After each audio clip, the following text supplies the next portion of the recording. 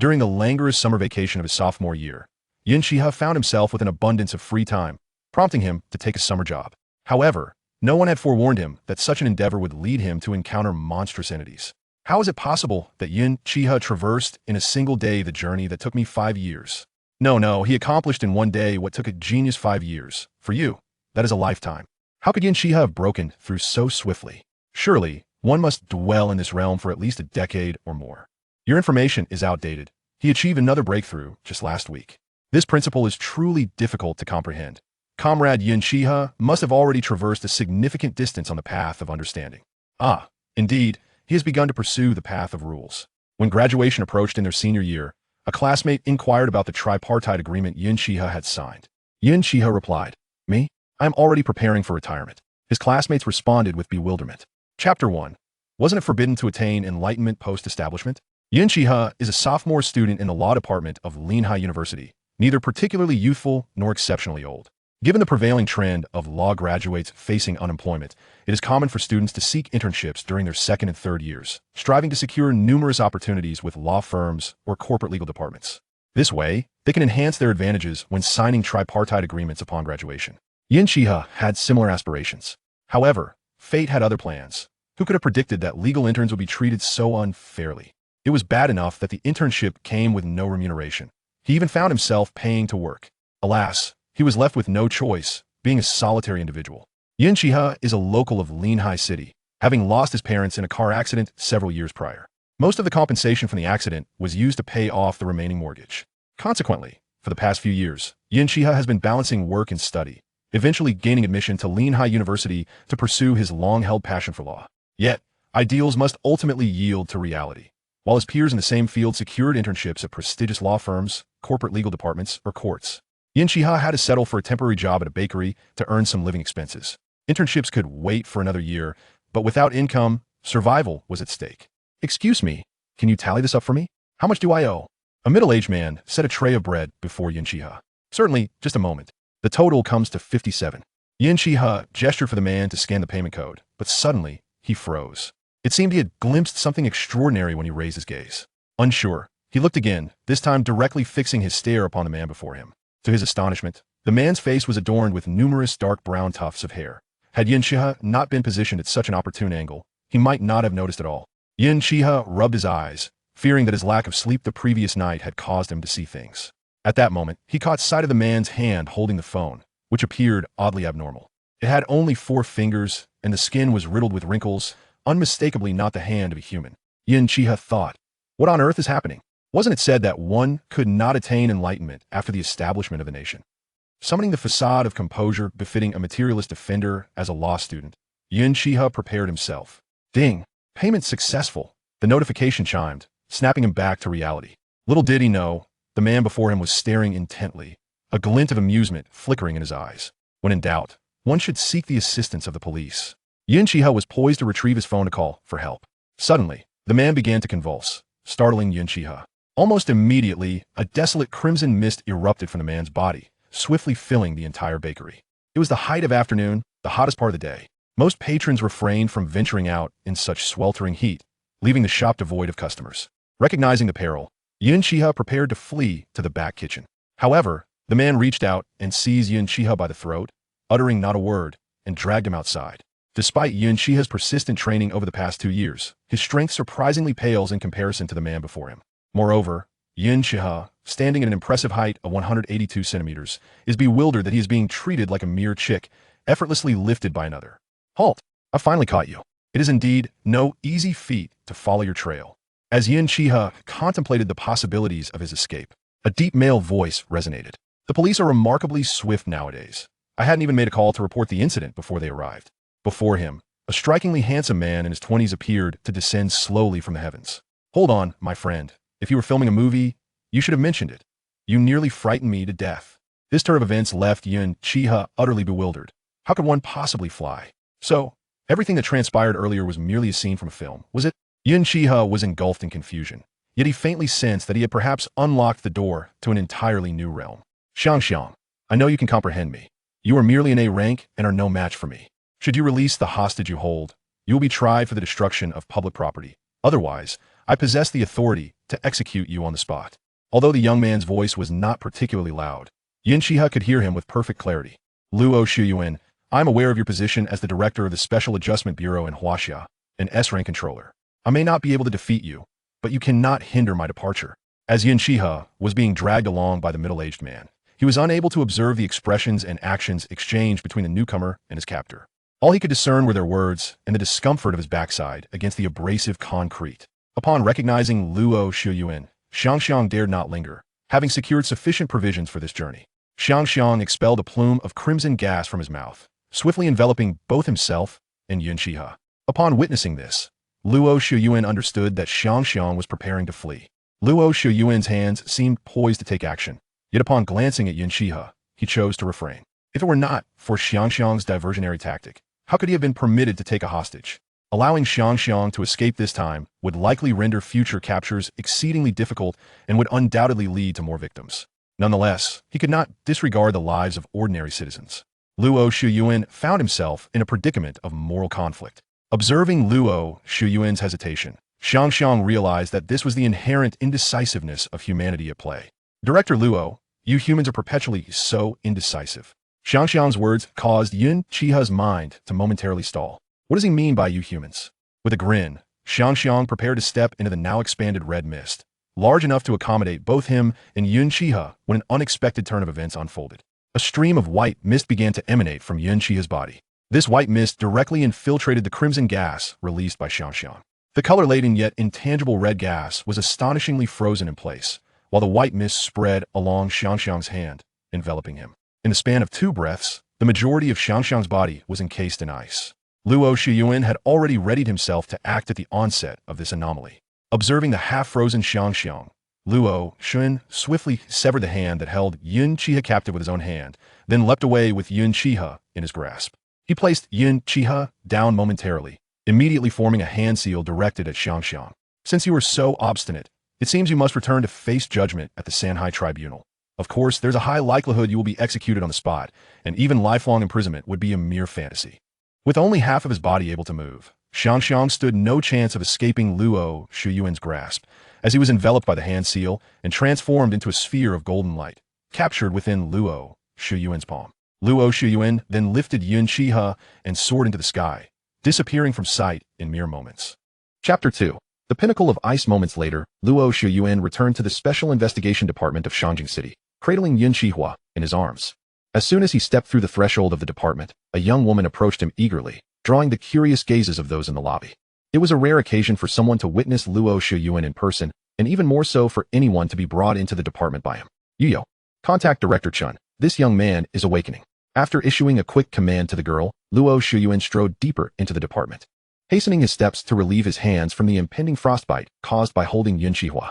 Wang Yuyo, recognizing the gravity of the situation from Luo Shuyuan's words, swiftly dialed Director Chen's number from the department's phone. Meanwhile, Yun Xihe remained oblivious to the changes occurring within his body. All he knew was that he might be the only person in modern society to die from self-induced freezing, while others succumbed to spontaneous combustion. He faced the prospect of freezing to death.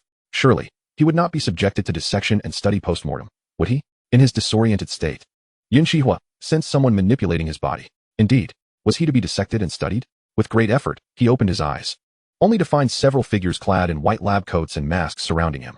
What was happening? Had he indeed died? And why were the underworld's minions wearing earthly lab coats? How are you feeling, young man? You've been unconscious for 3 days. Chun Ligua regarded Yun Xihe with a sense of protectiveness.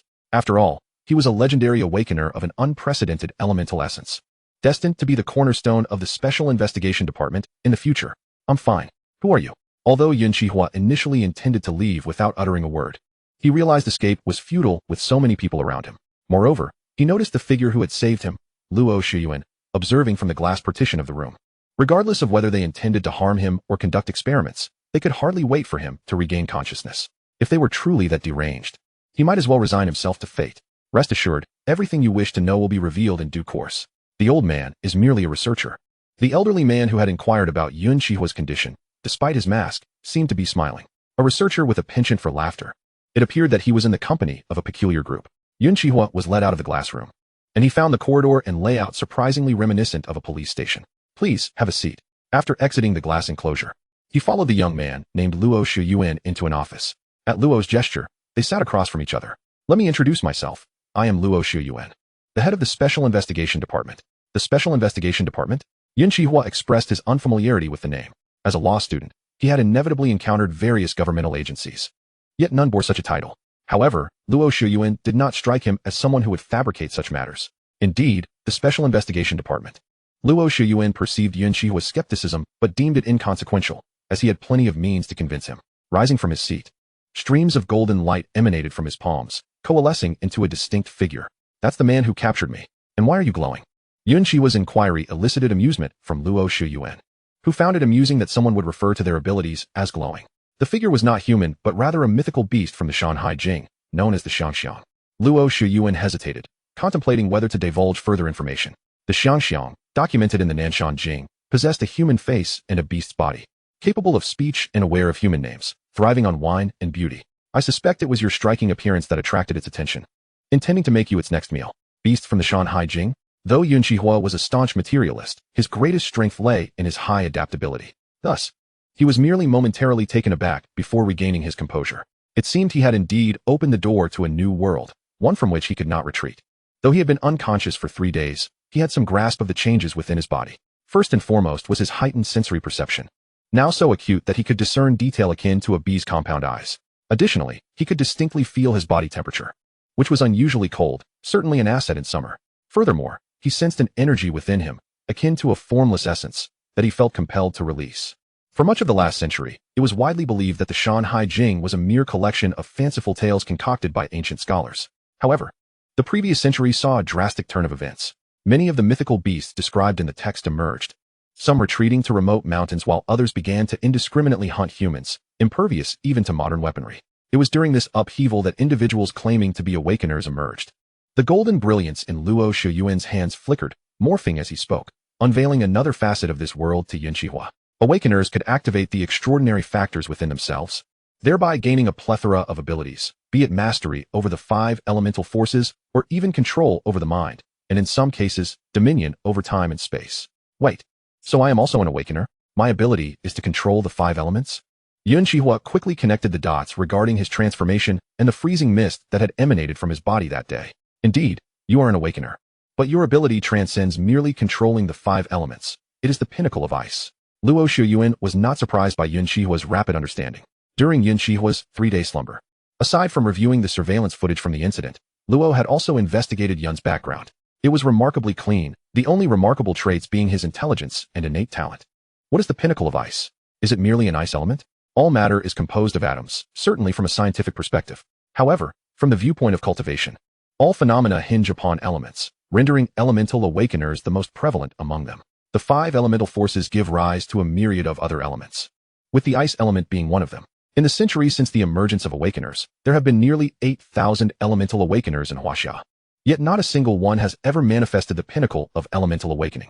Yun Xihe keenly grasped a new term, the pinnacle of ice. Chapter 3. No backdoor entry in the Special Investigation Department. The rumors of the pinnacle element have circulated among all awakeners, regarded as a legendary existence. It is said that the pinnacle element embodies the power of rules, allowing its possessor to effortlessly surpass ordinary cultivation speeds and ascend to unparalleled strength. Since you have never encountered this so-called pinnacle element, how can you ascertain that my ability is not merely an ordinary ice element? Because during your initial awakening, your extraordinary power autonomously froze time within your body. Luo Shiyuan spoke these words with incredulity. When he returned to Linhai City to process the surveillance footage post-incident, he discovered that the moment the Xiangxiang released its crimson gas throughout the bakery, the time on the footage had indeed been suspended. Initially, Luo believed that the absence of foot traffic at the scene was due to his own mind control limiting those nearby. However, he now realized that it was highly likely that not only time had been frozen, but the surrounding space as well. The ability to freeze both time and space could only belong to the legendary pinnacle of ice. Director Luo, are you sharing this with me in hopes that I will join your ranks? From Luo Shiyuan's words, if my abilities truly align with the legendary powers, he surely would not allow me to remain a mere commoner, drifting outside the grasp of official authority. Indeed, since the emergence of awakeners in the last century, we have discovered that the threats we face extend beyond the sudden appearance of the mythical beasts from the Shanhai Jing. Other nations also possess awakeners. Other nations have awakeners.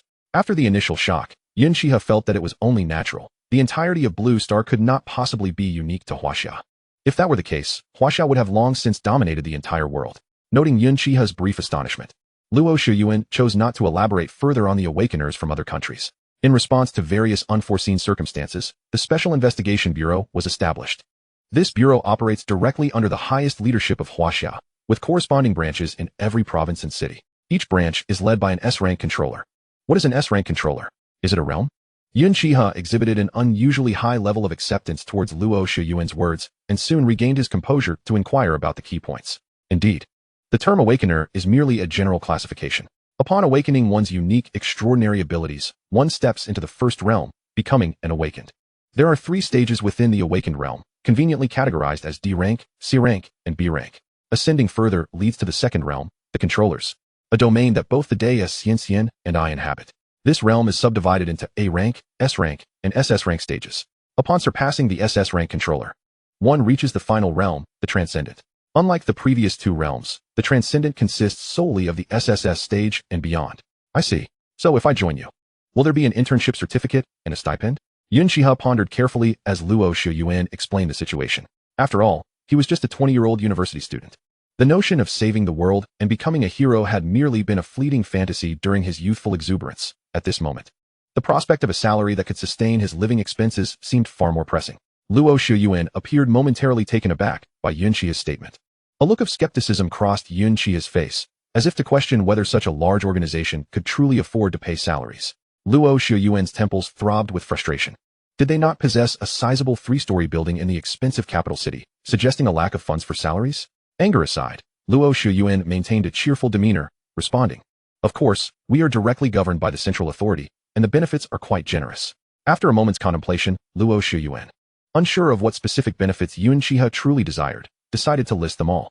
As an awakened of your caliber, upon employment, you would receive a salary of 120,000, which will increase with your cultivation. Additionally, you will be granted formal status, ensuring a comfortable life even if you can no longer fight on the front lines due to injury or illness. I will join. Such a substantial salary, along with formal status, far surpasses any mere internship certificate. Moreover, being under the direct governance of the central authority, it is indeed an honor. Excellent. Luo Shuyuan felt elated to have recruited the fabled wielder of ultimate elements, as this would undoubtedly serve as a significant boon in the future.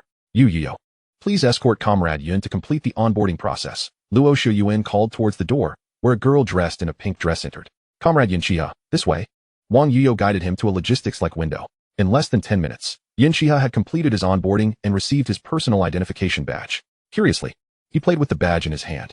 Although it was termed a work badge, it resembled a police identification card, inscribed with Junior Investigator Yun Xihe, Special Investigation Bureau, Shangjing City. Following Wang Yuyo, he received a vial containing something akin to the rumored elixirs, and they proceeded to the elevator. Luo Shuyuan was already waiting there. Yuyo, you may return to your duties. Luo Shuyuan gestured for Wang Yuyo to step aside and led Yun Xihe into the elevator. Yun Xihe initially assumed they would descend to the first floor, as it seemed reasonable for the director of the Shangjing Special Investigation Bureau to have his office on the top floor. However, Luo Shuyuan pressed the button for the first floor below. Why are we going to the basement? It seemed rather ostentatious for the esteemed director to personally escort him home. Uncertain, he glanced again. Why did the button for the first floor indicate not the basement, but rather the -18th level? Did this imply he was to descend into the depths of hell? Yun Xihe's imagination ran wild, clearly influenced by the tropes of online novels. The cultivation of awakeners, unlike those depicted in web fiction filled with secret techniques, relied solely on the slow accumulation of effort. Luo Shuyuan stood before him, oblivious to Yun Xihe's dramatic expressions behind him. The two descended in the elevator to the -18th floor. Stepping out, the surroundings were not the caverns or cellars Yun Xihe had envisioned, but rather gleamed with metallic luster. He could see individuals adorned with Special Investigation Bureau badges moving purposefully towards what appeared to be small rooms resembling steam baths. Director Luo, MM. The investigators passing by regarded Yun Xihe with curiosity, wondering why he was being personally escorted by the director. Even as a newcomer, he should have been brought in by the logistics team. Could it be that this young man had taken a shortcut? Chapter 4. A rank controller. Completing Luo Shuyuan's 5 years of neglect in just half an hour, he evaded the scrutinizing gazes of everyone. Luo Shuyuan brought Yun Xihe to an unoccupied steam room. Before he could invite Yun Xihe to sit on the mat within, Yun Xihe swiftly moved to the wall, gazing at him with evident fear. Luo Shuyuan. The thoughts of today's university students seem so different from those of a decade ago. This is a tranquil chamber specifically designed by the Special Investigation Bureau for Awakeners to cultivate their abilities. The process of cultivation is inherently perilous. as it involves the evolution of the mortal body into a higher dimensional life form. Consequently, an exceedingly quiet environment is required, and initial training must be guided by someone experienced. Over the centuries since the establishment of the Special Investigation Bureau, there have been countless instances of novice cultivators succumbing to madness and perishing due to a lack of guidance. Yun Xihe nodded in understanding. He realized that Luo Shuyuan was responsible for overseeing his first training session. This felt rather peculiar. What Luo Shuyuan did not mention was that typically, when newcomers become awakeners, they are assigned a guide from the local Special Investigation Bureau, usually an experienced investigator or a B-rank awakener. However, having Luo Shuyuan himself oversee Yun Xihe's initial training was both his own proposal and a decision from the upper echelons of Wuxia. The emergence of a wielder of ultimate elements was too precious to overlook. The higher-ups speculated that this phenomenon symbolized an impending transformation for Blue Star, hinting that various wielders of ultimate elements might soon arise. In times of great turmoil or catastrophe, it is inevitable that many prodigies will emerge. This is a natural corrective action of the world. Following Luo Shuyuan's guidance, Yun Xihe seated himself cross-legged on the mat in the center of the tranquil chamber. Now, begin by calming your mind and focusing inward to sense the energy within your body. This energy is what we refer to as spiritual power. Once you perceive the existence of this spiritual power, attempt to condense it from various parts of your body into a singularity, gathering it at the center dantian, specifically the Zongdanshan point. Yun Xihe swiftly sensed what was termed spiritual power. However, oddly enough, he discovered that the spiritual power within him did not disperse throughout his body, but instead gathered immediately at the central dantian. As the consciousness of Yun Xihe gradually made contact with the ethereal energy within, an instantaneous, bone-chilling cold surged into the depths of his soul, effectively freezing it. Meanwhile, outside in the quiet chamber, Luo Shuyuan had yet to continue his instructions on absorbing the essence of heaven and earth to enhance one's being. Suddenly, a familiar chill erupted from within Yun Xihe. With a mere thought, golden radiance emanated from Luo Shuyuan, forming a translucent protective barrier around him. At the moment this cold air came into contact with the shield, it astonishingly crystallized into frost flowers. Is this the intensity of ultimate ice energy? How exaggerated! Luo Shuyuan murmured softly. His power stemmed from mental strength, the intensity of which was derived from the fortitude of his spirit. If one were to draw a comparison, it would be akin to the capabilities of the Mind Stone from a certain renowned universe. This was an intangible force. Yet, at this moment, the frigid aura emanating from Yun Xihe, a mere D-grade awakener, was capable of freezing even the most elusive of energies. Should he cultivate to the realm of a controller or even a transcendent, it would not be far-fetched to think that a mere thought could encase 1,000 miles in ice. As the coldness enveloped the chamber, it seemed to plunge into an ice age, with frost becoming ubiquitous. Fortunately, the quiet room had been crafted by a master forger using celestial meteorites, thus temporarily evading any risk of breach. However, once Yun Xihe's cultivation improved, that could change. Luo Shuyuan began to fret about the future of Yun Xihe's training space. At this moment, Yun Xihe was utterly oblivious to the events unfolding outside. He found himself standing at the edge of a mystical ocean. Although it was referred to as an ocean, it was evident that this vast expanse was not composed of water, but rather an unknown energy that merely resembled seawater. Gazing into the distance, he observed a colossal iceberg floating upon the surface, upon which sat a figure with long hair, meditating. Yun Xihe thought to himself how wonderful it would be to fly, allowing him to approach and see more clearly. Just as this thought crossed his mind, he felt his feet lift off the ground, and he soared steadily towards the iceberg. Wait, what if the person on the iceberg is friend or foe?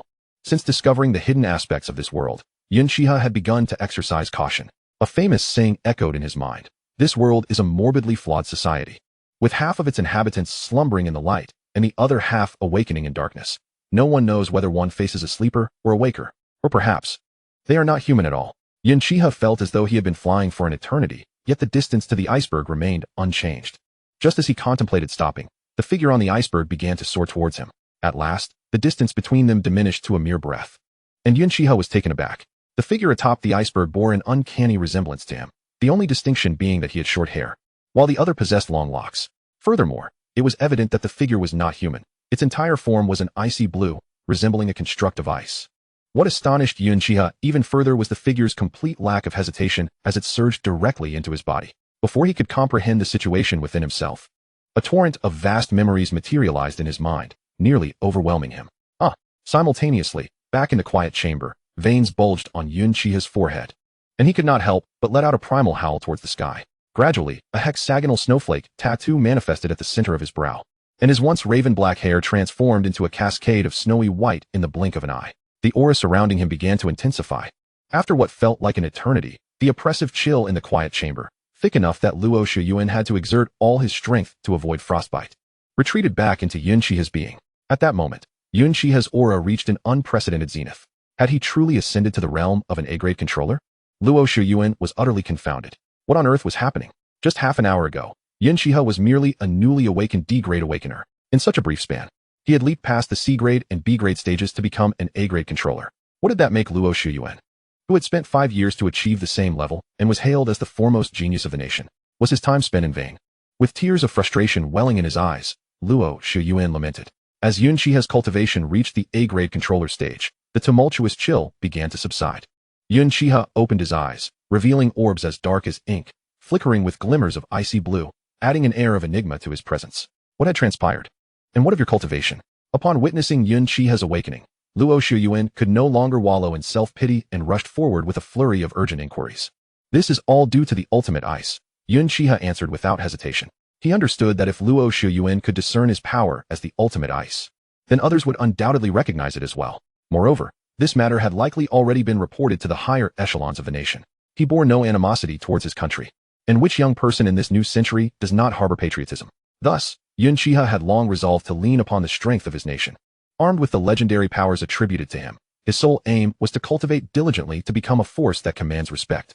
As long as one possesses sufficient strength and excellence, great scholars will naturally vouch for them. The quiet chamber, specifically designed for the cultivation of awakeners, was crafted by the master forgers of the nation, utilizing celestial meteorites combined with various materials. Furthermore, it was enveloped in the protective barrier of an S-grade controller's mental intent, rendering it the safest location within the Special Operations Department. Thus, Yun Xihe and Luo Shiyuan settled down in the quiet chamber.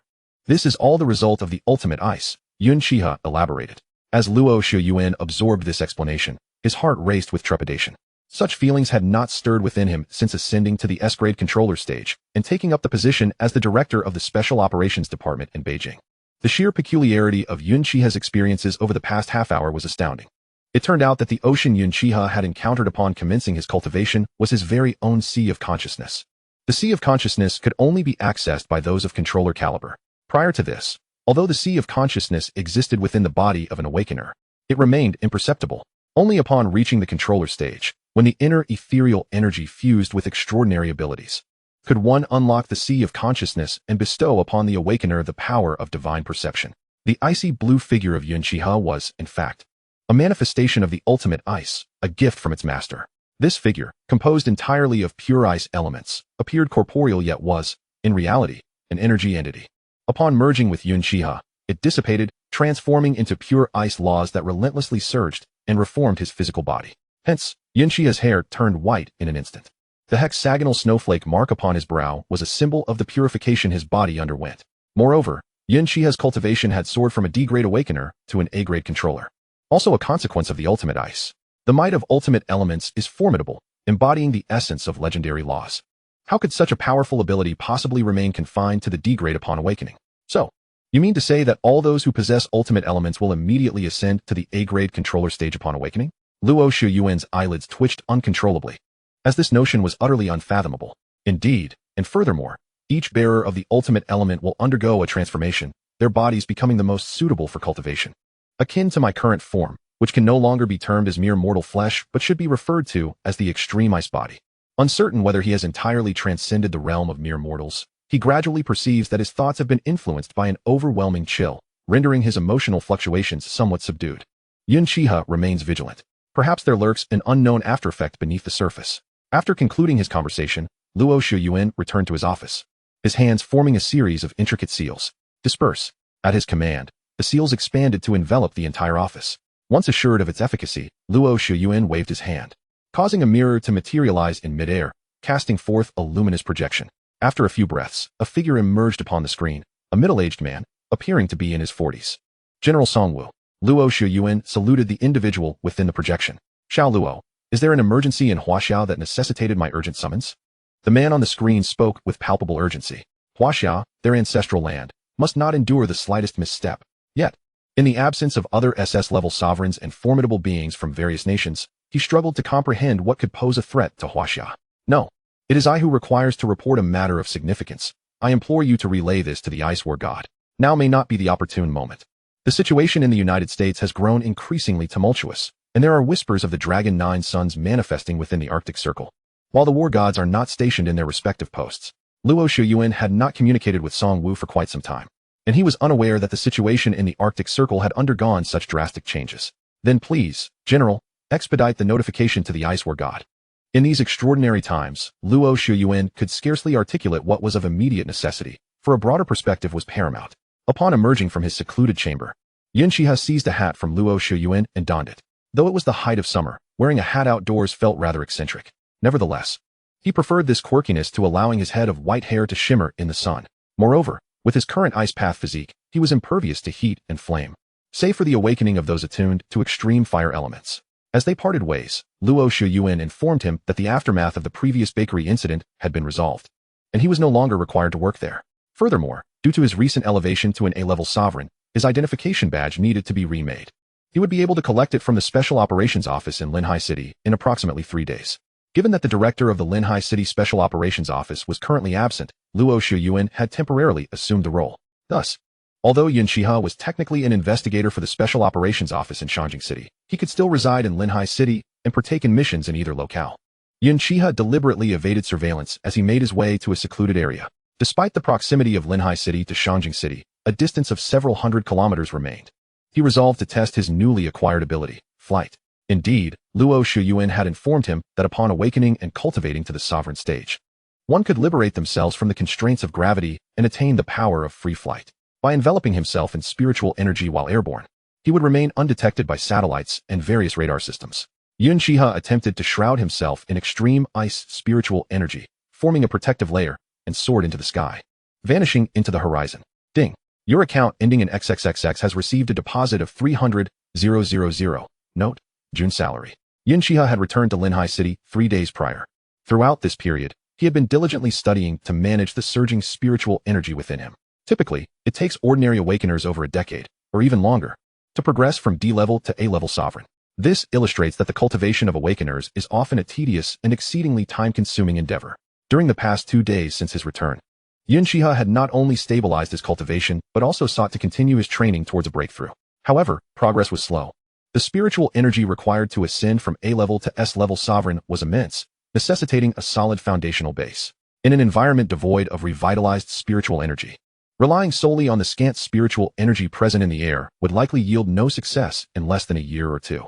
Consequently, upon receiving his monthly salary, Yun Xihe planned to venture out for a bit of shopping. He now found himself among the ranks of high-income earners with substantial benefits, earning 300,000 monthly and holding a central government position. It was time to indulge in some retail therapy. Chapter 6. The Beasts of Mountains and Seas. With his newfound salary of 300,000, Yun Xihe made his way to the largest shopping mall in the vicinity. The desires of the youth are boundless. Even becoming an extraordinary human could not quell the allure of consumerism. After acquiring a new set of electronic gear, he glanced at the time and noted it was already 7 or 8 in the evening. To prevent any unforeseen complications, he decided to stop by the Special Operations Office to collect his new identification badge, as there were always investigators on duty. He wished to avoid scenarios akin to those in novels, where one encounters colleagues only to create a series of blunders due to a lack of identification. The Special Operations Office in Linhai City was not far from his home, requiring only a half-hour walk, which he intended to undertake. Although it was already evening, the residual heat from the afternoon sun lingered, creating one of the most oppressive moments of the day. However, since mastering the power of extreme ice, such warmth had no bearing on him, particularly as his body had been reformed into the ice path physique. As Yun Xihe strolled past a street lined with bars, he caught a faint whiff of an enticing scent. This aroma was neither reminiscent of a woman's perfume nor the fragrances typical of a bar. Rather, it bore an alluring quality. It is worth noting that during his last bout of cultivation, the energy formed from pure ice elements had not only facilitated the reconstruction of his physique, but also infused his sea of consciousness, transforming it into a glacier, exceptionally solid, leaving no opportunity for external entities to penetrate. Thus, if this strange fragrance were to ensnare an ordinary A-level sovereign, they would have likely succumbed, drawn toward it. Yun Xihe cautiously approached the source of the alluring scent. Despite his rapid ascent to A-level sovereign, he was still a novice in combat experience, relying solely on raw strength rather than technique. Zheng Xiaowen stumbled out of the bar's back entrance. He had merely intended to reunite with friends during the summer break, resulting in a few too many drinks. Little did he know that the establishment's newly concocted cocktails were exceedingly potent. After a short while, he found himself unable to maintain composure, excusing himself to step outside for some fresh air. While the bar was pleasant enough, It could be rather boisterous when one desired a moment of tranquility. As Zheng Xiaowen leaned against the wall, slowly crouching down, he prepared to retrieve a cigarette. A rustling sound emanated from a nearby garbage heap. Stealing a glance, he noticed a cat, though this tabby appeared to be rather oversized. Sensing Zheng Xiaowen's gaze, the cat, which had been facing away from him, slowly turned to regard him. Given that this was merely the back door of a bar, a place typically cluttered with refuse, the dim yellow light did not provide a clear view. As Zheng Xiaowen shifted slightly, the moonlight illuminated the scene, and he finally discerned the truth. This was no ordinary tabby. It was, in fact, a creature of peculiar appearance. Its fur was a grayish-white, bearing a massive mouth with a single eye above it. And astonishingly, 3 tails sprouted from its rear. While it bore a passing resemblance to a cat, it was evidently not one. Zheng Xiaowen rubbed his eyes, questioning whether he was merely seeing things due to intoxication. After all, how could there be a creature with 1 eye and 3 tails? The uniquely featured being, noticing Zheng Xiaowen's unblinking stare, seemed to take offense and lunged toward him. Goodness! Zheng Xiaowen instantly sobered up, before he had the chance to flee. The bizarre creature's 3 tails lashed toward him with alarming precision. Although they appeared slender and lacking in strength, the tip of one tail struck Zheng Xiaowen's calf, causing blood to gush forth instantly. Collapsing to the ground, Zheng Xiaowen curled into a ball, clutching his leg and grimacing in pain. However, the dire circumstances did not permit him to dwell on his injury. The strange creature was now advancing toward him, with his left leg wounded. Zheng Xiaowen could only crawl forward, his speed significantly hampered. It turned out to be a B-class aberration. Just as Zheng Xiaowen was on the verge of surrendering, contemplating how he might send a message to his father in his dreams, a figure emerged like a savior, silhouetted against the light as it entered the alley. Yun Xihe, run. It's a monster. Call for help. Upon recognizing the newcomer, Zheng Xiaowen realized it was none other than his university roommate, the campus heartthrob. If he were a towering, muscular man, Zheng Xiaowen might have sought his assistance, but he knew well his roommate's capabilities. Though he maintained a rigorous fitness regimen, he was fundamentally just a frail law student, perhaps even less formidable than Zheng Xiaowen himself. Hey, Zheng Xiaowen, you're hurt, Yun Xihe exclaimed, glancing over and recognizing him. They shared a room in a 4-person suite at the university, and their camaraderie had blossomed through their shared finance classes. Wait a moment. I'll handle this creature and then take you to the hospital. Zheng Xiaowen clearly doubted Yun Xihe's assurances, and, seeing him standing protectively in front, felt a mix of frustration and disbelief. No, the wind isn't even strong. Why is my voice being carried away? Yun Xihe replied dismissively. I heard you, but chose to ignore you. Over the past 3 days, he had dedicated himself to studying the Shanhai Jing, classic of mountains and seas, committing numerous exotic beasts to memory. The creature before him, resembling a raccoon, was indeed one of them. The text from the Shanhai Jing describes it. Its form resembles a raccoon, with a single eye and 3 tails. Its sound is like a cacophony, capable of warding off evil. It was said that this beast could repel malevolent forces. Yun Xihe, utilizing his profound ice-based awareness, discerned that this anomalous creature was merely B-class. Facing an aberration for the first time alone, he felt a sense of trepidation despite being at a higher level. For it was still a creature from the revered ancient text. Yun Xihe conjured 2 orbs of ice-blue energy in his hands, illuminating Zheng Xiaowen's astonished expression. Is it just a few days into the break, and already monsters are appearing? And my old buddy has secretly become a master of the Kamehameha technique? Previously, he had consulted Luo Shuyuan at the Special Investigation Department in Jing City about whether such martial techniques could be learned, only to receive a definitive answer: no. Unlike the ancient martial artists of legend, awakeners did not rely on martial arts to enhance their limits. Instead, they harnessed extraordinary factors within, known as superhuman abilities, which could not be unleashed through traditional martial techniques. Awakeners could only comprehend and discover their own unique abilities, termed divine powers. Luo Shuyuan had mentioned he was applying for a formidable ice-type mentor to teach him how to grasp his own divine powers. Thus, Yun Xihe's means of releasing energy were currently limited, relying on self-exploration. The method of condensing and releasing energy in orb form was something he had gleaned from foreign sci-fi films. As the ice-blue energy spheres coalesced in Yun Xihe's hands, snowflakes began to swirl through the alley, leaving Zheng Xiaowen awestruck. This Kamehameha technique looks so cool. Should I learn it too? Chapter 7. Jade Plaster. Yun Xihe gently propelled the 2 orbs of energy toward the oncoming aberration. The creature, sensing the imminent threat, swiftly turned, its 3 long tails swaying in the wind and snow, attempting to deflect the energy orbs. However, upon contact, the expected rebound did not occur. Instead, the energy spheres detonated, rapidly spreading across the creature's body. Senior, what happened here? As Yun Xihe waved his hand, causing the now-ice sculpture of the creature to shatter into countless fragments that melted into the air, a voice called from the alley entrance. A pair of young adults approached, both exuding the aura of C-class awakeners. Are you the on-duty investigators from the Special Investigation Department today? Yun Xihe inquired, quickly scanning their identification badges. Li Hao and his sister Li Yao had initially planned to spend their monotonous shift playing games at the department. However, the wind chime, imbued with enhanced perception abilities, had suddenly begun to ring incessantly, prompting them to hurry in the direction indicated by its sound.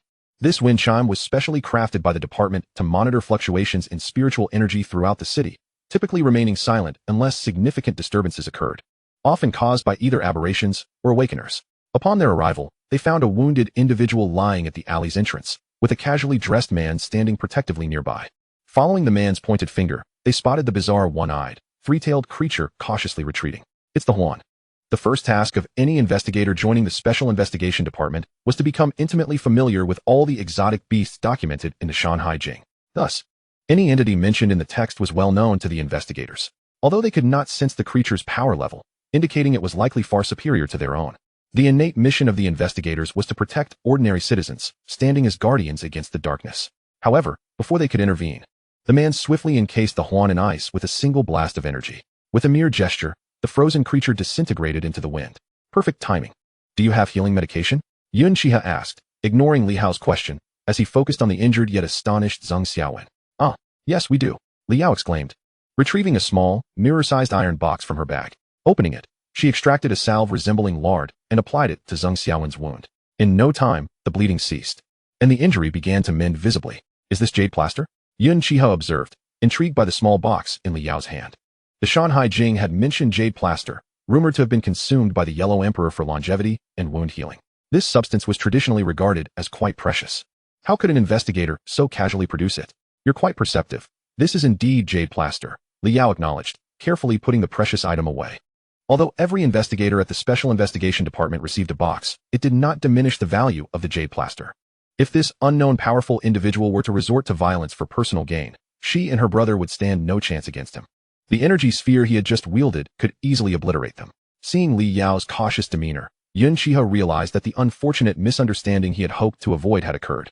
Indeed, lacking proper identification had brought about complications.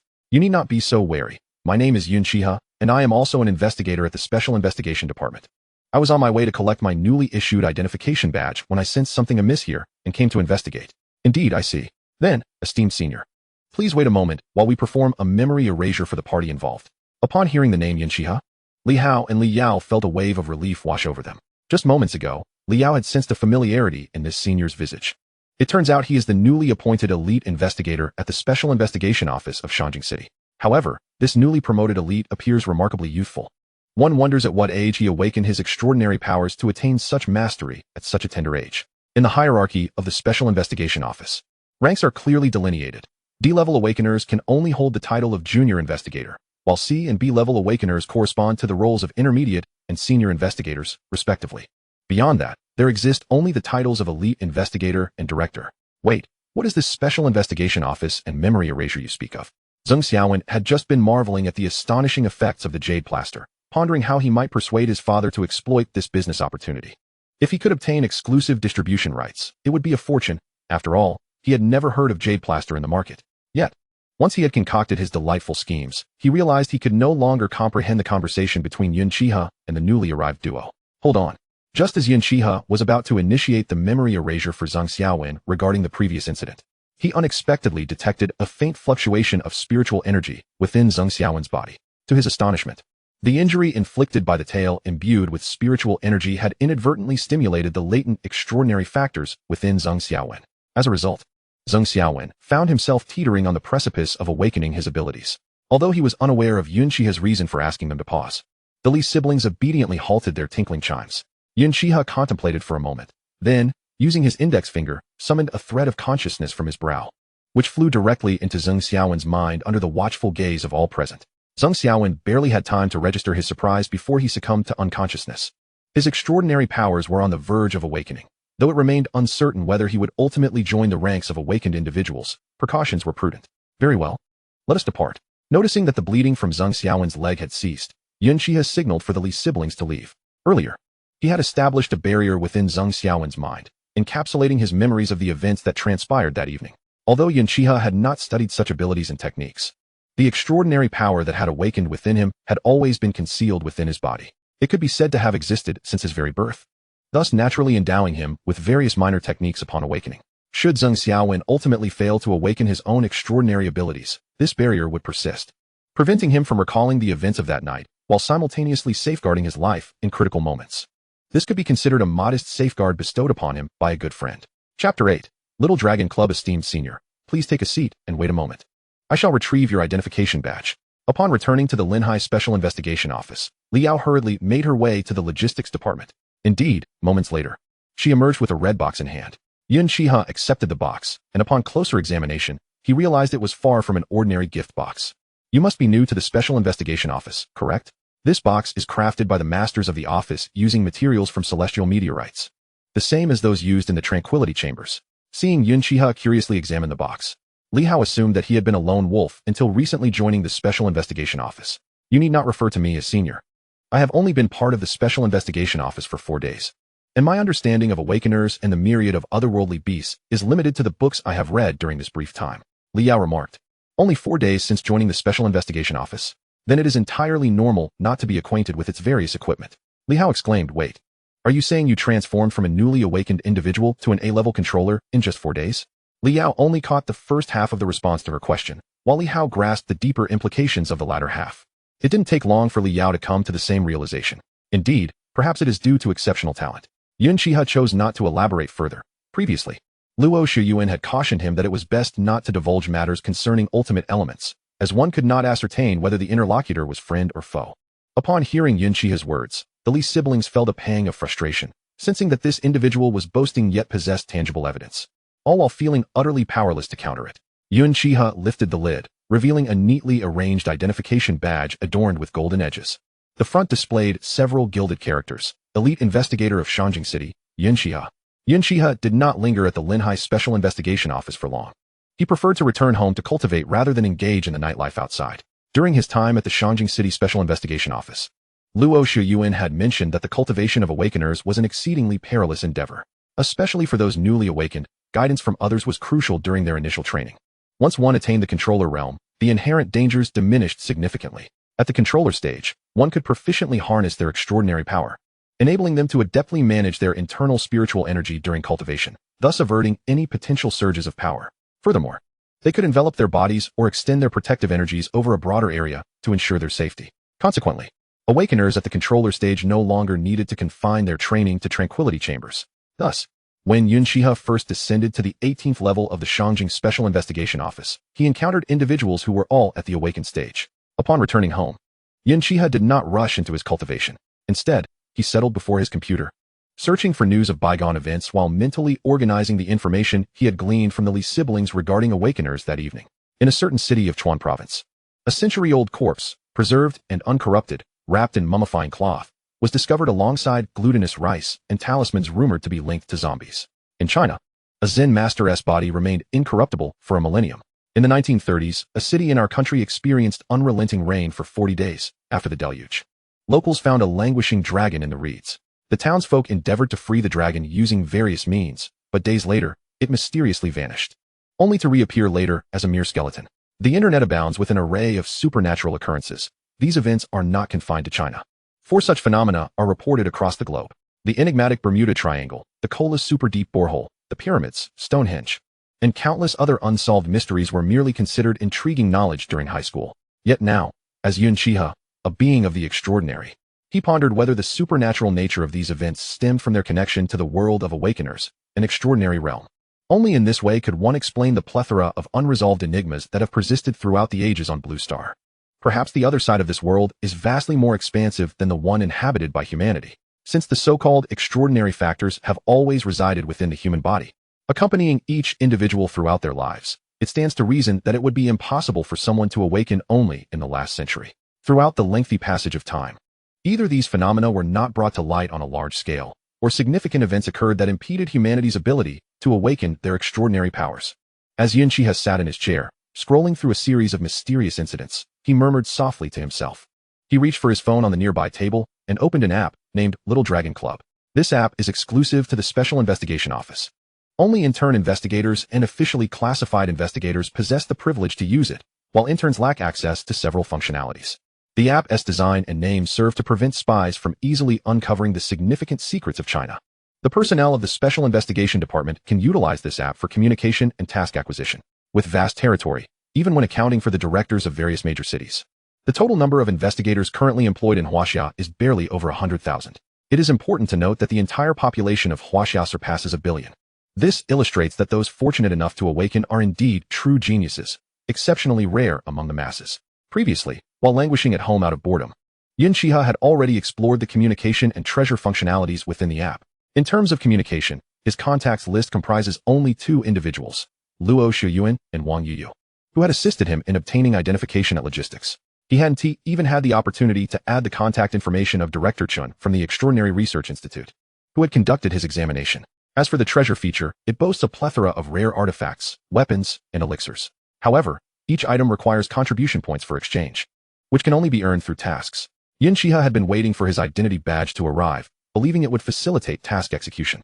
Now that he has received the gilded, high-grade identification card, he has no intention of wasting any time. He is eager to undertake tasks, accumulate contribution points, and exchange them for magical treasures and elixirs.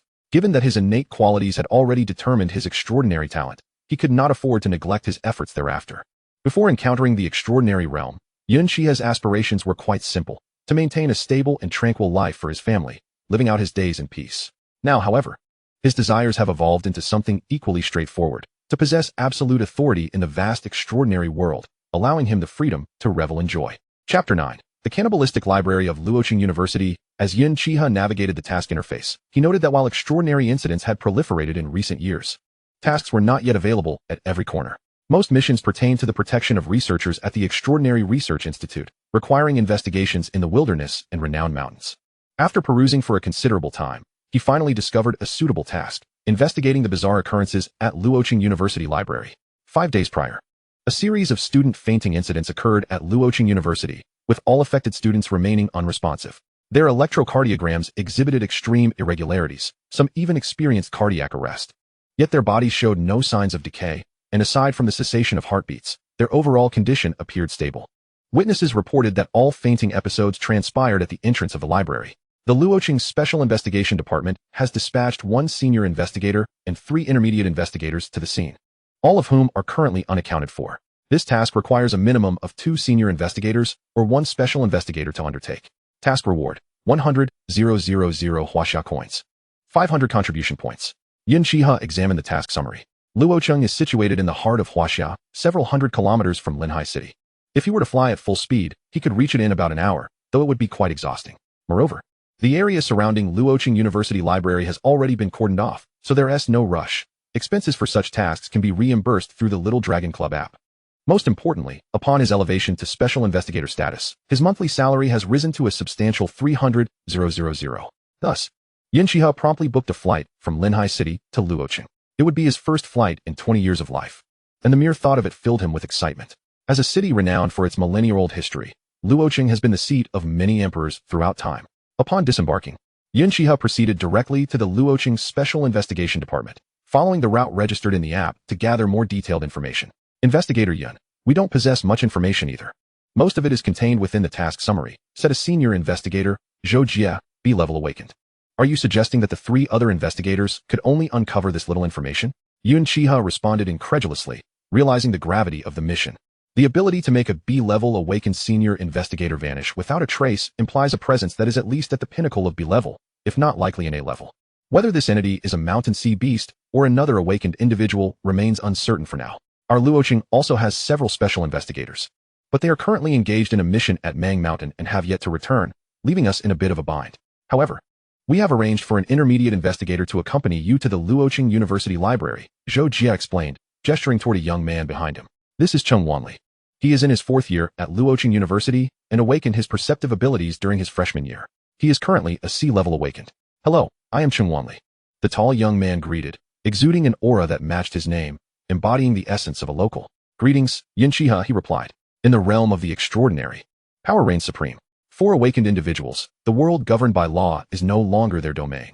Only stronger awakened beings can impose constraints upon them. In this hierarchy, strength is the sole law in the extraordinary community.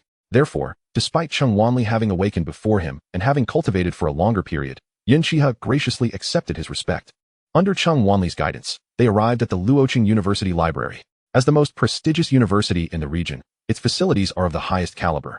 The library, standing 6 stories tall, resembled a tranquil box resting at the center of a lake. Due to the recent supernatural incidents, the library has been encircled by caution tape, with security personnel preventing uninformed students from entering. Not far away, several individuals, clearly not ordinary, vigilantly monitored the library's situation. Those individuals are plainclothes investigators specially assigned by our Luoqing Special Investigation Department, Cheng Wanli explained as he noticed Yun Xihe's gaze lingering on the library's entrance. The fluctuations of spiritual energy around this library are rather unusual. Yun Xihe's fingertips flickered with an icy blue spiritual light, which vanished almost instantaneously. He initially intended to use his spiritual power to probe the library, but to his surprise, this ethereal light was obstructed at the library's threshold. Is this a barrier? Yun Xihe was taken aback. According to ancient records from the Special Investigation Department, a barrier is a unique form of formation. Unlike the typical cultivation methods of awakened individuals, formations and alchemical practices are based on techniques passed down from ancient times, kept as secrets within Huaxia and controlled by its official higher-ups. Ordinary awakened beings have neither the means nor the opportunity to engage with them. Why would a barrier appear here, and when did it come into existence? Stay here. I'll go in and take a look. Yun Xihe decided that entering the den of danger might be the only way to uncover the truth, especially with the barrier complicating the situation outside. Cheng Wanli hadn't even had the chance to respond before Yun Xihe strode directly to the library entrance and stepped inside. The plainclothes investigators were aware that this task had been taken on by a special investigator, presumably this very individual. Special investigators are powerful beings at the A level, and their decisions are beyond the interference of those still in the awakening phase. Upon entering the library, Yun Xihe immediately felt a potent consciousness crashing against his own. This unfamiliar consciousness appeared to be a formless entity, possessing immense strength but lacking finesse, thus posing no threat to Yun Xihe. However, for those beneath the mastery of the controllers, the divine consciousness presents a lethal dimensional strike. Only upon reaching the controller stage can an awakened individual establish a sea of consciousness and wield the power of divine awareness. Prior to this, their consciousness remains in a rudimentary state, utterly fragile. It is no wonder that those ordinary individuals would faint upon entering the library. It is likely that the disappearance of the 3 investigators is also related to this phenomenon. Yun Xihe has stepped into the library's grand hall, where a pitch-black flag hovered silently in mid-air, emanating the source of the unclaimed divine consciousness he had sensed. This flag's material appeared somewhat amiss. Furrowing his brow, Yun Xihe approached it slowly, growing increasingly aware of its eerie nature. His divine consciousness effortlessly penetrated the flag, yet therein lay the peculiarity. This flag floated at the very center of the library, its presence unknown for an indeterminate duration, continuously emanating a power akin to divine consciousness that eroded the souls of those who dared to intrude. This object, by all accounts, should be a magical artifact. If it were indeed such, there was no way it would allow Yun Xihe's divine consciousness to traverse it so easily, unless it were an ordinary flag. But could that truly be the case? Judging by its current demeanor, it was certainly not a mere flag. To believe this flag was an ordinary object would be akin to asserting that Yun Xihe is a reincarnation of Qin Shi Huang. This is human skin. Standing before the flag, Yun Xihe perceived it closely, his eyes widening. Legends in the western province spoke of human skin drums, where a girl, nurtured from childhood, would have her skull opened at the age of 16, and mercury poured within to facilitate the skin's removal, crafting a drum from it. Such drums were said to connect to the underworld, transcending the cycle of life and death, typically employed in sacrificial rites. Upon discerning the flag's material was indeed human skin, Yun Xihe immediately recalled the ancient legends of these drums. After the last century, such brutal sacrificial practices were supposed to have been abolished. How could they resurface? Especially in the city of Luo, over 1,000 kilometers away from the western province, manifesting as a flag rather than a drum. And yet its surface was a pitch-black hue? Yun Xihe found himself bewildered. However, the pressing matter was to dispose of this flag. The library at Luo University could not remain sealed indefinitely, for prolonged inaction would surely give rise to numerous rumors, unsettling the populace.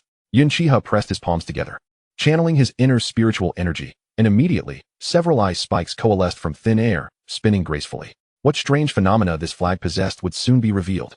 As his divine consciousness surged forth, accompanied by the ice spikes towards the black flag, it seemed the flag sensed his intent and reacted differently than before. Dark tendrils erupted from it, hurtling directly toward Yun Xihe. He observed that each tendril appeared to carry a human visage. Could these be the souls of those students who had fainted? Yun Xihe murmured. If that were the case, then this flag was akin to the soul-retrieving banners often depicted in novels. Indeed, art truly originates from life. Though a tempest of thoughts swirled within him, Yun Xihe's actions remained unwavering. His combat experience, albeit less extensive than seasoned fighters, was bolstered by his formidable power.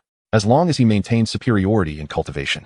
Spiritual energy, divine consciousness, and extraordinary abilities, mere experience would pale in comparison. Such is the nature of reality. Strength is an objective measure. If one could rely solely on combat experience to triumph over a higher realm, it would only indicate a lack of comprehensive strength. All of Yun Xihe's power emanated from his extraordinary ability, the supreme ice element, a legendary force intertwined with the very fabric of rules. With his current status as an A-class controller, he could easily suppress even an ordinary S-class controller, confronting a flag that thrived on the souls it absorbed. He felt assured in his capability to handle it with ease. As he conjured ice walls around the flag, he directed his divine consciousness into the tendrils, hoping to seize control of the soul-retrieving banner, for within it lay the souls of several ordinary university students. Initially, Yun Xihe's divine consciousness penetrated the banner effortlessly due to its unique material, human skin. Without a medium, even someone like Luo Shiyuan, an S-class controller with awakened perception abilities, would find it insurmountable. However, now that the banner had released the souls it had ensnared in a bid for self-preservation, it granted Yun Xihe the opportunity to mount an assault with his divine consciousness. In the realm of magical artifacts, all are classified according to ancient texts into categories such as magical implements, treasures, spiritual tools, and spirit treasures. This soul-retrieving banner could autonomously attack in the absence of its master, yet Yun Xihe sensed no spirit within it, indicating it was a treasure on the verge of transforming into a spiritual tool. Connecting this to the anomalies within the library and the barriers present, it was easy to deduce that the banner's master had intentionally established a barrier to conceal the fact that the banner was siphoning the souls of the living within the library to ascend to a spiritual tool. An inanimate object is ultimately just that. Yun Xihe scoffed, unleashing his supreme ice divine consciousness to expand outward, forcibly returning all the soul entities to the soul-retrieving banner. Consequently, the banner plummeted to the ground. Yun Xihe approached, picking it up, and a beam of ice blue light emitted from the snowflake mark on his forehead, binding the banner with numerous chains. With the matter resolved, Yun Xihe prepared to return to the Luo City Special Investigation Bureau to report. Unexpectedly, a sudden disturbance erupted. Circular formations manifested in the center of the library, and simultaneously, the figure of a middle-aged woman materialized from the void above the formation. Who are you? The Special Investigation Bureau of Huaxia has no one of your caliber capable of sealing my soul-retrieving banner. The woman, with a simple yet fierce countenance, donned traditional attire from the Western province, complete with wide sleeves, long boots, and an array of silver ornaments. You are an awakened from the Western province? A member of the Special Investigation Bureau? She spoke fluent Mandarin, and since she was not an awakened from another country, why would she concoct a soul-retrieving banner for such nefarious purposes? What does the Special Investigation Bureau matter, little brother? I see you have cultivated to the A-class controller level at such a young age. You must possess formidable, extraordinary abilities. Why not follow me, dear sister? With my introduction, should you join our demigod sect, you could immediately rise to the status of a revered figure, having all your desires met. Isn't that more advantageous than laboriously completing tasks at the Special Investigation Bureau for contribution points? The middle-aged woman spoke with a sinister air, and Yun Xihe felt a surge of annoyance. He sensed her aura was superior to his own, rivaling that of Luo Shiyuan, marking her as another S-class controller. With such a powerful figure pulling strings behind the scenes, the barriers and formations here, along with the disappearance of the three investigators, began to make perfect sense. What demigod sect, or any such nonsense? I am but an ordinary person, far from any genius. That title is merely a facade you impose upon me. As Yun Xihe spoke, he gathered his spiritual energy. It seemed imperative to swiftly grasp divine powers from his extraordinary abilities. Otherwise, his means of combating foes would be woefully inadequate. He silently contemplated. Little brother, do not be so quick to deny your genius status. Yun Xihe retorted, no, dear sister. Do you not know that villains perish from excessive verbosity? Ah, but you truly offer me an opportunity.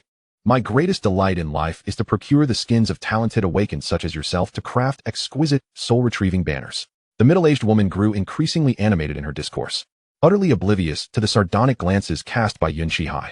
Initially, my intention was to seize the opportunity, while the director of the Special Investigation Department and the elite investigator were absent, to elevate my prized possessions rank within this university library, thereby aiding my ascent beyond the SS level. However, I did not anticipate being thwarted by you. Pray tell, what shall we do now?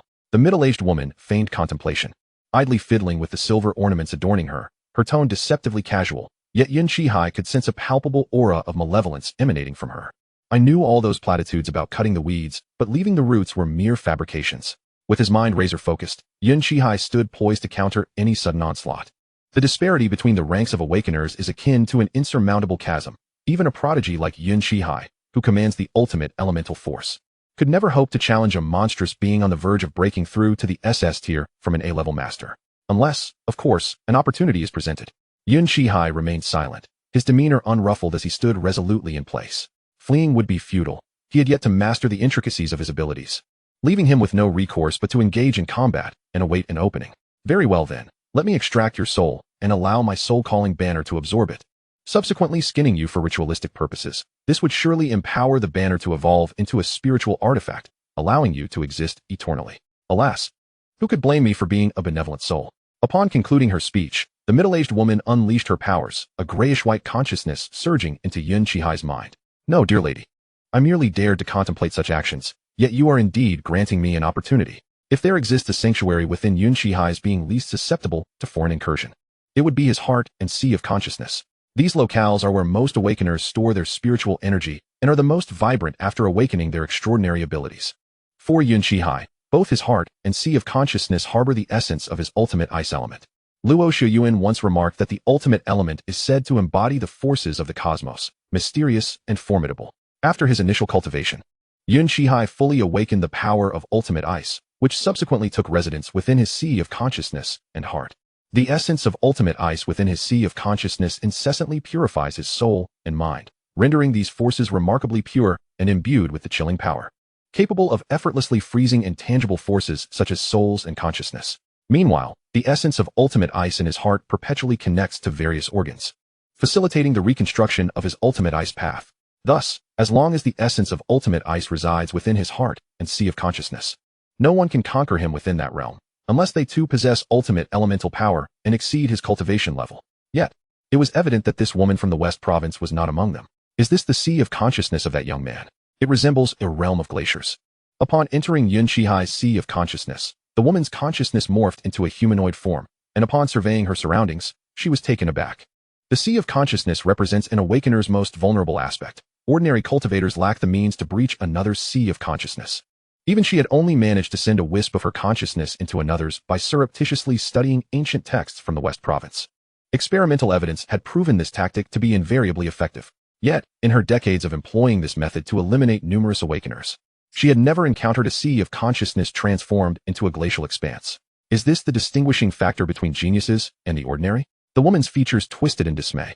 She herself was but an ordinary individual who, by mere chance, awakened a power that augmented her spiritual energy. For some, this enhancement was profoundly significant, yet for her, it was negligible. Consequently, her cultivation progressed at a tortoise's pace, taking a full 40 years to reach the B-level awakener tier. Later, upon joining the demigod sect, she devised the soul-calling banner after modifying the ancient legend of the human skin drum. The soul-calling banner could ensnare an enemy's soul and consciousness, converting them for her own use, even integrating with the demigod sect's unique formations to transmute souls into her own spiritual power. Hence, she ascended from a B-level awakener to an S-level master in a mere 2 decades, and was on the cusp of breaching the SS level. Thus, she could not ascertain whether the extraordinary transformation of Yun Xihe's sea of consciousness stemmed from the disparity between genius and mediocrity. Welcome to my world. As the middle-aged woman pondered, a crystalline voice resonated through the icy expanse. Suddenly, a youth clad in casual attire with flowing white hair appeared before her. In this frozen realm, his hair shimmered brilliantly, and the hexagonal snowflake mark upon his brow added an air of enigma to his already striking visage. How theatrical. The middle-aged woman recognized the white-haired youth as Yun Xihe and, at that moment, chose not to engage him further. After all, they were within another sea of consciousness. Lingering could lead to unforeseen consequences. With that, the woman's consciousness conjured a sharp dagger, lunging directly at Yun Xihe's essence. The dagger penetrated Yun Xihe's consciousness. Success. Yet before the middle-aged woman could revel in her triumph, a frigid aura surged from Yun Xihe's consciousness, piercing straight to her soul. It seemed to carry the wrath of provocation. This chill not only obliterated the intruding consciousness, but also surged back towards the middle-aged woman's true self. In that instant, as her consciousness was annihilated, the woman outside coughed blood. The consciousness was linked to the cultivator's soul. Although only a fragment was destroyed, it still inflicted indelible harm, potentially leading to a fall in rank. However, she could scarcely consider such matters now. Upon opening her eyes, she fled, blood spilling from her lips as she did. She sensed the icy aura relentlessly pursuing her, its origin unknown, and its nature a mystery. How could it reverse through a wisp of consciousness into her own sea of consciousness? Before she could contemplate further, her body began to freeze from within as she neared the library's exit, ultimately transforming into a human-shaped ice sculpture that fell to the floor. Yun Xihe leisurely opened his eyes, gazing at the now-frozen woman. You see, had you confronted me directly, I might have found myself outmatched. Yet, you offered your consciousness on a silver platter, and I simply had to accept this fortuitous gift. Noticing that the formations and barriers here had shattered and vanished, he reverted to his nonchalant demeanor, as if no one were present. Chapter 12. Identity is fleeting. Handsomeness lasts a lifetime. Cheng Wanli. Yun Xihe stepped out of the library, calling out to Cheng Wanli, who was lurking in the distance. Cheng Wanli, witnessing Yun Xihe's swift emergence unscathed, was filled with admiration. After all, he was a prodigy who had become an elite investigator at the tender age of 20. He was on the verge of becoming an ardent fan. Brother Yun. Yun Xihe? Bush, Jimin, you're 2 years my senior. It doesn't seem fitting for you to address me as brother. Yun Xihe cast several meaningful glances at Cheng Wanli. Brother Yun, are you gazing at me with such admiration because you think I possess keen insight and fear I might become arrogant? Does the Special Investigation Department possess any storage artifacts? Yun Xihe clutched the soul-calling banner made of human skin, feeling a sense of discomfort. After all, the banner was crafted from human skin, possibly from some unfortunate fellow cultivator. Indeed, Brother Yun, there are plenty of such artifacts within the Special Investigation Department. You can find them in the treasure feature of the Little Divine Dragon Club app. Cheng Wanli beamed at the prospect of being of service. However, that does not seem right, Brother Yun. Have you exhausted the space on your identity token? It should not be the case, given your rank. It ought to encompass several hundred square meters. What? The identity token is a storage artifact? Yun Xihe was perplexed. How had no one ever mentioned this to him before? He had previously not encountered any storage artifacts available for exchange at the Little Divine Dragon Club, leading him to believe that such items had yet to be mastered in their refinement. In truth, this was a misunderstanding. When Yun Xihe initially received his junior identity token, Wang Yu had not had the chance to explain these details before he was whisked away by Luo Shiyuan for training. Later, upon receiving a senior identity token, the Li siblings assumed that Yun Xihe had already been briefed on these matters. Thus, he was left entirely ignorant of the workings of the identity token. Indeed, every formal investigator at the Special Investigation Bureau of Huaxia possesses an identity token that functions as a storage artifact. The greater the investigator's rank, the larger the storage capacity of their token. For instance, as a mid-level investigator, my identity token offers approximately 10 cubic meters of storage. Cheng Wanli gestured with his own identity token. Observing this, Yun Xihe retrieved his own token, which he had always regarded as aesthetically pleasing due to its gilded edges. However, he felt it did not suit him when worn. The symbol of identity is ephemeral, while charm is everlasting.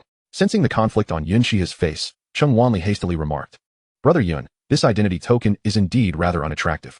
Hence, the master craftsmen at the Bureau have conveniently incorporated transformation stones, allowing the token's appearance to be altered at first use. Each token can only be transformed once, after which you may toggle between the token and your chosen design at will. Quite user-friendly. Contemplating this, Yun Xihe positioned the token near his left ear. After a brief transformation, it morphed into a gilded ear cuff that snugly adhered to his ear. Dashing. There was no need for further words. Even before his awakening, Yun Xihe had already been renowned as the most handsome male at Linghai University. Following his subsequent awakening of the extreme ice element and the reconstruction of his extreme ice physique, his looks had soared to unprecedented heights. Not to claim he was the most handsome in the universe, but at the very least, he was the dream of 9 billion girls on Blue Star. Now, amidst his cool demeanor, the added touch of gold lent an exquisite air of nobility to his already enigmatic presence.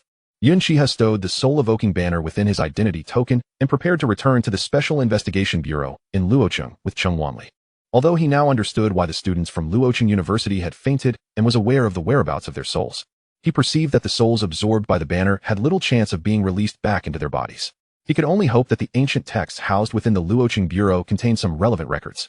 Upon returning to the Luocheng Bureau, Yun Xihe extracted the middle-aged woman, who had been frozen into an ice sculpture, from his identity token and left her in place as he awaited further instructions. Cheng Wanli immediately contacted Zhou Jie, who had previously assisted Yun Xihe, to inform him that they had successfully completed their task. Investigator Yun, we sincerely appreciate your assistance this time. Zhou Jie began with a flurry of compliments before inquiring about the details of the mission. Was there anything particularly unusual about this task? Yun Xihe thought to himself. Unusual is an understatement. He then recounted the entire mission, from arriving at Luocheng University to the smallest details. You mean to say a middle-aged woman dressed in Western attire appeared, and that the soul-evoking banner was her crafted artifact? Zhou Jie, clearly seasoned from his many years at the Luocheng Bureau, displayed a depth of knowledge surpassing that of many other investigators. Indeed, and she claimed to be from the demigod cult, even attempting to recruit me into their ranks, offering me the position of a temple master. Recalling the situation, Yun Xihe added, that can't be mistaken. This woman is our Bureau's arch-nemesis, Or rather, the demigod cult is the nemesis of all humanity on Blue Star. Yun Xihe had not anticipated the immense power wielded by the demigod cult. Initially, he had assumed it was merely a villainous faction with a few formidable individuals.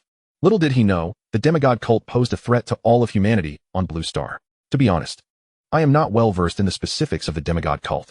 While I am currently responsible for coordinating various operations at the Luoqing Bureau, this is solely due to the absence of our director and the esteemed senior investigators, Zhou Jie said, a hint of regret on his face. Speaking of which, do you have any idea where our director and the senior investigators have gone? Even that woman seemed aware that there were no powerful individuals stationed in Luoqing, which emboldened her to target ordinary university students. Yun Xihe was puzzled. Logically, a city with a special investigation bureau should hold significant standing across all of Huaxia. The director of the bureau should not be able to leave their city without special orders or emergencies.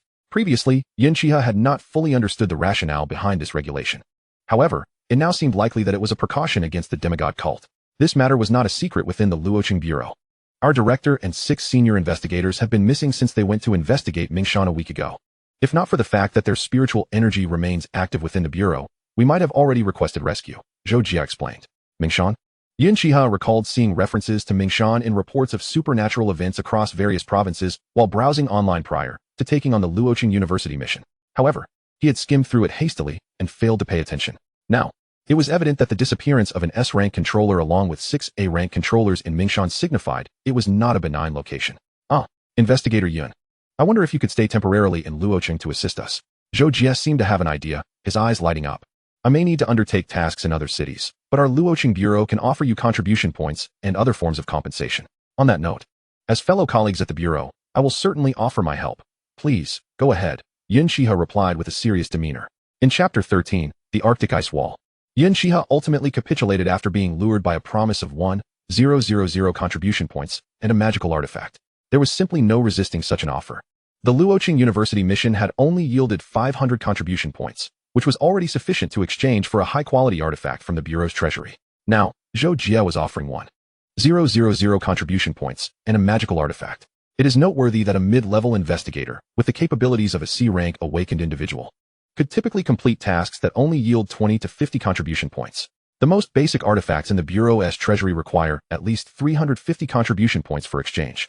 Thus, many investigators of ordinary awakened abilities often have to work on tasks for 2 to 3 months before accumulating enough points for a single artifact. As for magical artifacts, they often cost thousands of contribution points, making them even rarer. After Yun Xihe agreed to remain stationed at the Luoqing Bureau for a time, Zhou Jie promptly issued a dedicated task to him through the Bureau's official account. Only after accepting the task did Yun Xihe find himself in a legitimate position to stay temporarily. Zhou Jie quickly presented Yun Xihe with the promised rewards. Artifacts only unleash their true power in the hands of those with extraordinary abilities, while higher-tier magical artifacts require at least a B-rank awakened individual for initial usage. To fully harness the capabilities of a magical artifact, one must be a controller who has opened their consciousness see and can wield spiritual power.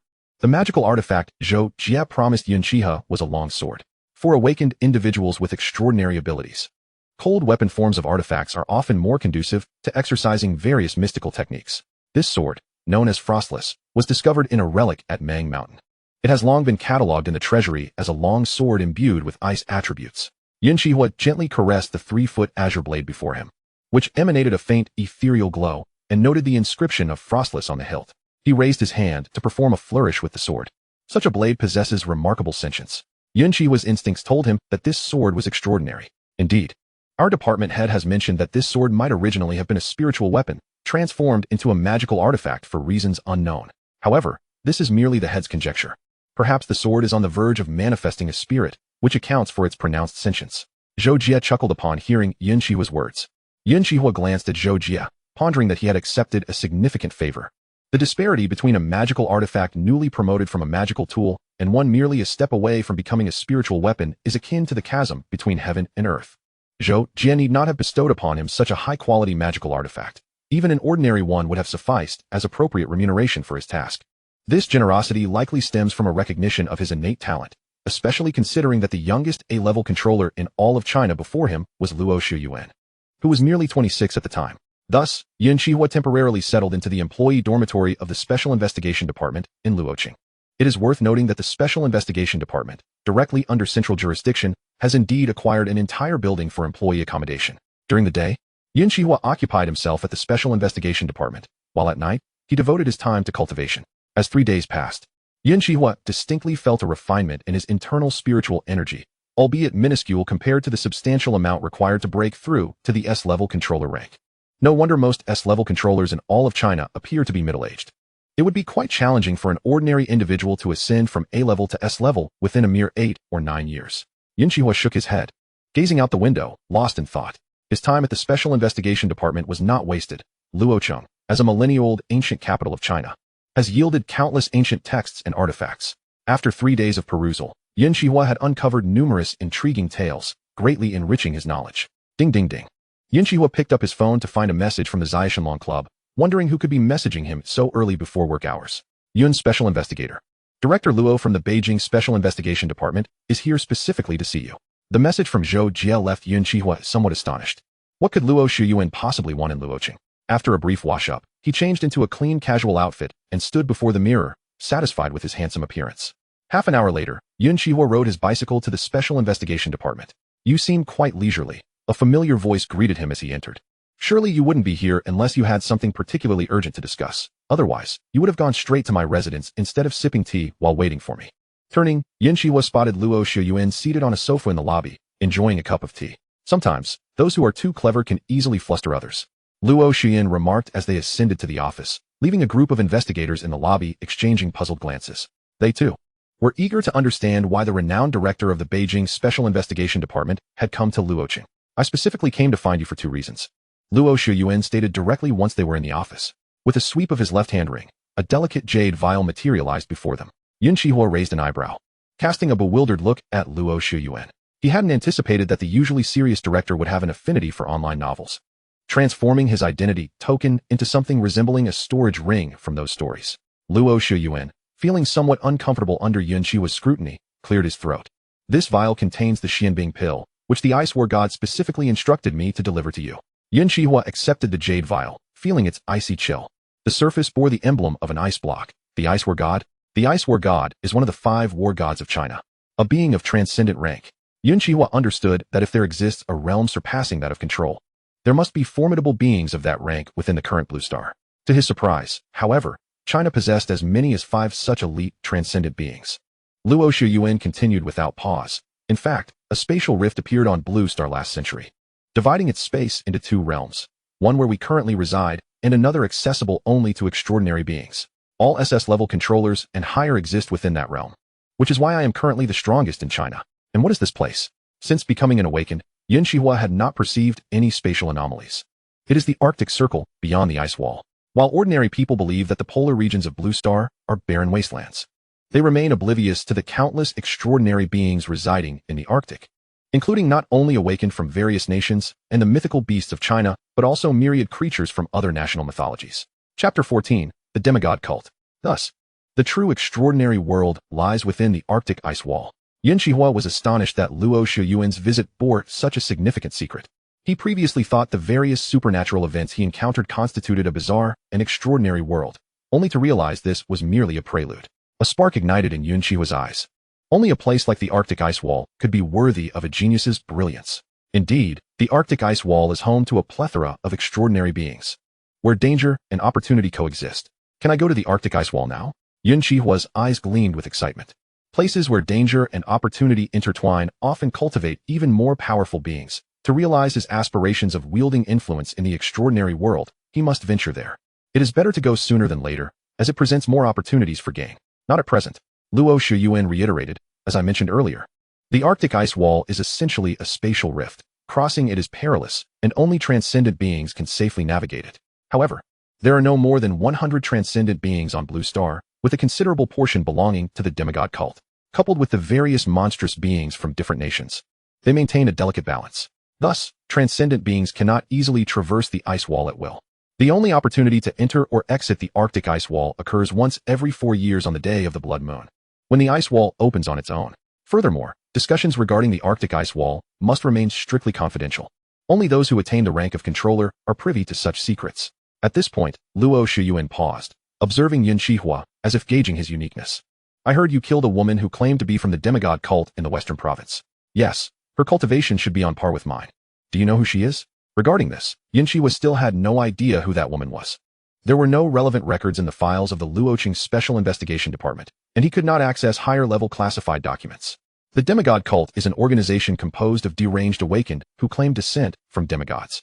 They worship a pantheon of deities known as demigods and possess various nefarious formations and supernatural powers. The woman you encountered is the deputy leader of China's demigod cult, Bai Ma. Initially, she was merely an ordinary awakened with enhanced spiritual power. However, after studying ancient texts, she learned the method of creating a human skin drum and modified it to forge a soul-calling banner. After joining the demigod cult, her cultivation skyrocketed, and her combat prowess is unmatched.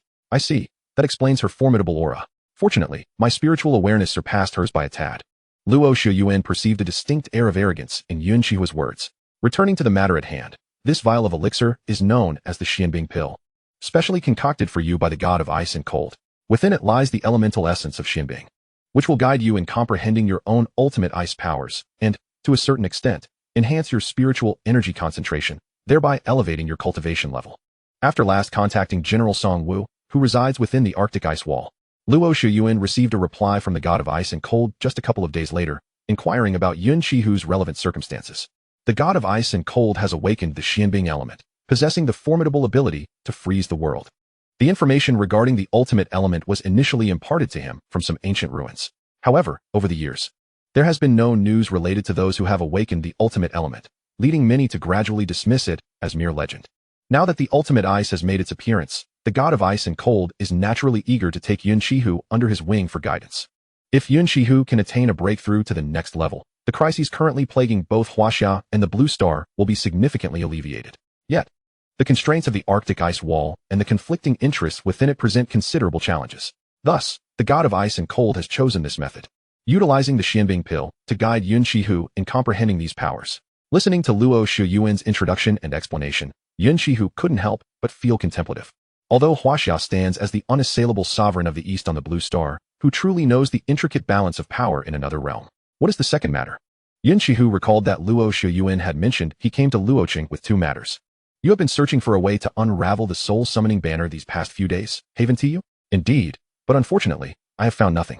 Speaking of this, Yun Xihe's mood dipped slightly. During his days in the Special Investigation Department of Luoqing, he had perused numerous ancient texts without uncovering any information regarding the soul-summoning banner, let alone any methods for its resolution. The soul-summoning banner confines souls within. Only through divine powers can one break its hold, and such powers must pertain to consciousness. Powers related to consciousness. At Luo Shiyuan's prompting, Yun Xihe retrieved the soul-summoning banner, which remained sealed by several chains of extreme ice spiritual energy. My awakened extraordinary ability is spiritual perception, a form of heightened consciousness. Generally, the consciousness of awakened beings can only perceive objective realities, whereas my ability enables me to directly access the memories and subjective experiences of others. This soul-summoning banner is a treasure of Baima, soon to give birth to a spirit. Currently, I am the only one in Huaxia capable of unraveling it. Luo Shiyuan glanced at Yun Xihe and added, if you can grasp powers related to consciousness, you may also unravel it. Can I truly comprehend powers of consciousness? Yun Xihe had believed that the ultimate ice element he awakened could likely only lead to powers related to confinement and combat, never anticipating the possibility of understanding consciousness as well. I cannot say for certain, it is merely a possibility. After all, the ultimate element is enigmatic, and it is not surprising for unexpected occurrences to arise. Just as you, as an A-rank controller, can contend against an S-rank controller like Baima, although I am astonished. It would not be beyond my acceptance. Despite being just under 30, Luo Shiyuan spoke with an air of maturity beyond his years. He took the soul-summoning banner from Yun Xihe's hands. A torrent of golden spiritual energy erupted from Luo Shiyuan, transforming into strands that ensnared the surface of the soul-summoning banner. 1,000 threads of soul attraction. With a sharp command from Luo Shiyuan, a vast consciousness flowed through the golden threads of spiritual energy, surging into the soul-summoning banner from all directions. After a quarter of an hour, the golden threads began to retract. One by one, gray souls were drawn out from the soul-summoning banner by the strands infused with consciousness. Go. With Luo Shiyuan's command, the extracted souls dispersed into the ether. Luo, are you alright? Seeing Luo Shiyuan drenched in sweat and pallid, Yun Xihe expressed his concern. I am fine. It is merely an overexertion of consciousness. A bit of rest will suffice. It is regrettable, however, that these individuals' physical forms have perished. Luo Shiyuan lamented as he looked at the few remaining dormant souls. Yun Xihe recognized that the souls of several investigators dispatched by the Special Investigation Department to probe the library were among them. Luo Shuyuan waved his hand, allowing the remaining souls to dissipate into the air, without their corporeal bodies. These souls have no chance of existing independently unless a transcendent being employs a great divine power at a significant cost, rather than allowing them to continue drifting. It is better they enter reincarnation and be reborn. Chapter 15. The Ming Mountain Supernatural Incident. Thanks to Luo for extending his assistance. Zhou Jie has been with the Luoqing Special Investigation Department for over a decade, even longer than the current director, steadily advancing his cultivation from a D-rank awakened being to a B-rank. Although his innate talent suggests he may likely plateau at the awakened level, Zhou Jie commands great respect within the Luoqing Special Investigation Department due to his exceptional work ethic and interpersonal skills. Thus, following the disappearance of the department director and 6 elite investigators, he was able to maintain the department's operations seamlessly. Once Luo Shuyuan had restored his condition, the two returned to the lobby on the first floor. Upon learning that the souls within the Soul Summoning Banner had been dealt with, Zhou Jie hurried over to express his gratitude to Luo Shuyuan and Yun Xihe. Luo Shuyuan waved his hand dismissively and then inquired, "Is there any news regarding Wang Yuan?" Wang Yuan is the name of the current director of the Luoqing Special Investigation Department. Not yet. Zhou Jie's expression darkened with worry as he spoke of Wang Yuan. Just then, a fleeting shadow rushed in from the direction of logistics. "There's trouble. Zhou Gu, the consciousness imprint left by the director and Ling Jie has just completely dissipated." The newcomer was an ordinary woman clad in logistics attire. The Special Investigation Department comprises not only awakened investigators, but also personnel from other departments, like logistics, where most members are ordinary individuals. They join the department through a rigorous application process and examination. Although they are aware of the extraordinary, they do not engage in extraordinary combat. Upon hearing the woman's words, Zhou Jie immediately dashed toward the logistics area. Observing this, Luo Shuyuan followed closely behind Yun Xihe, explaining along the way, once an awakened being breaks through to the controller level, they can establish a sea of consciousness and utilize the consciousness that has long been concealed within it. The uses of consciousness are vast, including the ability to assess the state of its owner by inscribing their consciousness onto specially crafted jade tokens. Awakened beings can determine their status based on the fluctuations of consciousness left on the token. If a consciousness imprint dissipates unnaturally, there are only 2 possibilities. The owner of that consciousness has either died or is on the brink of death. In either case, it would be a heavy blow to the Luoqing Special Investigation Department and indeed all of Huaxia. Yun Xihe accompanied Luo Shuyuan to the room housing the consciousness jade tokens, where they found that out of 7 tokens placed in the center of the room, 5 had shattered. The shattering of the consciousness jade tokens signified the dissipation of the consciousness imprints. This is bad. The director and the others must have encountered danger at Ming Mountain. Zhou Jie's face flushed with urgency. The original purpose of establishing the Huaxia Special Investigation Department was to ensure that ordinary people are safeguarded from the threats posed by otherworldly beasts, awakened beings from foreign lands, and the half-divine cult. Hence, special investigation departments are set up based on the population flow and importance of each province and city. Should the Luoqing Special Investigation Department simultaneously lose all its controller-level awakened beings, it is feared that within a week, the half-divine cult would catch wind of it and come knocking. Ming Mountain. What could possibly be there that necessitated the presence of so many controllers? Yun Xihe had long wished to inquire, but felt it prudent to remain silent in another's domain. Now, given the circumstances, he could not refrain from asking. Upon hearing this, Zhou Jie appeared somewhat ashamed. Ming Mountain is a renowned attraction in Luocheng, but it is also a site where many have been buried throughout the ages, possibly ordinary individuals or awakened beings alike. Not long ago, 3 young individuals ventured into the depths of Mingshan for a midnight expedition, only to encounter a series of supernatural events that left them missing for a full 2 days and nights. Upon reporting their disappearance, the police conducted an investigation at the scene, discovering the trio lifeless before a particular grave, their expressions inexplicably eerie. Subsequently, due to the classification of the incident as paranormal, it was handed over to our Special Investigations Department for further inquiry. We dispatched 2 senior investigators, but they retreated before even entering the graveyard area of Mingshan. Why did they withdraw before reaching the cemetery? Was there a barrier? Yun Xihe recalled the barrier encountered during a recently completed library task. Barriers are, by nature, special formations designed to obstruct awakened individuals. If Mingshan indeed harbors a barrier, it would be entirely reasonable for the investigators to have retreated. However, the truth was that upon entering Mingshan, they encountered a colossal serpent with an unfathomable aura. The mere mention of a snake sent chills down Yun Xihe's spine. Snakes were unequivocally the creatures he feared the most, without exception. What followed? Luo Shuyuan stood beside Yun Xihe, and being an awakened individual with psychic perception, he easily sensed Yun Xihe's state. He understood that some individuals are inevitably struck by fear when confronted with certain specific entities. Thus, he sought to swiftly conclude this line of discussion. After the 2 retreated, they immediately reported back to the department head. Subsequently, the head dispatched a special investigator, who managed to enter the cemetery area but ended up in a confrontation with the giant serpent, nearly meeting his demise there. Following these two explorations, it became clear that the serpent must be an S-class aberration, the specifics of which are likely known only to the current department head. Zhou Jie recounted the entire sequence of events. Given the serpent's formidable prowess, Wang Yuan decided to personally lead 6 elite investigators from the Luo City Special Investigations Department to address the matter. However, it now appeared that Mingshan might hold other secrets. Thus, Zhou Jie, you shall continue to maintain the daily operations of the Special Investigations Department, while this matter will be entrusted to me and Yun Xihe. Luo Shuyuan weighed the pros and cons briefly before making his decision. Very well, Director Luo, Zhou Jie exclaimed upon hearing Luo Shuyuan's willingness to assist, bowing respectfully before departing.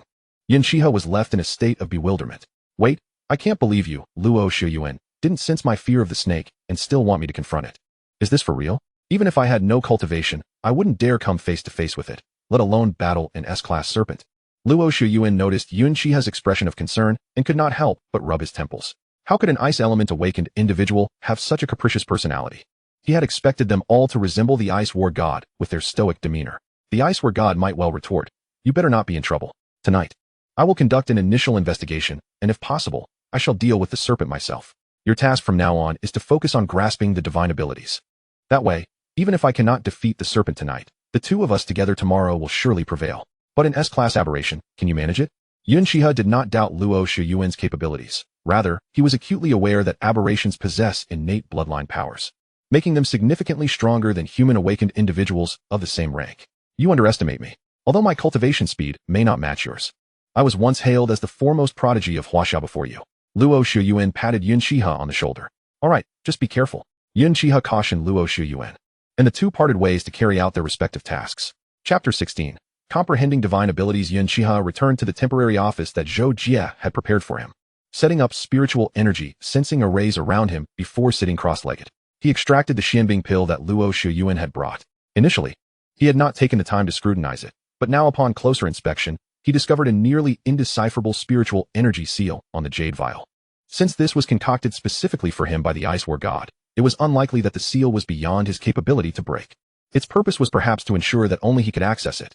Holding the jade vial carefully, Yun Xihe focused intently. At a certain moment, he fixed his gaze upon the ice crystal motif on the vial and projected his spiritual energy like a blade. The moment his energy touched the motif, it seamlessly merged into the vial. Concurrently, the seal upon the vial was lifted.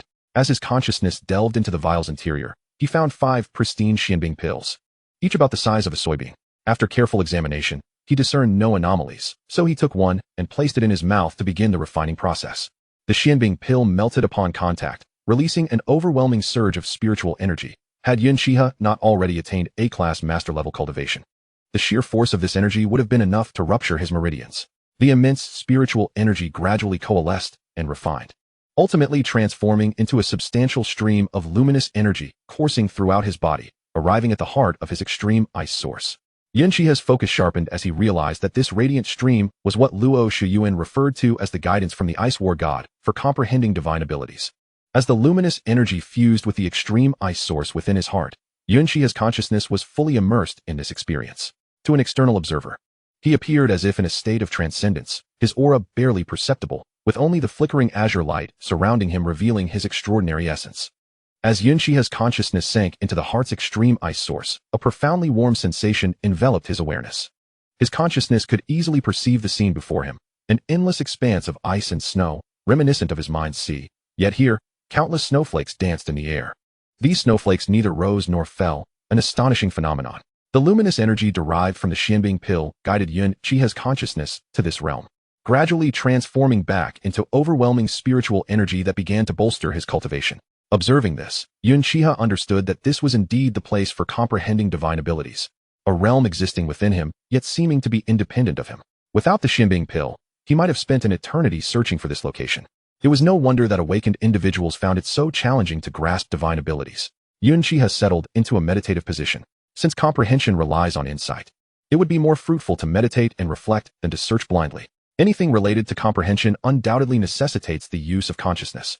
The level of one's insight is directly proportional to the strength of their consciousness and soul. Yun Xihe began to extend his consciousness, aiming to encompass the entire space. As an A-class master, His consciousness could cover the area of a small town in the external world. However, within this primordial space, he could only sense a radius of about 100 meters. Just as Yun Xihe strained to expand his consciousness, the snowflakes 100 meters ahead began to whirl violently, forming a massive vortex. The vortex disrupted the tranquility of the entire space, making Yun Xihe feel as though he were at the heart of a blizzard. Had his consciousness not been sufficiently robust, he might have already been expelled from the extreme ice source space by this ferocious energy. At that moment, a series of bright points suddenly appeared in the center of the vortex, numbering no less than 12. These lights emitted no special energy. Yet an intense intuition informed Yun Xihe that these were the divine abilities he sought. Yun Xihe immediately concentrated his consciousness toward the vortex. As he drew nearer, the energy storm at the vortex's center threatened to tear his consciousness apart. Reluctantly, Yun Xihe had to relinquish a portion of his consciousness, inching closer to the eye of the vortex as a consequence. In the external world, Yun Xihe's body trembled continuously, the spiritual energy seals he had set before entering meditation emitting a faint glow to stabilize his physical form. Within the extreme ice source space, having sacrificed a small portion of his consciousness, Yun Xihe finally stepped into the core of the vortex, where he could perceive the 12 luminous points more distinctly. Each point of light was an ice crystal, floating in midair and spinning gracefully. Around them, an insulated zone seemed to materialize, rendering time and space devoid of meaning. Though Yunki had never set foot in this place before, an inexplicable warmth akin to home enveloped him. As he pondered how to successfully claim the ice crystals, he witnessed 3 of the 12 crystals before him suddenly erupting in a dazzling brilliance. Moments later, these 3 crystals soared directly toward him, merging seamlessly into his being. Had he truly acquired them? Before Yunki could contemplate further, an overwhelming force of repulsion expelled his consciousness from the realm of primordial ice. Upon opening his eyes, a faint stream of light flickered at the snowflake mark upon his forehead. Noticing that the spiritual energy inscriptions around him had diminished considerably due to their previous expenditure in stabilizing his body, Yunki waved his hand to disperse them. The distinction between divine abilities and ancient martial arts lies in the fact that divine abilities are pathways derived from the extraordinary powers awakened within the individual. They are intrinsically linked to the awakener, devoid of any mismatch. Thus, as long as the awakener successfully comprehends a divine ability, they can manifest it, the only variance being their level of proficiency. At this moment, Yunki could sense that the 3 crystals now resided within his sea of consciousness. By absorbing them, he could learn these 3 divine abilities. However, this merely constituted an initial grasp of their forms. Mastery would require further effort. As Yunki's consciousness delved into the sea of awareness, he observed that although it remained filled with glaciers and snow, the relentless winds and blizzards were absent. The 3 crystals he had just acquired hovered serenely above the sea of consciousness. With a mere thought, they transformed into 3 beams of white light, completely merging into his consciousness. In that instant, the names and effects of the 3 divine abilities simultaneously surfaced in Yunki's memory. In the heart of Dragonwatch City, the central abode was occupied by 2 middle-aged men engaged in a game of chess while sipping tea. The man on the left exuded an air of cold aloofness, while the one on the right radiated a wild, untamed spirit, clearly representing 2 extremes. Beasts, it seems you are destined to lose, proclaimed the ice war god as he made a move, casting a knowing glance at the man with a buzz cut across the board. No more, no more. Ever since I dealt with the matter of Long Jiuzi, I haven't won a single game, the beast war god replied, rising to dismiss the game with a wave of his hand. Chapter 17 Eternal Frost. Did he truly comprehend a divine ability from just a single Xianbing pill? Just as the ice war god was about to speak further, he suddenly froze, as if sensing something, murmuring to himself. What is it, ice? Has something happened to that elemental awakener of primordial ice? The beast war god, catching the low murmur, inquired urgently. Recently, the high priest of the beautiful nation had made a sudden move, attempting to seize the recently revealed traces of Long Jiuzi's Yizi. As a superpower on par with Huaxia, the high priest was a transcendent being, even among the strongest within that realm. In Huaxia, only the ice war god and the fire dance war god could rival such prowess. Moreover, the beautiful nation boasted 6 archbishops, all of whom were also transcendent beings. Consequently, to secure Yizi, all of Huaxia's war gods had been dispatched to the front lines. After concluding their strategic encounter with the beautiful nation, they promptly received news of an elemental awakener of primordial ice appearing within Huaxia. Immediately, the 5 war gods convened a meeting. The attendees comprised solely the 5 war gods, with even the commander of the Huaxia military district lacking the qualifications to attend. The meeting lasted a full day, and apart from the 5 war gods, no one knew its specifics. Indeed, the vast majority of awakeners remained oblivious to the reasons behind this gathering. Only a few top officials within Huaxia's military were aware that it all stemmed from the emergence of the ultimate element. Thus, the beast war god was equally informed about all matters concerning Yunki. In legends, the ultimate element is said to embody the very essence of rules. Transcendent beings traverse the path of mastering these laws, with rules being an even more enigmatic existence. It is rumored that mastering these rules allows one to surpass the realm of transcendence. Therefore, an awakener of the ultimate element must not be allowed to falter. Were it not for the interdependencies among various factions within the Arctic ice wall, the 5 war gods would have dispatched one of their own to safeguard Yun Xihe back in Huaxia. Nothing to worry about. I returned that day and used a xian herb to concoct 5 xianbing pills to send back with that lad Luo, allowing him to deliver them to Yun Xihe. The xianbing pill contains a fragment of my rule, which can guide him in comprehending divine abilities. The beast war god exhibited no surprise at this revelation. Even the most gifted awakener, without the guidance of predecessors in grasping divine abilities, would find it impossible to achieve results within a month or 2 relying solely on their own efforts. What? Are 5 xianbing pills insufficient? The beast war god, still mired in sorrow over his recent chess losses, had only caught a fleeting mention of Yun Xihe's name and was unaware of the unfolding events. On the contrary, it's more than enough. Because the xianbing pill contains a fragment of my rule, I can sense that this lad has comprehended a divine ability with just one of the xianbing pills. Such innate talent is truly worthy of the title of an awakener of the ultimate element, to exhibit such formidable potential in the stage of growth. If more awakeners of the ultimate element were to emerge, one can only hope they do not fall into the hands of the demigod cult or the beautiful nation. The beast war god winced at the thought of the demigod cult and the beautiful nation, knowing these 2 factions often collaborated under the same banner. Upon concluding his training, Yun Xihe descended to the underground 5th level of the Special Adjustment Bureau in Luoqing. This area housed specially designed training rooms for awakeners to cultivate their divine abilities. The structure was similar to a meditation chamber, but incorporated more extraterrestrial meteorites to ensure the training room's integrity could withstand the awakener's practice of divine powers. Standing at the center of the training room, Yun Xihe took a deep breath and summoned the spiritual energy within his body, gradually levitating off the ground, suspended in midair. As the method of the divine ability commenced, countless tiny ice crystals coalesced around him, shimmering with a ghostly blue hue under the illumination of the training room's lights. His breath neared suspension, each exhalation releasing a frigid white mist that settled upon the ground as frost. With a sudden opening of his eyes, the hexagonal snowflake mark on his forehead radiated the same ethereal blue light, casting Yun Xihe as a celestial being descended from the heavens.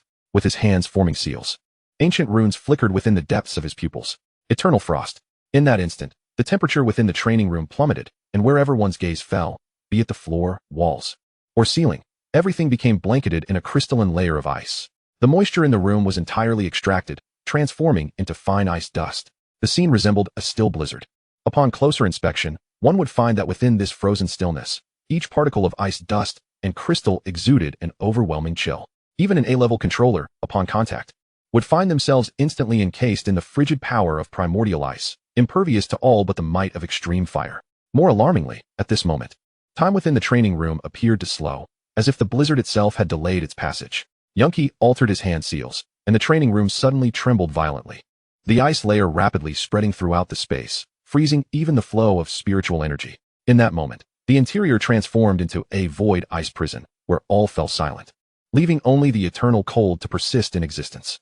Within the icy realm, Yun Xihe stood as the sole living entity, his silhouette imprinted upon the ice, resembling a god of the end. Observing this, Yun Xihe retracted his divine ability, and the training room gradually reverted to its original state.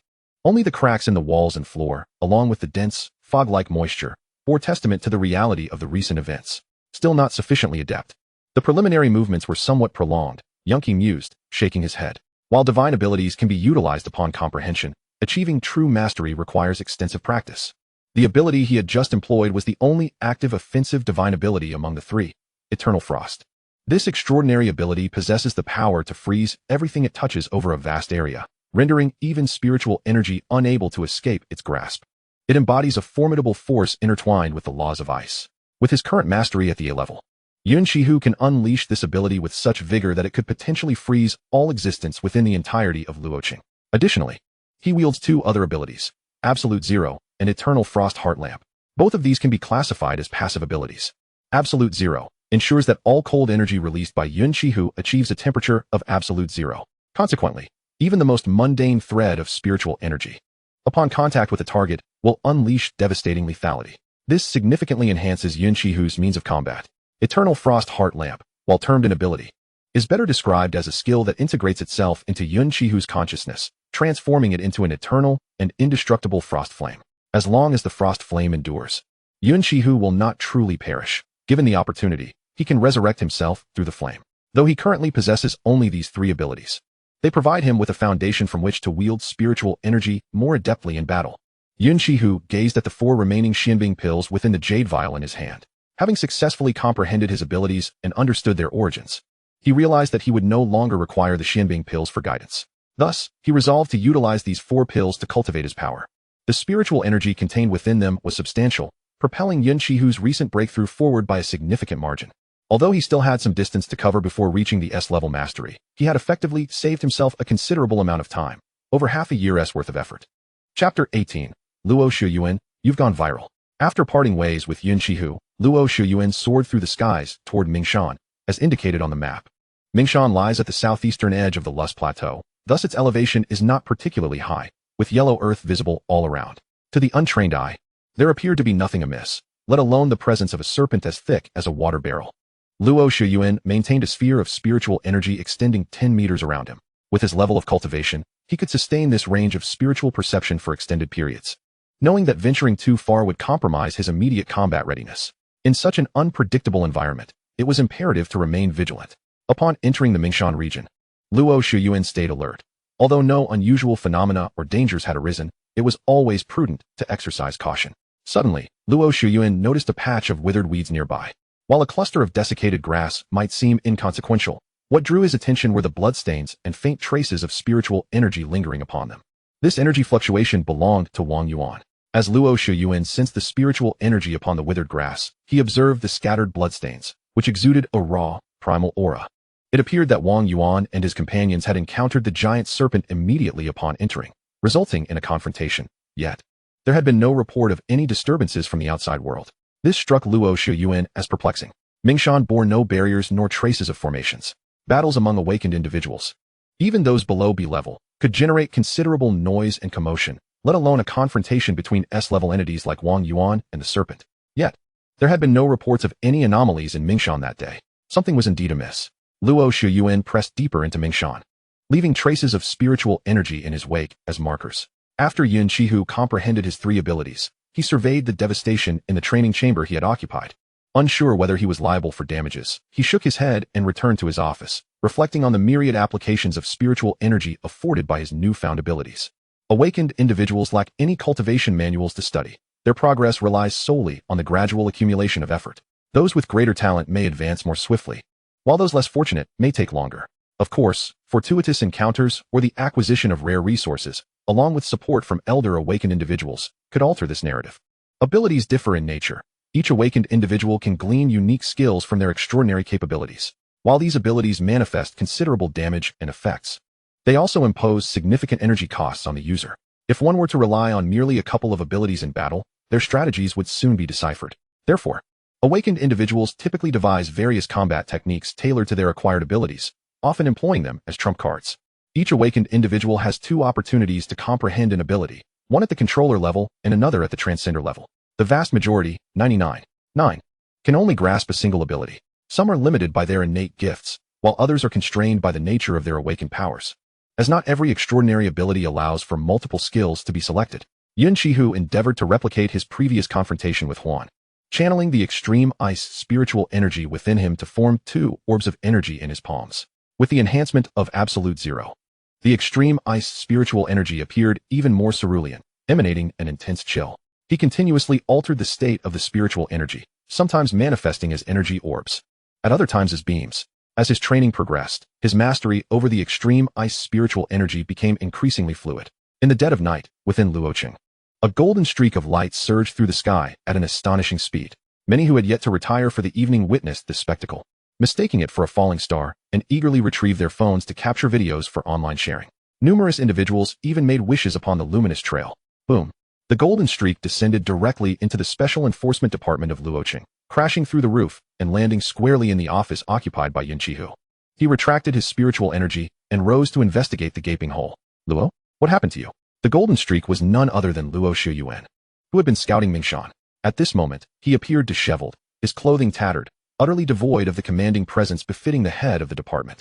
Let us not talk about it. I was careless, he replied, brushing off the dust as he stood.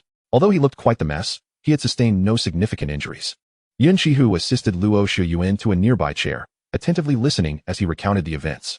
It turned out that after Luo Shiyuan entered Mingshan and discovered the remnants of the battle between Wang Yuan and the giant serpent, he pressed further inside. Moments later, he stumbled upon a corpse, its body severed at the waist. An identification badge from the Special Enforcement Department of Luocheng lay upon the body. It belonged to one of the 6 elite investigators who had entered Mingshan alongside Wang Yuan. However, Wang Yuan and his companions had only entered Mingshan days prior, and their spiritual imprints had only recently begun to fade. How could there be a corpse here? Unless some entity had transported it to this location. Just as Luo Shiyuan contemplated this, his perception surged, and he executed a backflip to evade an incoming attack. Before him loomed a giant serpent, measuring over 10 meters in length, a sandy-hued behemoth with a triangular head and prominent ridges along its sides. In Luo Shiyuan's perception, it radiated a formidable S-level aura. Surely, this was the serpent that Zhou Jia had mentioned, he mused. Yet, he had not encountered such a creature in the classic of mountains and seas. It seemed to be a serpent that had transformed into an extraordinary beast through some fortunate circumstance. Faced with this S-level beast, Luo Shiyuan did not dare to relax. Promptly channeling his spiritual energy to engage in combat, he was on the verge of breaking through to the SS level, and his awakened perceptive abilities proved invaluable in battle. Within half an hour, he had subdued the S-level serpent. Though extraordinary beasts were notoriously powerful and difficult to slay, the rewards reaped from their demise were profoundly significant. As beings whose cultivation was rooted in their bloodline, the bodies of matured extraordinary beasts were treasures in their own right. Like this colossal serpent, its skin can be refined into protective armor, and its fangs can be utilized to forge offensive artifacts. Thus, Luo Shiyuan sealed its corpse, intending to transport it back to the Special Investigations Department to present it to the master craftsman there. However, as he was in the process of securing the serpent demon's body, a sudden flash struck him from the side, catching Luo Shiyuan at a moment when his defenses were notably weakened. Consequently, he could only hastily preserve the serpent demon's remains, without even catching a glimpse of his assailant, before being violently hurled beyond the bounds of Mang Mountain. Chapter 19. A sort of frosty chill across 14 states. Luo Shiyuan was abruptly attacked, his protective spiritual energy shattered, leaving him no time to conceal his presence. Thus, he became a trending topic online, likened to a shooting star. Although he did not witness the identity of his attacker, he sensed that the energy used against him was spiritual rather than demonic, indicating that it must have been an awakened individual who assaulted him. There exists a profound distinction between the energies wielded by awakened beings and those of otherworldly beasts. While both derive their power from the essence of heaven and earth or rare herbs, the former cultivates spiritual energy through supernatural abilities, while the latter relies on their bloodlines to cultivate demonic power. Hence, it is relatively simple to discern the nature of an attack through its aura. It seems highly probable that this assailant is the very architect of the disappearance of Director Wang and his team. Listening to Luo Shiyuan's account, Yun Xihe furrowed his brow. Indeed, Mang Mountain is far from tranquil at present. By the way, have you comprehended your divine ability? Luo Shiyuan recalled that Yun Xihe's mission at the Special Investigations Department was to grasp this divine power. Yet, upon reflection, he realized that only 2 to 3 hours had passed since their separation. Even if Yun Xihe possessed extraordinary talent, it was likely that he had merely attained the initial stage of understanding, and achieving complete comprehension would undoubtedly require more time. Although the process was somewhat convoluted, the outcome was splendid. It has been successfully accomplished. Yun Xihe thought of the minor whirlpool he encountered within the extreme ice primordial space. That could indeed be considered a complication. After all, he was unaware of the tribulations Luo Shiyuan and the others faced while comprehending their divine abilities. Perhaps they encountered no obstacles at all, and the divine ability simply presented itself to them. So soon? Upon hearing Yun Xihe's words, Luo Shiyuan's eyes widened in astonishment, momentarily rendering him speechless. What is it? Is something amiss? Yun Xihe was puzzled by Luo Shiyuan's reaction. Nothing, merely a renewed admiration for your talent. It is indeed tenfold stronger than mine. Luo Shiyuan shook his head, devoid of any jealousy, instead filled with appreciation and joy. After an awakened being breaks through to the realm of a controller, they are granted a singular opportunity to comprehend a divine ability from their supernatural powers. But whether they can seize this chance remains uncertain. To grasp a divine ability, one must first have the supernatural energy present within their body, from which they can then use their spiritual consciousness to unlock the door to the divine ability's location. Each individual's environment for comprehending divine abilities varies. It could be in the starry sky, a desolate land, or amidst flames and blades. However, without exception, before attaining a divine ability, one must inevitably traverse 2 trials: the trial of spiritual consciousness and the trial of illusion. The trial of spiritual consciousness refines one's awareness, enabling it to bear the weight of the divine ability, while the trial of illusion ensures the appropriateness of the acquired divine ability.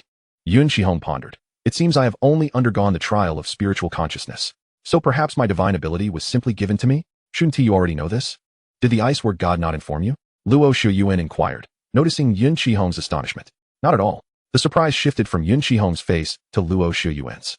He had assumed that since the Ice Ward God personally refined the Xianbing pill for Yun Xihe using rare materials, he would have imparted guidance on spiritual awareness.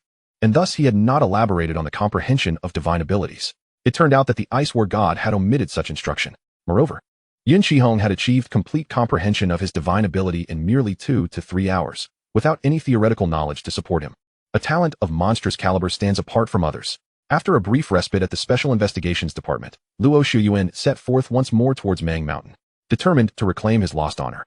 Unlike the previous time, however, he was accompanied by Yun Xihe. Upon entering Mang Mountain, "You shall guard our rear while I confront them head-on." In the sky, 2 figures soared at an astonishing speed, unseen by any onlookers. Yun Xihe felt a measure of respect for Luo Shuyuan, placing his back in his hands. Their acquaintance had not been extensive, primarily characterized by the dynamic of a seasoned member of the Special Investigations Department and a newcomer. In this context, Luo Shuyuan entrusted him with the most critical position, signifying immense trust. Very well. The urban area of Luo City is not far from Mang Mountain. With their flying speed, they swiftly arrived at the foot of the mountain. From this moment onward, both were fully alert. No one could predict when the assailant from before might strike again. Shortly after, they reached the site where Luo Shuyuan had slain the giant serpent.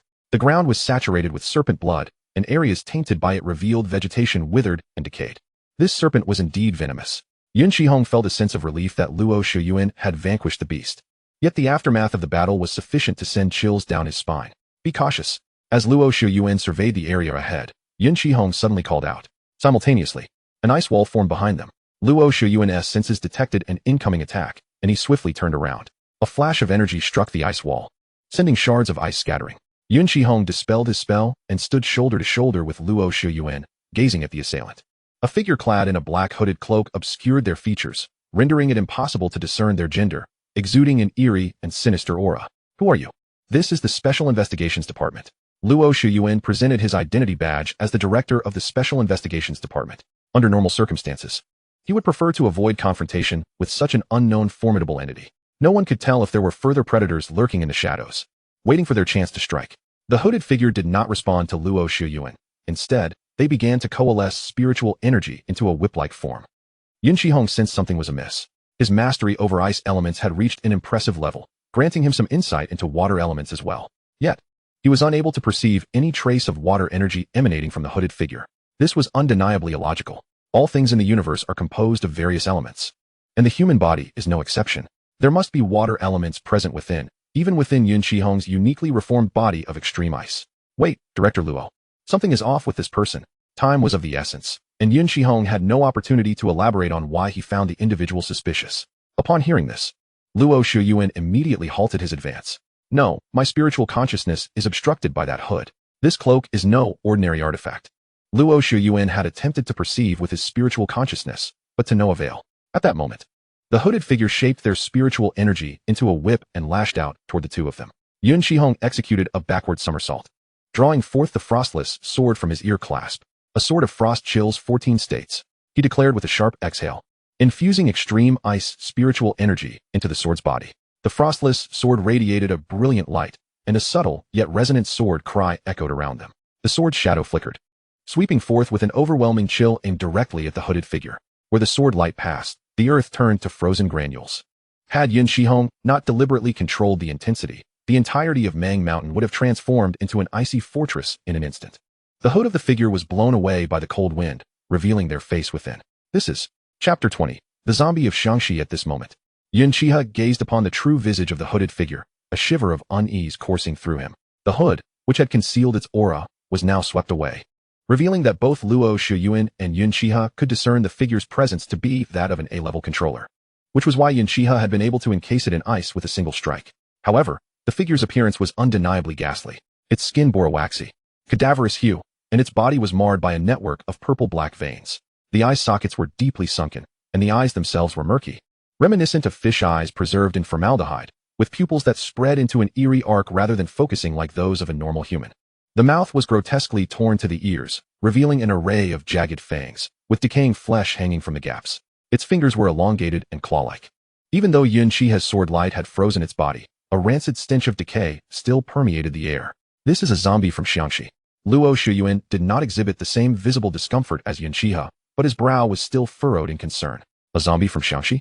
Yun Xihe had indeed heard of the infamous Xiangxi corpse drivers.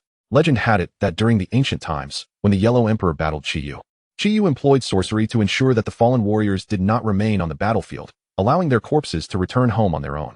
This practice eventually evolved into the Xiangxi corpse driving technique. Yet, the Xiangxi corpse drivers in this extraordinary world must differ from what he had previously understood. As if sensing Yun Xihe's confusion, Luo Shuyuan promptly elucidated. Unlike the mythological corpse drivers of yore, the contemporary Xiangxi practitioners have maintained their lineage through family ties, with all members capable of awakening the same extraordinary abilities related to corpse driving. This ability endows them with the power to manipulate corpses. They absorb the spiritual energy of heaven and earth to refine the bodies, with their cultivation almost entirely vested within the corpses they create. Once a corpse attains D-level cultivation, it becomes a walking corpse, and at A level, it transforms into a zombie. Zombies possess formidable protective corpse energy that can erode the spiritual power of awakeners, which explains why, after being struck by one, I was unable to gather my protective spiritual energy. I see now. Yun Xihe's realization dawned upon him. Thus, modern Xiangxi corpse drivers were indeed quite different from those in ancient mythology. The mythic drivers aimed to ensure that fallen soldiers returned to their roots, while the modern practitioners sought to cultivate and enhance their own powers. But why would a zombie from Xiangxi appear in Luoqing and attack you? The distance between Luoqing and Xiangxi is considerable, and the corpse driving techniques and zombies of Xiangxi could not have appeared in Luoqing's Mang Mountain without cause. This matter likely requires a journey to Xiangxi to uncover the truth. Luo Shuyuan shared his perplexity. Although the Xiangxi lineage was renowned throughout China's extraordinary community for its corpse-driving techniques, their population was not particularly flourishing, and they traditionally remained within their own territory, refraining from entangling themselves in other disputes. Sealing. Yun Xihe formed a seal with his hands, encapsulating the zombie before them within it. You take this, he said, feigning casualness as he handed the seal to Luo Shuyuan. Luo Shuyuan cast a sidelong glance at Yun Xihe, his expression impassive as he stored the seal within his identity token. Disperse. As they departed, Yun Xihe dissipated the frost from the scene. For should any unsuspecting visitors stumble upon this place, it would spell disaster. The two continued their exploration deeper into Mang Mountain. Having encountered the zombie, they remained focused on their primary objective, tracking down Wang Yuan and the others. Oh, the aura of the eighth brother is no longer detectable. Has he been sealed? It seems someone has come to your aid. Within an unknown cavern, a strangely alluring man was inscribing an unknown formation, accompanied by 7 similarly hooded zombies behind him. Suddenly, sensing something, he turned to the side, where several individuals were bound to the ground, their eyes wide with fury.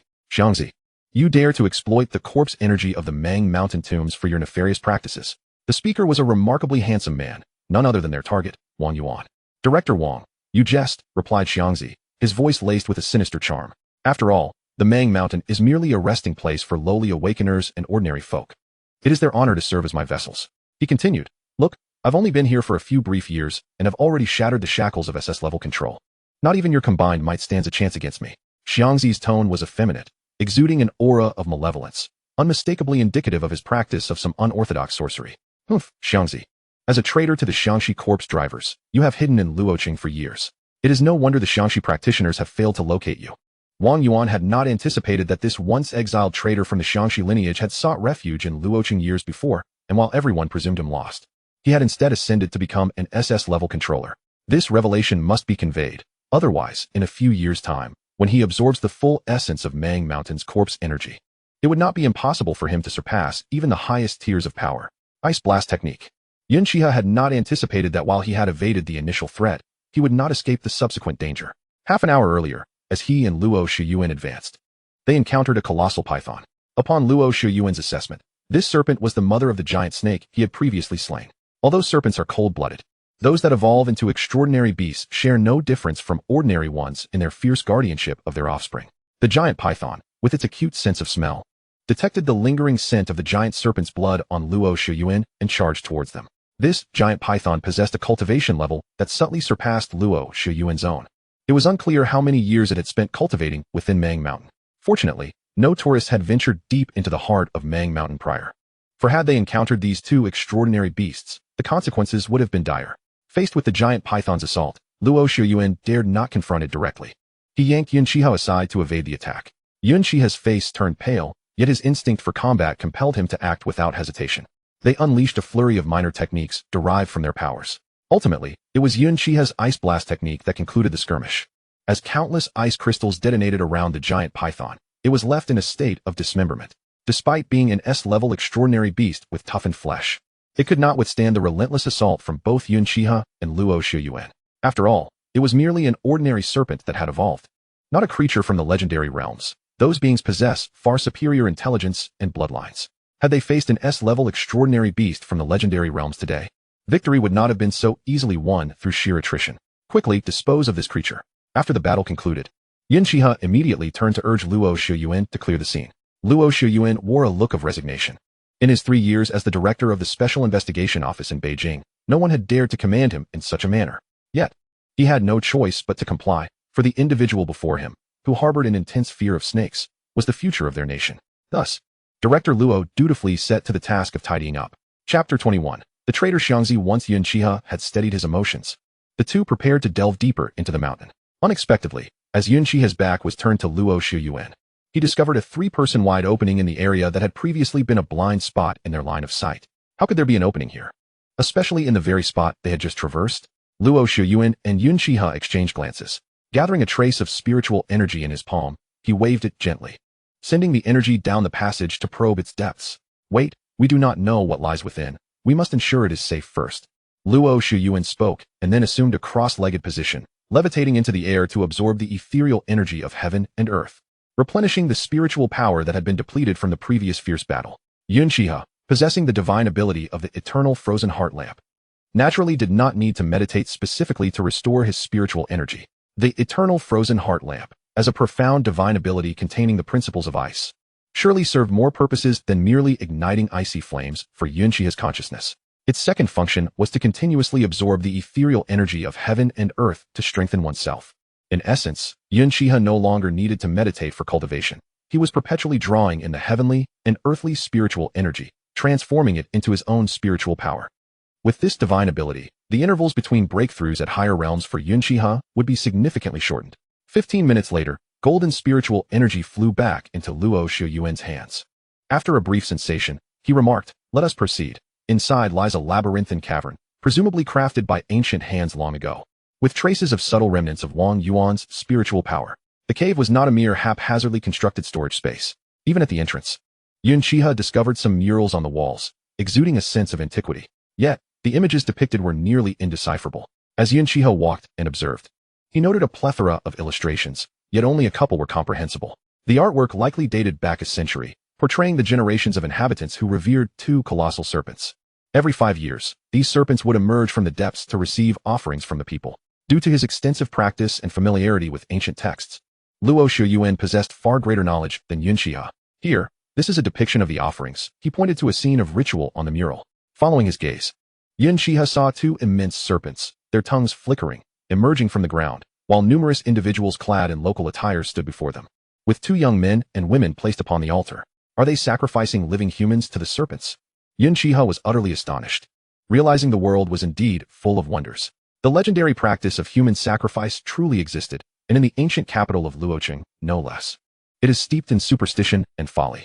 Indeed, ritual sacrifices stem from the belief in the harmonious coexistence of heaven and earth. Yet, to offer living beings to serpentine beasts is truly laughable. Luo Shiyuan shook his head, reflecting on the feudal superstitions that contributed to the downfall of the Qing dynasty. Come. The remnants of Wang Yuan's spiritual energy lie deeper within. Following Luo Shiyuan, Yun Xihe proceeded until they reached a fork in the path. Why do these caverns always have such convoluted paths, resembling a maze? Yun Xihe remarked in confusion. With such a design, even one's own people might struggle to find the correct route. Luo Shiyuan retracted his spiritual energy and indicated the right passage, stating, "Let us take this route. The path ahead is less discernible, and we should avoid unnecessary risks." Upon arriving here, he had released his spiritual energy to scout ahead.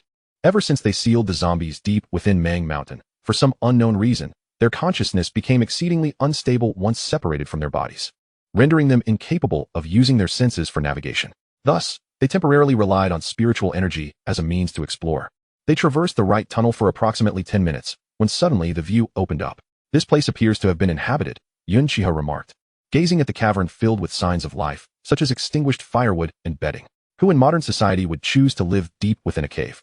Luo Shiyuan shared his bewilderment, his gaze drawn to a black mask that caught his attention. This mask looks familiar. I feel like I've seen it somewhere before. Luo Shiyuan pondered, unable to recall where he had encountered it. Let us keep it for now. There is still further to explore. And I can sense more active moisture ahead. Yun Xihe seized the moment to sense the conditions deeper within through the water molecules in the air. Active moisture indicated either the presence of a lake or living beings. Regardless of which, they had to investigate. Luo Shiyuan tucked the black mask away. Wait, someone is ahead. Just 5 minutes into continuing along the passage, Luo Shiyuan sensed turbulence in the air ahead, coupled with faint coughing sounds. Almost simultaneously, Yun Xihe realized the gravity of the situation. An ice wall instantaneously formed before them. A jet-black spiritual energy pierced through the ice wall, striking both of them. Fortunately, the ice wall absorbed most of the impact. Otherwise, they would have suffered more than just a slight retreat. Yun Xihe instantly understood that they had encountered formidable opposition. You two are quite slow. You are several days behind what I anticipated, a soft, sinister male voice echoed through the narrow passage. After exchanging a glance with Luo Shiyuan, Yun Xihe advanced cautiously. A few steps later, the surroundings illuminated with a dark green glow. In the light, they could see another cavern ahead. A young man with an ethereal, sinister appearance sat upon a bone chair, flanked by 7 hooded figures identical to the ones they had encountered outside. Clearly, these 7 figures were also zombies, crafted by the young man before them. On the ground to one side, 5 bound men and women desperately shook their heads at the two. Wang Yuan. Luo Shiyuan instantly recognized the bound group. Identifying the disheveled man in the center as Wang Yuan, the director of the Special Investigation Unit in Luoqing. At that moment, Wang Yuan and the others had their powers sealed, their consciousness suppressed by an unknown force, rendering them dormant. No wonder the spiritual imprints left behind by a few had dissipated autonomously at the Special Investigation Unit. Luo Shiyuan, it has been a long time. I never imagined it would be you who arrived. The sinister man greeted, devoid of any warmth. You are Xiao Xiangzi. Luo Shiyuan furrowed his brow as he racked his memory, finally recalling the identity of the sinister man. Yun Xihe, standing nearby, silently positioned his hands behind his back, quietly channeling his spiritual energy, gradually condensing it into a glimmer of light at his fingertips. Who is Xiao Xiangzi? Yun Xihe asked, attempting to buy time. Observing that Xiao Xiangzi made no move, Luo Shiyuan replied, Xiao Xiangzi is the saint of the corpse-raising lineage from Xiangxi, hailing from 8 years ago. In all of Xiangxi, the practices of corpse-raising, poison arts, and the women of the Falling Flower Cave are known as the 3 great dark arts. The lineage of corpse-raisers typically does not exceed 3 individuals per generation, so there are generally no more than 10 living at one time. Each generation selects the most gifted as the saint, symbolizing the aspiration to elevate the lineage of corpse-raisers. Xiao Xiangzi is the saint of this generation. However, he has defied the ancestral teachings of the corpse-raising lineage, seeking out ancient tombs to excavate the corpses of ancient emperors for his own purposes. Luo Shiyuan glanced at Xiao Xiangzi as he reached this point in his explanation. The latter's expression remained unchanged, even betraying a hint of amusement. Thus, Luo Shiyuan continued. Due to this endeavor, the corpse-raising lineage was warned by the Special Investigation Unit at the time. Yet, Xiao Xiangzi did not relent. Instead, he brazenly stole 2 ancestral corpses from the ancestor shrine of the corpse-raising lineage and vanished, subsequently being expelled from the family tree and branded a traitor. Yun Xihe couldn't help but click his tongue in astonishment. Such filial piety. Truly a grand display of devotion to one's family. Stealing one's ancestral remains for the purpose of corpse cultivation?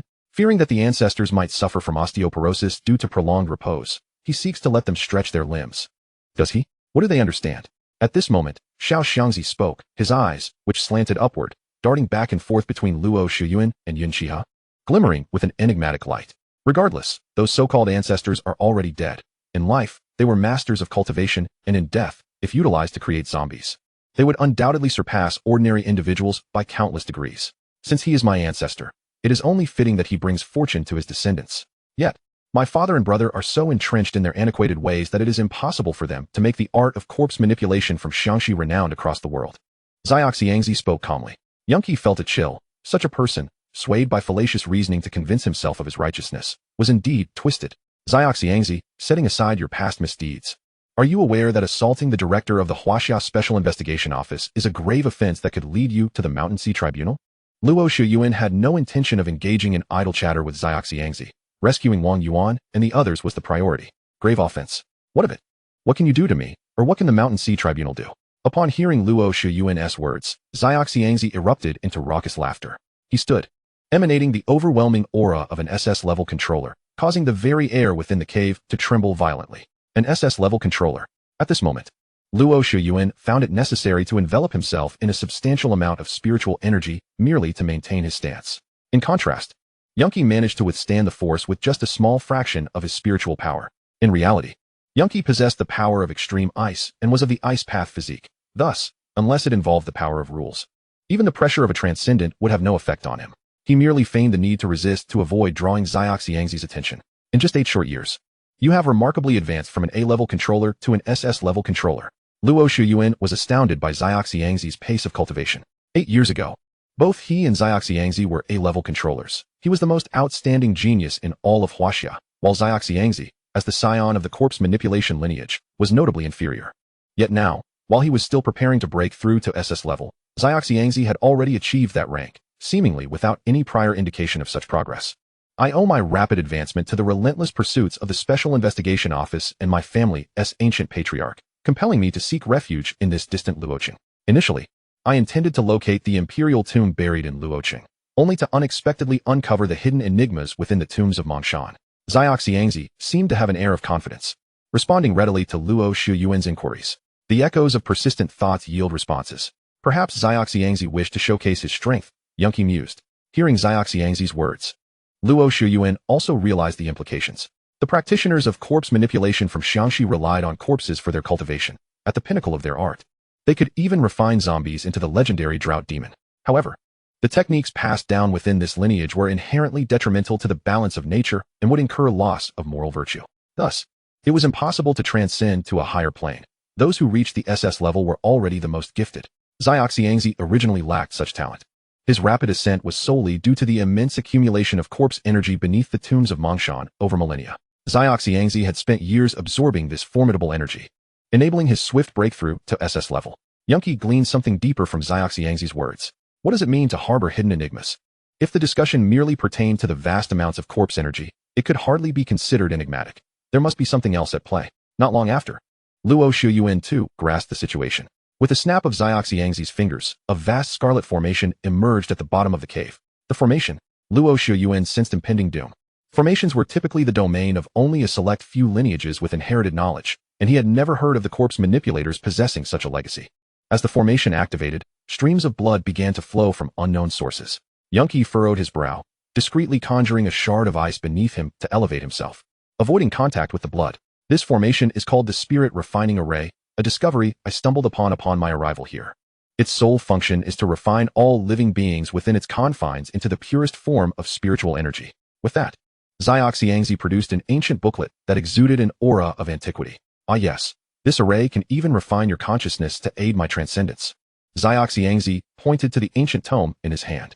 Clearly, that ancient book was also discovered here and likely contained the method to activate the array. Yunqi and Luo Shiyuan exchanged a subtle glance, a silent agreement passing between them. At this moment, Wang Yuan and the others were stripped of their cultivation and consciousness, rendering them akin to ordinary mortals, devoid of any combat capability. The 6 zombies at Xiaoxiangzi's back were also cast into the array, indicating his intent to refine all living beings present to facilitate his transcendence. However, is it truly so simple to become a transcendent? Can it be achieved merely with a few S-level and a couple of A-level beings? Yunqi was uncertain of the answer.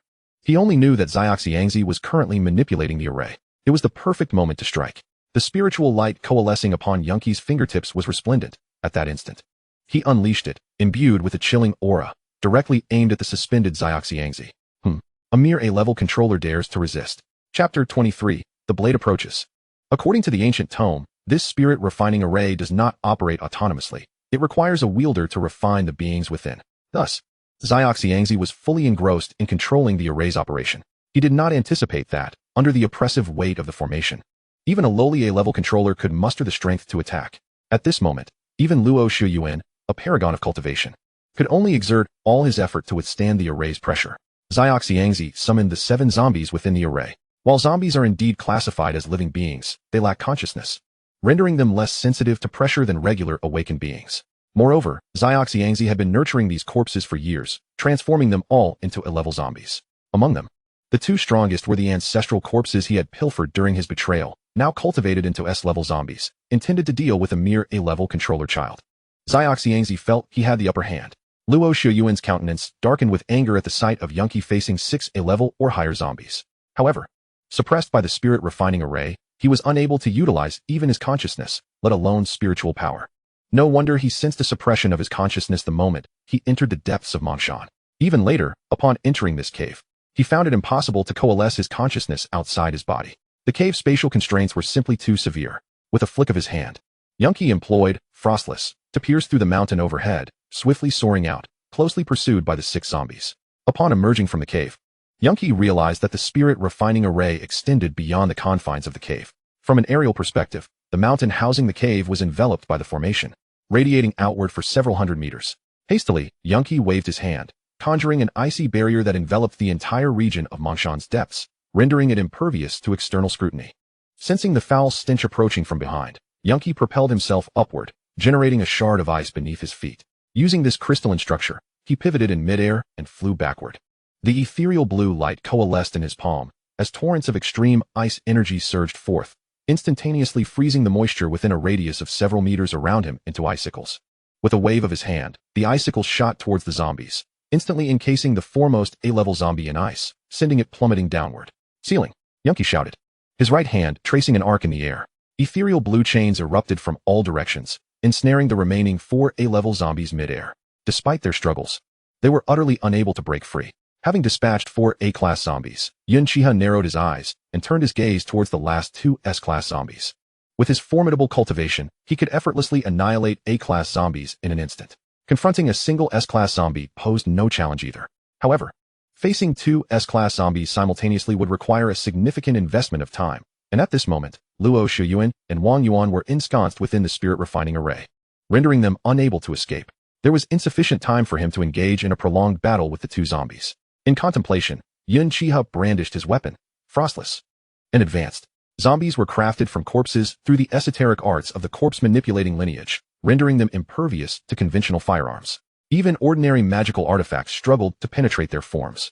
Should they sustain damage, they could swiftly regenerate. In Yun Xihe's hands, Frostless danced like a phantom, inflicting numerous wounds of varying depths upon the 2 zombies.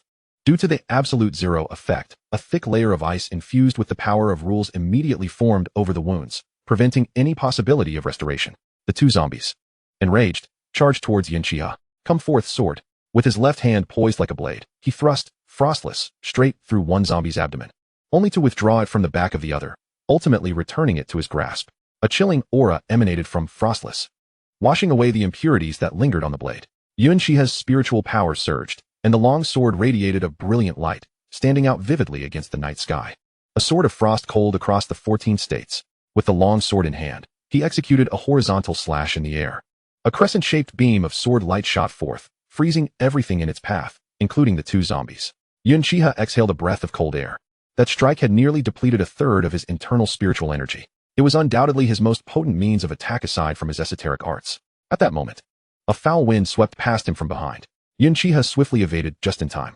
It was revealed that Xiangzi, sensing the inadequacy of the zombies he had nurtured, had distractedly intervened, partially lifting the seal on Yun Xihe, allowing 2 A-class zombies to break free. Moreover, through some unknown means, he had induced a transformation in the 2 A-class zombies, temporarily elevating them to S-class. Yet, Yun Xihe was now unable to employ a sword of frost cold across the 14 states again. During the course of battle, he had discerned that the entire array relied entirely on Xiangzi for its operational energy.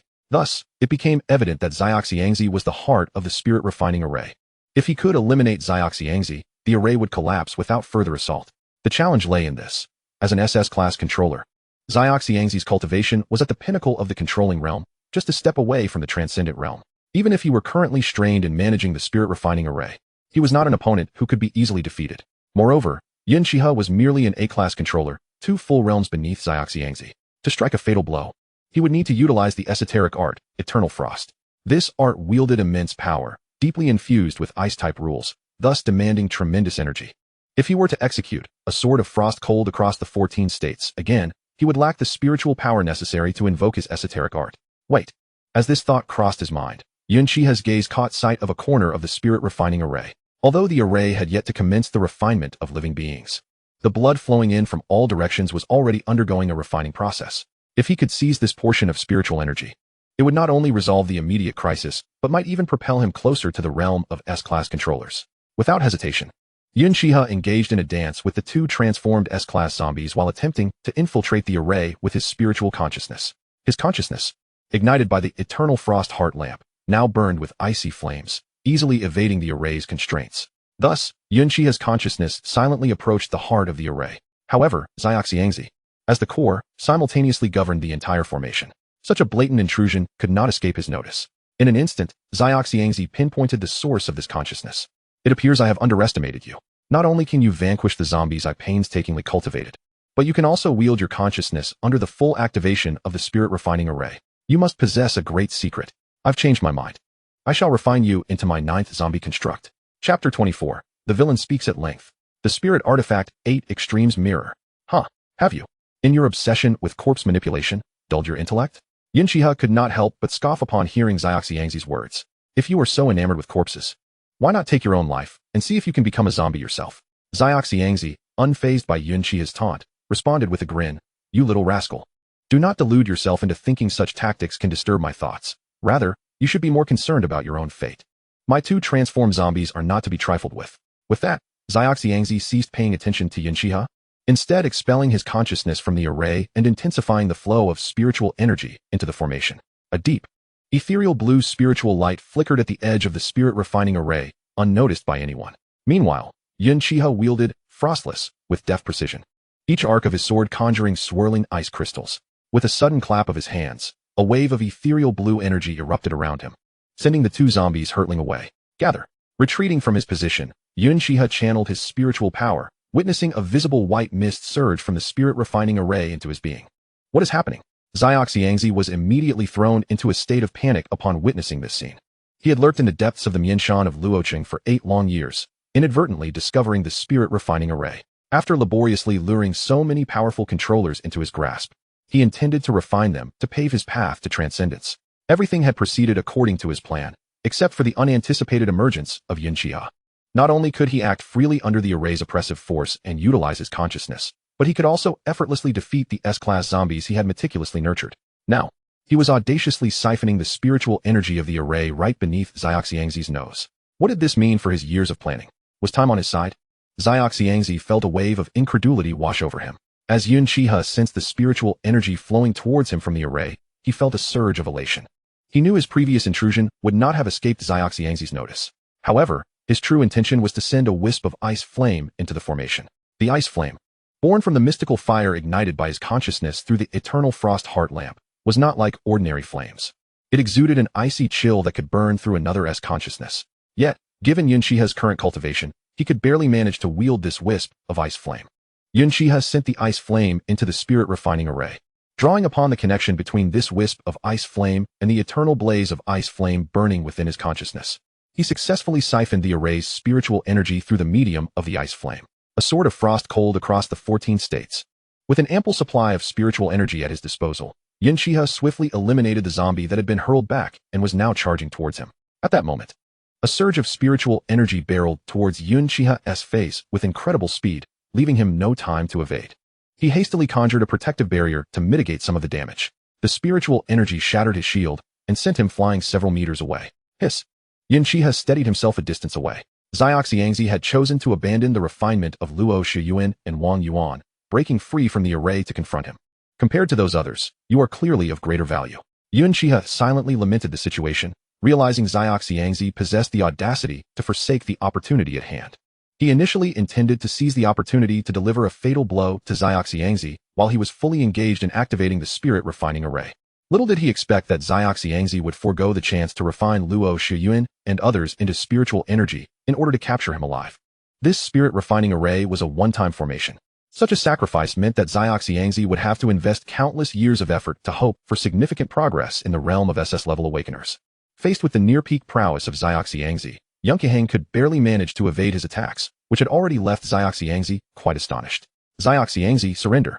You must realize that China is not without its SS-level controllers stationed here. With the suppression of the spirit refining array lifted, Luo Shiyuan swiftly broke the seals on Wang Yuan and others, soaring to Yun Xihe's side, even subtly shielding him. Those 3 old geezers from the Shanghai Tribunal? But we are quite far from the tribunal and the capital. Are you certain they can sense what transpires here? Perhaps it had been a long time since Xiangzi had interacted with so many people, as he showed no urgency in dealing with them. Yun Xihe nudged Luo Shuyuan from behind. And Luo Shuyuan instantly understood, giving a slight nod. With a wave of his hand, Xiangzi dispelled the chains that Yun Xihe had conjured. And the two A-level zombies regained their freedom, immediately flying to Xiangzi's side. He produced two dark green objects resembling seeds, which, upon contact with the zombie's skin, immediately integrated into them. The two zombies underwent a transformation. The ice formed from the previous attack by Frostless visibly peeled away along with the surrounding decayed flesh. In its place, new decayed flesh sprouted amidst flickering green light. The entire skeletal structure of the zombies radiated a ghastly green glow, making them appear truly terrifying in the night. So that was it. Yun Xihe, previously puzzled by how those two A-level zombies suddenly transformed into S-level zombies, now understood that the instigator was indeed Xiangzi. It seemed that these seed-like objects were the divine abilities that Xiangzi had comprehended. Perhaps it was because he had grasped the ability to elevate ordinary zombies into higher-level ones that Xiangzi had resorted to such ruthless and extreme measures, ultimately becoming a traitor to the corpse-driving lineage. Today, none of you shall escape, Xiangzi declared, as the two newly transformed S-level zombies lunged toward the group with ferocious roars. Wang Yuan, these two zombies are yours to deal with, Luo Shuyuan instructed without turning his head. Be careful. Wang Yuan understood that he and the remaining 4 elite investigators from the Special Investigations Office had been tormented by Xiangzi for days, and that merely confronting the two transformed S-level zombies was already a considerable effort. Naturally, they would not recklessly offer their heads to Xiangzi. After advising Luo Shuyuan and Yun Xihe, Wang Yuan and his team engaged the two zombies. Now it's your turn. Xiangzi charged forth, wielding a tempestuous green spiritual force. The aura of an SS-level controller distorted the air in the vicinity, even manifesting a dark green halo around him. Frostless. 8 Extremes Mirror.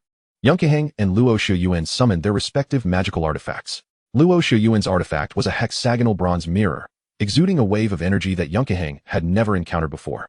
The mirror hovered silently above his head. Little 8. Luo Shuyuan called softly. The 8 Extremes mirror radiated a golden brilliance, gradually coalescing into the form of a child resembling the mirror itself. The child waved his small hand, absorbing the oncoming green spiritual energy. Chapter 25. The Artifact Spirit Little 8, Luo Shuyuan's Counterattack. Unexpectedly, there was an unforeseen gain. Upon seeing this figure, Xiangzi's eyes sparkled with increased interest. Initially, he had merely intended to lure some awakeners from the Special Investigations Office to refine into spiritual energy for his own cultivation. Instead, he encountered a newly emerged prodigious talent, practically delivering him a perfect vessel for crafting zombie puppets. But that was not all. Luo Shuyuan had also brought him a spiritual artifact. It is worth noting that even within the entire corpse-driving lineage, there were no spiritual artifacts, only a few magical tools scattered here and there. Yun Xihe was equally astonished to discover that Luo Shuyuan possessed a spiritual artifact. Nevertheless, upon reflection, it made sense. After all, Luo Shuyuan held a high position and was renowned as China's foremost genius. It was improbable that he lacked any trump cards. Yun Xihe did not dwell on this thought for long, as Xiangzi was already upon him. Congeal. Yun Xihe formed a single-handed seal with his left hand, summoning several ice spikes measuring 2 meters in length to ensnare and trap Xiangzi. Seizing the opportunity, he darted aside to join Luo Shuyuan. Little Yuan, what is this creature? It reeks terribly. Yun Xihe inquired curiously, glancing at the artifact spirit of the 8 Extremes mirror. It turned out that artifact spirits could indeed take on the form of children, just as depicted in novels. The artifact spirit, Little 8, also glanced at Yun Xihe, puzzled as to why this person was staring at him so intently. Never seen an artifact spirit before. Although Yun Xihe's extreme ice spiritual energy was exceptionally formidable, it was still somewhat insufficient to contend against an opponent 2 major realms above him. Even though Yun Xihe had just entered the realm of an SS-level controller today, he could at least stand on equal footing with Xiangzi. However, with his current status as an A-level controller, that was a daunting task.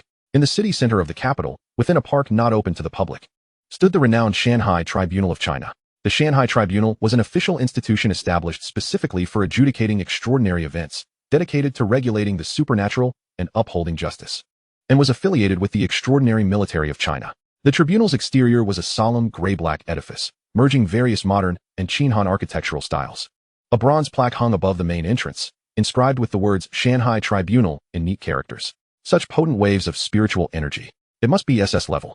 Inside the tribunal, 3 middle-aged individuals opened their eyes simultaneously. These 3 were the judges of the Shanghai Tribunal and the current SS-level controllers safeguarding China. Yun Xihe, the only woman among them, waved her hand, conjuring a spectral map of China before their eyes. Source tracking. Yun Xihe chanted an incantation, her spiritual energy flowing forth as a beam of light shot into the map. The light traversed various locations on the map, ultimately resting upon Mingshan in Luoqing. Mingshan? Queried Zhang Yi, another middle-aged man, somewhat puzzled. Mingshan has never had any unusual occurrences. It's merely an ordinary cemetery near Luoqing. I recall that Xu Yuan has recently been in Luoqing, Chen Mofeng remarked thoughtfully. This is bad. Xu Yuan was sent by the ice god of war to find a newly awakened young man. Being personally dispatched by the ice god of war means he must possess exceptional qualities. If Xu Yuan has yet to break through to SS level, he must be in peril. Zhang Yi analyzed further, growing increasingly grave. Not to mention that he is a focal point of the ice god of war's attention, but Luo Xu Yuan, as China's foremost genius, must not be allowed to suffer any harm. The three exchanged glances, nodding in unison. Lin Xia retracted the map with a wave and, along with Chen Mofeng, transformed into streaks of light, racing toward Luoqing. Zhang Yi, on the other hand, closed his eyes once more, maintaining his vigil at the Shanghai Tribunal. Xiaoxiangzi's power was simply too overwhelming. Even the combined efforts of Yun Xihe and Luo Xu Yuan did not yield any advantage. Wang Yuan and his group, due to their injuries, could barely contend with the two S-level zombie mutations. The entire Mingshan was saturated with spiritual light. Had it not been for Yun Xihe already establishing a barrier, the events here would have long been discovered by the people of Luoqing. Prolonging this confrontation is exceedingly disadvantageous for us. We must find an opportunity to control him. As the judges of the Shanghai Tribunal are already en route, Luo Xian remarked, sensing the searing mark upon his shoulder. This is the mark deliberately left by the judges of the Mountain and Sea Tribunal, allowing for constant awareness of the three adjudicators' conditions. Excellent. Yun Xihe unleashed a beam of sword light, cleaving through the spiritual energy released by Xiaoxiangzi. With the spirit refining array no longer in operation, Yun Xihe felt the depletion of his spiritual power. Hearing Luo Xu Yuan's words, he formed a one-handed seal, causing the very air of the space to become tumultuous. A blizzard, a man-made natural disaster unfolded within this barrier. The snowstorm, infused with extreme icy spiritual energy, wreaked havoc, compelling even Xiaoxiangzi to defend himself with spiritual power. Thousand Thread Soul Call. Seizing the fleeting moment, while Xiaoxiangzi briefly shielded against the blizzard, Luo Xu Yuan directly unleashed his divine ability. Xiaoba, with the 8 Extremes Mirror, hovered behind Luo Xu Yuan. Countless strands of golden spiritual energy transformed into golden threads, shooting towards Xiaoxiangzi. Simultaneously, the spiritual threads faintly shimmered with golden fluctuations, indicative of Luo Xu Yuan's consciousness. The divine ability targeting consciousness is perpetually the most feared existence for ordinary awakeners. Even an SS-class master like Xiaoxiangzi is no exception. Luo Xu Yuan. I never expected your consciousness to be nearing SS class. Sensing Luo Xu Yuan intruding into his sea of consciousness, Xiaoxiangzi was both defensive and astonished. Yet, an S-class remains an S-class. Ultimately, it is not SS class. To infiltrate my sea of consciousness, you still have much to refine. Xiaoxiangzi's consciousness directly severed Luo Xu Yuan's golden thread of spiritual energy. With a cough, Luo Xu Yuan's divine ability was interrupted, causing him to spit blood. Luo Xu Yuan. Xiao Yuzi. Yun Xihe hurriedly soared forward, supporting Luo Xu Yuan as they descended to the ground, while Xiaoba retracted the 8 Extremes Mirror, expressing concern.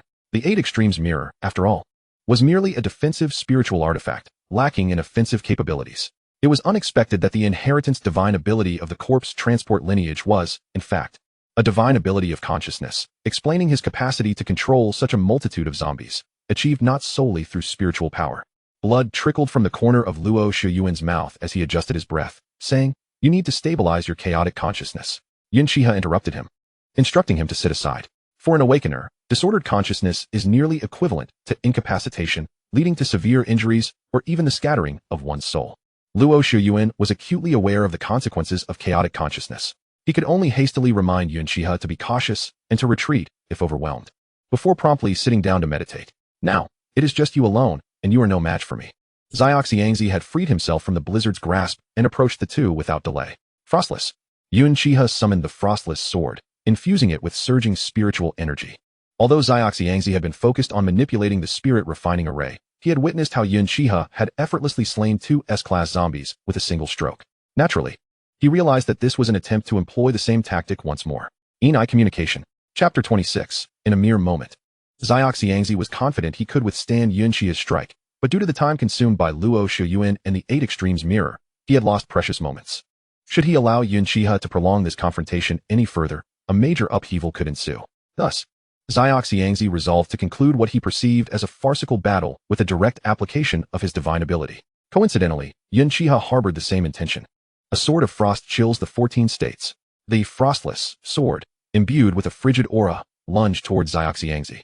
At this moment, Xiangzi's eyes had transformed entirely into an eerie green, while a pair of enormous green-eyed manifestations materialized behind him. In the dark night, those green eyes resembled wolfish gaze, instilling dread. In the air, two S-class zombies entangled with Wang Yuan became aware of the change, casting off their opponents and heading towards Yun Xihe alongside Xiangzi.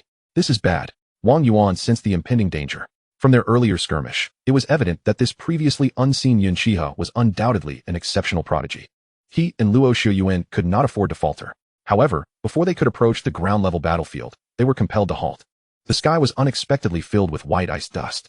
Unlike the previous blizzard, which had primarily constrained Xiangzi's movements, this ice dust emanated a profound sense of peril.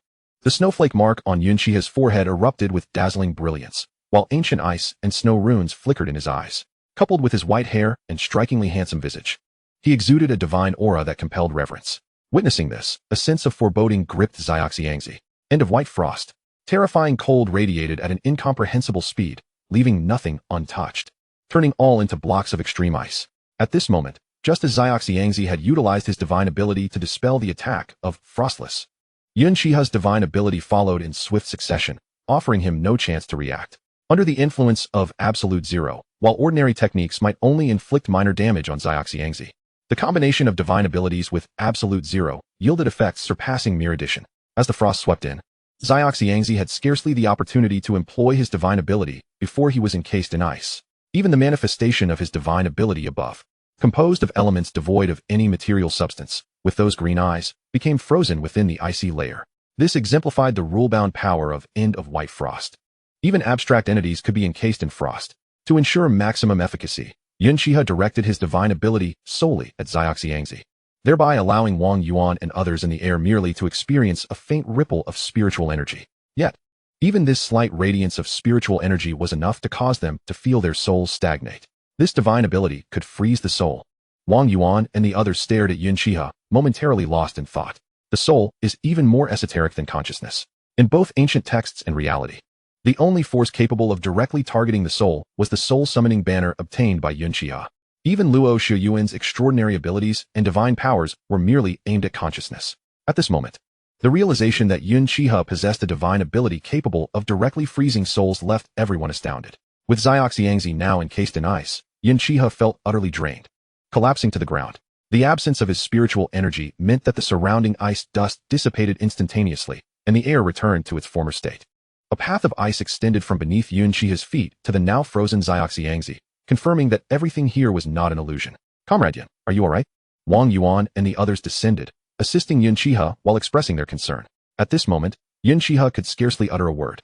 Having consecutively employed his strongest techniques and divine abilities, compounded by the prolonged struggle with Xiangzi, his internal spiritual energy had long since been exhausted, his body was spent, and even his consciousness felt feeble. Were it not for Luo Shuyuan still recuperating, and the fact that he was not well acquainted with Wang Yuan and the others, he might have already succumbed to unconsciousness. However, he was merely holding on. Wang Yuan, supporting Yun Xihe, could naturally sense his condition. He chose not to speak, as maintaining vigilance in such circumstances was the prudent choice. Moreover, given that he was indeed unfamiliar with Yun Xihe, even if he urged him to rest and recuperate, it was likely that Yun Xihe would not believe him, possibly leading to adverse effects. Should he unexpectedly receive a frost-induced shock, it would indeed be a source of amusement. At that moment, two powerful surges of spiritual energy breached the barrier surrounding Mongshan, which Yun Xihe had set prior to the battle. Lin Xia and Shen Mofeng arrived at Mongshan, immediately perceiving the barrier invisible to ordinary people. As they flew closer, they sensed the mark left on Luo Shuyuan, confirming his presence in Mongshan. Although they were unsure why this barrier, despite being of A-class strength, could ensnare Luo Shuyuan, they recognized that something had indeed gone awry. With no time for contemplation, they casually unleashed two streams of spiritual energy to shatter the barrier. Before my eyes lay the heartland of Mianshan after the war. The ground was riddled with fissures, ice shards scattered everywhere, and several lifeless bodies of zombies lay about. The most conspicuous feature was the humanoid ice sculpture at the center of the heartland, with a path of ice extending from its feet to another figure not far away. Although they did not recognize who that individual was, they were aware that the person supporting him was Wang Yuan, the director of the Special Investigation Bureau of Luochen. The one they were most concerned about, Luo Shuyuan, was at that moment taking a brief respite to stabilize his chaotic consciousness. Sensing the arrival of Lin Xia and Chen Mofeng, he hastily beckoned them over. "Chief Lin, Chief Chen." Upon seeing Luo Shuyuan unharmed, The two felt a wave of relief wash over them. Yun Xihe, initially worried that an enemy was breaching his barrier, relaxed upon hearing Luo Shuyuan's words. It turned out that a powerful figure from the Shanghai court had arrived. Before his consciousness plunged into darkness, Yun Xihe could only hear a voice calling his name. How noisy! At the Special Investigation Bureau of Luocheng, Luo Shuyuan concluded his meditation, rose from his bed, glanced at Yun Xihe, who was surrounded by several white-coated figures in the adjacent room, and sighed before departing. Chief Lin. Luo Shuyuan entered an office, saluting Lin Xia, who sat at the head of the table, then nodded towards Wang Yuan. Please sit. How is your injury faring? Lin Xia gestured for Luo Shuyuan to sit beside Wang Yuan. A stream of spiritual energy emanated from her fingertips, weaving around Luo Shuyuan's entire being. I am nearly recovered. Only my consciousness requires further nurturing. The backlash from my powers is indeed difficult to mend. Lin Xia retracted her spiritual energy, confirming Luo Shuyuan's words. The injuries to his consciousness could only be healed through the efforts of an awakener or through rare treasures of heaven and earth. Such treasures capable of restoring consciousness damage were exceedingly rare, even within the ice wall, and she was helpless in that regard. Fortunately, Luo Shuyuan possessed a formidable consciousness, and with a few more days of recuperation, he would fully recover. What of Yun Xihe? When would he awaken? Chapter 27. Awakening. Luo Shuyuan was aware of his own condition and thus did not fret excessively. However, 4 days had elapsed since the battle at Mianshan, and still, there were no signs of Yun Xihe stirring, which was cause for concern. After Lin Xia and Chun Mofeng arrived that day, Lin Xia employed her powers to heal Wang Yuan and the others. Lin Xia's extraordinary ability was rooted in the wood element, and after breaking through to the controller realm, she had comprehended healing-related powers. Therefore, upon returning to the Special Investigation Bureau of Luocheng, they had her attempt to treat both Luo Shuyuan and Yun Xihe. The outcome, however, was disheartening. The injuries of both were exceptionally enigmatic. Luo Shuyuan's consciousness injury was understandable. Such a wound could not be remedied by an ordinary healing ability. Yet, for Yun Xihe, whose only issue was a depletion of spiritual energy, it was unfathomable that his consciousness had also succumbed to slumber. Director Chun had been examining Yun Xihe's condition for the past few days without uncovering any anomalies. After confirming there was no danger, Chun Mofeng returned to the Shanghai court in Shangjing to oversee matters, leaving Lin Xia behind to await Yun Xihe's awakening. The following day, a military aircraft was dispatched to Shangjing to bring Director Chen Ligua of the Extraordinary Research Institute to conduct a comprehensive examination of Yun Xihe. The results were unexpectedly unremarkable. There were no abnormalities, yet he remained in a deep sleep. Upon hearing Lin Xia's words, Luo Shuyuan felt a weight settle in his heart. The state of slumber was, quite frankly, a matter of fate. He could awaken at any moment, or perhaps never again. Initially, he regarded Yun Xihe as a pillar of future strength for China, someone to be nurtured and protected. However, when Yun Xihe astonishingly surged from a D-level awakener to an A-level controller in merely half an hour, Luo Shuyuan was not only shocked, but also felt a twinge of resentment. After all, he himself was currently the most talented individual in China, a paragon even amidst the elite of the Arctic ice wall. His awakened perceptual abilities had set him apart from his peers. Yet, the results made it clear that effort paled in comparison to absolute talent. Later, when the Ice War God personally delivered the Xianbing pill to him, he came to understand that with greater ability comes greater responsibility. What he needed to do was adjust his mindset and act in accordance with the duties expected of China's foremost genius. The events at Mianshan had led him to accept, from the depths of his heart, this sudden emergence of talent that loomed above him. He was a trustworthy ally. In the boundless darkness, Yun Xihe was unaware of how long he had wandered alone. He felt perplexed, with the ever-frozen heart lamp at his disposal, which constantly safeguarded his consciousness. And the consciousness ice flames already ignited. How could his consciousness fall into slumber? Indeed, throughout these days of unconsciousness, he had been aware of his physical state and the slumbering nature of his consciousness. This was precisely what baffled him. He dashed through this chaotic void, devoid of direction or sound. At times, even his sense of self became hazy. Even the act of struggling left him uncertain of how to proceed. Spiritual energy, consciousness, abilities, none remained, as if they had never existed. It felt as if he had returned to a time when he was merely an ordinary person. He wandered aimlessly for an indeterminate duration. Suddenly, a faint glimmer of light flickered before Yun Xihe. Overjoyed to see something other than darkness, he hurried towards the light. Yet, the distance between them seemed unchanged. No matter how far he advanced, the light receded in equal measure, until, at last, that faint light erupted into a brilliant radiance. This time, the light did not retreat but surged directly towards Yun Xihe. In his shock, he attempted to evade, but his entire being felt as if it were paralyzed, leaving him to watch helplessly as the light entered his body. Rings of ice crystals enveloped Yun Xihe, freezing him as though he were a work of art suspended in the endless dark. Cold, an icy chill that penetrated to his very soul. This was the sole sensation Yun Xihe could grasp at that moment. The extreme ice, spiritual energy, and the cold storm he typically wielded against foes were now turned inward, afflicting himself. A myriad of ice needles pierced his frozen form. Strangely, no blood seeped forth, as if in the darkness Yun Xihe were merely a projection. He remained in that unmeasurable darkness for an interminable time, so long that the countless ice needles had transformed the ice-encased Yun Xihe into a multitude of fragments. Yet, he could still sense his presence in that shadowy expanse, even as he had become countless tiny shards. Suddenly, an energy, unknown in origin, pierced through the darkness. Converging upon his fragments, the shards began to gradually coalesce, merging together until they ultimately reformed into Yun Xihe's likeness. A cool breeze swept by.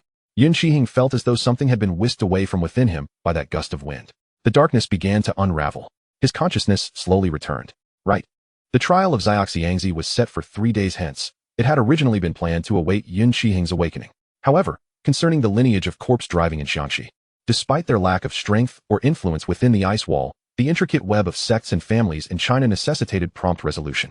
After briefly assessing Luo Shiyuan's condition, Lin Xia retrieved a packet of instant coffee from a drawer, preparing it for herself as she spoke. Very well, I shall be in attendance. Luo Shiyuan, still immersed in his worries for Yun Xihe, replied absent-mindedly. Not good. Something has happened to Yun Xihe. At that moment, the office door burst open violently, and a researcher from Chun Li's team entered, panting heavily. Lin Xia was about to respond when she saw Luo Shiyuan and Wang Yuan already rushing out the door, and she hastily followed suit, waving her hand in exasperation. Though she was unaware of what made Yun Xihe so special as to warrant such concern from the Icewar god. However, in recent days, she has come to comprehend the remarkable feats achieved by Yun Xihe since his awakening. In merely half an hour, he ascended from a D-level awakener to an A-level controller, bravely confronting the S-level controller, Bai Ma, the deputy leader of the Huaxia demigod sect, with his newfound prowess. Furthermore, he managed to reduce the realm of the SS-level controller, Xiao Xiangzi, directly to that of a B-level awakener, even while the latter was gravely injured and imprisoned in the Huaxia Shanhai dungeon. Had it not been for Yun Xihe's prolonged slumber, the ice that bound Xiao Xiangzi would likely never have released him. It is conceivable that if a few more hours had passed, Xiao Xiangzi's cultivation might have been completely obliterated, rendering him an ordinary person after years of arduous training. Thus, Lin Xia has come to label Yun Xihe as a prodigy, one whose brilliance eclipses even that of Luo Shiyuan. Upon hearing that Yun Xihe was in distress, she hurriedly made her way to the hospital room, entirely devoid of the demeanor befitting the presiding judge of the Shanhai court. When Luo Shiyuan and his companions arrived at the hospital room located on the underground 3rd floor of the Luoqing Special Investigation Office, they were greeted by a dense, ethereal blue light that had suffused the entire space, transforming it into a cerulean ocean. The frigid wind howled, and the majority of the researchers at the Extraordinary Research Institute, being mere mortals, trembled in its grasp, with several on the verge of losing consciousness. With a wave of her hand, Lin Xia cast a verdant light upon the researchers, instantly restoring their vigor. After several breaths, the glow gradually receded, revealing Yun Xihe, clad in a hospital gown, levitating in midair. Lin Xia raised her gaze and locked eyes with Yun Xihe, who had just opened his eyes, momentarily entranced. What a pair of eyes they were. Chapter 28, Divine Soul Originally. Yun Xihe's body had been remolded into an extreme ice-style body by the essence of extreme ice, rendering it impervious to ordinary pollutants, thus endowing his pupils with remarkable clarity and purity. However, at this moment, his eyes resembled swirling vortices, impossible to scrutinize closely. A mere glance could ensnare one within. The ice and snow runes that would typically manifest only during Yun Xihe's utilization of divine powers were now etched deep within his gaze. A chill ran down Lin Xia's spine, prompting her to retreat back to reality. Upon looking again, she found that Yun Xihe's eyes no longer bore the same sensation. Only the spiraling ice and snow runes remained as before. Luo, Wang, Lin, Yun Xihe greeted the three as he stepped barefoot from the hospital room. Among them, he was least familiar with the middle-aged woman, recalling only that Luo Shiyuan had addressed her by name on a previous occasion. At the upper levels of the Luoqing Special Investigation Office, in Wang Yuan's office, after listening to Yun Xihe's account, Luo Shiyuan and his companions fell into silence, casting peculiar glances at Yun Xihe. What is it? Yun Xihe inquired, perplexed. He had merely recounted his experiences within the dark space, curious to see if Lin Xia's cultivation and insight could discern the underlying circumstances. The unprecedented situation had indeed rendered him anxious. What if it concealed a latent danger, lying dormant within his body, only to erupt during cultivation one day, leading to calamity? Now, why did everyone look at him as if they were constipated? It's nothing. Merely that we find your fortune to be extraordinary, and your talent surpasses what I had previously understood, Lin Xia eventually replied, calming herself as she continued to sip her coffee, which she had intentionally requested Yun Xihe to add ice to. Delicious, I love it, drink more. Wang Yuan remained fixated on Yun Xihe, his expression one of astonishment, as if he wished to scrutinize him until he bloomed like a flower. Yun Xihe, in turn, directed his gaze towards Luo Shiyuan, hoping to glean the answers he sought from him. Luo Shiyuan sighed, acknowledging the considerable disparity among individuals. Do not worry. Your body is in perfect health. Indeed, perhaps even overly so, he assured, having discerned Yun Xihe's concerns from his expression. As expected, upon hearing that he was in good health, Yun Xihe felt a wave of relief wash over him. He still wished to live a full life. The dark space he had encountered was, in fact, the birthplace of divine souls. The birthplace of divine souls? Yun Xihe straightened slightly, retrieving a bag of sunflower seeds from his ear-clip space, distributing them among Luo Shiyuan and his companions. Luo Shiyuan continued, once an awakener has awakened their extraordinary abilities, they step into a realm that is fundamentally different from that of ordinary individuals. As their cultivation progresses, their lifespan gradually extends, potentially reaching an almost immortal state. However, cultivation is fraught with numerous restrictions. Apart from the most crucial factors of talent and cultivation resources, the inherent shackles between great realms are the most challenging to overcome. Only those who have awakened extraordinary abilities can enter the realm of awakeners. Only those who have opened their sea of consciousness and refined their spiritual awareness can ascend to the realm of controllers. After a brief pause, Luo Shiyuan continued. To transcend from controller to transcendent, one must merge their spiritual awareness with their soul to form a divine soul. A divine soul? Yun Xihe pondered, perplexed as to why one would need to merge spiritual awareness and soul, and whether the two could indeed be unified. Precisely, Yun Xihe interjected, setting down her cup to elaborate. The divine soul is the essence of a transcendent cultivator. You must be aware that the demigod sect was founded upon the veneration of beings who claim to be demigods, correct? Indeed. But what connection does the demigod sect have with the divine soul? Yun Xihe inquired. Because the divine soul is intrinsically linked to the demigods worshipped by the demigod sect and the divine realm that follows. I know little else. Only that possessing a divine soul equates to holding the key to unlocking the realm of transcendency. Within the Arctic ice wall, there are nearly 100,000 cultivators at the SS level controller stage. Yet fewer than 1 in 100 manage to successfully transcend due to their inability to condense divine souls, leaving them without hope of breakthrough. Therefore, your unexpected formation of a divine soul eliminates any notion of bottlenecks, coupled with your innate talent, as long as you have sufficient spiritual energy. Becoming a transcendent is merely a matter of time. Yun Xihe rose, patting Yun Xihe's shoulder, her words brimming with admiration. Those chosen to serve as the presiding judges of the Huaxia Shanhai court are undoubtedly utterly loyal to Huaxia and the human race. With an unparalleled prodigy like Yun Xihe emerging, how could one not feel elated? Previously, she had been puzzled as to why the Ice Wall's war god would place such importance on a recently awakened junior. Now she surmised it was likely due to the junior's astonishing innate talent. Xihe, come with me, Luo Shiyuan beckoned, halting Yun Xihe, who was preparing to leave. All along, Yun Xihe had regarded Luo Shiyuan as his superior, unaware that the latter claimed they were of the same generation. In the future, they would be comrades fighting side by side within the Ice Wall. Furthermore, with Yun Xihe now possessing a divine soul, his baseline power could be said to have fully reached the level of an S-level controller. Hence, he fervently advocated for them to address each other as friends, avoiding formalities that might seem distant. After exchanging pleasantries with Wang Yuan, Luo Shiyuan led Yun Xihe to another office. Disperse. Luo Shiyuan formed a seal. Golden spiritual energy transformed into a multitude of forbidden symbols that adorned the corners of the room. Yun Xihe refrained from questioning Luo Shiyuan's motives for sealing the room, recognizing that there must be a valid reason behind it. Shortly thereafter, Luo Shiyuan summoned the 8 Extremes mirror. The mirror levitated in midair, and a luminous screen ascended from its surface, revealing a shadowy figure. The Ice Wall's war god. Luo Shiyuan saluted the figure. Yun Xihe was astonished that Luo Shiyuan could converse with the Ice Wall's war god in such a manner, and even more so that he had been brought here for the war god to behold him. Ice Wall's war god. Yun Xihe mimicked Luo Shiyuan's salute. No need for such formality. You are not a soldier in the army, so there is no need for excessive courtesy. Contrary to Yun Xihe's expectations of a stern and aloof middle-aged man, he found the Ice Wall's war god to be rather amiable. You have already condensed your divine soul? The god of ice, on the verge of articulating his thoughts, was suddenly overtaken by a surge of emotion. Simultaneously, a barely perceptible oppressive force emanated from the 8 Extremes mirror. Even the embodiment of extreme ice, capable of disregarding pressures below the rules, felt the weight of this formidable aura at that moment. It was merely a fortuitous accident, Yun Xihe remarked, his expression tinged with embarrassment. He truly felt that his words bore an air of ostentation, yet it was the undeniable truth. He reiterated his earlier conversation with Yun Xihe and others. Indeed, it was fitting that he was an awakened elemental paragon. The future of our China shines bright. Chapter 29, is this correct? The power of the soul transcends perception.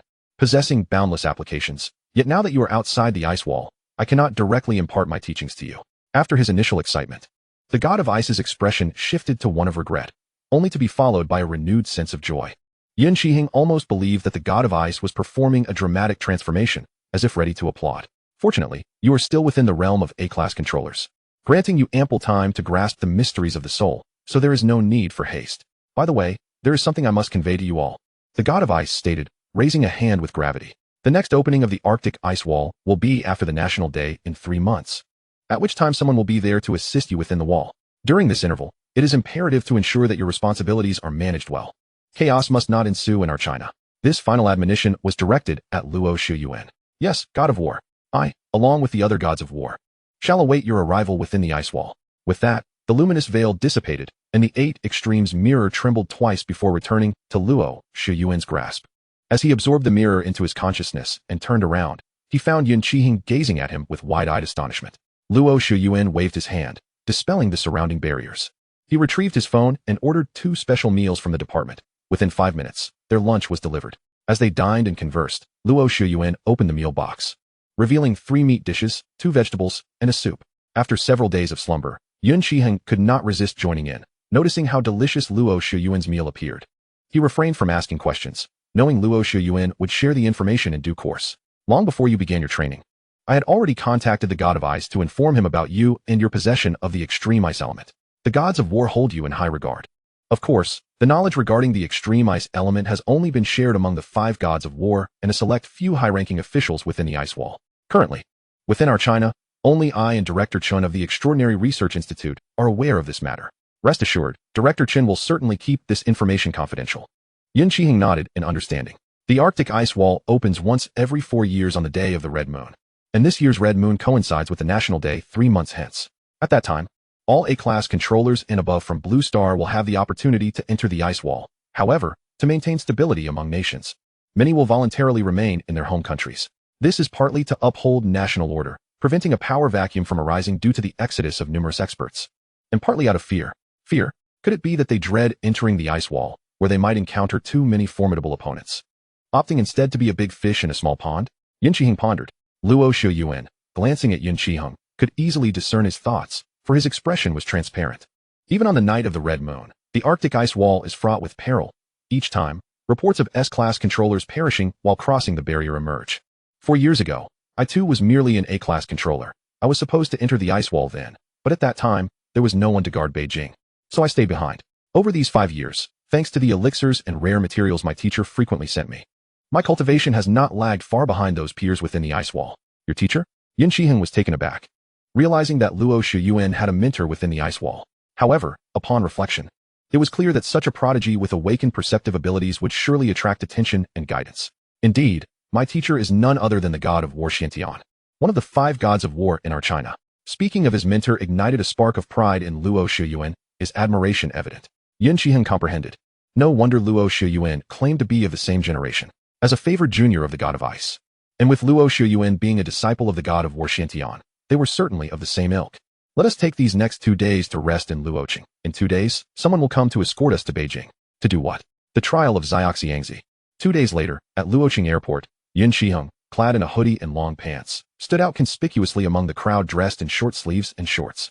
Coupled with his exceptionally striking looks, he attracted many admiring glances. For those already at the controller level, the mundane shifts in weather hardly impacted their senses.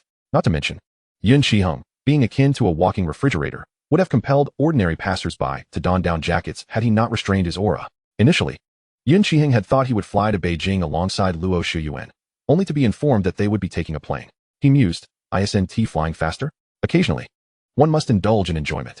Luo Shuyuan's remark earned his approval. Though cultivation is akin to navigating upstream, if one does not advance, they regress. Occasional relaxation can paradoxically yield greater efficiency in subsequent training. During these 2 days, Yun Xihe exchanged all his contribution points for cultivation resources. After an intense bout of training, he found himself a mere step away from the S-class controller realm. With just one opportunity, he could seamlessly break through to that level. Walking beside him, Luo Shuyuan, donned in sunglasses, though not as striking as Yun Xihe, still possessed the handsome allure of a boy band member. His commanding presence, honed through years in high positions, also attracted a swarm of adoring gazes. In these 2 days, Luo Shuyuan was not idle either. Following his confrontation with Xiangzi, The backlash from his disrupted mental powers had not only fully recovered, but had also propelled him significantly further. He successfully ascended to the SS class controller realm, prompting Yun Xihe to commend him, exclaiming, "Truly, the foremost genius of our China." To which Luo Shuyuan responded, with a hint of a smile, "My fists are itching." It's amusing to be called a genius by someone who traversed 5 years in half an hour. Is this accurate?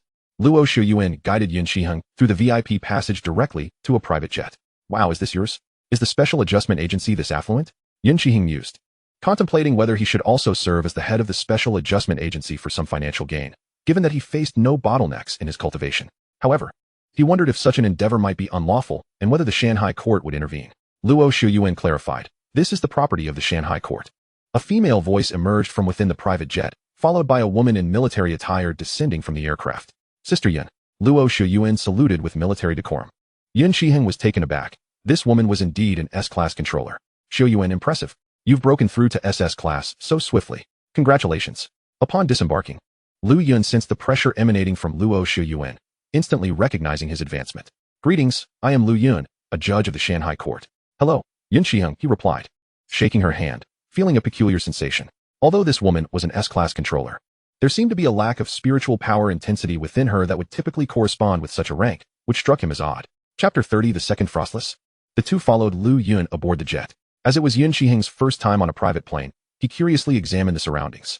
Noticing his earlier confusion, Lu Yun poured water for both of them and proceeded to explain. "I was initially just an ordinary awakener, but thanks to the esteemed Judge Zhang's regard, my cultivation was forcibly elevated to the S-level dominator realm through divine powers, although my true strength remains rather modest." "So it is." Yun Xihe nodded in understanding. Previously, he had learned from Luo Shuyuan about the distinct abilities of the 3 judges of the Mountain and Sea Tribunal.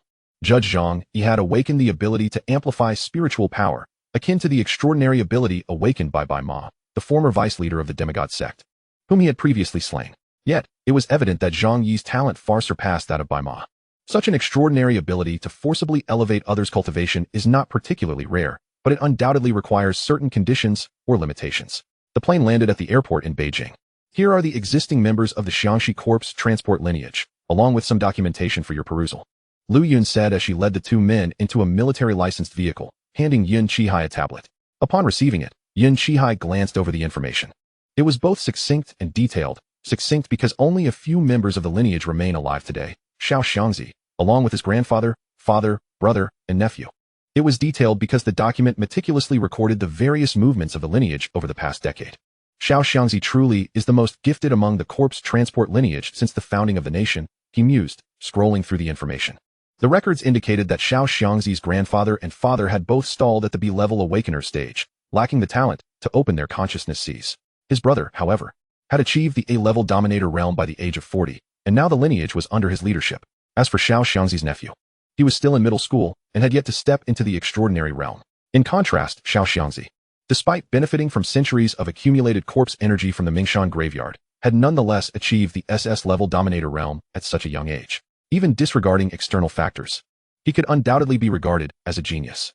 Had Xiao Xiangzi not chosen the path of refining corpses from living beings, it is likely that the Xiangxi corpse transport lineage would have flourished under his stewardship long ago, Luo Shuyuan remarked.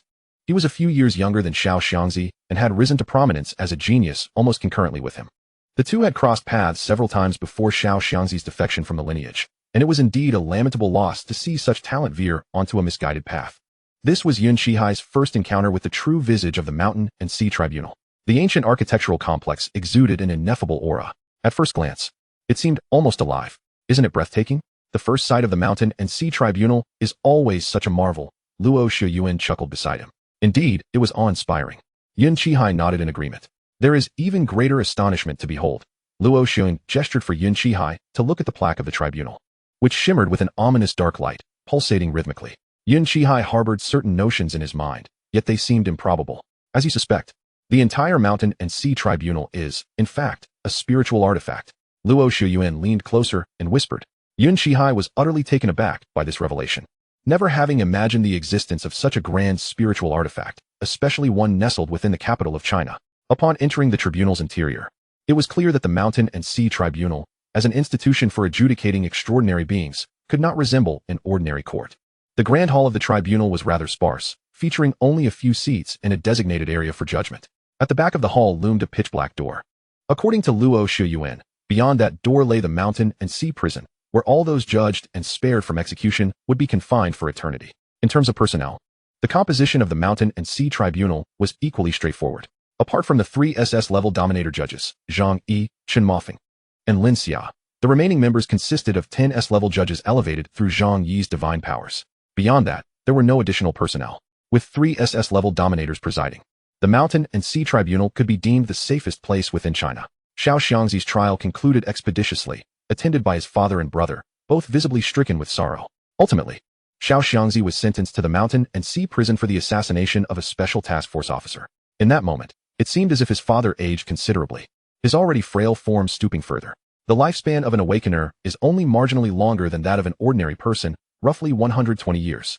It is only upon reaching the Dominator realm that one's lifespan soars to 500 years, and it increases exponentially at the S-level and SS-level Dominator stages. Thus, Xiao Xiangzi's father, already advanced in years, would likely not endure long after receiving such devastating news. Yun Xihe shook his head. Just then, Lin Xiao approached with Lu Yun towards Yun Xihe and Luo Shiyuan. Yun Xihe understood that their presence at the mountain and sea tribunal was not merely to observe Xiao Xiangzi's trial. The true intention was to bestow upon them certain rewards. After all, Xiao Xiangzi had defected from the corpse transport lineage and had engaged in the nefarious practice of refining corpses from ordinary people, making him a target for the Special Task Force of China. Now that Yun Xihe and Luo Shiyuan had not only captured him, but also rescued the trapped Wang Yuan and others, they were naturally entitled to commendation. This is the inventory of items found within Xiao Xiangzi's storage artifact. Please see if there is anything you require. Lin Xia presented the 2 men with a folder. Additionally, Xiao Luo may select any one treasure from the Little Divine Dragon's treasury, while Xiao Yun may choose 2. Judge Lin, please grant my share to Qihai. I have just broken through to the SS-level Dominator stage and need to stabilize my cultivation, so I have no use for those treasures. And I already possess a spiritual artifact. Luo Shiyuan pondered before speaking. Yun Xihe, still immersed in the delight of being able to select items from Xiao Xiangzi's belongings, was overwhelmed with emotion upon hearing Luo Shiyuan's generous offer. Shiyuan, you truly are a remarkable person, Yun Xihe exclaimed, wiping a tear from the corner of his mouth with a smile. Very well, once you have made your selections, just inform Lu Yun. Lin Xia remarked with a smile before departing. Yun Xihe urged Luo Shiyuan to examine Xiao Xiangzi's possessions first, while he himself pulled out his phone to browse the Little Divine Dragon Club app. Speaking of which, he currently possessed the artifact known as Frostless, which was no ordinary item but rather imbued with spirit, allowing for prolonged use. Ironically, his cultivation was just a step away from breaking through to the S-level Dominator realm. After deciding on the necessary cultivation resources, Yun Xihe directly navigated to the interface for heavenly materials and elixirs. Chapter 31. Completing Luo Shiyuan's 8-year journey in 20 days, Yun Xihe swiftly perused the items within the treasury. After all, it was merely a treasury within China, and many items were only suitable for A-level dominators and lower. Ultimately, Yun Xihe chose 2 bottles of spirit-enhancing elixirs and a detailed tome on formations. The 2 bottles of elixirs were perfectly suited, one for cultivating his realm and the other for solidifying it. Initially, he had intended to select a detailed guide on alchemy. However, given that his awakened ice element was ill-suited for refining pills or artifacts, he had to forego that option. Fortunately, the formation tome would still serve him well. If utilized correctly, formations could significantly influence the tides of battle. Had he mastered the various functions of formations during the battle at Mingshan, he would not have had to laboriously rely on his spiritual sense and ice power to siphon energy from the spirit-refining formation. He could have simply reversed the formation to absorb Xiao Xiangzi's spiritual power for his own use. I have made my selection. Thank you for your assistance. After Yun Xihe added Lu Yun as a friend, he sent the selected items directly to her via the Xiaoshenlong Club app. Out of courtesy, Lu Yun received the message and proceeded directly towards the Shanghai court. How is it? Is there anything useful?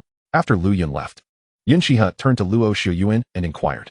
There's nothing I can use. Over the past few years, Xiaoxiangzi has been lying low in Mongshan, relying on the energy of corpses for cultivation, and the resources have been nearly exhausted, Luo Shiyuan replied, handing a folder to Yun Xihe. Yun Xihe accepted the folder, and upon hearing Luo Shiyuan's words, he felt little hope. He casually flipped through the pages and indeed found nothing of value. Several magical tools and treasures were of exceedingly ordinary quality. The frostless sword was something Yun Xihe had deemed beneath his notice. Just as he was about to put the folder away, a white fragment depicted at the bottom of the last page caught his attention. What is this? Yun Xihe thought the fragment looked remarkably familiar, yet he couldn't recall where he had seen it before. What are you looking at? It resembles your sword quite a bit, Luo Shiyuan remarked, noticing Yun Xihe's dazed and furrowed brow as he leaned in. That's right, it's frostless. Hearing Luo Shiyuan's words was akin to a sudden epiphany for Yun Xihe. The fragment indeed bore a striking resemblance to the body of Frostless. However, Frostless was a complete sword without any flaws, and this fragment was white while Frostless was ice blue, which is why Yun Xihe initially failed to make the connection. With a wave of his hand, he summoned his magical treasure. Upon closer inspection, he verified that the patterns were nearly identical, differing only in color. Just then, Lu Yun returned. Here are the spirit-enhancing pills and the detailed array explanation. Lu Yun handed Yun Xihe 2 jade vials and a thick tome. After accepting them, Yun Xihe promptly indicated to Lu Yun that he needed the white fragment. Although she didn't understand why Yun Xihe was interested in such an inconspicuous piece, she still asked the two to wait a moment. Indeed, it exudes a potent chill. A quarter of an hour earlier, Lu Yun had retrieved the white fragment that Yun Xihe specifically requested. She also brought back a message from Lin Xia. The chief judge Lin mentioned that she had inquired with Xiangzi about the origin of the fragment, which was reportedly obtained near the 5 families in northeast China, and that they need not seek out Xiangzi any further. After delivering the information, Lu Yun attended to her official duties. Leaving Yun Xihe and Luo Shiyuan to their own devices, the two promptly flew back to the Special Investigation Department in Shangjing. Upon entering the office, Yun Xihe sat down to carefully sense the white fragment. As expected, he detected a rich presence of cold energy emanating from it. Yun Xihe summoned Frostless. It seemed to sense the presence of the white fragment, gently swaying in the air and emitting a series of melodious sword sounds. This sword was extraordinary. It should originally be a spiritual weapon, or even possibly a spiritual treasure. Observing the scene, the spirit of the 8 extremes mirror, Xiao Ba, perched on the mirror, crossed its legs and remarked, "A spiritual treasure?" Yun Xihe waved his hand, putting away both Frostless and the fragment. A spiritual treasure is a higher existence than a spiritual weapon, divided into postnatal and innate treasures. Postnatal treasures are crafted by exceptionally powerful blacksmiths using various rare spiritual stones and metals, requiring the forger to possess profound cultivation. In contrast, innate treasures are naturally birthed by the heavens and are immensely powerful, often imbued with various attribute abilities.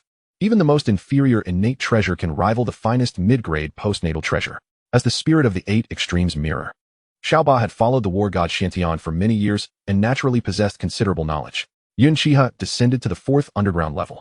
The underground levels 3, 4, and 5 of the Shangjing Special Investigation Department housed patient rooms, quiet rooms, and training rooms, respectively. Since breaking through to the controller realm, he and T visited the quiet room. With his awakened consciousness, he could skillfully manipulate spiritual energy without the need for training in the quiet room, which was originally designed to prevent those at the awakened level from causing excessive disturbances during cultivation.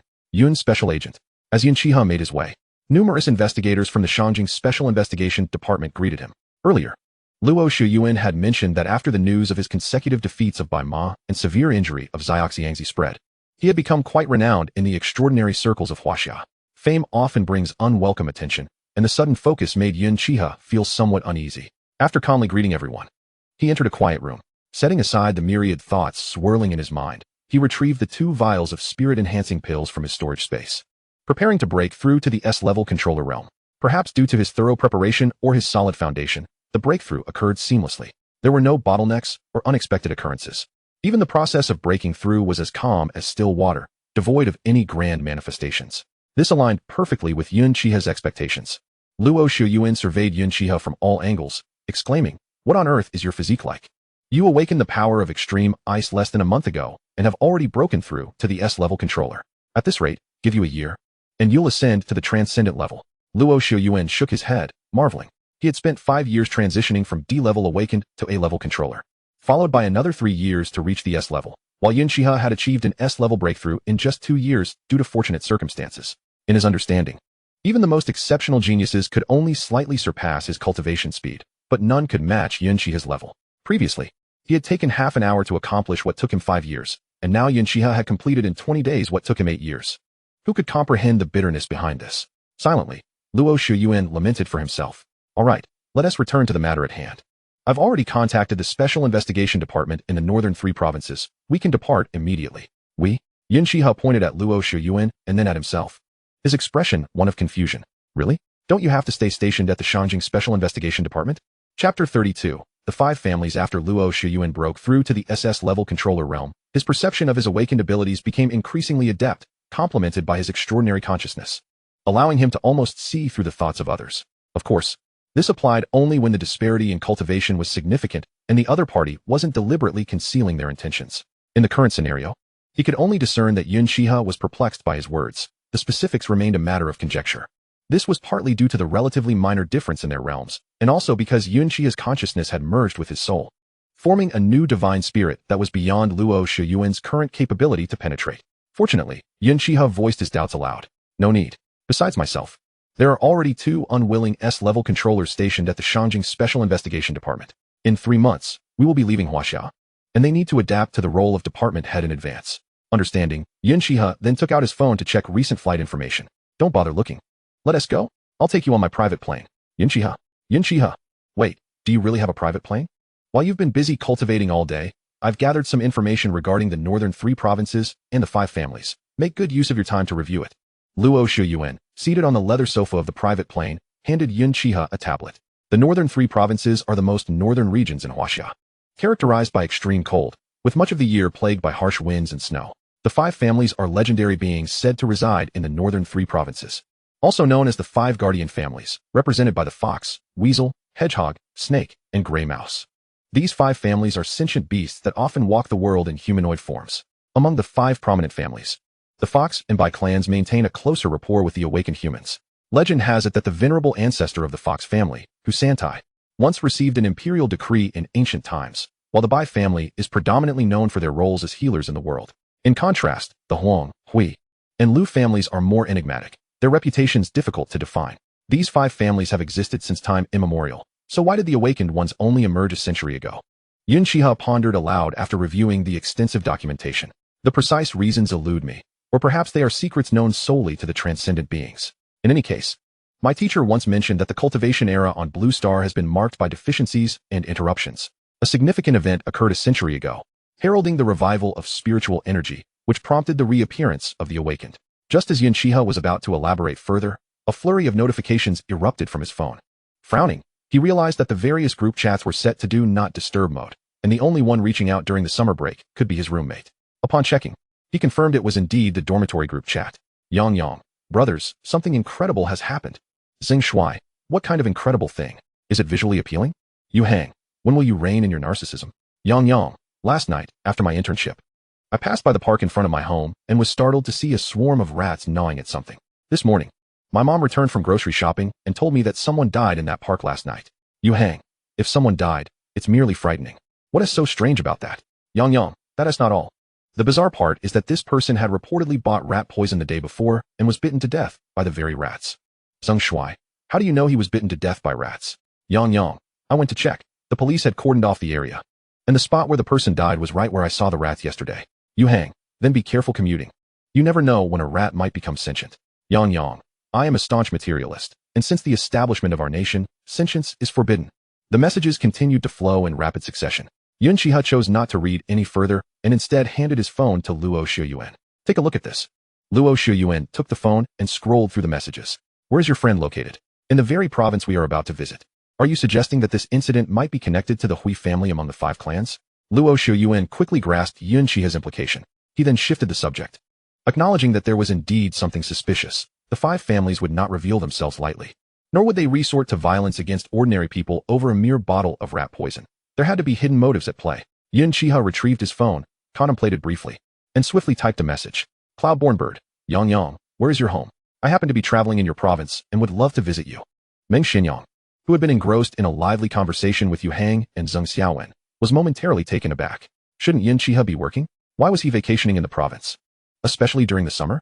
Yang, really? My home is in Shuani community. If you come, please let me know in advance, and I will pick you up. Although puzzled, Meng Xinyang replied to Yun Xihe, thinking that even if it was a prank from his good friend, it was no matter.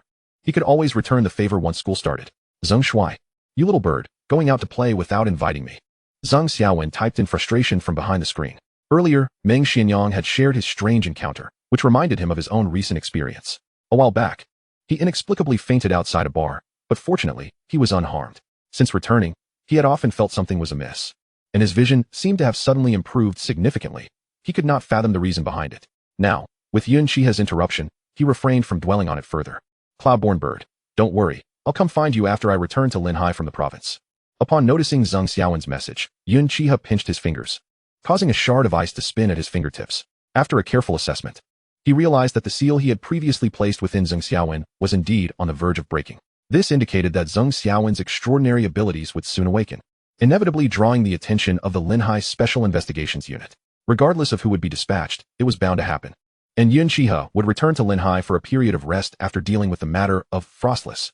Zheng Shuai, remember, you promised to bring me back some local specialties. Yun Xihe sighed in exasperation. This incessant urge to bring back local delicacies was an ingrained trait of the Chinese heritage, a tradition that seemed to follow him wherever he went. During the subsequent journey, Yun Xihe delved deeper into information regarding the 5 families. Initially, he believed that the white fragment was solely obtained by Xiangxi in the 3 northern provinces. Although it lay within the dominion of the 5 families, it did not necessarily imply a direct connection. Yet, with Meng Xuanyang's sudden encounter, it appeared that the Hui family, at the very least, was plotting something. Since he and Luo Shiyuan had come, they would certainly involve themselves in the matter, striving to contribute something meaningful to their country and its people before departing from China.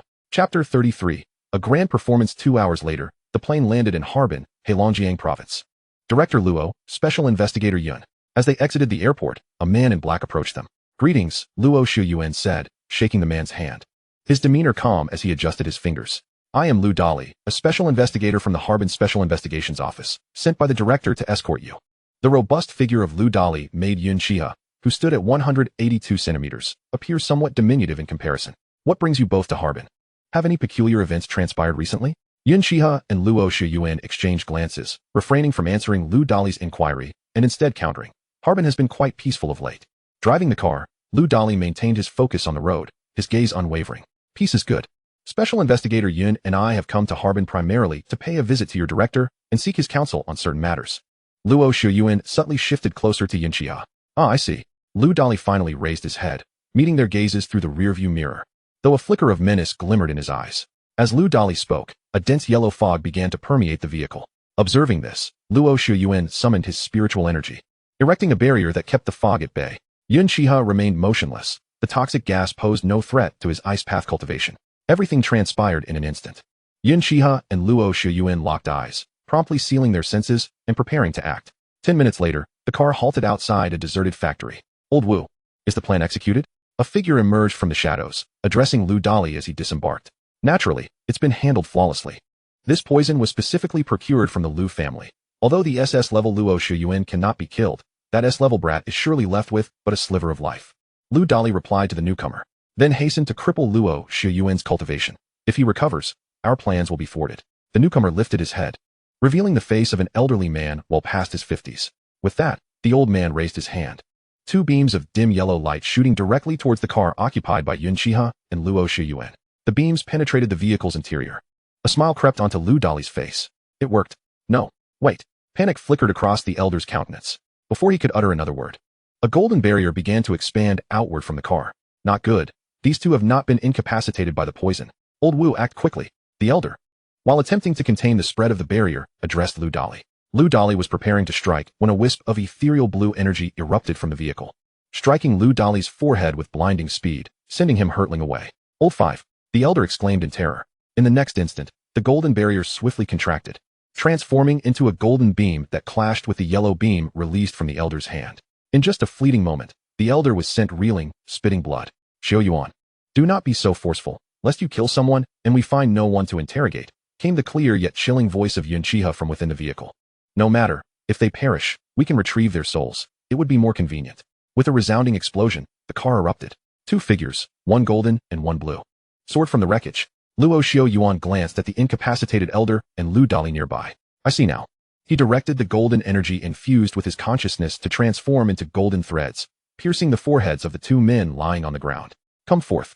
Luo Xiaoyuan commanded, his energy surging. The 2 golden threads unexpectedly extracted 2 weasels from within the elder and Lu Dali. Are these the weasels of the Huang family? Yun Xihe, possessing a keen sense of spirit energy, sensed something amiss with the 2. However, he was not as attuned to the intricacies of consciousness energy as Luo Xiaoyuan, who specialized in it. This was the infamous possession technique of the Huang family. Luo Xiaoyuan withdrew his energy. The 2 weasels, after a brief moment of returning to their souls, immediately knelt before Yun Xihe and Luo Xiaoyuan. Esteemed elders, I beseech you to spare my life. I am willing to submit to you. The weasel extracted from the elder had a darker, rougher coat, devoid of luster, with a white snout and chin, clearly an aged specimen. This weasel bowed its head, repeatedly proclaiming its willingness to serve Yun Xihe and Luo Xiaoyuan. Yet the malice in its eyes was palpable. As it spoke, it subtly released a surge of yellow demonic energy, silently attempting to encircle Yun Xihe from behind. Having felt the overwhelming pressure emanating from Luo Xiaoyuan, an SS-level master, the aged weasel realized it could not confront him directly. Thus, it resolved to take the young man accompanying Luo Xiaoyuan hostage. If it could seize him, Luo Xiaoyuan would undoubtedly be compelled to acquiesce to its demands and allow their escape. However, reality proved harsh. Before the aged weasel could manipulate its demonic energy to invade Yun Xihe's consciousness, an intense chill surged back, rebounding upon it. In an instant, the lower half of the aged weasel was frozen, rendering it entirely numb. Old man. The weasel within Lu Dali was significantly younger and considerably weaker, possessing only A-level prowess. Your soul control technique is lacking. I detected it from quite a distance, remarked Yun Xihe, somewhat bored. He formed a shard of ice in his hand, spinning it like a coin. Speak. Luo Xiaoyuan simply uttered these two words. The young weasel then divulged everything in a rapid-fire manner. It turned out that the aged weasel was the patriarch of the Huang family, while the younger one was Huang Wu, the fifth among the younger generation of the Huang family, with A-level abilities. Years ago, Huang Wu had been assigned by the patriarch to possess Lu Dali, aiming to infiltrate the Harbin Special Investigation Unit. The Bai and Hu families had always been close to the awakened humans, thus expanding their power. The three families of Hui, Lu, and Huang had united over a decade ago to contend against the Bai and Hu families. A decade prior, the three families had fortuitously obtained a shard, the cold energy within which accelerated their cultivation. After years of training, the number of S-level practitioners among the three families had even reached double digits. The most formidable, the old patriarch of the Lu family, had advanced to the threshold of half SS level. For years, the three families had relentlessly scoured the three northeastern provinces for white shards. However, since discovering the seventh shard 3 years ago, no further leads had emerged. With the Lu patriarch on the verge of a breakthrough, lacking the cold energy from the white shards to aid him, his chances of success were nearly non-existent. Should he fail, given his advanced age, he would likely perish. In a desperate bid to ensure a successful breakthrough, the Lu patriarch resolved to resort to the blood of ordinary humans. A clear violation of the taboo among the 5 families. Yet, after years of alliance, none among the 3 families could contend with the Lu patriarch. Thus, they were reluctantly compelled to seek out suitable blood offerings. Huang Wu, upon learning of Yun Xihe and Luo Xiaoyuan's impending arrival at the Special Investigation Unit, immediately reported this information. Although he was unaware that they had already transcended their realms, he understood that if external factors disrupted the Lu patriarch's plans at such a critical juncture, they would face dire consequences. Thus, everything that transpired today came to pass. The old patriarch of the Lu family seems to have grown senile, foolishly attempting to achieve SS level through such nefarious means. Luo Xiaoyuan scoffed after hearing Huang Wu's account. Is there more to this? Huang Wu misconstrued Luo Xiaoyuan's words as a jab at the Lu patriarch's ruthlessness, while Yun Xihe discerned a deeper implication. Luo Xiaoyuan cast a glance at the nearly lifeless Lu patriarch and Huang Wu, his expression inscrutable. According to the most confidential documents of the Special Investigation Unit, the 5 families of the 3 northeastern provinces are said to have historical ties to the human royal family. The royal family would grant land to the 5 families, permitting the locals to worship them in return for their protection over the region. Due to the royal family's land grants, all members of the 5 families bear a blood oath that prevents them from cultivating using the blood of ordinary humans. This blood oath usually remains dormant, but should someone violate it, the backlash would affect all kin sharing the same bloodline. What a tyrannical blood oath, Yun Xihe mused silently. Is it not akin to one person's actions resulting in repercussions for the entire clan? No wonder no incidents regarding the 5 families have surfaced in the 3 northeastern provinces for years. With such a domineering blood oath, who would dare to indiscriminately slay ordinary people? Now, the Lu patriarch was inciting the Lu, Huang, and Hui families to hunt suitable ordinary individuals for his cultivation. He must have either discovered a method to break the blood oath, or, facing imminent demise, felt compelled to take drastic measures. Presently, among the 5 families of the 3 northeastern provinces, only the old patriarch Husan of the Hu family remained from the same era as the Lu patriarch. The others had long since faded into history. Husan was the only SS-level being among the 5 families, having received royal recognition, thus enjoying a lifespan far exceeding that of ordinary extraordinary beasts, allowing him to survive into modern times. Consequently, the secrets concerning the blood oath were known solely to him and the Lu patriarch. The incapacitated Lu patriarch and Huang Wu wore expressions of shock, utterly unaware of the convoluted intricacies at play. Fortunately, they had adhered to the clan regulations passed down by their ancestors, never resorting to harm against ordinary people. Let us proceed to the Harbin Special Investigation Unit, Luo Xiaoyuan proclaimed, binding the 2 weasels with his energy and leading them away as one would walk a dog. Yun Xihe glanced at his empty hands, contemplating whether he should acquire something to lead around as well, believing it would appear quite impressive. The Harbin Special Investigation Unit, located in the 3 northeastern provinces bordering the neighboring nation of the White Bear Kingdom, frequently encountered cases of foreign awakened beings illicitly crossing into China. Consequently, the investigators stationed at the various special investigation units in the 3 northeastern provinces were considerably more numerous than elsewhere, and their daily tasks were far more demanding. Good sir, this is the logistics department of the police station. If you wish to report a crime, please proceed to the adjacent police precinct. Su Xihe had only recently awakened, still grappling with the nuances of his D-level awakened state. Thus, he spent his days in the lobby of the special investigation unit, attending to visitors. During his idle moments, he familiarized himself with his extraordinary abilities and perused the latest supernatural incidents. As Yun Xihe stepped through the threshold of the special investigation unit, Su Xihe instinctively assumed that Yun Xihe was another individual seeking to report domestic matters. After all, such occurrences had transpired numerous times during his brief tenure at the unit. Typically, special investigation units are established adjacent to police departments to facilitate the swift exchange of information during extraordinary events. Upon observing Yun Xihe's appearance, a subtle intuition hinted to Su Xihe that this encounter differed from the usual reports he had encountered. Although taken aback by the striking visage and demeanor of the unfamiliar man before him, Su Xihe quickly regained his composure and inquired, "Is your director present?" Luo Shuyuan stood just behind Yun Xihe, momentarily obscured from Su Xihe's line of sight. It was only when he spoke that Su Xihe realized there was indeed another man behind Yun Xihe, and he appeared somewhat eccentric, leading 2 lethargic weasels. Who raises weasels as pets? Xihe, what's the matter? At that moment, Zhang Jiao, who was busy attending to work in the lobby, noticed Su Xihe and approached, assuming there was some unruly individual causing a disturbance. As he drew closer, his gaze swept upwards, landing on the 2 half-conscious weasels, emanating a strange aura. They are from the Huang family of the 5 celestial families. Zhang Jiao's breath caught in his throat as his gaze continued upwards. Yun Xihe, Luo Shuyuan. As a veteran awakened for several years, Zhang Jiao recognized both Luo Shuyuan and the recently renowned Yun Xihe. The numerous achievements of Yun Xihe had already circulated through the Xiaoshenlong app. It was only Su Xihe, who had awakened just days prior, who remained unaware. "The director is in the office. Allow me to escort you both there," Zhang Jiao said, immediately lowering his posture. As a mere B-level awakened individual, he recognized that neither status nor cultivation could compare to the 2 prominent figures before him, and thus he dared not adopt an air of superiority. "Xihe, continue your duties," Zhang Jiao urged before leading the trio to the upper levels of the special investigation unit. Once they departed, Su Xihe regained his senses and pulled out his phone. Opening the Xiaoshenlong Club app, he clicked on the pinned update, which boldly proclaimed, "The growth story of the strongest genius in the history of China, Yun Xihe," accompanied by a photograph of Yun Xihe as an ordinary student, merely a handsome figure at Linghai University. Su Xihe had previously perused these posts, which were officially released by the Special Investigation Unit to boost morale. However, the current Yun Xihe, having undergone significant growth in both power and experience, had transformed dramatically, rendering Su Xihe momentarily unrecognizing. He felt a pang of regret.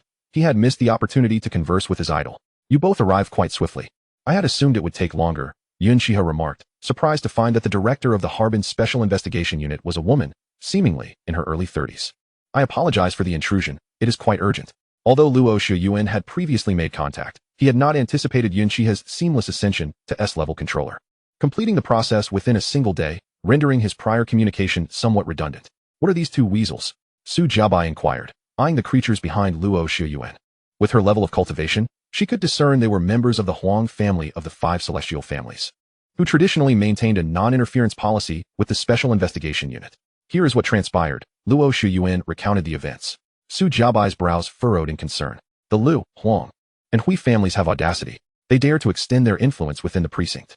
She was aware of Lu Dali's diligent work within the unit and had intended to promote him, only to discover he was an insider for the Huang family.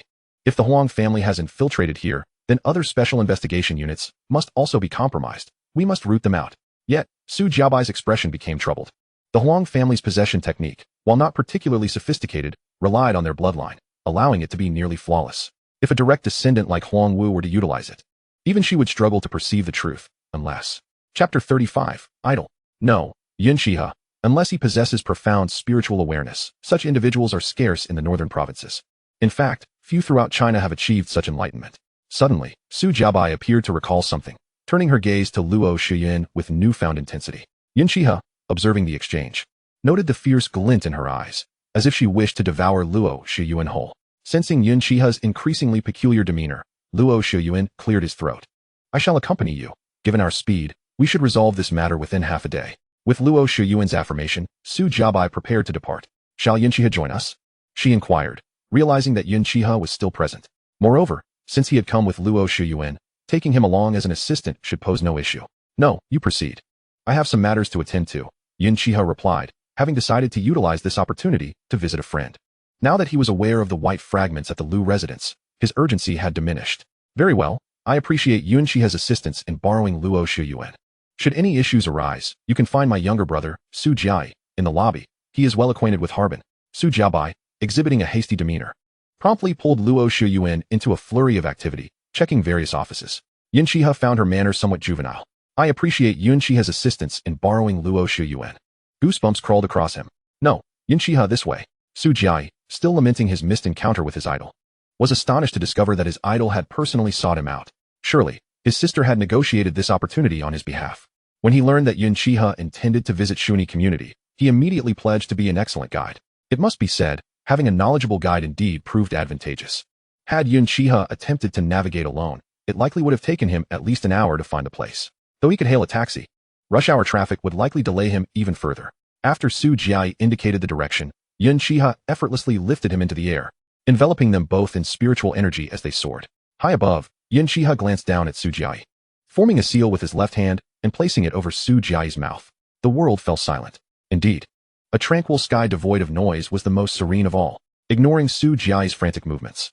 Yun Xihe felt that he should seize the opportunity to engage in some escapades, finding the experience even more exhilarating than anticipated.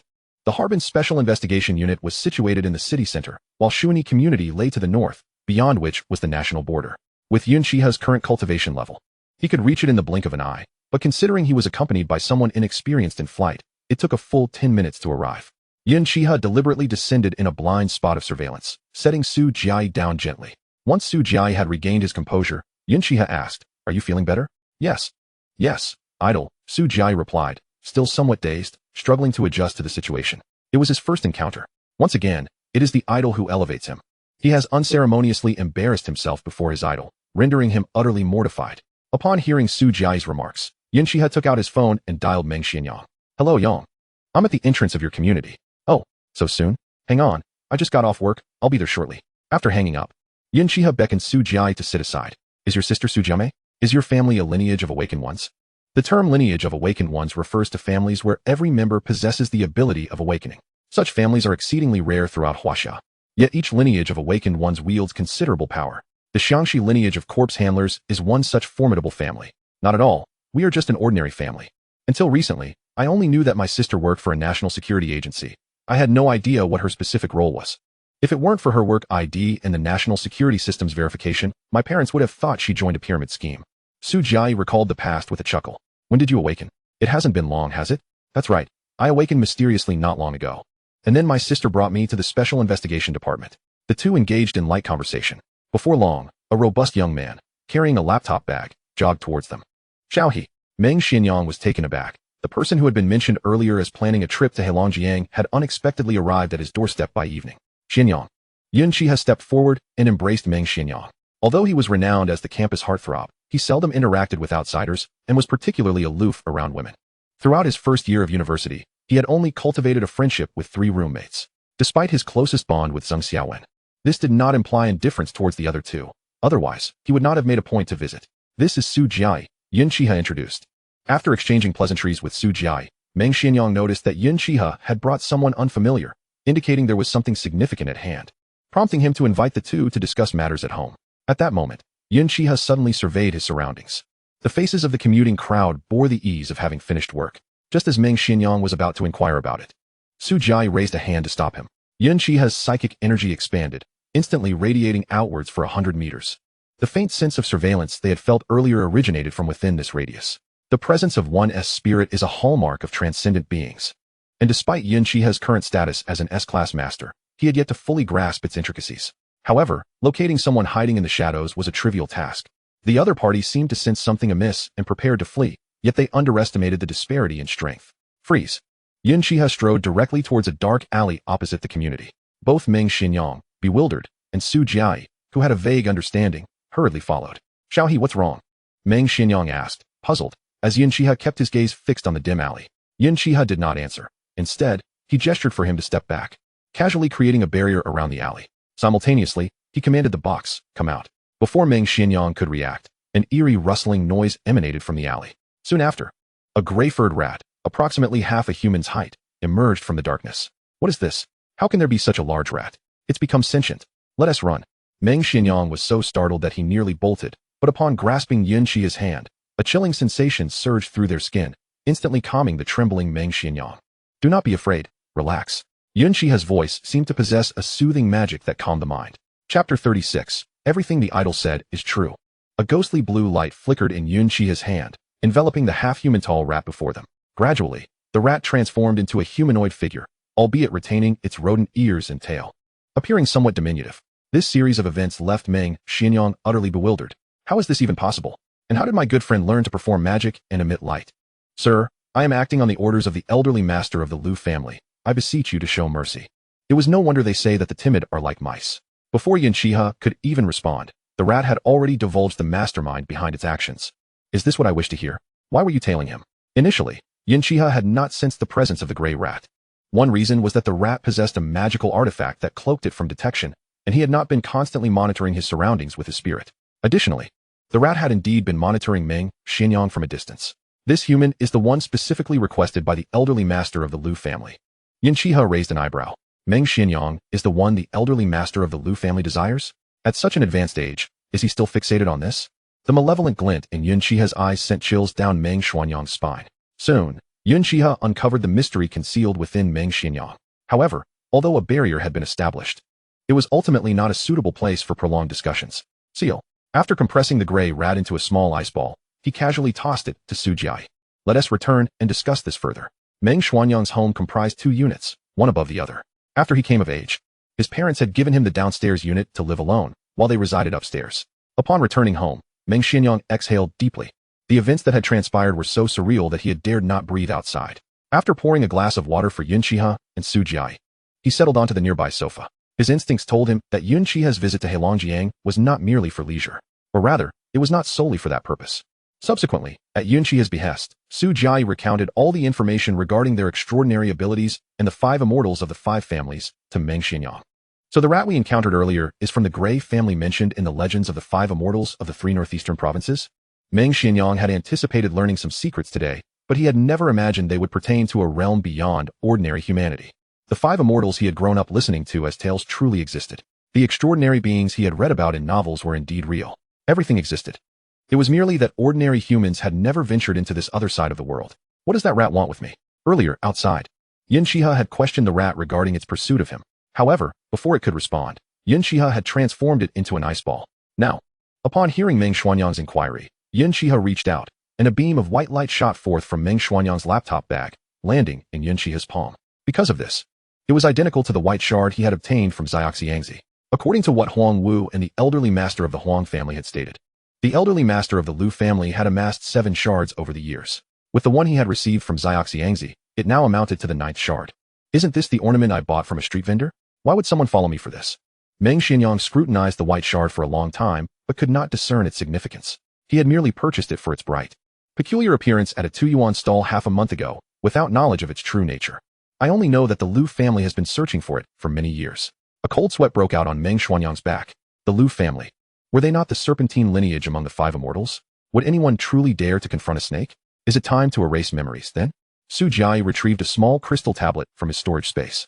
Similar to jade plaster, it was an item possessed by every investigator in the Special Investigation Department. It had been imbued with a trace of Chun Mofeng's abilities from the Mountain Sea Court, allowing for the erasure of a small portion of memories. Often, it is employed to handle the aftermath for the common populace. No need. Yun Xihe swiftly retracted the white shards, placing them in his storage space. Where the 2 pieces exhibited no reaction whatsoever, starkly delineated. Could it be that I have misunderstood? Are these white fragments indeed independent entities? Oh. Su Jiai was contemplating why it was unnecessary to erase Meng Xianyang's memories just a moment ago, only to find solace in self-reconciliation the next. Whatever my idol says is absolute, for surely an idol would never commit wrongful acts. Even if my idol were to err, I would be unable to prevent it. Perhaps it is better to simply revel in it. Should I be privy to these secrets? Listening to their conversation, Meng Xianyang began to grasp the situation. Yet, this was to be expected. Many matters, if known to those outside the circle, could lead to endless troubles. Moreover, Yun Xihe now clearly belonged to the extraordinary beings they had just mentioned. Should word spread that such an ordinary individual was aware of so many secrets, It would surely invite pressure or even punishment from the overseers upon Yun Xihe. This was not a scenario he wished to witness. Rather than face endless repercussions, it would be better to resolve matters decisively. Originally, I intended to erase this part of your memory, but it appears that will no longer be necessary. Understanding Meng Xuanyang's character, Yun Xihe spoke. That shard of white contains an abundance of cold energy, which can be considered a form of spiritual essence. You must have carried it with you for quite some time. Under the influence of this spiritual energy, your latent, extraordinary abilities have become highly active. And with just a slight stimulus, you could awaken them. At this point, Yun Xihe lifted his gaze to Meng Xuanyang. He could not make the decision for Meng Xuanyang. As to whether he would abandon his previously tranquil life, that choice lay solely with him. If you wish to continue living a calm and comfortable existence, I can assist you in sealing your extraordinary abilities. However, if you desire to become an awakened one, I can help you traverse this final stretch. Without that immense cold energy inadvertently stimulating Meng Xuanyang's latent powers, even Yun Xihe, who commands the essence of extreme ice, would be incapable of aiding another in their awakening. In truth, no one could accomplish this. Awakening has always been a matter of personal volition. Yet now, Meng Xuanyang merely requires a touch of stimulation to fully awaken. A task Yun Xihe could undoubtedly undertake.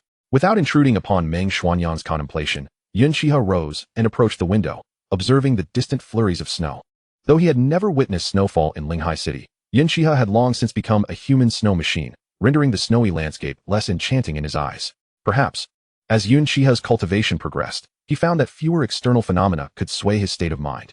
Thus, he had consistently endeavored to maintain a certain unrestrained disposition, hoping that his ascension would not lead to becoming an emotionless entity. This was not the self he envisioned.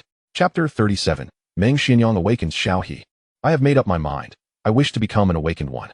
Meng Xuanyang's resolute voice jolted Yun Xihe from his reverie. Yun Xihe remained silent, while Su Jiayi regarded Meng Xuanyang with intrigue. Although he himself had only recently become an awakened one, he had already garnered sufficient understanding of the dangers inherent in the extraordinary world through online resources and literature. He occasionally pondered what life would be like had he remained an ordinary person, perhaps still toiling for a living. Though exhausting, it lacked the peril of life and death. Thus, Su Jiayi was taken aback by Meng Xuanyang's rapid and unwavering decision. Very well, then take a seat here. Yun Xihe recognized Meng Xuanyang as a person of strong opinions and refrained from probing further. He gestured for Su Jiayi to step back, providing Meng Xuanyang ample space to sit on the living room floor. Yun Xihe brought his fingers together, and a sudden surge of deep blue light coalesced at his fingertips. Subsequently, he formed a hand seal, crafting a hexagonal formation diagram the size of a palm in the air. As the deep blue spiritual energy infused it, the hexagonal diagram floated above Meng Xuanyang's head, releasing a mist-like essence of spiritual energy that cascaded downwards. Yun Xihe withdrew his energy. It seemed he would need to find the time to peruse the detailed array explanations he had previously obtained from the treasury.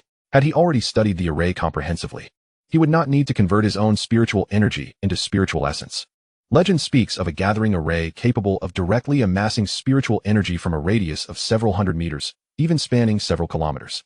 However, what he had just set up was merely a modified version of the spirit refining array previously activated by Xiao Xiangzi, capable only of converting external entities into spiritual essence, and not in large quantities. Nevertheless, it was sufficient to breach the final threshold for Meng Xuanyang's awakening.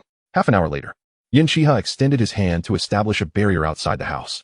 At that moment, Meng Xuanyang opened his eyes, a glimmer of brilliance flashing within. Under Yun Xihe's observant gaze, it appeared as though Meng Xuanyang's shadow was in motion. Xiaohe, I succeeded. My awakened extraordinary ability is Shadow Veil. Meng Xuanyang exclaimed joyfully. Yun Xihe interrupted, cautioning him against elaborating further. Each person's extraordinary ability is unique and should not be disclosed lightly. Otherwise, should someone harbor ill intentions towards you, you would be unable to rely on your powers to counter them. After exchanging farewells with his parents, Meng Xuanyang followed Yun Xihe to the Harbin Special Investigation Office. Su Jiayi, please assist him in completing the necessary procedures. Of course, Yun Special Investigator, Su Jiayi responded. Meng Xuanyang was still immersed in the wonder of discovering that such an extraordinary institution was openly situated next to the police station. Upon hearing Yun Xihe speak, he immediately leaned closer. Once I complete the process, will I become an investigator for the Harbin Special Investigation Office? Indeed. Wherever you register will determine your status as an investigator at that local office, Su Jiayi explained. Xiaohe, may I come to your place? Yun Xihe understood that Meng Xuanyang wished to remain close to someone familiar. This was entirely reasonable when encountering a plethora of new and wondrous phenomena. Having a known companion would undoubtedly facilitate quicker adaptation. Certainly, I have some matters to attend to here. Once I am finished, I will return to Beijing. If all goes well, there will be a familiar face accompanying you then. Yun Xihe was referring to Zheng Xiaowen. during his time in Heilongjiang province. He had already accounted for this.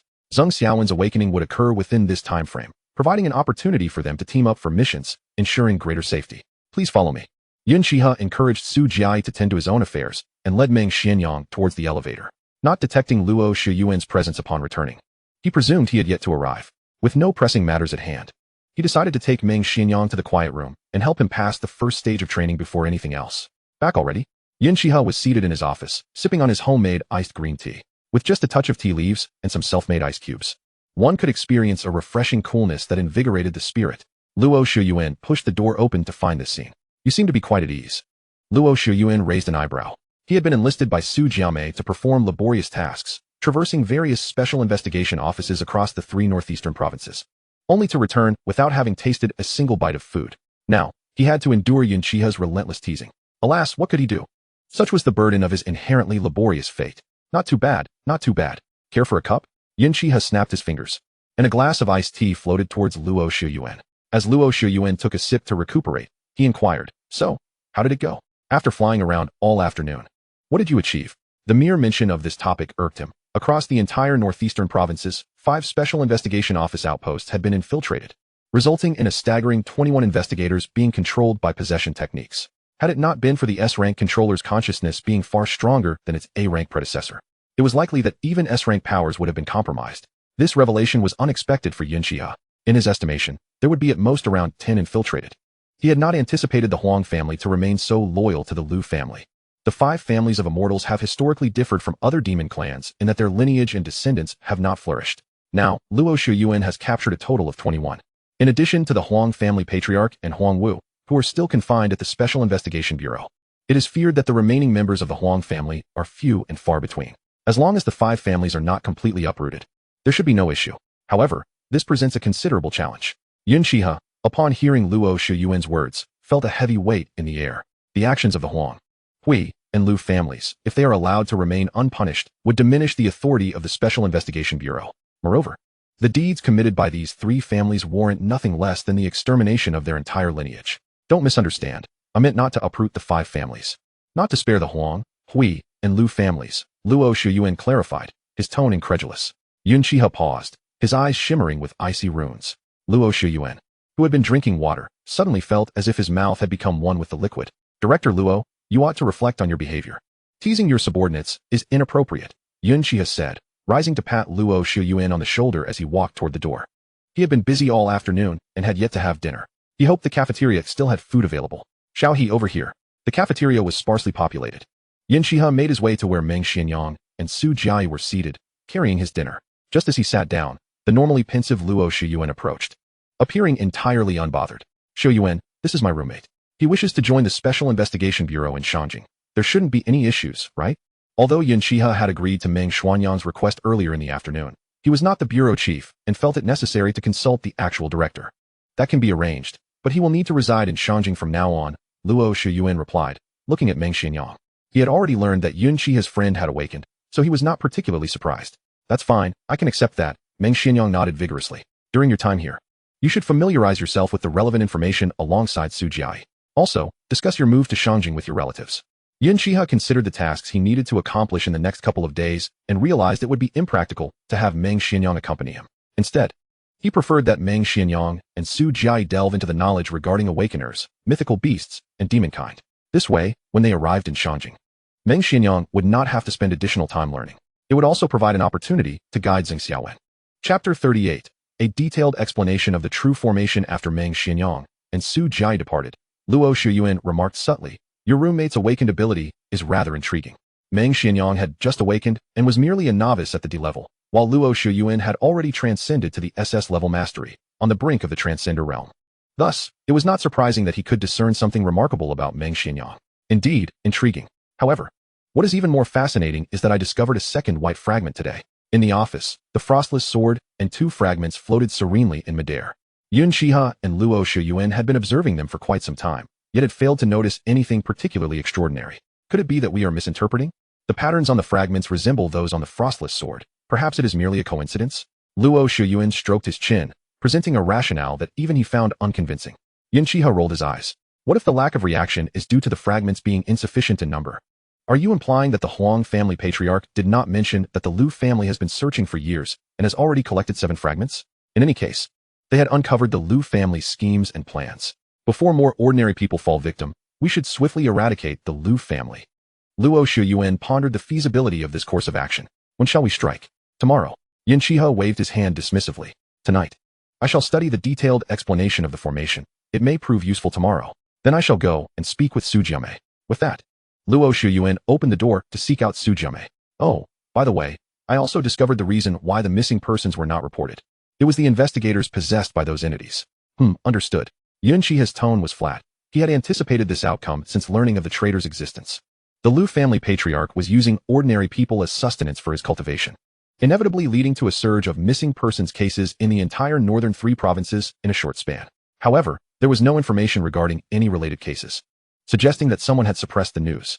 After watching Luo Shuyuan depart, Yun Xihe proceeded to seal the office as usual, maximizing the potential to avoid disturbances during his meditation. He retrieved the explanation of the formation. Although referred to as a book, it bore little resemblance to modern texts. The yellowed pages and the small seal script on the cover indicated that this was an ancient tome. Upon opening the first page, he found a few lines of small text, a preface of sorts left by the author of this ancient text. The formation is a means to seize the transformations of heaven and earth, to enact the mysteries of creation. Above, it aligns with the stars. Below, it resonates with the mountains and rivers. It gathers spirit to exert force and conceals death within form. Since ancient times, cultivators have either moved mountains and filled seas using formations, or imprisoned deities and suppressed demons with restrictions. Once a formation is established, it can withstand thousands of troops. The intertwining of symbols creates a chasm of life and death. What grandiose claims! Aligning with the stars above and resonating with the earth below, imprisoning deities and suppressing demons. Yun Xihe has steadied himself and flipped through the pages. After turning several pages, he found that there were no further words. Each page contained only a circular pattern. Could it be that this is the formation recorded within? Yun Xihe gazed at the circular diagram on the second page, lost in thought. Gradually, he began to feel as if the disc had come to life. With the emergence of this phenomenon, Yun Xihe became increasingly engrossed. The next morning, as Luo Shuyuan stepped through the door of the Special Investigation Bureau, he immediately sensed something amiss with the surrounding spiritual energy. A subtle chill mingled with the aura of spiritual energy. Numerous investigators had already arrived for work. Although they were unable to detect the anomaly, they felt that the bureau was notably colder than usual. This is Yun Xihe's spiritual power. Having spent the most time with Yun Xihe, Luo Shuyuan could easily discern the source of the chilling aura. Upon reaching the top-floor office, he found the door tightly locked. Just as it had been when he left yesterday, a layer of golden light quickly enveloped his eyes. It turned out that the barrier Yun Xihe had set up was merely a casual effort. After a night, the spiritual energy forming the barrier had slightly dissipated, which was why the bureau's atmosphere was tinged with coldness. Luo Shuyuan used his hand as a brush and swiftly layered a simple concealment barrier over the existing one. Ensuring everything was secure, he chose to sit down directly on the spot. Feeling that the ground was somewhat dirty, Luo Shuyuan slowly levitated into the air, guarding the office door to protect Yun Xihe. He waited there for 5 days. With the sun high in the sky, Yun Xihe awoke leisurely. Though he appeared somewhat fatigued, an irrepressible smile lit up his face. This detailed explanation of the formation was truly a treasure beyond measure. Yun Xihe had been immersed in the world of the ancient text, where an indistinct figure had been explaining various formation principles to him. The figure broke down formations of different tiers, allowing him to understand the connection between formations and their focal points. From the legendary Zhou Tian star formation of ancient lore to the concealment formation, none were omitted. The diverse array of formations he had encountered had rapidly expanded Yun Xihe's understanding of formations. In his perception, it felt as though several years had passed. With the extensive time he had devoted to formation studies, he could confidently assert that, in terms of formations, no one across Blue Star, including all beings within the Arctic ice wall, could surpass him. Even if he missed the Blood Moon night because of this, it would have been worth it. Yun Xihe suddenly rose, momentarily frozen in place. The intricate formations described in the text do not exist in reality. Rather, they represent a realm of consciousness. Thus, cultivating within these formations serves as a continuous refinement of the spirit. What was once an elusive mastery over the power of the soul can now be wielded with the ease akin to one's own limbs. Stepping out of the office, Luo Shuyuan was seated at the entrance, sipping tea. Finished your training? He sensed no discernible enhancement in Yun Xihe's cultivation. However, upon reflection, it was understandable. For awakeners, especially those at the controller level, time is of little value. Not to mention that breakthroughs between realms are measured in years. Even a significant rise in cultivation within a realm typically requires months of dedication. How could one expect to achieve a meteoric rise in merely 5 days? Unless, of course, one had an advantage. What brings you here? Yun Xihe inquired. Where else should I be? I've protected you for 5 days, yet not a single word of thanks. And you question my presence. Luo Shuyuan feigned a sorrowful expression. Yun Xihe twitched his lips, quickly realizing, only 5 days? I thought it had been several years. Indeed. Just 5 days.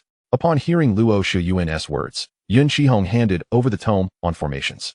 This detailed explanation of formations has been in the treasury all along. Haven't you practiced with it? If you had, why did you not utilize it during your battle with Xiaoxiangzi? If you haven't practiced, then why was this invaluable treasure left unattended in the treasury? Is it because no one comprehended its worth? The tome on formations?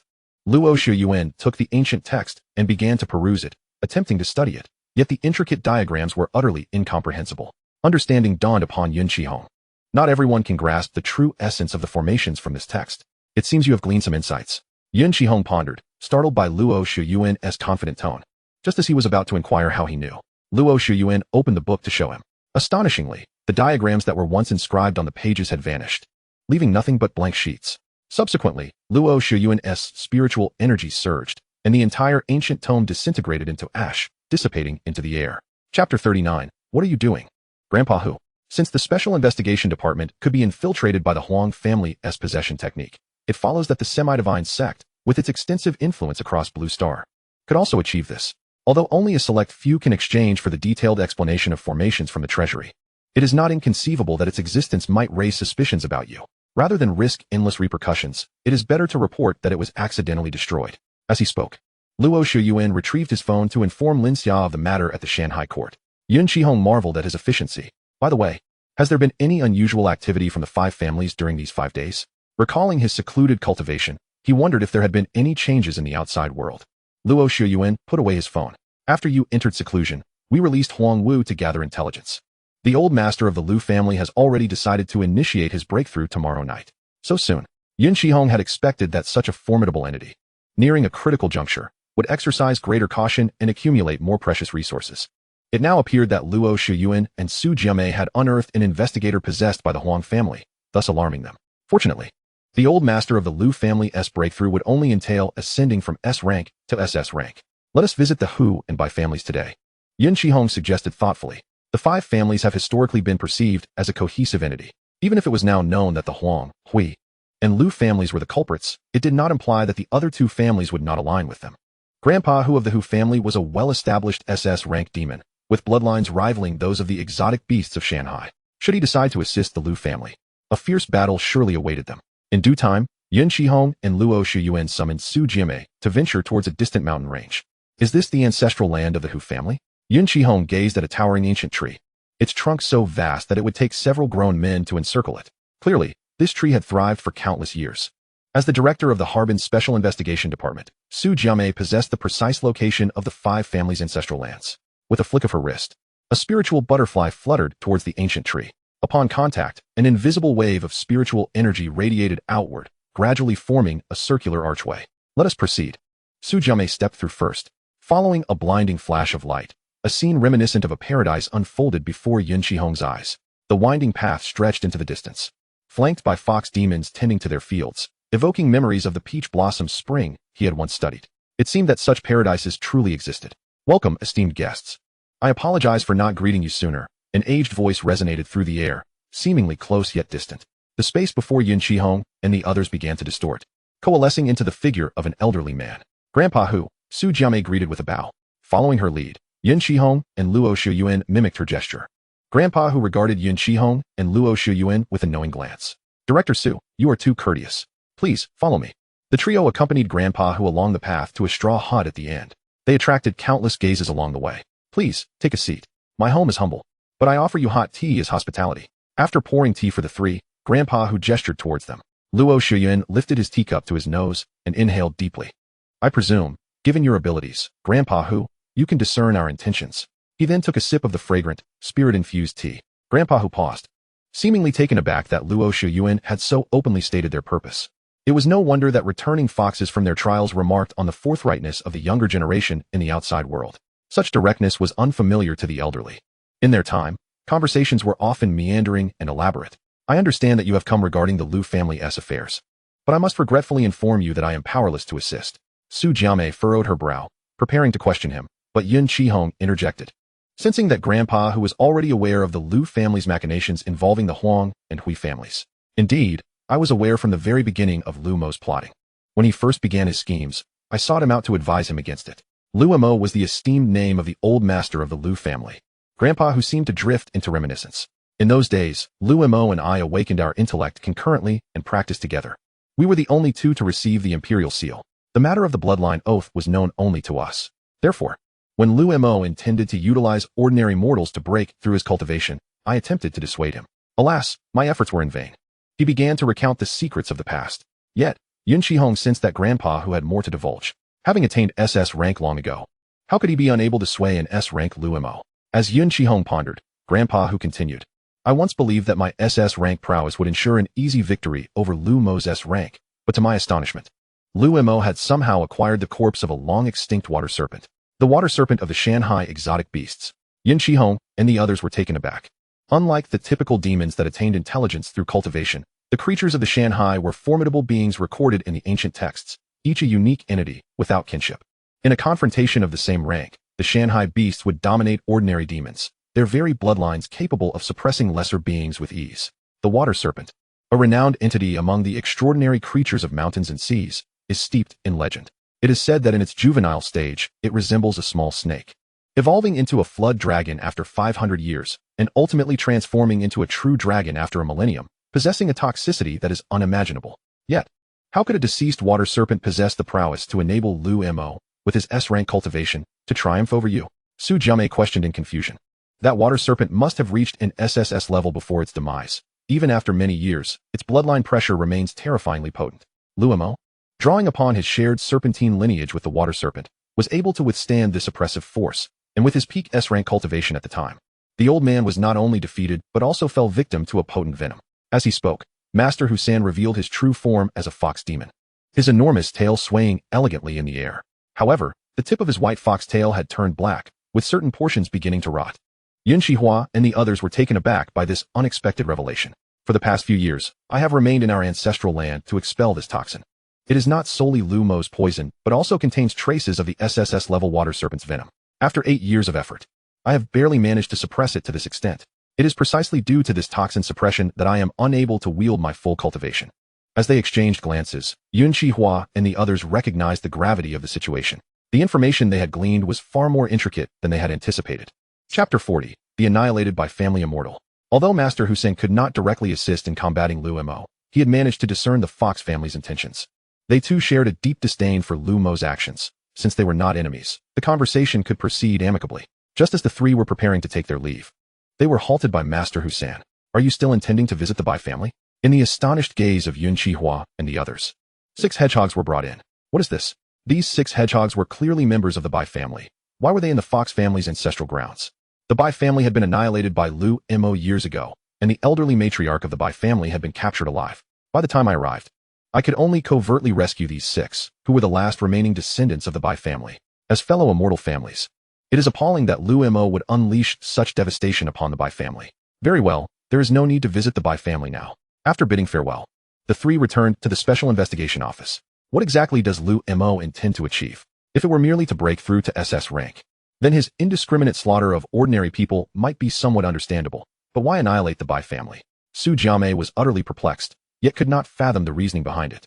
Su, what reputation does the Lu family patriarch hold in your Bai province? Yun Xihe inquired after a moment of contemplation. It is said that the Lu family's immortal members are composed, dignified, and do not easily reveal their emotions.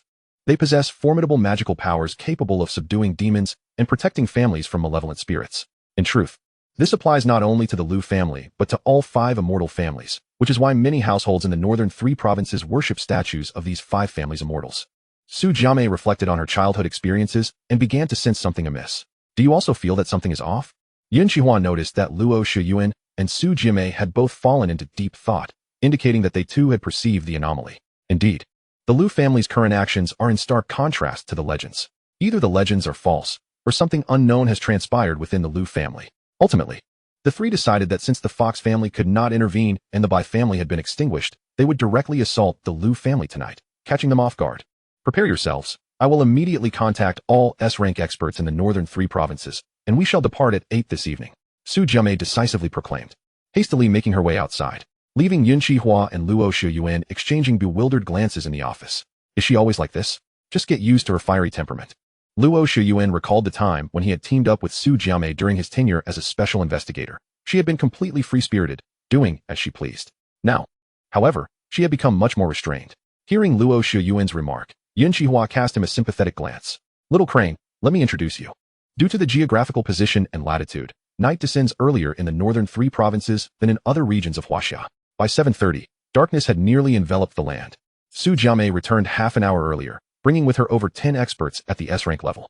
It was now a rather awkward time for the Crane to greet them. What about the Lu family patriarch? An older, seemingly composed man inquired. Su Jiame had already recounted the entire sequence of events, explaining that they were to seal all entrances and exits to the Lu family's ancestral grounds, ensuring that no Lu family members could escape. As for who had violated the laws of mountains and seas, that would be determined by the court in due course. However, they, as S-rank experts, would guard all exits. But who would confront the Lu family patriarch, who was on the verge of breaking through to SS rank? You need not worry about this matter. We have naturally called upon powerful figures from Huaxia to handle it. Su Jiame replied, spreading her hands. Just as Luo Shiyuan had mentioned, even the higher-ups of the Huaxia Special Investigation Office could not be entirely trusted. No one knew if there were any members of the half-god sect among them. Yun Xihe stood at the center of the storm. The news of his impending breakthrough to SS rank had already spread. Luo Shiyuan had quietly advanced.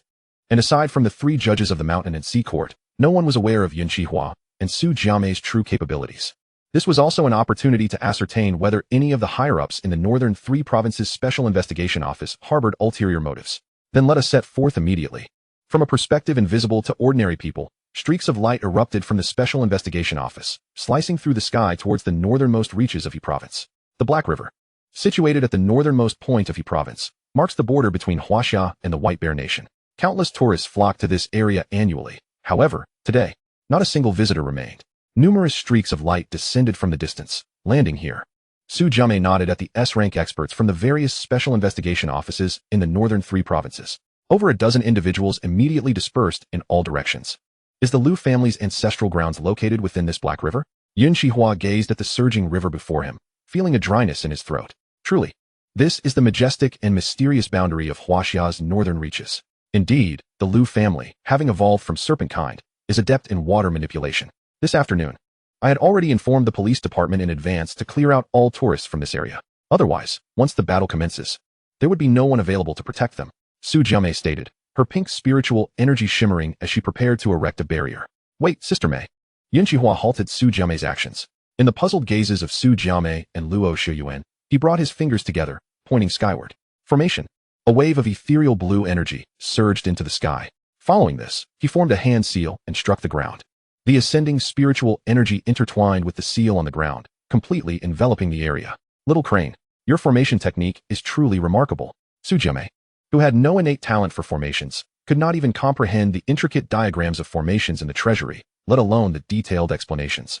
At this moment, witnessing Yun Xihe form a formation solely with his own spiritual energy left her astonished.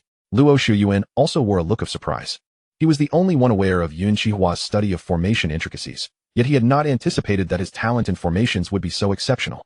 It was rare indeed for anyone in Huaxia to form a formation without a formation eye. This is a sealing formation, far more potent than the barriers we casually set. With my cultivation, this formation will surely prevent anyone from escaping, providing an additional layer of security. Yun Xihe remarked, clapping his hands. Seeing this, Su Jiame nodded slightly to the two, her pink spiritual power surging continuously, transforming into a radiant beam that shot directly into the inky depths of the Hehe River. With her gesture, the dark waters began to churn violently. Where her spiritual energy made contact with the river's surface, a swirling vortex formed. Su Jiame altered her hand position, and the initially linear beam of energy exploded, manifesting as chains that surged from all directions into the Hehe. Suddenly, a black light shot forth from the river, colliding with Su Jiame's spiritual power. In an instant, the chains disintegrated into fragments.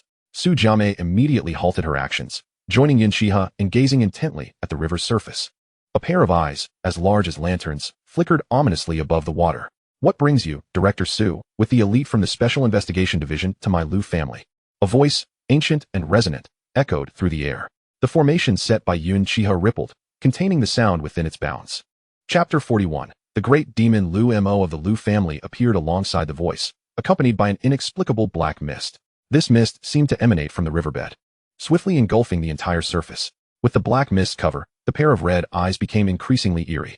Ultimately, as the mist reached the riverbank, the eyes vanished, replaced by a shadowy elder clad in a long black robe. Are you the venerable Lu Mo of the Lu family? The 5 families of immortals have traditionally maintained a low profile, rarely engaging with the Special Investigation Division, each respecting the other's domain. Due to the unique standing of the 5 families in the northern 3 provinces, as long as they did not overstep their bounds, the Special Investigation Division would not intrude. Thus, Su Jiame had never encountered Lu Mo before. I am but an old man, Lu Mo, he replied, his voice imbued with a chilling aura, reminiscent of a serpent demon. This unnerved Su Jiame, causing her hairs to stand on end. Yun Xihe, standing behind her, furrowed his brow. Even a transformed serpent made him feel uneasy. Luo Shuyuan cast a glance at Yun Xihe, but remained silent. Lu Mo, are you aware of your crimes? Su Jiame suddenly confronted him. Lu Mo, a great demon who had lived for countless years, showed no sign of being intimidated, seemingly perplexed by Director Su's accusation. You incite the Hui and Huang families, colluding with them while daring to indiscriminately slaughter ordinary people as a means to cultivate, and even allow the Huang family to utilize possession techniques to infiltrate the Special Investigation Division. Had it not been for the chance interruption, by the time you broke through to SS rank, the northern 3 provinces would have been yours. At this moment, Su Jiame's aura was fully unleashed. Entirely unlike the boisterous persona Yun Xihe had previously encountered, she was brimming with vigor. Director Su, one must present evidence when making accusations. Just because my Lu family has long resided in seclusion, does not mean we are to be blamed for every fault. Listening to their exchange, Yun Xihe increasingly sensed something amiss. Lu Mo appeared excessively calm, not merely on the surface. Even the flow of his spiritual energy remained undisturbed under Yun Xihe's scrutiny. This implied that Lu Mo's inner state matched his outward composure. Despite Su Jiame arriving with over a dozen S-rank controllers, Lu Mo's confidence seemed unwarranted.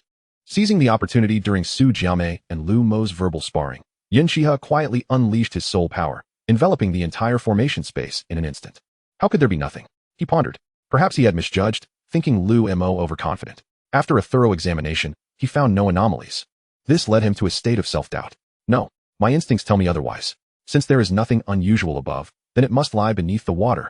Gathering his soul, Yun Xihe delved into the Heihe River. The soul, a power surpassing mere consciousness, was typically possessed only by those of the transcendent realm. Yun Xihe was the only exception here. Even Luo Shuyuan could not discern anything, let alone Su Jiame and Lu Mo. His soul navigated down to the riverbed, where a small vortex quietly spun. This must be the hidden sanctuary of the Lu family. Yun Xihe directed his soul to enter, akin to his previous exploration of the Fox family's ancestral grounds. After a burst of blinding light, the true Lu family's sanctuary materialized in his soul's perception. In stark contrast to the Fox family's idyllic paradise, this place was riddled with enormous caverns. All the caverns encircled a central plaza, forming a protective embrace. At the center stood a bronze serpent-shaped altar, its maw agape. Surrounding it were several towering bronze pillars, each bound with 2 lifeless individuals, though devoid of life. Their blood continuously flowed from the mouth of the bronze serpent into a pool beneath the altar. Within the blood pool, the skeletal remains of a massive python were partially visible. Beside the blood pool, an elderly woman with white hair continuously cast spells towards the giant serpent's corpse. Centered around the blood pool, dozens of black pythons of varying sizes lay coiled on the ground, their heads raised slightly, mouths ajar. Blood continually streamed from the pool into the serpent's mouth. So it is. Yun Xihe abruptly withdrew his soul, not even taking the time to halt the verbal exchange between Su Jiame and Lu Mo. He unleashed a wave of icy spiritual energy, catching Lu Mo off guard and sending him flying. We must enter the Lu family's ancestral ground quickly. Lu Mo has grand ambitions. Yun Xihe had no time to explain further, seizing Luo Shuyuan and Su Jiame, propelling them towards the depths of the Heihe. Young one, how audacious. Lu Mo was unaware of how Yun Xihe had gleaned information about his ancestral ground. However, should his plans be exposed before they came to fruition, the Lu family would face utter ruin. With this thought, a massive seal materialized behind him, devouring heart. As Lu Mo continued to weave intricate seals, a torrent of demonic energy manifested, and countless black serpents shot forth from the seal, lunging at Yun Xihe and the others. Disgusting, Yun Xihe muttered under his breath. He unleashed his icy spiritual energy, creating a blizzard zone upon the surface of the Heihe. The black serpents could not traverse the storm to reach the trio. Occasionally, 1 or 2 managed to break through, only to be swiftly dispatched by Luo Shuyuan and Su Jiame. Let us go. Seeing that he had thwarted Lu Mo's spell, Yun Xihe urged the others to continue diving into the river's depths. The surrounding waters receded under their spiritual barriers, parting like the Red Sea. Be cautious. Several black serpents surged from the Lu family sanctuary, attacking the trio. Luo Shiyuan unleashed a flash of golden spiritual energy, cleaving the approaching serpents in two. Their blood spread through the river. Although these serpents were merely A rank, they posed no threat to Yun Xihe and his companions. They nevertheless impeded their progress. Even for a fleeting moment. In that instant, Lu Mo flitted before them, his demonic energy roiling in his hands. Simultaneously, dozens of black pythons erupted from the sanctuary, all of which Yun Xihe had seen surrounding the blood pool. The released demonic energy transformed the surrounding waters into a vacuum zone. Indeed, these were all S-rank great demons. Young one, while I do not know how you discovered my Lu family secrets, your lives are forfeit. I had not intended to kill you, but it seems fate has conspired against me, arriving on the eve of my grand success. The murderous intent in Lu Mo's eyes was palpable. Yun Xihe truly wished to retort, had I not mismanaged my cultivation schedule, I would have disrupted your plans days ago. But Lu Mo's assault had already commenced, leaving no room for further dialogue. Leave the Lu family members to us. Exchanging a glance with Su Jiame, Yun Xihe took to the air, each confronting a swarm of black serpents. Luo Shiyuan charged directly towards Lu Mo. Yun Xihe summoned several dark serpents to the surface of the lake, exclaiming, "MD, I have always loathed snakes. The essence of our cultural heritage reemerges." Chapter 42. Each displays their unique abilities. While Yun Xihe vocally cursed, his hands were far from idle. The ethereal blue ice spirit energy swirled above and below. The mere emanation of its frigid aura had already frozen the surrounding air, causing hail to fall in its wake. A massive ice and snow rune was inscribed. Go. The ice and snow rune surged forth towards the nearby black python. In response, the black python unleashed a dark light, clashing with the rune imbued with demonic energy. In an instant, the demonic energy was solidified and frozen. The ice and snow rune continued its advance, with Yun Xihe following closely behind. Ice explosion technique. The black pythons enveloped in the ice and snow rune were all encased, and with a command from Yun Xihe, they exploded into a flurry of ice crystals, dissipating into the air. Having resolved this skirmish, they swiftly made their way toward another battlefield. Su Jiame, the head of the Harbin Special Investigation Department, was herself a paragon of excellence. Her array of offensive techniques was endless. The pink spirit energy darted through the battlefield. Each black python touched by this pink energy was silently and gradually disassembled. As Yun Xihe approached, a shiver ran down his spine. This woman possesses quite the venom. Indeed, one must cherish life and steer clear of women. Ice spike technique, go. Rapidly, ice spikes, each 2 meters long, coalesced beside Yun Xihe.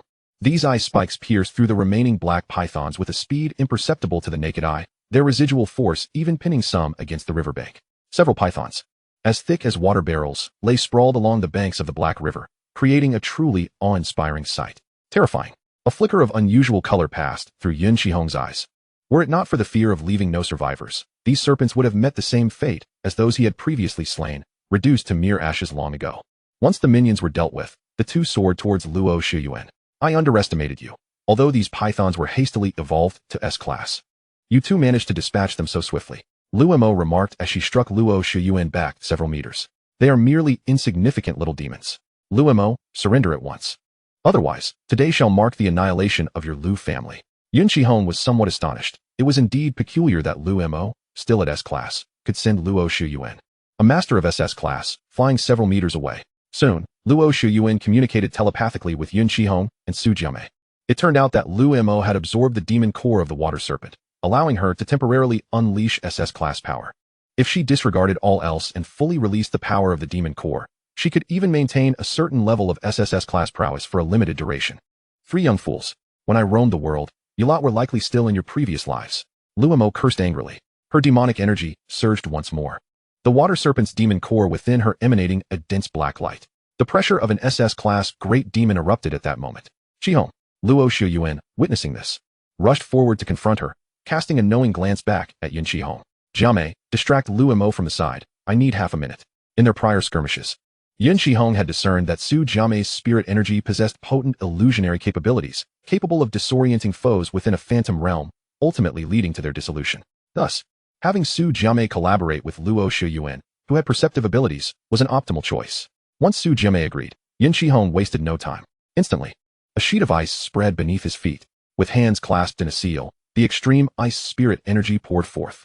As Yun Xihe's hand seals multiplied, the frost prison that had once left Xiaoxiangzi in bitter regret descended once again. Final frost. A terrifying chill radiated outward from Yun Xihe at a visible speed, enveloping the array in the blink of an eye. Such formidable spirit energy. Lu Mo, who had previously held the upper hand in a 1-against-2 situation, felt her power suppressed by a full 30% the moment Yun Xihe made his move. Simultaneously, the Black River was instantaneously encased in ice, transforming into a frozen river. Realizing she could not continue in such a manner, Lu Mo understood that if the chill permeated her ancestral land, all her efforts would be in vain. She had no choice but to resort to a desperate measure. Gritting her teeth, Lu Mo's demonic aura soared, coalescing into a tangible black mist that enveloped her form. "You have forced my hand. Today, you shall all perish." As Lu Mo's voice reverberated, enormous lantern-like red eyes re-emerged amidst the black mist. The demonic energy coalesced, revealing her massive form, a terrifying serpent over 100 meters long, as thick as a car, suspended in midair. This was Lu Mo's true form. Lu Mo howled skyward, her voice waves crashing against the array of suppression created by Yun Xihe. The various adept members of the Special Investigation Department, who had been lying in wait at the array's perimeter, all instinctively engaged, continuously channeling their spirit energy into the array to maintain its integrity. The entire space trembled violently, as if it would shatter at any moment. Thousand Thread Soul Call, Floating Dream, Final Frost. The three unleashed their most powerful techniques. Golden spirit threads tightly ensnared Lu Mo's serpentine body. Pink energy infiltrated her serpent's head like mist, while the ethereal blue energy radiated indiscriminately across a vast area. In an instant, Lu Mo fell from her advantageous position, encased as an ice sculpture. With their powers withdrawn, the trio approached within 5 meters of the serpent's body. Yun Xihe, already pale from the excessive consumption of spirit energy, grew even more ashen at the sight of the colossal creature before him. Su Jiame beside him was no better off. Though she had trained for a long time and remained in the S-class for an extended period, her strength was far inferior to Yun Xihe's. At this moment, she was nearly drained. Were it not for the ice crystals Yun Xihe had conjured beneath her feet, she might not have even been able to remain upright. Have we succeeded? Su Jiame gazed at the dissipating black mist of the array. Xihe, what did you discover during your underwater exploration? Chapter 43, Blood Demon Corpse Refining Array. Before the battle commenced, while Su Jiame and Lu Mo engaged in verbal sparring, Luo Shiyuan had sensed a brief moment of distraction from Yun Xihe. It was evident he had released his soul, and upon retracting it, he had immediately taken action. Surely, he must have uncovered something. I encountered the water serpent in a blood pool in the Lu family's ancestral land, as well as the abducted matriarch of the Bai family. Yun Xihe recounted rapidly, relaying his observations from the Lu family's ancestral grounds. Is there anything amiss? Luo Shiyuan sensed that there was an underlying truth to the situation. Otherwise, it would be utterly incongruous with Yun Xihe's character for him to suddenly lash out at Lu Mo upon merely encountering these circumstances. Indeed, such a scene could incite immense fury, while the arrangements themselves were not inherently flawed when isolated. Together they formed a profoundly sinister array known as the Blood Demon Refining Corpse Formation. This formation possesses the capability to refine deceased bodies, rendering them in a semblance of a living state, retaining their innate talents and abilities, yet devoid of autonomous consciousness, transforming them into instruments of slaughter. The elderly matriarch of the Bai family was captured alive by Lu Mo precisely to perpetually mend the injuries on the original demon body of the Shuehu. How could Lu Mo possibly comprehend such a formation? It was likely acquired alongside the corpse of the Shuehu. The Shuehu, as an exotic beast from the mountains and seas, possesses unfathomable cultivation, and its bloodline inheritance is beyond the imagination of ordinary mortals. Thus, the existence of such an array is not surprising. Luo Shiyuan elaborated to Su Jiame. We must swiftly seal Lu Mo completely and proceed to eliminate the formation at the Lu family's ancestral grounds. Yun Xihe nodded in agreement. At that moment, a faint sound arose from an unknown source. The three exchanged glances, realizing none of them were the origin. They turned to investigate. The thick layer of ice enveloping Lu Mo's demonic form gradually began to evaporate into white mist. How is this possible? Luo Shiyuan exclaimed in astonishment. Su Jiame remained oblivious, but he was acutely aware that the ice released by Yun Xihe was composed of the most frigid elements, imbued with the legendary power of rules. How could it be so easily dispelled by Lu Mo? This is bad. It must be that demonic core. The Shuehu is an exotic beast of the mountains and seas, with cultivation levels beyond comprehension. The gap between us is insurmountable. With the demonic core, Lu Mo is about to break free. Yun Xihe discerned the reason immediately and quickly assisted Su Jiame in retreating. Noticing Su Jiame's current frail state, Yun Xihe hastily escorted her to the periphery of the formation where an investigator stood. Just as he reunited with Luo Shiyuan, they beheld the ice layer enveloping Lu Mo completely dissipate, revealing his terrifying demonic form once more. However, compared to the earlier oppressive serpent body, Lu Mo now appeared considerably more disheveled. His serpentine form was riddled with wounds, shrouded in dark demonic energy that sought to rejuvenate him.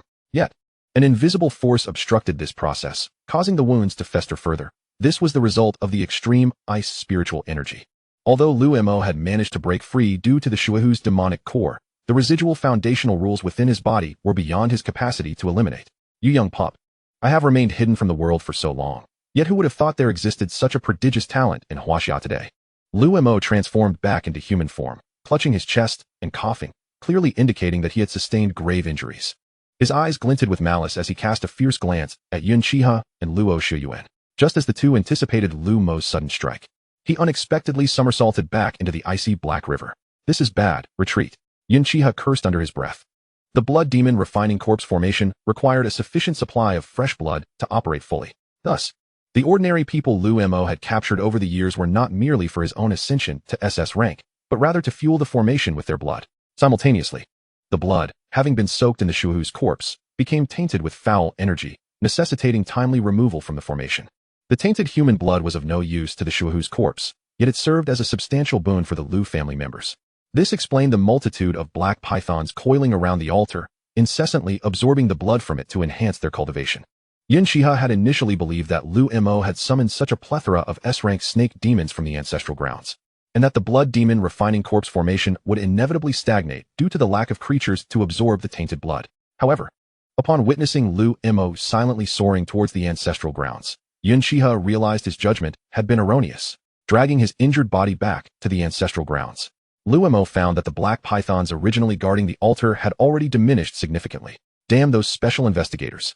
Lu Mo cursed vehemently, fully aware that this was not the time for complaints. Ignoring his injuries, he propelled himself towards the nearby altar with his demonic energy. Just then, Yun Xihe and Luo Shuyuan arrived at the Lu family ancestral grounds.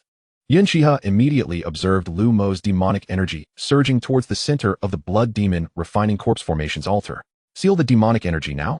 Yun Xihe hastily performed a hand gesture. An invisible barrier surged toward the altar. Young pup, you seek death.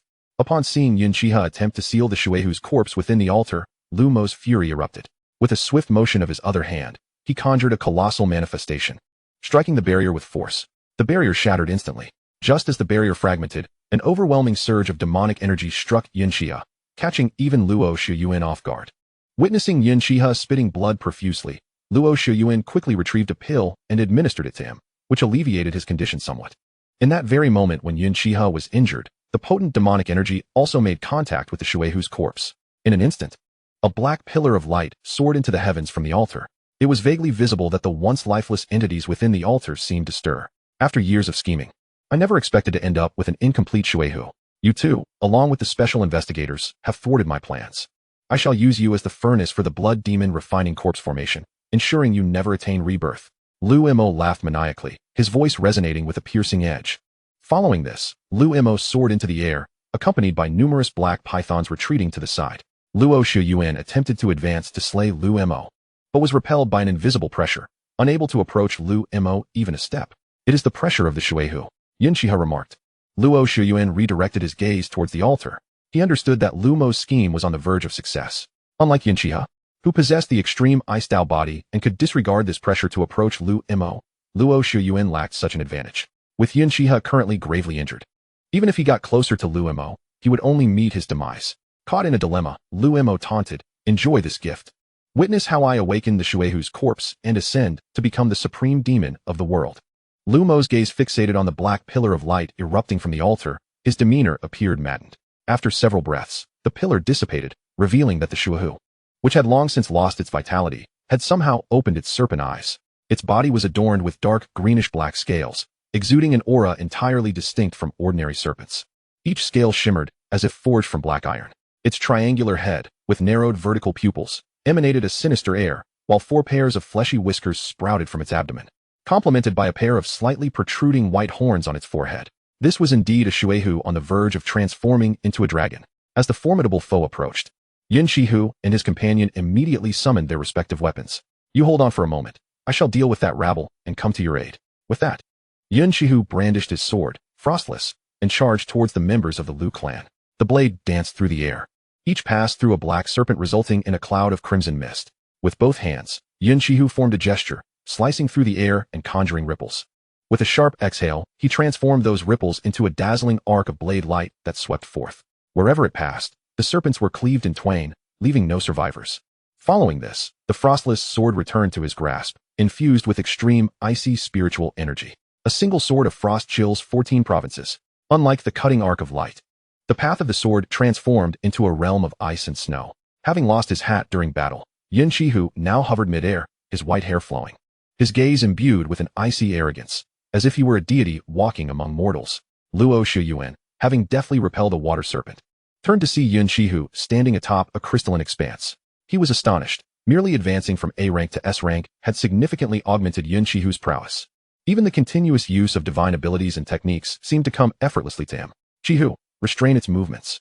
Yun Xihe nodded, the extreme icy energy swirling in his hands, manipulating the moisture in the air around the water serpent to form an icy array, attempting to confine it within. However, the current state of the water serpent had reached the SSS rank, a beast of the mountains and seas, far surpassing them in rank. Not to mention its inherent power as a legendary creature. Were it not for the exceptional talents and extensive combat experience of both Yun Xihe and Luo Shiyuan, they would have long been devoured. Seeing that the icy array failed to hinder the water serpent, Yun Xihe raised his frostless sword. Infuse your consciousness into it, he instructed Luo Shiyuan. Despite being an S-rank master, the chasm between their powers was vast, even with his spiritual force. The Eight Extremes mirror was not primarily an offensive artifact, so it was certain that he alone could not wield the frostless sword effectively against the water serpent. However, if they combined Luo Shiyuan's spiritual consciousness with his own, they could unleash the nearly divine technique of a single sword of frost chills 14 provinces. Even if it could not slay the water serpent, it would at least inflict severe injury. Yet, this would undoubtedly expose their consciousness fully to the enemy's awareness. Such a feat could only be achieved with absolute trust between them. Luo Shiyuan understood this well, yet he saw no better alternative at present. Having made his decision, golden spiritual energy and ethereal blue energy surged towards the frostless sword in equal measure, as their consciousness and spiritual power flowed into the artifact. Luo Shiyuan increasingly sensed its extraordinary nature. Upon perceiving the sword brimming with spiritual energy and consciousness, Yun Xihe knew the moment had arrived. A single sword of frost chills 14 provinces. The frostless sword vanished from Yun Xihe's grasp, and a colossal ice sword manifestation appeared above them, remarkably resembling the frostless itself. The ice sword sliced through the air towards the water serpent. Sensing the imminent threat, the water serpent opened its gaping maw and roared, dark energy coalescing within, ultimately forming a beam of black light. The sinister aura radiating from the beam was palpable. When the ice sword collided with it, the massive manifestation hesitated momentarily before cleaving the beam in twain, continuing its deadly descent towards the water serpent. 10,000 Serpents Tower. Just as the ice sword was about to strike the water serpent, Luo unexpectedly returned, summoning a delicately crafted bronze tower. The tower rapidly expanded, positioning itself before the water serpent. Observing this, Yun Xihe altered his hand gestures, unleashing an even more ferocious chill. The bronze tower, which had obstructed the water serpent, was cleaved in half, causing Luo, not far off, to spew forth serpent blood in retaliation.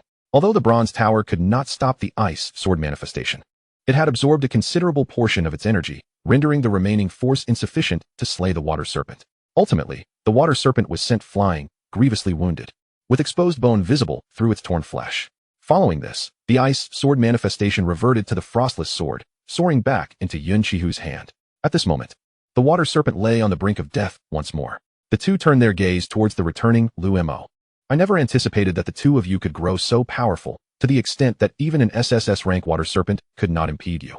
Should I eliminate you, the entirety of Huaxiao would surely languish. Though Luo spoke while coughing blood, appearing utterly disheveled, his expression was one of manic glee. You have truly succumbed to madness. If even the water serpent you painstakingly revived cannot contend with us, how could a mere S rank like you? Luo Shiyuan remarked, the Eight Extremes mirror hovering above him. Ha ha. What a farce. Did you think I was fleeing? A fleeting snarl crossed Luo's face, almost as if it were an illusion. With my body, I shall forge my blood form, recreating the glory of the mountains and seas. Luo formed a hand seal, and in an instant, the entire beast transformed into a dense sphere of black light, which shot into the incapacitated body of the water serpent. What is he doing? Luo Shiyuan had never encountered such a demonic technique in any ancient texts. This resembled a soul transfer ritual. Yun Xihe deduced from Luo's earlier hand seals that something sinister was afoot. Are you suggesting this is a formation? Indeed. The soul transfer ritual can relocate the consciousness of a designated individual into another's body while refining the original form as nourishment for the new vessel. It is one of the most malevolent formations from ancient times. Thus, Luo's intentions became clear. He had long sought to use the water serpent's innate abilities to reclaim his lost life. Chapter 45, The Mountain Sea Beast. Water Serpent. The soul transfer ritual is a long-lost malevolent formation, its conditions exceedingly strict. The deceased's physical body must be preserved intact, and their consciousness must still linger in the world. Its purpose is to transfer everything but the physical form to another body. Ancient texts describe how some powerful beings on the brink of death utilized this method for rebirth or to seize the talents of prodigies. Who would have thought that Luo Mo would possess such fortune to acquire this forgotten malevolence? Yun Xihe explained to Luo Shiyuan. Once the soul transfer ritual is fully activated, unless one possesses absolute power to break the formation, no external force can obstruct it. Clearly, with their current cultivation levels, they had no hope of dismantling the formation by force. Thus, Yun Xihe and Luo Shiyuan could only hasten their recovery of spiritual energy to prepare for the forthcoming challenges. In a matter of mere breaths, having absorbed Luo Mo's power, the water serpent, now fully healed, reopened its serpentine eyes. This time, the serpent's gaze was no longer the original golden slit, but had transformed to mirror Luo Mo's own green reptilian eyes. You two youngsters, to celebrate the success of my plan, allow you to accompany my Lu clan in death. The water serpent spoke with a voice unmistakably belonging to Luo Mo. The two felt a sinking dread. They had not anticipated the soul transfer ritual to be completed so swiftly. At this moment, their spiritual energy was far from fully restored. Facing the newly empowered water serpent, they feared that survival might prove even more difficult than achieving victory. With Luo Mo now possessing the body of the SSS rank mountain sea beast, it was likely that his cultivation had ascended to at least S rank. After Luo Mo's consciousness and soul transferred into the body of the water serpent, the demon core of the water serpent fused with him, granting him a new lease on life. At this moment, the once immobile 100-foot water serpent was no longer devoid of power. A fierce battle was imminent, transforming the ancestral grounds of the Lu family into a hellish battlefield. Yun Xihe and Luo Shiyuan became two streaks of luminescent blue and gold, continuously engaging Luo Mo in a frantic struggle. Despite their efforts, both sustained considerable injuries. Xiaoba, sensing the peril, Luo Shiyuan hastily summoned the spirit of the 8 Extremes Mirror. The 8 Extremes Mirror above his head immediately ascended into the air, radiating a brilliant golden light that coalesced into a small doll-like figure. You old monster, dare to harm my master. As soon as Xiaoba appeared, he wielded the power of the mirror, causing it to expand in midair. In an instant, it enveloped the entire altar. A terrifying cascade of golden light poured down, and wherever it shone, the demon forms of the Lu family members began to dissipate. Even the scales on Luo Mo, who had already taken on a half-dragon form, showed signs of vanishing. Yun Xihe was taken aback by the sight. The 8 Extremes Mirror was indeed a top-tier spiritual artifact capable of unleashing its full power only in the hands of a transcendent being. Utilizing the spirit's power, it could emit such terrifying annihilation light, even affecting the water serpent's form. Stop! Luo Mo let out a howl, his voice resonating with an undertone reminiscent of a dragon's roar. Soul, come! Waves of sound emanated from Luo Mo's mouth, enveloping the entire ancestral grounds of the Lu family. As the sound waves passed, layers of crimson formations emerged from the ground. It turned out that upon entering the Lu family's ancestral grounds, Luo Mo was not merely fleeing. He had been setting up formations around the ancestral grounds. Another formation, Luo Shiyuan, now back-to-back with Yun Xihe, was uncertain of the formation's purpose. It's the soul-capturing formation, Yun Xihe deduced, having studied the intricacies of formations. Before Luo Shiyuan could inquire further, Luo Mo's actions provided the answer. Countless gray souls erupted from the bodies of the deceased Lu family members, flowing towards Luo Mo's gaping maw. With each soul consumed, Luo Mo's aura grew ever stronger. When the last soul was devoured, an imperceptible shattering sound echoed, and Luo Mo's power ascended to the SSS level. The emerald serpent eyes of the water serpent gazed at Yun Xihe and Luo Shiyuan, sending shivers down their spines. So it is. Yun Xihe, in a moment of clarity, grasped Luo Mo's motives for hunting ordinary people over the years. You slaughtered innocents, wiped out the Bai family, and severely injured Old Master Hu, all to leap from an S level to SSS. A flicker of surprise crossed Luo Mo's serpent eyes. His intricate schemes had been unraveled even by a mere S-level junior. This water serpent body must have been a fortuitous acquisition for you. Along with the blood demon refining corpse formation, the soul transference formation, and the soul capturing formation, I should have anticipated that these 3 formations were interconnected, designed to transfer your soul into the recently fallen water serpent's body, leveraging the entire Lu family's power to become a new SSS level beast. Old Master Lu, your schemes run deep.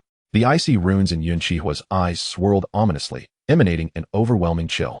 In the end, as long as I remain, as long as I can become a mountain and sea beast, the sacrifices of the Lu family will be worth it.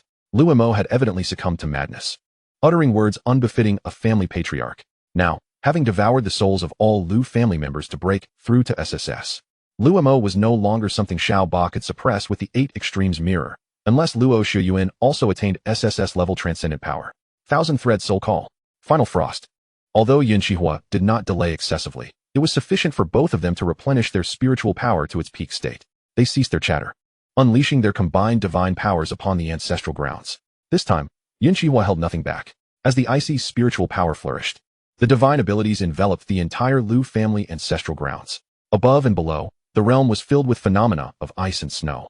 Luo Shiyuan's golden spiritual energy ceased to take the form of threads. Instead, it coalesced into massive golden chains as thick as tree trunks, rushing towards Lu Mo's vital point. Resistance is futile. Lu Mo unleashed 2 waves of dense demonic power. One obliterated the golden chains released by Luo Shiyuan, while the other formed a barrier to block the final frost. Simultaneously, Lu Mo's serpent tail inexplicably appeared, crashing down upon Yun Xihe and Luo Shiyuan, sending them plummeting to the ground. Yun Xihe glanced at Luo Shiyuan, who was also spitting blood nearby, his heart sinking. This time, the odds seemed grim. Had it not been for his extreme ice body, he might have lost half his life from that strike. Regrettably, if only he had trained a bit longer, he could have defeated this old monster Lu Mo. Gritting his teeth, Yun Xihe forced himself to rise. Frostless, a blue longsword materialized before Yun Xihe. Strangely, the 2 white fragments also flew out from his soul space along with the frostless sword. Chapter 46. The Ultimate Ice Origin Treasure. Heavenly Crystal Frostless. Yun Xihe was taken aback. He merely intended to summon Frostless, expending his last bit of spiritual energy for one final battle, yet somehow the 2 fragments had also emerged. One must know, the soul space does not allow items to exit without his permission. Just as Yun Xihe pondered this, 7 beams of white light erupted from the ground surrounding the altar. Ultimately, 9 beams of white light began to whirl around Frostless. What was happening? Luo Shiyuan, having regained some composure, looked up to witness a scene of immense impact. Suddenly, a pure, sacred azure light shot forth from Yun Xihe's heart. The moment the azure light appeared, the world fell silent. Even Lu Mo, who had been roaring towards Yun Xihe, froze in a grotesque posture midair. This space was devoid of sound. Only the frost emanating from the azure light expanded outward. Unlike the frost conjured through divine abilities, this frost carried an apocalyptic momentum, transforming everything in its path into an ice and snow realm, rather than merely freezing the surface. As the light ascended into the sky, it ultimately merged with the 9 white fragments, integrating into the body of Frostless. Yun Xihe was utterly bewildered, staring at the icy world around him and the completely frozen Lu Mo and Luo Shiyuan, unsure of what to do. While others were oblivious to the phenomenon, he understood it all too well. The azure light that had flown from his heart was a strand of ultimate ice origin, separated from his heart. This power, containing the essence of the highest ice elemental laws, could easily be considered divine power. This was not something Yun Xihe could wield at present. Even he himself was unaware of why a strand of ultimate ice origin had detached and merged with the white fragments into Frostless. However, one thing Yun Xihe understood was the undeniable connection between the white fragments obtained from Xiangzi and the Frostless sword. Otherwise, such a phenomenon would not have occurred under these circumstances, directly saving his life. At this moment, Frostless, now infused with the 9 white fragments and the ultimate ice origin, radiated with brilliant light. The sword's blade gradually manifested new patterns. Even its hue transformed from icy blue to a pristine white, emanating a ghostly blue radiance akin to the essence of primordial ice. Thus, time passed unmeasured. At last, the extraordinary spectacle came to an end. The Frostless sword trembled gently. A luminous beam coalesced upon it, taking the form of a young boy. A spirit of the weapon. Yun Xihe exclaimed in astonishment. Master. The boy bore an uncanny resemblance to Yun Xihe. Were it not for the unmistakable innocence that accompanied childhood, even Yun Xihe might have struggled to differentiate between them. You are the spirit of Frostless? Yun Xihe inquired with a hint of uncertainty. Truly, it was an artifact of remarkable nature, autonomously ascending to the rank of a spirit artifact, an unfathomable phenomenon. Indeed, Master, I am the spirit of Celestial Crystal Frostless. Perhaps it was due to the sword's ice attribute. But the boy spoke with an icy directness. Wait, Celestial Crystal Frostless? Yun Xihe looked up, observing that the sword's form remained identical to Frostless, save for the intricate patterns that adorned it, having shifted from icy blue to white. At that moment, a beam of light shot forth from the spirit's forehead, ultimately entering the snowflake insignia upon Yun Xihe's brow. I see now. Yun Xihe opened his eyes, the ice and snow runes within becoming increasingly pronounced. From now on, you shall be called Xiaodian, Yun Xihe proclaimed, lifting Celestial Crystal Frostless and addressing the spirit. Very well, Master, Xiaodian replied coolly from atop the sword. Observing this, Yun Xihe couldn't help but think that, were it not for the need for memorability, it would have been more fitting to name him Cool Boy. He then stored celestial crystal frostless within the primordial essence of ice in his consciousness, turning towards Luo Shuyuan. Just moments ago, Xiaodian had conveyed a torrent of immense information into his mind. After considerable effort, Yun Xihe finally pieced it all together. The frostless sword was the previous metamorphic form of celestial crystal frostless, and the white shards were remnants of its former shattering. The true celestial crystal frostless was an unparalleled treasure of ice origin, birthed from the very essence of primordial ice. Even the innate spiritual treasures that Xiaoba had once mentioned paled in comparison. Only those possessing the corresponding essence could wield the source treasures effectively. The shattering of celestial crystal frostless had occurred due to the demise of its previous master during battle many years ago, leading to the absence of the primordial ice essence required for nurturing, resulting in its fragmentation into 9 shards, along with the frostless sword. Ultimately, the frostless sword was inadvertently obtained by Yun Xihe in Luo City, along with 2 additional fragments. The Lu family had spent years searching for the shards for their own cultivation, only to unwittingly tailor a bridal gown for Yun Xihe, enabling him to restore celestial crystal frostless to its true form. He now possessed a weapon of source treasure caliber, while he could not fully unleash its might. With the primordial ice essence within him, Yun Xihe could undoubtedly wield the power of an S-class controller to wreak havoc in the SS realm, should another confrontation arise. With celestial crystal frostless in hand, Yun Xihe would possess the capability to single-handedly vanquish Lu Mo, who had reached SSS level through the guise of a water serpent demon. Such was the augmentation of combat prowess granted by the source treasure. Not to mention, the source treasure harbored even more mysteries waiting to be uncovered step by step. Yun Xihe's primordial ice spiritual energy flickered. A similar ghostly blue energy erupted from Luo Shuyuan's soul, gradually spreading throughout his entire being. Moments later, Luo Shuyuan emerged from the void, shaking his head. He only recalled seeing the frostless sword and those shards suspended in midair. After that, he was at a loss. Xihe, what transpired? Luo Shuyuan inquired, lifting his gaze to behold Yun Xihe and the massive water serpent demon, now transformed into an ice sculpture in the distance. It was evident that Yun Xihe's spiritual energy had caused this, prompting him to ask, "To be honest, I'm not entirely sure either. All I know is that after the frostless sword absorbed those white shards, it restored itself to the level of an acquired spiritual treasure. And the resulting phenomenon transformed Lu Mo in this manner." Yun Xihe pondered before responding. Ultimately, he refrained from divulging the matter of the source treasure to Luo Shuyuan. It was not due to a lack of trust, but rather because the implications were too grand, and knowing such secrets might not necessarily be beneficial. An acquired spiritual treasure. Luo Shuyuan exclaimed. How could it be that in the blink of an eye, the once merely artifact-level frostless sword ascended to the level of an acquired spiritual treasure? Luo Shuyuan felt an overwhelming urge to summon his 8 extremes mirror, wishing to teach it how to ascend from a spirit artifact to an acquired spiritual treasure. Ultimately, Luo Shuyuan was convinced by Yun Xihe's words. After all, he had only heard about the might of acquired spiritual treasures from his mentor, the war god Xiantian. Although the war god possessed one, he had never witnessed it firsthand. Thus, it seemed this matter was resolved. Luo Shuyuan placed a hand over his chest and approached the ice sculpture of the water serpent. It's over. Now we must address the aftermath. Yun Xihe exhaled a breath of murky air, feeling a twinge of pain in his wound. Eventually, he and Luo Shuyuan reduced the towering ice sculpture before them to a more manageable size, carrying it out of the Lu family's ancestral grounds. Before departing, Yun Xihe summoned forth ice flames. As the flames touched the air, they swiftly spread throughout the Lu family's ancestral grounds, incinerating everything until not a trace remained. Chapter 47. The terrifying cult of the demigods in the affluent villa district of Shangjing City. Yun Xihe slowly rose from his bed. 5 days had elapsed since the battle at Heha, on the 2nd day following the conflict. He and Luo Shuyuan returned to Shangjing City under the escort of investigators from Harbin to facilitate his recovery. In the villa provided by Luo Shuyuan, he recuperated for 5 days before finally regaining his peak condition. With a sigh, Yun Xihe gazed out at the dawn's early glow, reflecting on the spoils of his journey through the 3 northeastern provinces. Not only had he comprehensively grasped the intricacies of the formation, but he had also acquired the source treasure, celestial crystal frostless. Now, he could easily overpower his former self, who had just broken through to S-class control. He could take on 10 foes. Master Xiaodian, the spirit, emerged from the refrigerator, munching on a watermelon as he flew about.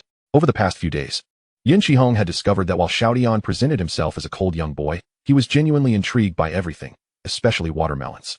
Xiaodian, you truly adore watermelons. While recuperating, Yun Xihe had also benefited from Xiaoyan's assistance with the primordial ice essence. Otherwise, his recovery might have been prolonged. Watermelon is the finest delicacy in the world, Xiaodian exclaimed, then produced a ring. By the way, Master, this was personally delivered by Luo Shuyuan yesterday. Yun Xihe's eyes sparkled. Goodness, there's indeed a storage ring. Delving into the ring with his consciousness, he found it contained a modest collection of precisely what he needed. Due to his recent understanding of formation intricacies, he had also requested ancient texts on alchemy and artifact forging, perhaps indicating that he was indeed the chosen one, capable of mastering everything with ease. Additionally, there were rewards from the recent eradication of Lu Mo's schemes, all carefully selected by Luo Shuyuan to enhance his cultivation. As noon approached, Yun Xihe opened his eyes and shook his head. It seemed he was not the chosen one after all. He had spent the entire morning trying to comprehend the two ancient texts, yet there were no signs of understanding. Gathering the books, he resolved to visit the Special Investigation Department, as he could not grasp their content and might as well return them. "Let us go," he called for Xiaotian, who perched on his shoulder. With a casual wave, a veil of spiritual energy enveloped Xiaotian, rendering him invisible to ordinary observers. The villa assigned to Yun Xihe by Luo Shuyuan was not far from the Special Investigation Department. After a half-hour stroll, he arrived. Upon entering the Special Investigation Department, he was greeted by a familiar face, Wang Yuyu, the investigator who had accompanied him to complete his onboarding when he first awakened. "Sister Wang, is Director Luo in?"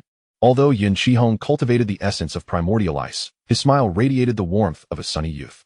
Sister Wang's exuberant call to Wang Yuyu was indeed a cause for jubilation. Henceforth, she could boast to her friends, "Please, the illustrious Yun Xihe has called me sister." At that moment, Luo Chu was present in the restaurant. After Yun Xihe expressed his gratitude with a nod, he proceeded towards the dining area. It was mealtime, and having reached the realm of a controller, one could attain the state of fasting depicted in novels, even without consuming food or drink. As long as there was spiritual energy within, hunger would not be felt. However, for those who had awakened, dining was primarily about the enjoyment of culinary delights, a means to please their palate. The arrival of Yun Xihe created quite a stir, as he had become exceedingly renowned in the extraordinary circles of Huaxia. Achieving the status of an A-level controller at the tender age of 20 had already showcased his prodigious talent. Later, his collaboration with Luo Shuyuan and others to capture the long-sought-after Xiangzi elevated his fame to unprecedented heights. Remarkably, not long after, he had joined forces with the Harbin Special Investigation Unit to apprehend the SS-level patriarch of the Lu family. Moreover, it was rumored that he had surpassed the S-level controller threshold. This revelation left many awakened individuals in Huaxia feeling a sense of inadequacy. While others took 20 days to gain renown as A-levels, he had ascended to S-level in a mere span of time. Reflecting on their own decades spent languishing in the B-level realm, a fervor for cultivation was ignited. More gifted awakened beings began to revere him alongside Luo Shuyuan as the dual paragons of Huaxia. Yun Xihe located Luo Shuyuan, who was dining in a corner. Upon hearing Luo Shuyuan's account of external evaluations about him, he couldn't help but click his tongue. Do these people ever put thought into the nicknames they assign? The title of dual paragons of Huaxia is rather unflattering. Luo Shuyuan rolled his eyes. Be content. Such titles are regarded as a mark of honor by countless individuals. By the way, the investigation concerning Lu Mo has yielded results, Luo Shuyuan remarked as he casually erected a barrier. What did they find? At this, Yun Xihe was intrigued. Long before the confrontation with Lu Mo, he had sensed something amiss with him. The 5 celestial families of the northern 3 provinces were rumored to safeguard the populace and ward off malevolence. Yet, now Lu Mo not only hunted ordinary people for his wicked rituals, but he also annihilated his fellow celestial family, the Bai clan, and even turned against his own kin. Such occurrences were profoundly bizarre. Consequently, upon retrieving Lu Mo's corpse, they reported the matter, demanding a thorough investigation. After several days, they finally had the answers. 20 years ago, Lu Mo fortuitously acquired the corpse of a water serpent in the Tianshan Mountains. Fortuitous? How so? In the records of the Special Investigation Unit, it was noted that this was during the initial rise of the half-god sect, a time when extraordinary beings across Blue Star paid a heavy price due to its rampage. Eventually, nations decided to send their strongest warriors from within the Arctic ice wall. At that time, it was none other than my mentor, the Xiantian war god, who returned to Huaxia. This battle against the half-god sect lasted several months, concluding with the upper echelons of the sect being driven into the ice wall. The Xiantian war god's last battle within Huaxia occurred in the Tianshan Mountains. That conflict not only shattered the Tianshan Mountains, but also resulted in the demise of more than one SSS-level powerhouse from the half-god sect. And that water serpent was one of the otherworldly beasts contracted by one of them. Otherworldly beasts can be contracted. Upon hearing Luo Shuyuan's words, Yun Xihe envisioned himself galloping across the realms atop various otherworldly creatures. Luo Shuyuan, perceiving the expression on Yun Xihe's face, cautioned, do not indulge in fantasies. Contracting an otherworldly beast is exceedingly arduous. Their bloodlines are noble, and while they may form contracts with awakened beings, there are numerous prerequisites. One must possess exceptional qualities, either being innately favored by them or having formidable strength, alongside sufficient attribute compatibility. Such opportunities are rare and elusive. After a pause, Luo Shuyuan continued. Returning to the matter at hand, it was after the Shantian war god departed that Lu Mo fortuitously obtained the water serpent's corpse. At that time, that SSS-level powerhouse from the half-god sect managed to preserve a fragment of their soul through the sect's malevolent sorcery. This fragment of a soul, along with the water serpent's demon core, invaded Lu Mo's consciousness, ultimately driving him to madness. After hearing Luo Shuyuan's account, Yun Xihe couldn't help but exclaim, "The half-god sect is indeed terrifying." Chapter 48. Gratitude for Brother Shuyuan's generosity. When he was still at the A-level controller realm, he had once relied on the primal essence of extreme ice within his consciousness to effortlessly slay the vice leader of the Huaxia half-god sect. This ease of resolution had left Yun Xihe with no tangible understanding of the half-god sect's true strength. Yet now, it was evident that the already fallen SSS-level powerhouses of the half-god sect could still exert influence over Lu Mo, who had lived for hundreds of years. Through their malevolent sorcery, this clearly illustrated that the half-god sect posed the greatest hidden peril in Blue Star at present. After their meal, the two returned to the upper-level office. Yun Xihe retrieved 2 tomes detailing alchemy and artifact forging from his storage ring. "My heavens, my talents do not lie in these areas," Luo Shuyuan remarked. Yun Xihe handed the ancient text to Luo Shuyuan, averting his gaze as he spoke. "You might as well admit that you haven't grasped anything either." "Very well, I shall return them to the treasury later. By the way, have your injuries healed?" Luo Shuyuan asked, placing the books away. "They have healed significantly, thanks to Xiao Tian's assistance. I've even made some progress," Yun Xihe replied, placing the now-cold Xiao Tian back in his palm. "It is my duty to serve my master," the cool boy stated. "That is good to hear. Tomorrow marks the beginning of August. Let us strive to enhance our cultivation over the next 2 months. Unless special circumstances arise, refrain from taking on tasks. If you require anything, feel free to reach out to me." Luo Shuyuan calculated the time. Yun Xihe's eyes brightened, almost blinding Luo Shuyuan with their brilliance. "You truly are from a wealthy background. With such affluence, I am grateful for Brother Shuyuan's generosity. I have matters to attend to, so I shall take my leave." With that, Yun Xihe swiftly departed for the first floor to find Meng Xianyang. Xianyang. Xiaohu. Meng Xianyang had also arrived in Beijing a few days prior, successfully completing his onboarding under Wang Yuyu's guidance. After settling in, he inquired about news of Yun Xihe at the Special Investigation Unit, only to learn he was out on a mission, which led to a 3-day wait. Yun Xihe understood the situation. It was likely to prevent news of their potential injuries from leaking. "How have you been adapting these past couple of days?" The afternoon heat in Beijing, around 1 or 2 o'clock, was so intense that one could see the heat waves rising from the ground. However, for Yun Xihe and Meng Xianyang, it was hardly a concern. "Quite well, I have nearly mastered my extraordinary abilities. Soon, I will be ready to undertake missions. I've heard there have been numerous recent supernatural incidents." Meng Xianyang recounted his experiences over the past 2 days at the Special Investigation Unit. Perhaps the half-god sect is up to something new.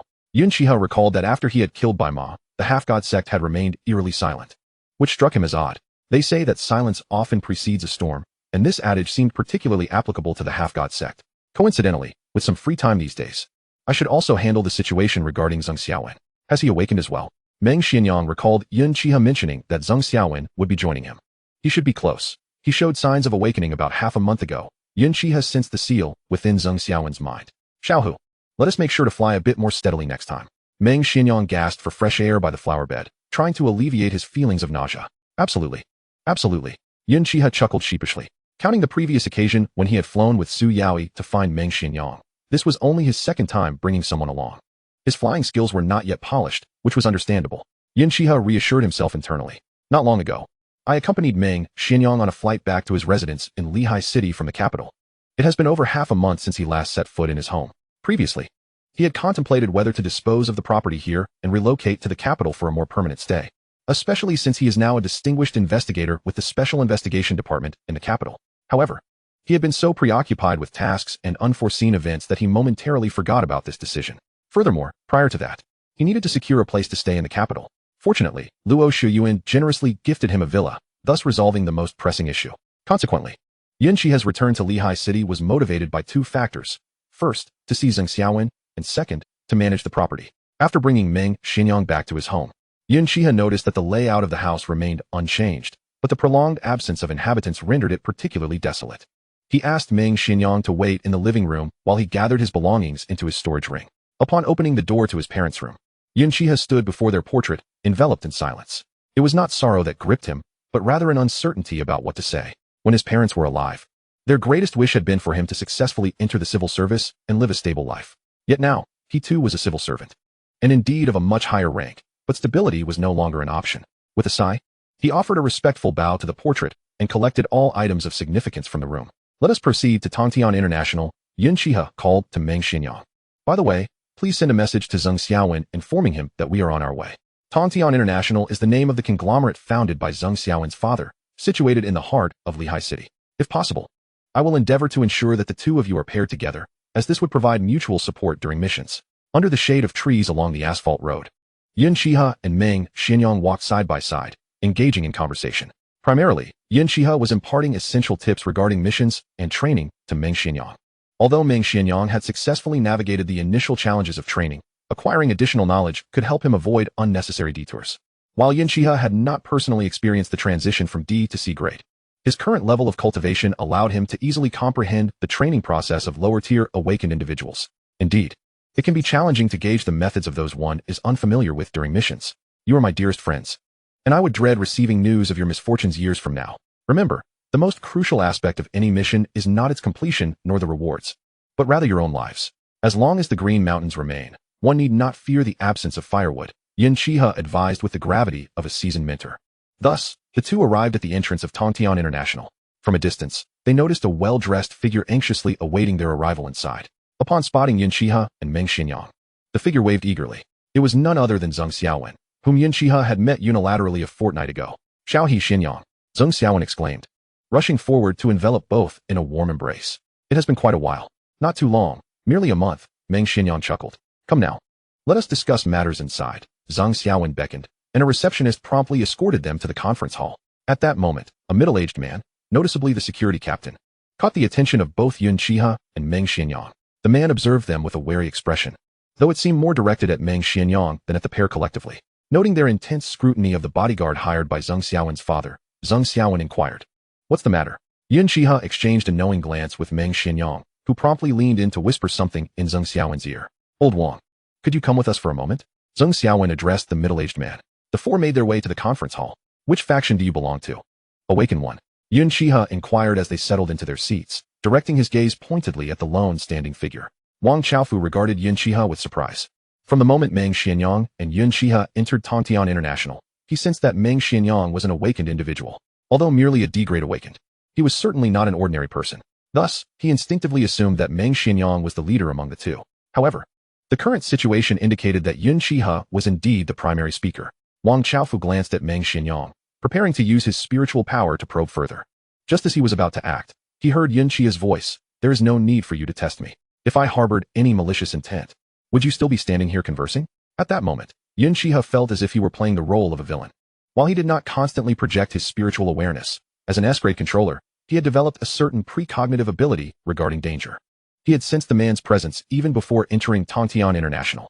C-grade awakened, he deduced, recognizing that such individuals were either from local awakened families or lone practitioners. Seeing that Yun Xihe had made such a declaration, Wang Chaofu halted his attempt to activate his abilities, allowing his hands to drop. "Sir, I am but a lone practitioner, merely fulfilling a commission from young Master Zheng's father to ensure his safety." "My father?" Zheng Xiaowen, puzzled by the exchange between Yun Xihe and Wang Chaofu, questioned. "So he is aware of awakened individuals?" Yun Xihe's expression shifted slightly, his tone taking on an imperceptible chill. According to the laws established by the Shanghai court, apart from individuals who entered the Extraordinary Research Institute or the Logistical Department of the Special Investigation Department through public examinations, it was absolutely forbidden for ordinary people to be aware of the existence of the extraordinary. Violators would face the most severe penalties from the Shanghai court, a measure taken to protect the general populace. For awakened individuals, even a newly awakened D-grade possessed physical capabilities far beyond those of ordinary humans. Once one reached the B-grade awakened state, conventional firearms posed no threat whatsoever. Therefore, to prevent ordinary people from becoming embroiled in extraordinary incidents and to mitigate unnecessary casualties, the Special Investigation Department employed various tools designed to erase memories. Hearing Wang Chaofu's statement, Yun Xihe took the matter seriously. Wang Chaofu hesitated. "No. Young Master Zheng's father is unaware of my identity. I simply lack the ambition to become a powerful practitioner and am only working as a bodyguard for sustenance." Yun Xihe relaxed once more, but as he turned his head, he caught sight of Zheng Xiaowen's eager expression for knowledge. Shaking his head, Yun Xihe raised his hand and grasped the air. A wisp of ethereal blue light emerged from Zheng Xiaowen's mind, merging into Yun Xihe's palm.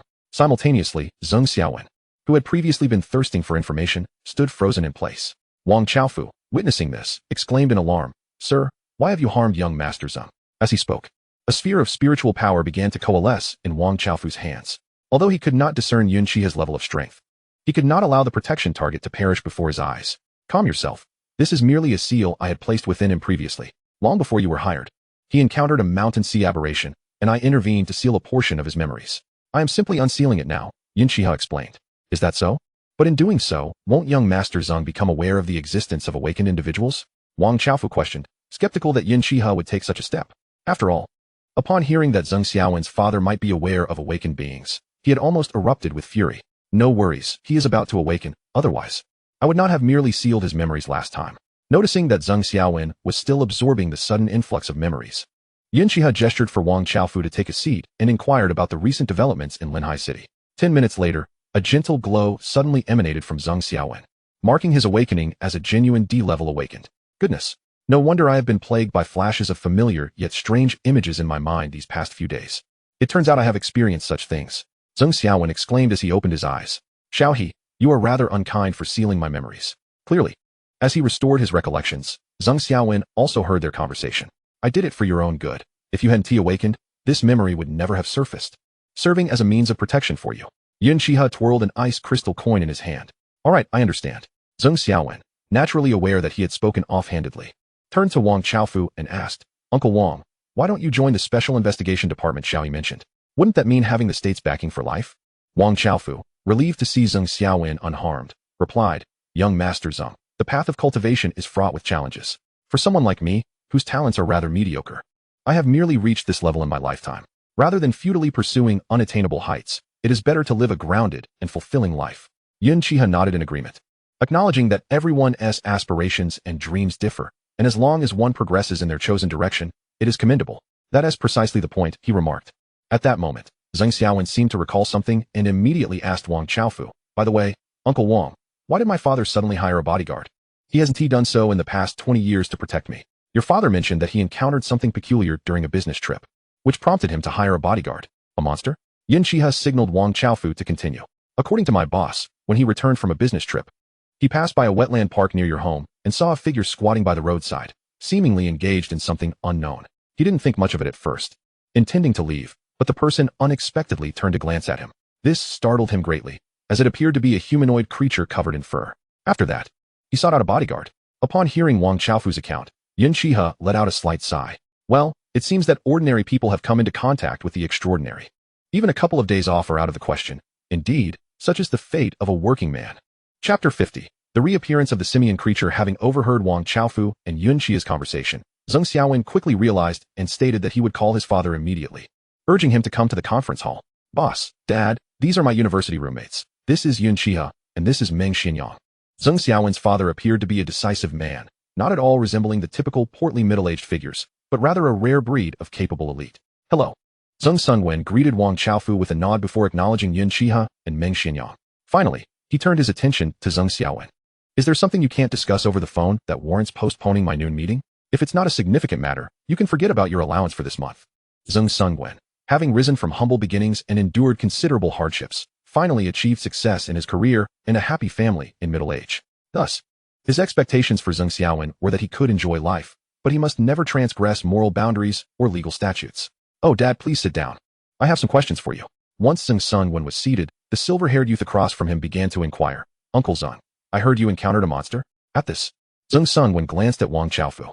This matter had only been mentioned in passing when hiring Wang Chaofu. Yes, there was such an incident, but I may have simply misinterpreted what I saw. Zeng Sungwen assumed Yun Xihe's question stemmed from youthful curiosity regarding supernatural tales, so he responded dismissively. To his surprise, Yun Xihe removed a delicate ear cuff from his ear and placed it before Zeng Sungwen. Confused, Zeng Sungwen wondered why he was being presented with such a youthful accessory. Was he expected to wear it too? Moments later, the small, gilded ear cuff transformed into a card the size of an ID card under a beam of white light. This display left Zeng Sungwen, a man over 40, utterly bewildered. What kind of new toy is this? Is my son calling me to discuss a distribution deal for this new gadget? Uncle, please take a look, Yun Xihe urged, gesturing for Zeng Sungwen to examine the card. Picking it up, he observed the card adorned with gold craftsmanship, featuring a dragon motif. Special Investigator of the Special Investigation Department of the Ministry of State Security, Yun Xihe. That title is quite lengthy. Zeng Sungwen flipped the card over to reveal the prominent national emblem of China. Is this authentic? Having navigated the world for decades, Zhang Sungwen could easily discern genuine items from forgeries. Uncle, you can surely tell if this is real or fake. I hope you can recount the entire incident in detail. Zhang Sungwen had intended to report the matter to the authorities, but he knew that doing so would likely result in being dismissed as insane. With a professional present, he felt compelled to share everything. Here's what happened. A week ago, I returned home from a business trip to Beijing and thought I'd take a stroll to clear my mind at the wetland park nearby. As I entered, I caught a glimpse of a figure by the lake, engaged in some unknown activity. Not being one to meddle in others' affairs, I didn't pay it much heed. Then, as if sensing my presence, the figure turned to stare at me. For some reason, the moonlight illuminated that spot eerily, and I immediately saw that it was a face covered in fur, resembling an under-evolved ape. I hurried home, grateful it didn't pursue me. But I couldn't shake the feeling that something was amiss, so the next day, I went to a bodyguard company, and the rest you already know. After listening to Zhang Sungwen's description, Yun Xihe fell into a brief silence. A fur-covered creature, resembling an under-evolved ape? A figure corresponding to Zhang Sungwen's description gradually formed in his mind. Yun Xihe raised his right hand and waved it in the air. Is this the creature you saw? Yes, that's it. Zhang Sungwen exclaimed with excitement upon seeing the image. Yun Xihe was astonished. It truly was the simian creature. Indeed, it is the very monster I encountered while working at the bakery. But how could the simian, which was already taken by Luo Shuyuan, appear again in Linhai City? Even if it were a newly birthed simian, it wouldn't be possible for it to grow to such a state in just a month. I apologize. Allow me to make a phone call, Yun Xihe said, requesting Meng Xianyang to briefly explain the situation before stepping outside the conference hall to call Luo Shuyuan. What did you say? Since Luo Shuyuan delegated many responsibilities to his subordinates and devoted himself to cultivation in preparation for crossing the ice wall, he seldom visited the Special Investigation Department. It was more advantageous to remain at home to train. If there were any pressing matters, he would naturally be notified. Upon receiving Yun Xihe's call, Luo Shuyuan was initially puzzled. This individual is quite swift. He returned to Linhai City after only 2 days. Yet upon hearing Yun Xihe's words, he found the message perplexing. What do you mean another simian has appeared in Linhai City? Is Linhai the simian's base? I will contact Lu Yun immediately to investigate whether the previous simian is still in Shanghai prison. Lu Yun was known for her swift efficiency. In a mere half hour, the situation was clarified. To everyone's astonishment, the elusive creature, the Sang Sang, which had been sealed by Yun Xihe upon awakening, had indeed vanished from the confines of the Mountain Sea prison. This marked the first instance of a being escaping from such a formidable prison. Moreover, according to Lu Yun, there were no anomalies within the Mountain Sea prison, save for the disappearance of the Sang Sang. Luo Shuyuan promptly informed Yun Xihe of the developments, offering to head to Linhai immediately. No need, Yun Xihe replied. You should rest. I will handle this matter, as it so happens that I am already in Linhai. With that, Yun Xihe ended the call and returned to the conference hall, where the 4 attendees awaited her with eager expressions for answers. Clearing her throat, Yun Xihe felt somewhat uncomfortable under their scrutinizing gazes. I will take care of this matter, rest assured, Uncle Zhang. After receiving understanding and confirmation from Zhang Sungwen, Yun Xihe utilized a specialized artifact from the Special Operations Department to erase any memories related to the Sang Sang and the Awakeners from his consciousness, leaving only the memory of Zhang Xiaowen's admission into the National Security Department, which delighted the current Zhang Sungwen immensely. The fact that his little cub had been accepted into the National Security Department was indeed a stroke of fortune for the Zhang family. Were it not for Yun Xihe's urgent need to address the situation with the Sang Sang, Zhang Sungwen would have surely insisted on hosting a lavish banquet for the 3 of them. Wang Chaofu also accompanied Yun Xihe and the others. It was unclear why, but the man who had initially wished to conceal his identity as an awakener and lead an ordinary life suddenly changed his mind and expressed a desire to join the Special Operations Department. While Yun Xihe did not fully comprehend this shift, he was more than willing to assist. Thus, the quartet set off toward the Linhai Special Operations Department with a sense of purpose. Chapter 51. The capture plan for the Sang Sang. As the doors of the Linhai Special Operations Department swung open, Li Yao raised her signature professional smile, prepared to recite her well-rehearsed lines. However, upon looking up, she froze. Yun Special Operations. Her exclamation instantly drew the attention of the investigators still present in the hall. Currently, within the Special Operations Department of Huaxia, only one individual was referred to as Yun Special Operations by the investigators, and that person was none other than Yun Xihe. Indeed, it was the 4 who had arrived. Long time no see, Li Yao, Yun Xihe greeted her with a smile, surprised to encounter a familiar face upon his arrival at the Linhai Special Operations Department. It has been a while. Please have a seat. Li Yao led the 4 to the guest area of the hall. At that moment, she regained her composure after being momentarily captivated by Yun Xihe's beauty. She knew that Yun Xihe was an investigator from the Special Operations Department in Shangjing, and unless there was a special matter at hand, he would not have come to their department with such seriousness. There are some minor issues that require the assistance of our Linhai colleagues. May I ask if your director is available? When Yun Xihe awakened, It was because the director of the Linghai Special Operations Department was occupied with a task, prompting Luo Shiyuan to step in and assist. Yes, I will contact the director immediately. Liao hesitated, taken aback that Yun Xihe wished to meet with the director upon his arrival. However, upon reflection, she realized that given Yun Xihe's current prowess, only the director would be able to provide the assistance he required. No need to contact him. I will come myself. A deep, resonant male voice emerged. A middle-aged man in a dress shirt stepped out of the elevator. Hu Xin spotted Yun Xihe from a distance. Truly, he was the individual revered as one of the twin prodigies in the forums, as described by the phrase, a gentleman like jade, unmatched in the world. However, the more outstanding Yun Xihe appeared, the more Hu Xun's resentment toward Luo Shiyuan grew. It was utterly disgraceful.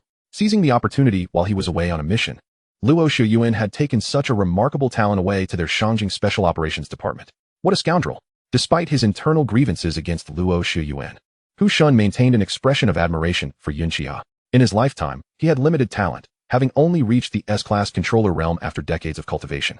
Unlike prodigies like Yun Xihe and Luo Shiyuan, the emergence of more such talents would indeed be a blessing for Huaxia. Yun Special Operations, greetings. I am Hu Xun, the director of the Linghai Special Operations Department. I am Yun Xihe. You may call me Xiaohe. The conversation between the two eminent figures rendered the others nearby speechless. I have come to inquire about a particular mountain sea anomaly. May I have a moment to discuss it?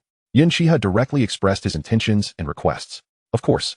Upon hearing that Yun Xihe wished to discuss a mountain sea anomaly, Hu Xin prepared to take him to a nearby cafe for a detailed conversation.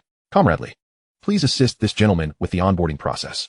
As for the other two, if possible, please assign them some tasks to gain experience. Before departing, Yun Xihe made sure to arrange for Wang Chaofu, Meng Xinyang, and Zheng Xiaowen.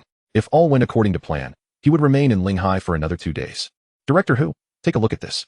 In the cafe's private room, after Hu Xin set up a barrier, Yun Xihe once again conjured an image of the Sang Sang, using his spiritual energy.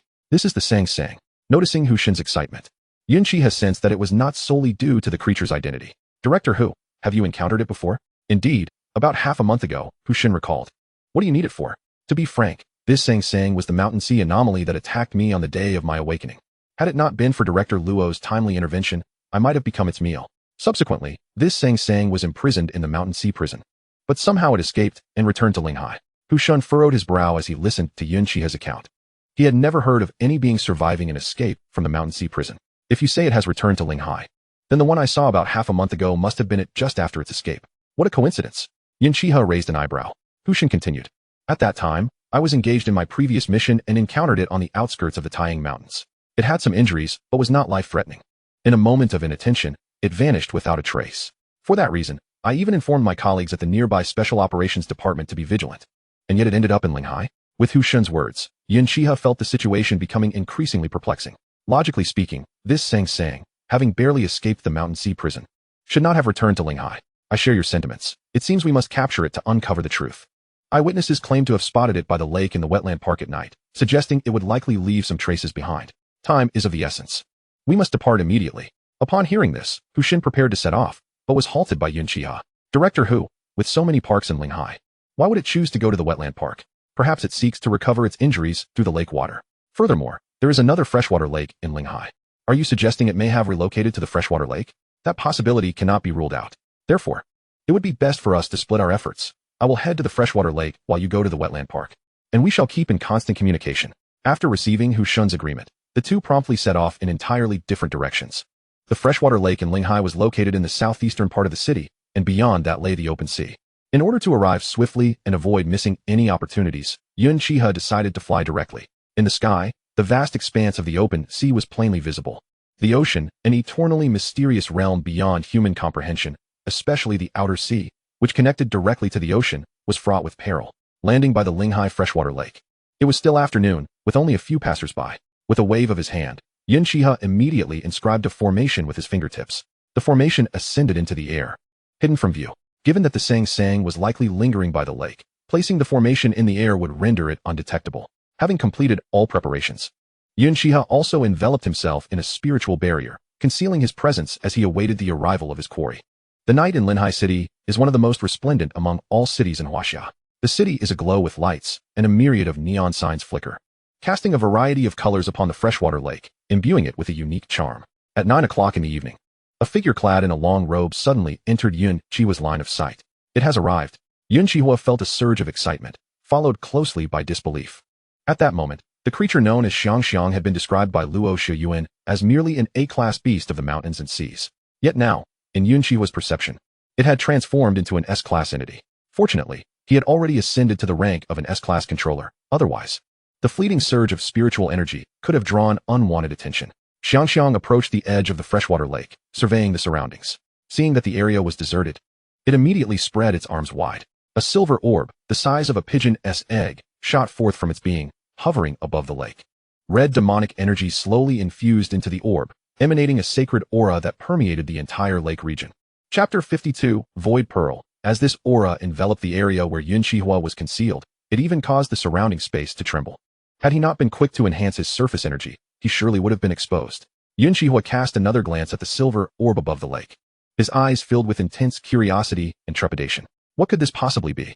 Noticing that Xiang remained motionless, Yun Xihe hastily sent a message to Wuxian, informing him that he need not linger in the wetland park any longer. At that moment, Xiang, who had previously stood still by the lake, suddenly unleashed a surge of overwhelming demonic energy. The energy swiftly stirred the entire water surface, and faintly, a formation resembling a teleportation array could be discerned at the lake's bottom. Yun Xihe focused intently. A teleportation array. Extensive sections of his studies had documented various types of teleportation arrays. Such an array could establish a bidirectional channel by setting directional coordinates, akin to a wormhole. However, the materials required to set up a teleportation array were non-existent in the current blue star. Otherwise, ordinary awakened beings would not find it such a hassle to traverse back and forth from within the Arctic ice wall. Found you. Indeed, you are here. Upon spotting the array at the lake's bottom, Xiang promptly retracted its demonic energy, and the silver orb returned to its hand. With the Void Pearl in its possession, even if it could not activate the array, what of it? Void Pearl. Xiao Tian's voice resounded in Yun Xihe's mind, simultaneously manifesting beside him. Xiao Tian gazed at the silver orb, nodding as if in affirmation. Master, quickly seize that orb. It is an opportunity presented to us. Yun Xihe felt a headache coming on. Ever since he had recuperated in Shangjing City, Xiao Tian had been idly consuming countless online works out of boredom, including various novels, films, and television series.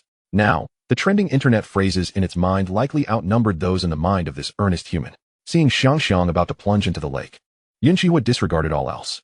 In an instant, he transformed his spiritual energy into a chain, shooting it towards Xiang.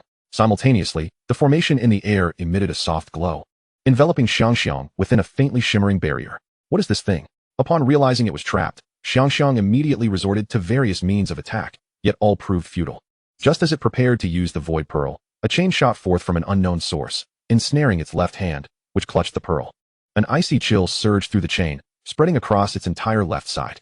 No, why does this sensation feel so familiar? This experience seems reminiscent of what I encountered merely a month ago. Indeed, as more than half of its body became encased in ice, a figure abruptly appeared beside it. It is you, human. Xiang's face flushed with indignation. It never anticipated that after finally escaping from the Mountain Sea prison, it would once again cross paths with the unfortunate Yun Xihe. Given the current situation, it was clear to Xiang that its trail had long been exposed. Had it known, it would not have allowed that ordinary person to leave on the day they first met. Long time no see, Xiang. Yun Xihe scrutinized it from head to toe. Aside from some nearly healed injuries, it was indeed identical to its appearance during their last encounter, confirming that it had indeed escaped from the Mountain Sea prison. Speak. How did you manage to flee from the Mountain Sea prison, and why have you returned to Linhai City? I escaped using a magical artifact. I returned to Linhai City to attend to some matters. Yun Xihe brought the fully immobilized Xiang to the lakeside for a detailed interrogation. Initially, he anticipated that Xiang would be obstinate and would only divulge information gradually after some persuasion. However, as soon as he inquired, Xiang willingly responded. Are you truly one of those exceptionally fierce beasts from the Mountain Sea legends? Perhaps feeling the weight of Yun Xihe's skeptical gaze, Xiang's voice rose in pitch. You have no idea of the torment of a frozen soul, yet you dare to look at me with such disdain. How many can withstand this ice? The more Xiang spoke, the angrier it became. This chill had always been unbearable. A month ago, it was merely an A-class beast, while Yun Xihe was just a powerless human. Thus, even if it was frozen, it was only its physical form that was affected. With its A-class prowess, it could easily endure it. Yet the present was different. This human had skyrocketed to S-class in merely a month, leaving it at a complete disadvantage. Moreover, the ice now not only froze its body but also threatened to encase its very soul. How could it not be terrified? What artifact could possibly breach the confines of the Mountain Sea prison? Upon hearing Yun Xihe's words, Xiang gestured with its eyes towards the silver orb in its left hand. At that moment, Yun Xihe noticed that while the entirety of Xiangxiang's left side was frozen, the orb remained unaffected, even radiating a faint silver glow. Are you implying that you escaped the Mountain Sea prison using this orb? Yun Xihe lifted the orb telekinetically, scrutinizing it for a long while, but gleaning no insights. Master, do not linger on this. There is much significance within that cannot be discerned through mere observation. Allow me to explain further once we return. Xiao Tian's voice echoed in his consciousness. Then, what are you doing in Linhai City? Why the clandestine manipulation of the waters? Are you attempting to conjure a flood? The icy runes in Yun Xihe's eyes flickered ominously. Xiangxiang felt the chill intensify upon it. No, brother, please cease. I returned to Linhai City, due to Yinglong. Yinglong. Yun Xihe's mind momentarily halted. Was it the Yinglong he was thinking of? Elaborate. With a wave of his hand, Yun Xihe slightly dispelled the freezing ice that had encased much of Xiangxiang's body. He understood the adage, to make a horse run, one must feed it grass. Indeed. With a brief respite, Xiangxiang immediately divulged everything it knew. Beasts often possess a keener sense of self-preservation than humans. Understanding that preserving the green hills means they need not fear a lack of firewood. This tale began several decades prior. Returning to the Special Investigation Bureau, Yun Xihe sifted through the information he possessed and relayed it to Hushan, merely stating that Xiangxiang had obtained a one-time-use spatial artifact, which facilitated its escape from the Mountain Sea prison. Its return to Linhai City was simply due to its accustomed residence here, with no intent to harm humanity. Thus, how to manage Xiangxiang became a conundrum. Initially, it should have been sent back to the Mountain Sea court for continued confinement. However, with Xiangxiang expressing its vehement desire never to return to that dark, sunless place, the three presiding judges of the Mountain Sea court ultimately agreed to grant it a chance. As long as it could find a suitable contract partner among the candidates prepared by Yun Xihe and his group, it would be spared from returning to the Mountain Sea prison. Beyond that, no alternatives existed. Chapter 53 The Treasure of Spatial Origins? Half an hour ago, Yun Xihe returned to the Linhai Special Investigation Bureau with the rare creature. The Xiangxiang, Hushan, who had already received the news, was not surprised. After all, it would indeed be astonishing if a prodigy of the S-rank dominator realm like Yun Xihe could not capture an A-rank Xiangxiang. To his delight, Yun Xihe not only brought back the Xiangxiang, but also a momentous announcement. The Xiangxiang was willing to select a contractor at the Linhai Special Investigation Bureau. This news thrilled Hushan. Having immersed himself in the S-rank dominator realm for many years, he had steadfastly held the position of director at the Linhai Bureau, making him one of the longest-serving directors in all of Huaxia's special investigation bureaus. Naturally, he was privy to information that ordinary awakeners could scarcely comprehend. It was precisely this knowledge that filled him with joy. The opportunity for an awakener to forge a contract with a creature of the Shanhai realm was exceedingly rare. Although success was not guaranteed, it would at least broaden one's horizons. Immediately, Hushan intended to summon everyone at the bureau. However, before he could make his move, Yun Xihe stopped him. The Xiangxiang had stipulated a prerequisite for agreeing to a contract. The candidate must be a genius, otherwise, it would prefer to return to the Shanhai prison. Yun Xihe acquiesced. Creatures of the Shanhai realm were born from the earth and were unique, possessing a noble lineage among the demon kind, and naturally carried an air of pride. While the surface world of Huaxiao appeared tranquil, it was fraught with hidden treachery. Most investigators were out on missions. Eventually, Hushan summoned Li Hao, who had previously crossed paths with Yun Xihe. He was currently regarded as the most gifted individual remaining at the Linhai Bureau. Along with Hushan, Meng Xinyang, and Zheng Xiaowen, the four convened. Let us begin. Yun Xihe exchanged a glance with Hushan, who nodded in agreement, then turned to the Xiangxiang. The contract between the Shanhai creatures and awakeners required not only the element of voluntariness, but also that their attributes must not be contradictory. The Xiangxiang was inherently aligned with the fire attribute, hence Yun Xihe had not contemplated himself as a candidate. Moreover, the Xiangxiang's appearance was indeed somewhat peculiar. He was more intrigued by the dragon-like creature it mentioned. As the Xiangxiang began to unleash its demonic energy to attempt to forge a contract, Yun Xihe turned and exited the bureau, returning to the edge of the freshwater lake. Xiao Tian manifested beside him. Xiao Tian, please enlighten me about the origin of this orb. After hearing the Xiangxiang's account, he had returned to the bureau, where the presence of many witnesses had stifled his opportunity to inquire further until now. Master, this orb, known as the Realm Void Pearl, is of great significance. I initially failed to recognize its importance, but had that gorilla-like monster utilized even a fraction of its power, I too might have been deceived, Xiao Tian explained, gesturing with his lotus-like hand to indicate the minuscule amount. Get to the point, Yun Xihe sighed, playfully swatting Xiao Tian closer. Master, this Realm Void Pearl is a treasure of spatial origin. Yun Xihe gasped in astonishment. Is this truly a treasure of spatial origin? He reassessed the seemingly unremarkable silver orb, which appeared smooth and round but lacked any distinctive features. He had not anticipated its significance. After all, he possessed the ice origin treasure, the Tianjing Frostless, which symbolized the pinnacle of ice attributes. If the Realm Void Pearl was indeed a treasure of spatial origin, it would elevate its status to that of his own Tianjing Frostless. However, he felt no extraordinary energy emanating from the orb. It could not be denied. Yet it was indeed a fragment of the treasure of spatial origin. In my recollection, treasures of spatial origin are divided into 3 parts, one of which is the Realm Void Pearl.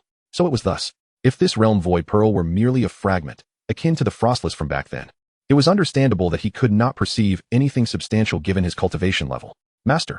The greatest utility of this orb lies in its ability to breach space at will for spatial traversal. Yun Xihe was taken aback. Spatial traversal was a formidable ability that only those who reached the SSS level transcendent realm could master.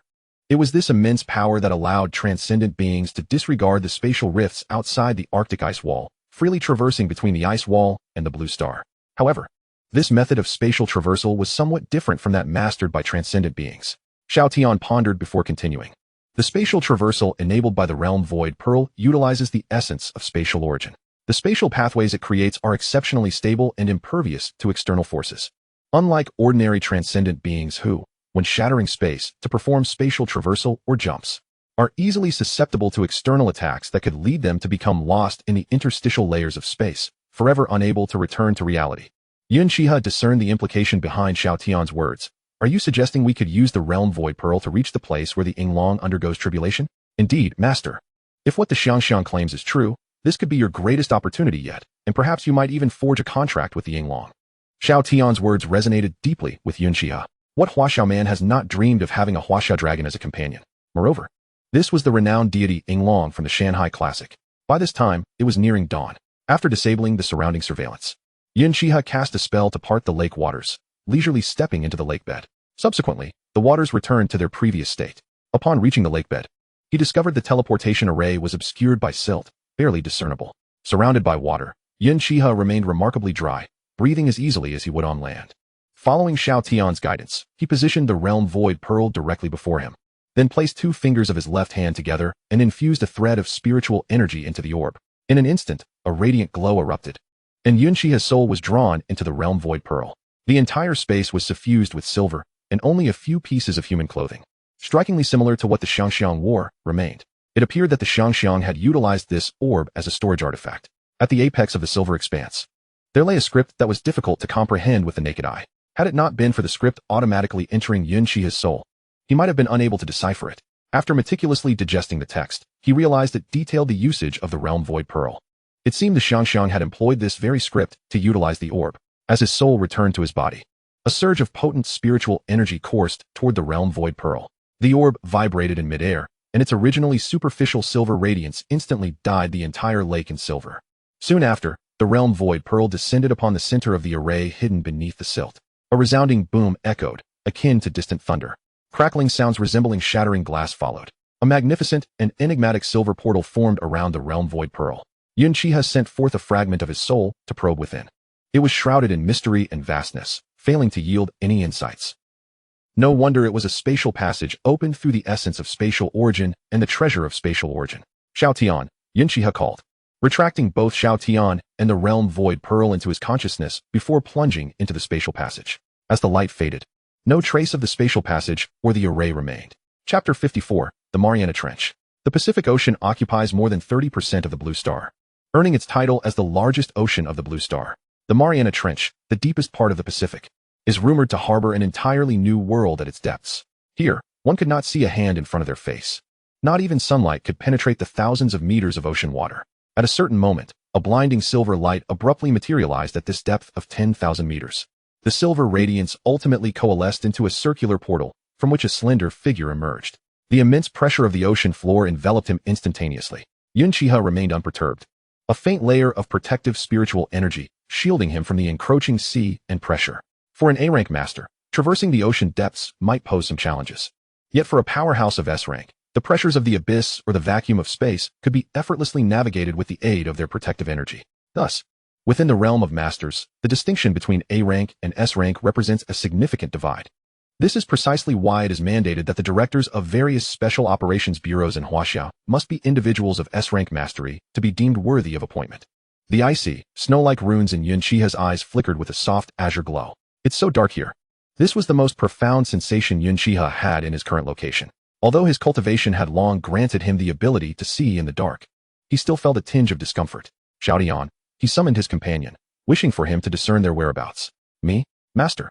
I am less familiar with Blue Star than you are. Why ask me? Xiaodian replied. However, Master, the pressure of the seawater here is immense. Even an A-rank master would struggle to remain for long. Upon hearing Xiaodian's words, Yun Xihe immediately unleashed his spiritual consciousness, hoping to glean some useful information.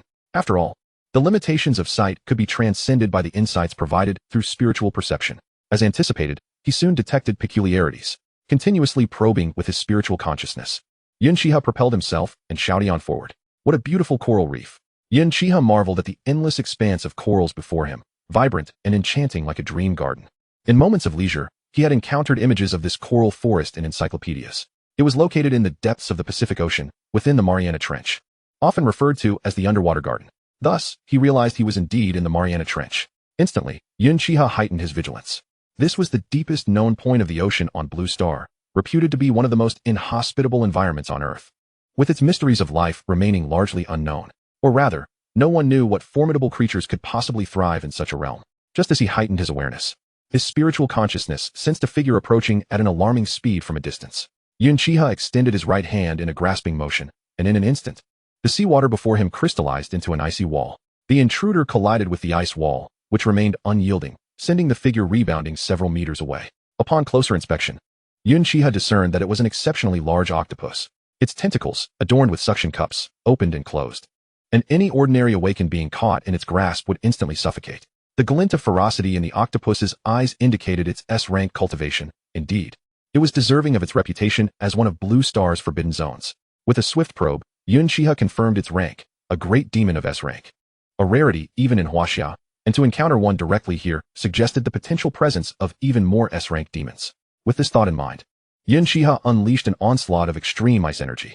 The great octopus charged forward, spewing a jet of dark ink infused with a grayish hue from its mouth. As their powers collided, the extreme ice energy erupted, encasing the great octopus and its ink in a pristine layer of ice. Master, why not eliminate this behemoth and extract its demon core? Though you cannot absorb its demonic energy for your own use, it could serve as a valuable resource for your future contractual partners. Xiaodian questioned, puzzled by Yun Xihe's decision to freeze the colossal octopus. The demon race possesses an acute sensitivity to blood. Should any blood disperse in the seawater, it would likely attract other demons from miles around.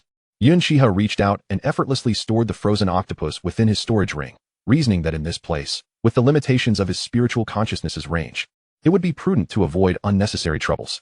Oh, Xiaodian nodded, a flicker of understanding crossing his features. Although he was the spirit of the supreme ice treasure, he was a nascent spirit, not the one from the time of the unbroken sky crystal frost, and thus he only knew what he had learned from the spirit's inheritance. However, Master, where is that palace where the Yinglong supposedly resides? Xiaodian ascended slightly, surveying the surroundings. But all he saw were coral reefs. No palaces capable of housing the legendary Yinglong. Isn't that a stretch? Master, were you perhaps deceived by that gorilla? Yun Xihe diligently explored the vicinity with his spiritual consciousness, but found no sign of a palace, leading him to wonder if he had indeed been misled by the creature. Yet, the void pearl remained a tangible truth. Suddenly, Yun Xihe's spiritual consciousness faltered. He turned his gaze southeastward. His consciousness had been vigilant of his surroundings, moving in tandem with his physical form. Having only shifted a short distance, he found that something obstructed his spiritual consciousness from the southeast, yet upon inspection, he could discern nothing amiss. Xiaodian, let us proceed. Yun Xihe called to the still hovering Xiaodian, and together they flew towards the southeast. At the Coastal City's Special Operations Bureau, the unexpected choice of Li Hao as a contract partner by Xianxian took everyone by surprise. Li Hao's talent was rather average among the four, making his selection all the more astonishing. Hu Shun had initially believed that either Meng Xianyang or Zheng Xiaowen would be chosen, given their status as Yun Xihe's roommates. Xianxian should have taken that into account. Ultimately, however, the choice fell upon Li Hao, the least favored candidate. Where is Yun Xihe? Seizing the moment while Li Hao and Xianxian formed their contract, Hu Shun intended to seek out Yun Xihe for a discussion, but after searching the entire bureau, he found no trace of him. Checking his phone, he was astonished to find that it indicated Yun Xihe was out of service range. In this age of advanced technology, the absence of signal typically indicated a remote location. Yet, just moments ago, he had been right here. How could he have vanished so swiftly? Director Hu, this is a message left for you by Yun Xihe. Li Yao panted as she rushed in, clutching a spiritual energy-formed paper crane, and handed it to Hu Shun. With a flick of his hand, the crane transformed back into spiritual energy, which he absorbed. The message did not divulge his whereabouts. only stating that he was on a mission and requesting Wuxian to arrange training tasks for Meng Xianyang and Zheng Xiaowen. With the knowledge that Yun Xihe had not been abducted by the demigod cult, Wuxian felt a wave of relief wash over him. Otherwise, the insufferable Luo Shiyuan and the 3 esteemed lords from the Mountain Sea Tribunal would likely storm in seeking explanations. Having just completed her contract, Xian emerged alongside Li Hao. She caught sight of Yun Xihe's spiritual energy crane, and a glimmer of subtle intrigue flickered in her eyes. Chapter 55. The Undersea Dragon Palace. Yun Xihe ventured into an area impervious to spiritual detection. The icy runes within his gaze trembled gently, and the azure essence of extreme ice energy blossomed in the profound depths of the ocean. As his spiritual energy flowed, an invisible water barrier was torn asunder, revealing the hidden presence within. What an intricate formation! Yun Xihe retracted his energy. This was an exceptionally advanced concealment array. Even he had failed to perceive a single flaw until now. Had it not been for his spiritual awareness detecting the anomaly, he might have missed it entirely. This was not to say that such sophisticated formations were absent from the studies he had undertaken. Rather, his cultivation level had yet to reach the point where he could discern high-level formations at a glance. As the outermost water barrier dissipated, structures ensconced within the array came into view. It was a palace crafted from azure stone. Surrounding the palace were 12 winding dragon columns, each crowned with a magnificent luminous pearl. Under the illumination of these pearls, the depths of the ocean no longer existed in utter darkness. Flanking the grand entrance of the palace were stone sculptures. To the left stood a dragon poised to soar, while to the right, an enormous fish, one that Yun Xihe had never encountered before, was depicted. Master, these sculptures depicted Jiaolong and a Kunping. Xiao Tian possessed the ancestral memories of the spirit of instruments and instantly recognized the identity of the colossal fish. It was none other than the Kunping. Yunqi Crane recalled having learned about it in a text during his studies. The Kuin is so immense that its size is beyond comprehension. And when it transforms into a bird, it is called the Peng. The back of the Peng is equally vast when it soars in anger. Its wings resemble clouds hanging from the heavens. This passage conveyed that both forms of the Kunping were extraordinarily grand. It was indeed one of the legitimate divine beasts mentioned in the classic of mountains and seas. It appeared that this was the dragon palace spoken of by Sang Sang. Yunqi Crane reminisced about the conversation he had with Sang Sang by the freshwater lake at dusk. It turned out that Sang Sang had risked returning to Linhai City to locate the formation within the lake. According to Sang Sang, decades ago, during its youthful years, it had chanced upon a grievously wounded Yinglong in the outskirts of Linhai City. At that time, the Yinglong was severely injured and was in the process of setting up a formation. Though Sang Sang could not comprehend it, its bloodline heritage allowed it to discern that this was a teleportation array capable of traversing space. The Yinglong had vanished from Linhai City through that very array. Later, by a stroke of luck, Sang Sang acquired the Realm Void Pearl. Upon learning of its applications and usefulness, it immediately thought of the Yinglong it had encountered. Back then, the creature's aura had been so faint that even a newborn Sang Sang surpassed it. Even after years of recovery, it likely would not exceed rank A. Moreover, being sent to the Mountain Sea prison by Yunqi Crane and Luo Shiyuan, a place ill-suited for extraordinary beasts, further complicated matters. Thus, Sang Sang resolved to seek fortune in danger. If it could obtain even a drop of the Yinglong's blood, it would instantly break through to rank S or even SS. Although all were extraordinary beasts from the classic of mountains and seas, they were of varied ranks. Sang Sang, being a mere minor creature, could hardly compare to the Yinglong, which stood at the pinnacle of the hierarchy. After searching for just over half a month, Sang Sang finally found the teleportation array through the Realm Void Pearl, only to be intercepted by Yunqi Crane. Yunqi Crane stepped through the water curtain, feeling the long-lost air wrap around him once more. Standing at the bottom of the ocean, 10,000 meters deep, the surrounding seawater and creatures were kept at bay by the water curtain. At that moment, the 12 coiling dragon pillars, adorned with luminous pearls, suddenly emitted a dazzling light, and the dragons depicted on the pillars sprang to life. This was dire. Yunqi Crane quickly understood that these 12 coiling dragon pillars served not only to illuminate the dragon palace, but also to thwart intruders. Heavenly Crystal Frostless. The aura irradiated by the 12 golden dragons was of rank S, and Yunqi Crane dared not underestimate them. He promptly summoned Heavenly Crystal Frostless. After all, there existed a barrier between dragons and ordinary extraordinary beasts. The 12 golden dragons seemed to sense the battle intent emanating from Yunqi Crane and charged towards him in unison. Xiao Tian immediately merged with its true form, and Heavenly Crystal Frostless radiated a ghostly glow. With a flourish, Yunqi Crane wielded his sword in his right hand while channeling spiritual energy in his left, conjuring icy spikes that descended upon the golden dragons. The golden dragon scales glimmered, yet the icy spikes failed to pierce their bodies. Yunqi Crane pondered, could these golden dragons truly be mere illusions conjured from the coiling dragon pillars? If they possessed physical forms, how could they resist his attacks? He brought his fingers together and manipulated Heavenly Crystal Frostless, to weave between the 12 golden dragons. Each pass created ripples in space. Although the ice spikes formed from condensed water vapor could not breach the golden dragon's flesh, heavenly crystal frostless. Being an artifact of the source of extreme ice was not something rank S golden dragons could withstand. In merely a few breaths, each golden dragon bore varying degrees of injury. The wounds glowed with an eerie blue light, rendering them incapable of healing. Ice explosion technique. Yun Xihe's self-created technique unleashed its power at this moment, causing the frost covering the dragon's wounds to detonate. Instantly, several golden dragons were left battered and bruised. Due to their nature as mere illusions, no dragon blood spilled forth, creating the bizarre phenomenon of the golden dragons howling in pain without shedding blood or scales. Roar. The golden dragons, in agony, raised their heads. Pure energy, neither spiritual power nor demonic force, coalesced in their mouths, ultimately transforming into beams of energy that shot towards Yun Xihe at lightning speed. Transform. Yun Xihe unleashed his spiritual energy in his left hand, manifesting a massive ice shield to protect himself. The energy beams struck the ice shield, and within moments, cracks began to appear. At that instant, Yun Xihe also unleashed a sword forged from gathered spiritual energy. One sword frost cold across 14 states. The sword energy emitted by heavenly crystal frostless was magnitudes more brilliant than during the frostless era, resembling the sun in the sky. Too dazzling for the human eye to behold. The crescent-shaped sword energy swept forth, transforming all it touched into ice sculptures, cleaving them apart. The 12 golden dragons were also unable to withstand this strike. Just as the sword energy approached the golden dragons, the luminous pearls atop the coiling dragon pillars suddenly fell, ultimately converging into a single golden pearl. 12 beams of light shone from the pearl, connecting to the heads of the 12 golden dragons. To everyone's astonishment, the golden dragons began to merge, with the golden pearls settling into the mouth of the central dragon. Ultimately, the 12 golden dragons transformed into a colossal SS-ranked golden flood dragon stretching hundreds of feet. Master, that pearl is the true flood dragon demon core, which could even be referred to as a pseudo-dragon pearl. Xiao Tian's excited voice echoed in Yun Xihe's mind. Pseudo-dragon pearl?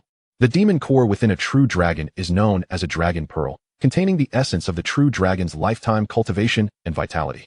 Due to the uniqueness of true dragons, this dragon pearl differs from ordinary demon cores, allowing it to be absorbed and utilized by awakened beings. The golden flood dragon's inner core, entirely golden, was evidently crafted by a flood dragon on the brink of transcending the heavenly tribulation to leap through the dragon gate. If all went as anticipated, within a century, it would metamorphose into a true dragon, hence acquiring the title of pseudo-dragon pearl, possessing a fraction of the dragon pearl's might. Chapter 56. Battle with the SS-ranked flood dragon. Yun Xihe gazed in awe at the fully formed flood dragon, astonished by the profound origins of the flood dragon demon core. Regrettably, it seemed that this flood dragon had been captured by the Yinglong to serve as a guardian beast. Xiao Tian lamented that the flood dragon's body had been divided into 12 parts, each sealed within the 12 coiling dragon pillars, while the flood dragon's inner core had also been split into 12, transforming into 12 luminous pearls. This was likely to prevent outsiders from trespassing here. Yun Xihe now understood that this flood dragon was likely a great demon that had originally resided here. Its original cultivation rank would have been SS. But due to being divided into 12 similar incarnations, its realm had fallen to SS, becoming a guardian flood dragon devoid of any autonomous will. Phew. Yun Xihe exhaled deeply. An SS-ranked flood dragon was of the same caliber as Lu Mo in its Hydra form, perhaps due to bloodline reasons. Its combat prowess might not match that of Lu Mo, who had been reborn in the form of a Hydra, yet the differences would not be substantial. This would undoubtedly be a fierce battle. The Pacific Ocean, being the largest ocean on Blue Star, saw countless merchant ships and cruise liners traversing its waters daily. It earned its name for the rare occurrences of ships encountering misfortune in these waters during ancient times. However, as a vessel passed over the Mariana Trench, the crew believed it would be a day of smooth sailing. Suddenly, the sky erupted with thunder and lightning without warning. The entire ocean began to churn, even suggesting the onset of a tsunami. The two S-ranked awakened beings in the Philippines, near the Mariana Trench, immediately sensed an unusual aura. They swiftly appeared above the tumultuous waters, witnessing numerous cargo ships and cruise liners being affected, teetering on the brink of capsizing. This is bad. They both quickly employed their abilities to suppress the waves, turning their attention to the sky, filled with thunder and lightning. As S-ranked masters, they could perceive many phenomena invisible to ordinary people. A faint yet discernible beam of light surged from the depths of the sea, ascending towards the heart of the storm clouds. What extraordinary phenomenon could this be? Could it herald the emergence of some treasure? Caution is paramount. Should we act rashly? The Philippines might face imminent annexation within a mere week. Before either of them could make a move, the celestial anomaly and the towering light vanished without a trace, as if everything that had transpired was but an illusion. The ocean remained tranquil and undisturbed. Moments prior, at the bottom of the Mariana Trench, a radiant pillar erupted skyward as the golden dragon achieved complete fusion. It broke through the ocean surface at a visible velocity, reaching the heavens. Subsequently, storm clouds gathered, unleashing a tempest upon the waters. Yun Xihe was taken aback. This SS-class dragon was capable of invoking such celestial phenomena through the power of the pseudo-dragon pearl. Under such favorable conditions, not only could it weaken the adversary to a degree, but it could also enhance its own strength. Yun Xihe realized he must act swiftly, otherwise, the unrest in these waters would attract even more formidable foes. It would be intolerable to have to stealthily seize the opportunity from under their noses. If he could vanquish the dragon quickly, all would belong to him. With this thought in mind, Yun Xihe brandished the heavenly crystal frostless and charged towards the dragon, simultaneously summoning the void pearl with his left hand. Although the void pearl contained only methods for traversing the void, as one of the primordial treasures of spatial origin, its utility could not be limited to mere passage through space. Even wielding it as a weapon would be beyond the capacity of ordinary beings to endure. Yun Xihe hurled the void pearl forth and followed with a strike aimed at the dragon, a sword of frost that chills the 14 prefectures. The skill unleashed in a handheld state was far more ferocious than the mere flash of a sword. Yet this was not enough. With his free left hand, Yun Xihe formed a seal. A terrifying chill swept through the waters, transforming the entire seabed into a realm of ice and snow, reminiscent of a snow kingdom lost to the deluge. Eternal white frost. This divine ability, imbued with the essence of extreme ice and bolstered by the power of absolute zero, bore an overwhelming might. A snow-white robe, conjured from the essence of extreme ice, enveloped Yun Xihe. With the void pearl in his left hand and the heavenly crystal frostless in his right, he embodied the pinnacle of his complete form, akin to a deity of ice and snow traversing the mortal realm.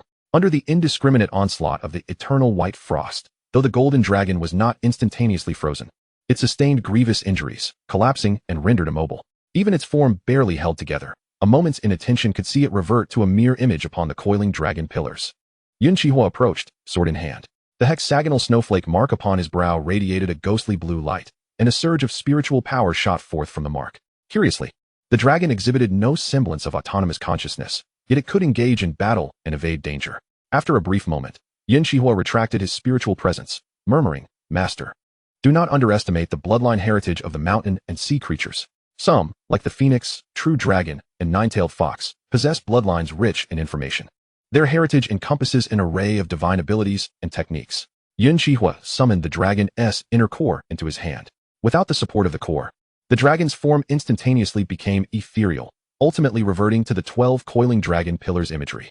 A closer inspection would reveal that the 12 pillars were now etched with fine cracks. Yun Xihe did not hasten to enter the palace. The mere outer coiling dragon pillars demanded his utmost effort.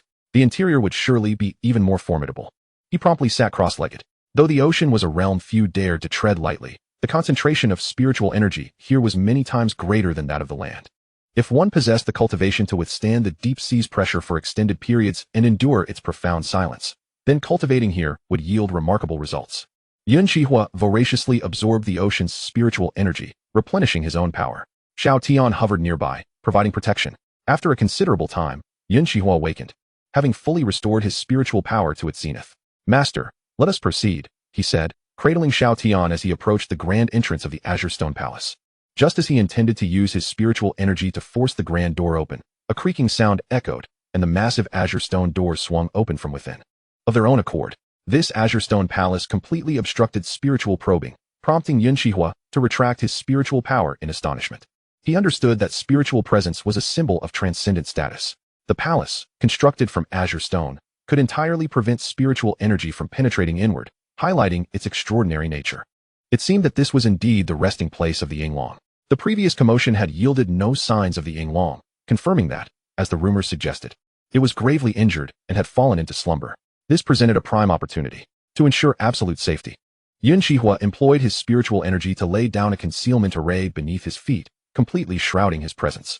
He stepped into the Azure Stone Palace, and the grand doors closed slowly behind him. Chapter 57. The beautiful nation's sacred mountain in the capital city of Huaxia, Beijing, at the Mountain and Sea Tribunal. Lu Yun rushed in with a tablet in hand. Presiding judges. The 3 presiding judges seated at the apex of the Mountain and Sea Tribunal opened their eyes simultaneously. What has occurred?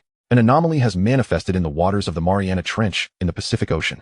Given the considerable distance between Huaxia and the Mariana Trench, by the time the significant energy fluctuations were detected by the Mountain and Sea Tribunal, the The phenomenon had already dissipated like a fleeting bloom. However, such a powerful anomaly and surge of spiritual energy had not been witnessed on Blue Star for over a decade.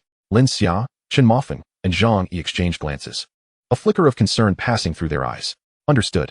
You may leave for now. After Lu Yun exited, the three of them simultaneously unleashed their distinct spiritual energies, gradually coalescing into a water mirror in midair. As the mist within the mirror dispersed, the scene revealed the depths of the Mariana Trench, a realm of darkness adorned with clusters of coral reefs. The trio continued to channel their energies into the water mirror, which began to shift, ultimately focusing on Yun Xihe's location. The barrier of water surrounding the Dragon Palace had been withdrawn by Yun Xihe, revealing the interior in its entirety. "Isn't that Yun Xihe?" Chen Mofeng exclaimed in astonishment. It was perplexing to see someone they had met not long ago now appearing in the deep sea. What was even more bewildering was that they witnessed Yun Xihe collect the dragon's inner core before entering the Azure Stone Palace through the water mirror. "Fortunately, he is not a foreign awakener," Lin Xia remarked, visibly relaxing upon recognizing Yun Xihe. Chen Mofeng exhaled in relief. Indeed, but Yun Xihe possesses remarkable fortune. First, he garnered the favor of the Ice War God due to his extraordinary talent, and then he inadvertently unraveled the schemes of Xiangzi and Lu Mo, acquiring a wealth of pills and treasures that significantly boosted his cultivation. Now, he seems to have stumbled upon this Dragon Palace. It appears destiny has favored its rightful heir. Chen Mofeng clicked his tongue, feeling the sting of envy as he reflected on his own past as a prodigious figure in Huaxia, lamenting the absence of such fortuitous encounters. Zhang Yi, who had remained silent, finally spoke. "It's fortunate he is not an awakener from another nation. Otherwise, we would have difficulty explaining ourselves to the war gods." When the three of them first assumed their roles as presiding judges of the Mountain and Sea Tribunal, they had the privilege of meeting the 5 war gods of Huaxia. At that time, the war gods had cautioned them to remain vigilant regarding any disturbances in the Mariana Trench, as there lay a significant opportunity. Should it be seized by a genius from another country, it would constitute a monumental loss for all of Huaxia. Zhang Yi had previously inquired why this opportunity could not be directly relocated to Huaxia, thus significantly mitigating the risk of it being claimed by foreign talents. In the end, they received only a response indicating that it was the decision of the Lord of Fortune. For many years, the waters near the Mariana Trench had remained peaceful and tranquil.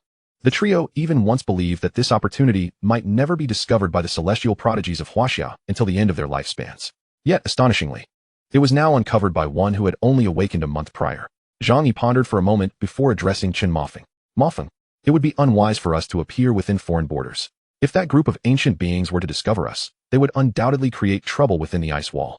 You should discreetly seek out Luo Shuyuan and wait near the Mariana Trench." With his recent breakthrough to SS-level controller, his extraordinary abilities and divine awareness had significantly enhanced, rendering him undetectable by any nation on Blue Star. Moreover, these two young men were familiar with each other, making it ideal for him to assist in this matter. "Understood." Chen Mofeng acquiesced, his form gradually dissolving into nothingness, only to reappear in Luo Shuyuan's residence. "What brings you here?" A cold voice accompanied by a surge of golden spiritual energy greeted him. "Chairman Chen, why have you unexpectedly come to my house?" In the next moment, all disturbances ceased, and Luo Shuyuan descended from the second floor. "I have important business." Chen Mofeng took a breath, still startled by the overwhelming spiritual energy he had just encountered. He was already uncertain whether he could contend with the S-level Yunchi Crane, and now that Luo Shuyuan had reached SS level, he knew he stood no chance. "I conveyed the circumstances and Zhang Yi's instructions to you without alteration," he stated before taking his leave. Luo Shuyuan stroked his chin thoughtfully. The Yunchi Crane could so precisely locate an opportunity in such vast Huaxia. Perhaps in its past life, it was the legendary treasure-seeking mouse. Without further contemplation, Luo Shuyuan set off towards the Pacific Ocean. At the sacred mountain of the beautiful nation, the location boasted the most stringent military defenses, officially claiming to house vital strategic materials. In truth, it served as the headquarters for the sacred church of the beautiful nation, which was home to many formidable experts.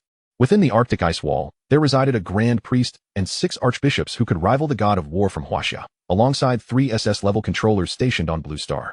They were revered as apostles of the sacred church. "Your Excellency, a letter has arrived from the Philippines." At the pinnacle of the sacred mountain, within a magnificent church, Zhang Yi received the communication device handed to him by a subordinate. "The Mariana Trench? It has long been known for its calmness. How could such phenomena suddenly arise? There must be an underlying mystery." Zhang Yi promptly made a decision. "Sheng San, you are to travel to the Philippines at once, seeking their guardian to investigate the Mariana Trench. My intuition tells me there is something amiss." "Understood, brother," replied a rugged middle-aged man standing beside Zhang Yi, embodying the essence of the beautiful nation. After a moment's reflection, Zhang Yi felt it prudent to add, "Do take the sacred statue with you." Sheng San was taken aback. The The sacred statue had been painstakingly transported back to the beautiful nation at great cost by the esteemed ones within the ice wall. It served as a low-grade postnatal spiritual treasure, a singular artifact within Blue Star, one that even the great eastern nation of Huaxia did not possess. Is it not excessive to bring such a national treasure for this endeavor? Better safe than sorry, Sheng Yi replied, understanding Sheng San's hesitation as he waved his hand dismissively. Very well.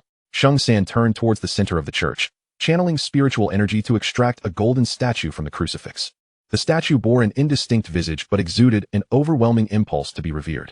In the depths of the ocean, 10,000 meters below, Yun Xihe Crane stepped onto a concealed array as he entered the palace.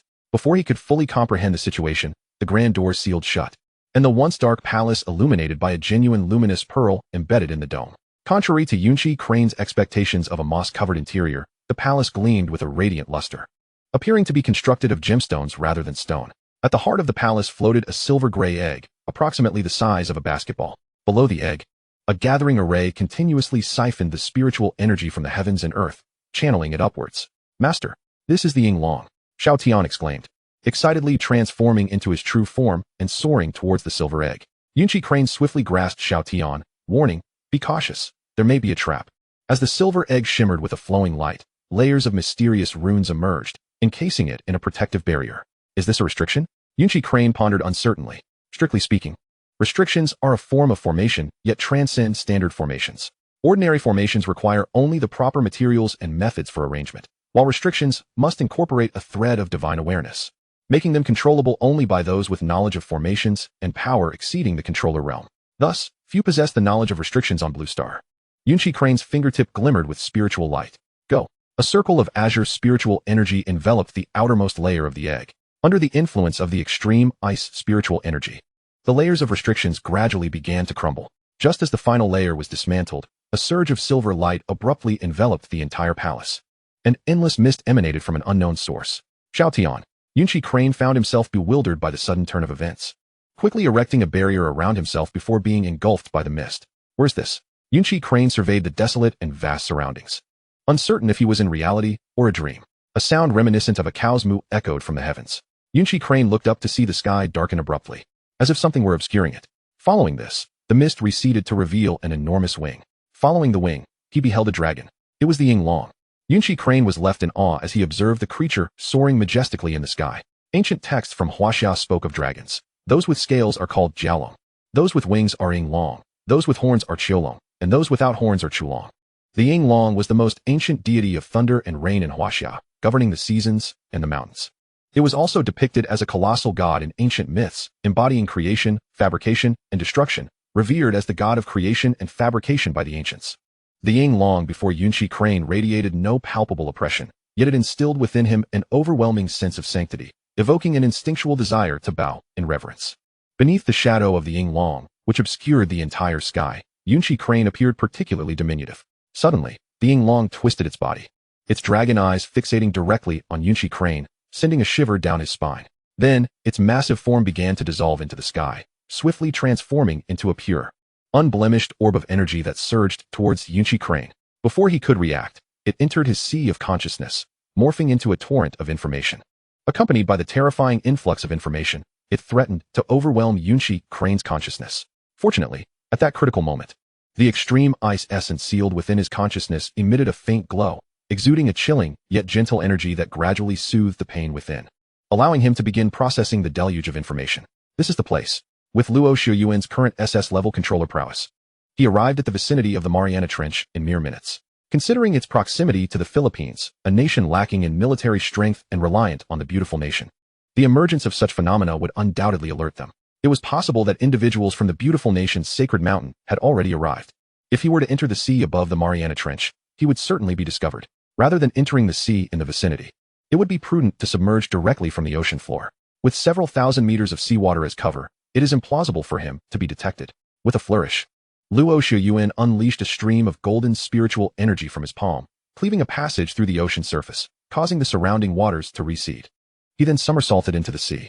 As his figure vanished into the vast expanse of the ocean, the surface returned to its original state, as if nothing had transpired. Beneath the waves, Luo Shiyuan navigated the depths with his spiritual power, encountering numerous sea demons along the way, all of whom wisely chose to circumvent him. He was acutely aware that bloodshed within the sea would inevitably attract more of these aquatic fiends, as they possessed an uncanny sensitivity to blood. Recognizing that he lacked the ice-binding prowess of Yun Xihe, he opted for a more circuitous route. After all, his objective was not to hunt demons for their cores, but to safely escort Yun Xihe back to their homeland. Behold, the Mariana Trench. Luo Shuyuan marveled at the sudden rift in the ocean floor before him. Once an ordinary person, he had never envisioned that he would one day find himself in such a place, alone and adrift. Soon enough, he spotted his target. The azure stone palace was strikingly conspicuous, further accentuated by a shimmering curtain of water enveloping its exterior. Just as Luo Shuyuan approached this watery veil, two unfamiliar presences emerged from the distance above. His expression hardened. These must surely be awakeners from other nations, enemies, not allies. Luckily, his extraordinary abilities allowed him to significantly amplify his spiritual perception. In the oppressive depths of the ocean, any awakeners would face considerable limitations on their senses, leaving them ill-prepared for a confrontation. Xiaoba. Luo Shuyuan summoned the eight extremes mirror from his consciousness. Xiaoba's form materialized, and a golden light emanated from the mirror, enveloping the entire azure stone palace.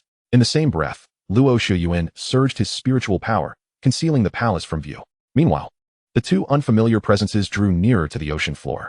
A Huaxiao person, one of the S-class controllers, Saint 3, was momentarily taken aback upon seeing Luo Shuyuan.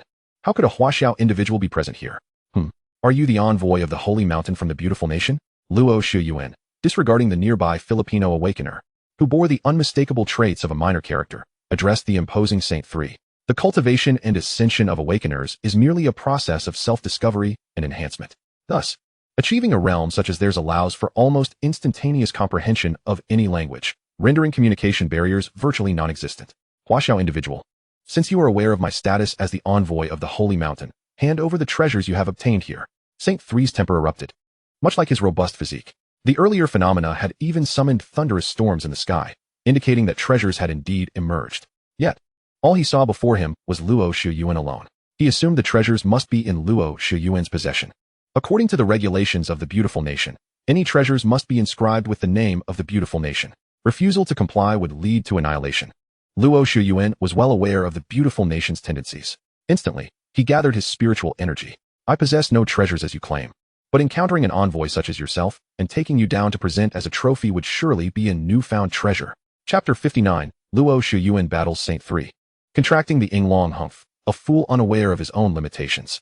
Saint 3 scoffed at Luo Shuyuan's audacity to challenge him and his brazen words. He assumed Luo Shuyuan was merely a novice awakening not long ago, who had dabbled in theoretical courses at their so-called special commission in Huaxia and foolishly believed himself invincible. However, Saint 3 was not foolish. Anyone capable of venturing to the ocean floor at such depths and surviving for an extended period could not be an ordinary individual. Thus, Saint 3 signaled the Filipino S-class to probe Luo Shuyuan's capabilities. Me? Really? Even though I am but an unnamed lackey, I have rights too. Fearing the might of the beautiful nation, the Filipino S-class hesitantly approached Luo Shuyuan. All movements between the two were perceptible to Luo Shuyuan. Although the Filipino nation had historically aligned with the beautiful nation for survival, they held no animosity toward Huaxia. Consequently, Luo Shuyuan waved his hand, and a golden sphere of light swiftly enveloped the Filipino S-class, casually tossing him aside. Upon witnessing Luo Shuyuan so effortlessly dispatch an S-class controller, Saint 3 quickly realized this individual must be a formidable SS-class powerhouse, akin to himself. Damn it, when did Huaxia produce another SS class? Saint 3 cursed inwardly. Abandoning his previous thoughts of underestimation, he immediately concentrated his spiritual energy and launched an assault on Luo Shuyuan. A torrent of powerful water spiritual energy surged from all directions, concealed within the ocean depths, assailing Luo Shuyuan. Water element. Luo Shuyuan defended while casting a peculiar glance at Saint 3. This burly individual wielded the water element as his extraordinary ability. Noticing Luo Shuyuan's gaze, Saint 3 momentarily faltered in his spellcasting, his expression visibly darkening. Ever since he ascended to SS class and became the envoy of the beautiful nation's holy mountain, no one had dared to meet his eyes with such disdain. You seek death. Saint 3 roared. The blue water spiritual energy began to draw upon the environmental advantage, absorbing the seawater within a 10-meter radius for his own use. Luo Shuyuan straightened his expression. As the third envoy of the beautiful nation, Saint 3 undoubtedly possessed remarkable abilities. Not only was he an SS class controller, but his mastery of water spiritual energy was also unparalleled. Furthermore, battling at such depths greatly augmented Saint 3's capabilities, while Luo Shuyuan's perception was somewhat hindered. Under these conditions, it seemed he would need to employ some strategical finesse. Luo Shiyuan pondered, simultaneously invoking various techniques derived from his divine powers. Meanwhile, within the Azure Stone Palace, Yun Xihe opened his eyes. The surrounding white mist had dissipated unbeknownst to him. Master, what has happened? Why did you suddenly close your eyes? Xiao Tian inquired anxiously beside him. Yun Xihe was perplexed. Did he alone witness the scene from moments ago? After confirming his suspicions, it became evident that the awe-inspiring Yinglong and the desolate surroundings had only appeared to him. Yun Xihe chose not to elaborate further. Xiao Tian, assist me in my protection. I intend to forge a contract with this Yinglong egg. Oh, Xiao Tian, confused, wondered how his master could ascertain that this egg was indeed the Yinglong egg in such a fleeting moment. Was it not said that the mythical beasts of mountains and seas could only exist as singular entities? How then could it lay an egg? The chaotic thoughts swirling in Xiao Tian's mind were beyond Yun Xihe's knowledge. After issuing his instructions, he immediately began inscribing the contract runes with his spiritual energy. Should the Yinglong's consciousness still linger, such a contract would be effortless. For now, he could only rely on his own imprinting. Success. With the final stroke of spiritual energy, the contract rune was finally completed. The intricate symbol rotated between Yun Xihe and the silver egg. Yun Xihe pricked his fingertip, allowing a drop of blood to fall upon the rune. Simultaneously, a potent, primal essence emanated from the silver egg. The contract runes transformed into two beams of light, soaring into Yun Xihe's body and the silver egg. With a sigh of relief, Yun Xihe gazed at the silver egg before him. Now imbued with the power of the contract, the silver egg radiated an extraordinarily brilliant glow. Master, what is happening? Xiao Tian, noticing Yun Xihe's rapt attention on the egg's transformation, inquired curiously. At this moment, there were no significant matters at hand. It would not be long before the Yinglong would break free from its shell. Yun Xihe, therefore, recounted to Xiao Tian the information he had gathered while digesting the gifts bestowed by the Yinglong. It turned out that beings like the mythical creatures of the mountains and seas, which are born of the earth, upon their demise, transform back into an embryonic egg. They simply await an ample infusion of celestial energy to re-emerge into the world, albeit devoid of any past memories, with only their bloodline legacy enduring through the ages. In ancient times, the Yinglong was among the first of such creatures to awaken. Upon entering the realm of mortals, it was immediately recognized as a divine beast of the highest caliber, possessing extraordinary power. However, by a twist of fate, it wandered into a chaotic star region within the Tian NV star system. Given the Yinglong's formidable cultivation level, it should have been impervious to harm from such a minor chaotic region. Yet, this particular area was exceedingly strange. It not only greatly restricted the Yinglong's abilities, but also housed previously unseen celestial beings that roamed the expanse. A moment of inattention could lead to peril. Even the Yinglong emerged gravely injured. While not fatal, the true misfortune lay in its encounter with the four fiends upon its return to Blue Star. During their peak period, Tao Tai, Tao Wu, Hundun, and Xiongqi, even a wounded Yinglong could contend against one or even two of them. Alas, it found itself confronted by all four. Fortunately, as the Yinglong fled to the outer reaches of Blue Star, it was discovered and rescued by the valiant warriors of Huaxia. This led to the subsequent instructions given to the three judges of the Shanghai court upon the Yinglong's return to Huaxia. The Yinglong, having expended too much of its essence during the battle with the four fiends, was rendered incapable of recovery. Thus, it had to prepare for its reincarnation in advance, leading to the construction of a grand stone palace in the deepest recesses discovered by humanity on Blue Star. It even captured the most powerful dragon residing in the Mariana Trench to serve as a guardian atop a dragon pillar. Shortly thereafter, the Yinglong entered a state of reincarnation within this stone palace, transforming back into an embryonic egg. In gratitude for the assistance provided by the Huaxia warriors, it promised that if any awakened beings were to come to this palace before its rebirth, it would forge a covenant with them. So that's how it is. Master, how would the Yinglong discern whether the visitor is from Huaxia or another nation? Perhaps, from the lofty perspective of the Yinglong, all humans on Blue Star are merely that, humans, thus it did not specify that only Huaxia awakeners were permitted. Yun Xihe pondered and spoke. Just as the conversation between the human and the spirit unfolded, the silver egg became enveloped in a blinding white light. As the radiance receded, a creature emerged. It bore antlers like a deer, a head resembling a camel, eyes akin to a rabbit's, a neck like a serpent's, a belly reminiscent of a mythical beast, scales akin to fish, claws like an eagle's, paws like a tiger's, ears resembling a cow's, and wings sprouting from its back. Its dragon eyes were filled with indifference and pride. Chapter 60. The might of the divine image was indeed identical to the Yinglong that Yun Xihe had previously encountered amidst the white mist, though at this moment, it was merely the size of a palm. In the next instant, the once aloof and noble Yinglong transformed into an adorably headless creature. Upon its emergence, the Yinglong's roar was surprisingly high-pitched and childlike. Subsequently, to the astonishment of Yun Xihe and Xiao Tian, the diminutive Yinglong turned around and devoured the shattered eggshell with a crunch. Consuming it while experiencing a rapid surge in power, gaining levels almost instantaneously. By the time it finished the entirety of the eggshell, its cultivation had skyrocketed to S rank. Gulp. Yun Xihe swallowed hard, feeling parched. Anyone witnessing a newly emerged being ascend to S rank in less than half a minute would be astounded beyond belief. Merely swallowing hard to express shock was quite dignified. By the heavens. Master, it is not human. Yun Xihe cast a glance at the astonished Xiaotian, who appeared pale with shock. It was already known. It was no human, but the divine beast Yinglong of the mountains and seas. Now satiated, the Yinglong finally acknowledged the presence of Yun Xihe and Xiaotian, disregarding the bewildered Xiaotian entirely. It unfurled its wings and soared toward Yun Xihe, reciting, "Daddy, daddy, daddy." At this moment, not only Xiaotian, but Yun Xihe's mouth also hung agape. Was he becoming a father without any pain? Boom. Two distinct forces of spiritual energy collided, resulting in an explosion powerful enough to create a brief vacuum beneath the sea. Luo Shuyuan, wielding the Bejijing, stood motionless, while Sheng Sen staggered backward. The disparity between the two starkly evident. A high-grade spiritual weapon. The greed in Sheng San's eyes nearly overflowed. Blue Star was nothing like the Arctic ice wall. The abundance of heavenly materials, earthly treasures, and magical artifacts here was vastly inferior. Not to mention high-grade spiritual weapons. Even within the ice wall, they were considered rare. He was currently using nothing more than a low-grade spiritual weapon. Such a high-level spiritual artifact ought to belong to our sacred mountain. With that thought, Sheng San prepared to forcibly seize the Bejijing with his spiritual energy. Upon noticing this, Luo Shuyuan's expression darkened. To preserve the facade of goodwill between the beautiful nation and Huaxia, he had been holding back. Otherwise, Sheng San would have already met his end. Yet now, he believed he could seize the Bejijing. Was he not a fool?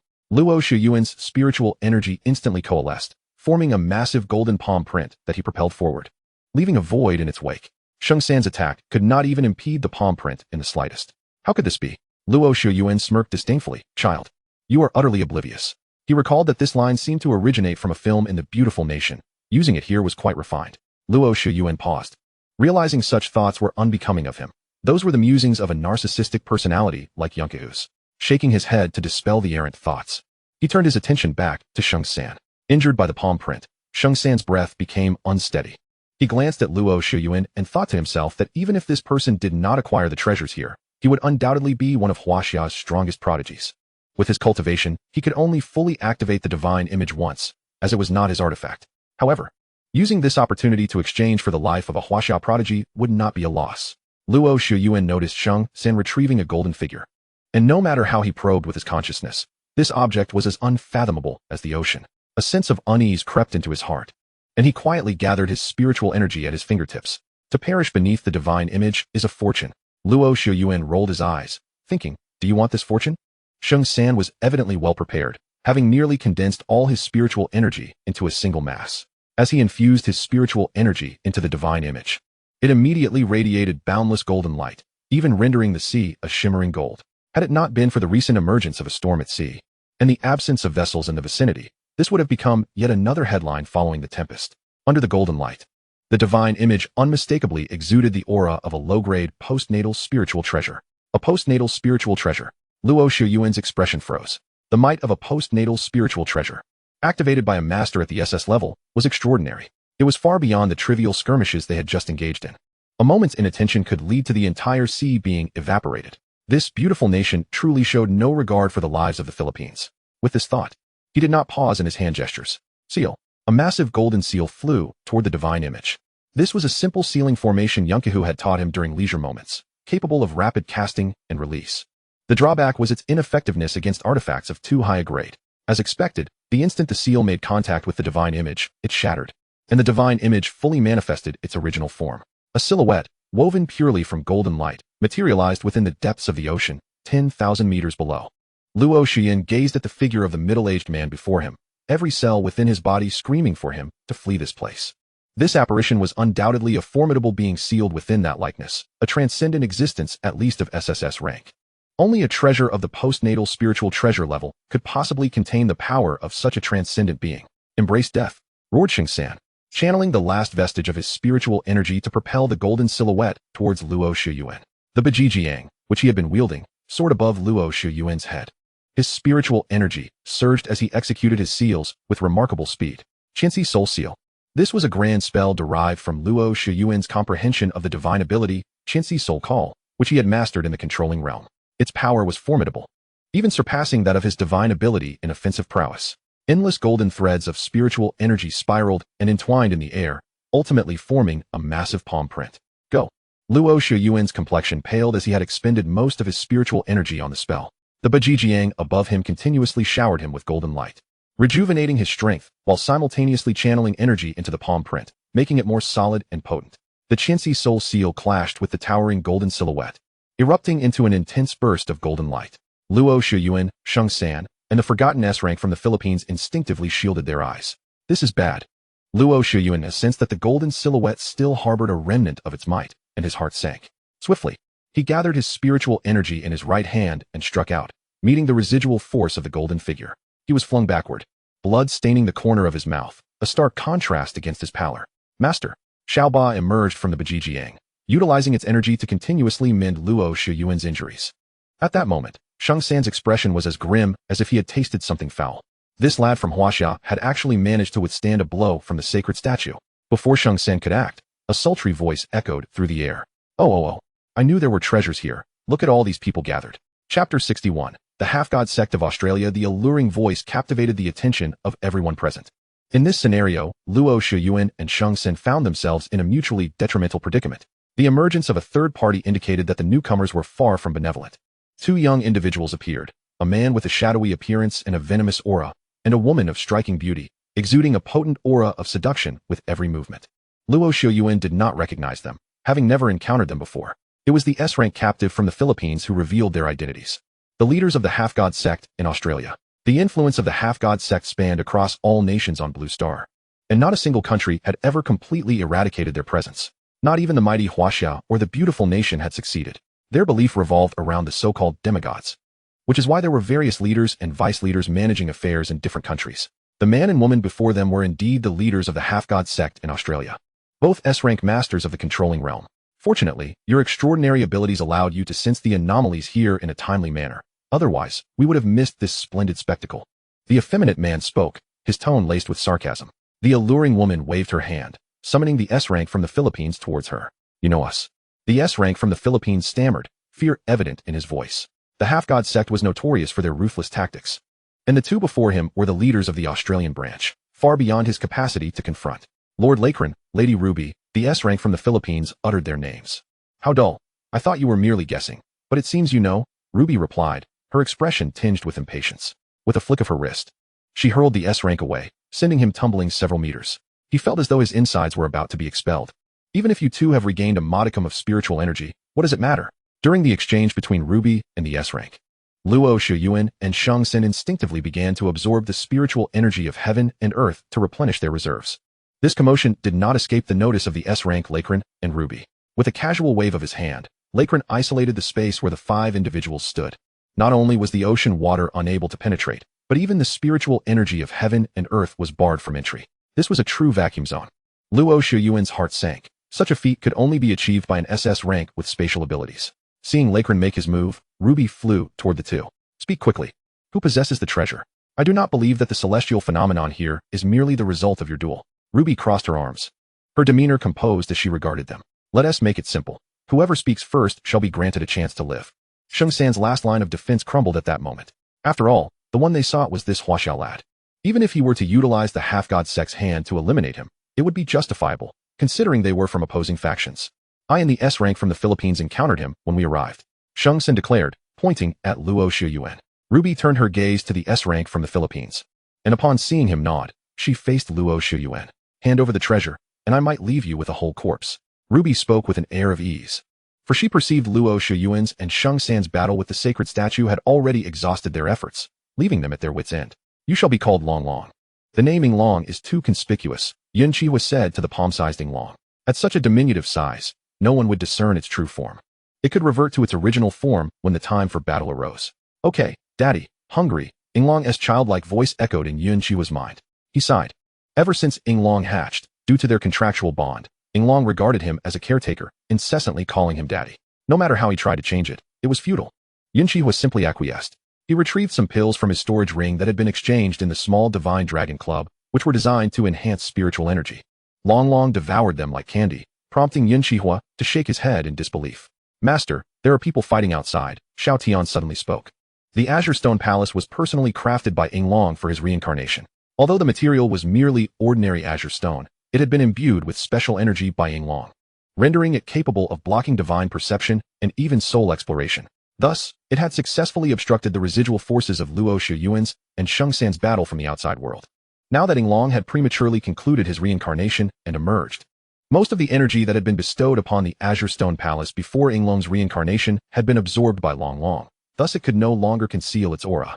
Without Xiao Tian's prompt, Yun Xihe instantly sensed the mixed spiritual energy. It was Luo Shiyuan. Amidst the chaotic spiritual energy, there was a particularly familiar essence that he recognized immediately. After a moment of contemplation, Yun Xihe understood why Luo Shiyuan had appeared there. Unexpectedly. You little rascal have hidden a treasure that can instantly restore spiritual energy. Following a fierce clash of spiritual energies, Luo Shiyuan rolled backwards several meters, distancing himself from Ruby. Wiping the blood from the corner of his mouth, he defiantly declared, "The treasures of Huaxia are not for you to covet." While he spoke defiantly, Luo Shiyuan silently rejoiced that he had prepared several pills capable of instant spiritual energy restoration. Otherwise, he would have long since met his demise. Just as Luo Shiyuan attempted to prop himself up, a wave of utterly terrifying energy fluctuations erupted from the depths of the ocean, sending tumultuous ripples throughout the seabed. "This is bad," the S-class from the Philippines suddenly shouted in realization. Just moments ago, both Ruby and Lakran had deliberately limited the range of their spiritual power when confronting Luo Shiyuan. Otherwise, such a disturbance in the depths of the ocean would undoubtedly trigger a tsunami, one far beyond the ordinary. The first to bear the brunt would be the Philippines, followed closely by neighboring countries, all of whom would be unable to escape the calamity. The Holy Trinity and Luo Shiyuan acted purely out of humanitarian concerns, believing that such actions should not harm innocents. Meanwhile, Ruby and Lakran thought that if Blue Star were to suffer widespread casualties leading to national extinction, the inhabitants within the Arctic ice wall would certainly not let it go unpunished. The half-god sect had yet to fully mature to a point where it could contend against the might of all the powerful beings on Blue Star simultaneously. Yet now, an unknown energy was recklessly unleashed in the depths of the ocean. The expressions of everyone present changed dramatically, just as they braced themselves to stabilize the waters. The surrounding sea miraculously froze. The energy fluctuations dissipated harmlessly upon striking the icy surface. A smile broke on Luo Shiyuan's face. He realized that Yun Xihe had emerged from seclusion. Chapter 62. The might of Long before Ruby and Lakran could react, they were abruptly knocked to the ground by a small, agile figure. What was that? Holding her stomach, Ruby glared at the newcomer, a young man from Huaxia. His white hair flowed gracefully in the underwater currents, and his ethereal appearance was nothing short of breathtaking, embodying an ideal of beauty that could unify the aesthetics of Blue Star. Perched on his left shoulder was a petite figure resembling him, while a winged creature rested on his right shoulder, its identity obscured. However, she knew that it was this winged little thing that had just collided with her. What audacious creature dares to attack me? Ruby, known for her fiery temperament, exclaimed, channeling her spiritual energy directly towards Long.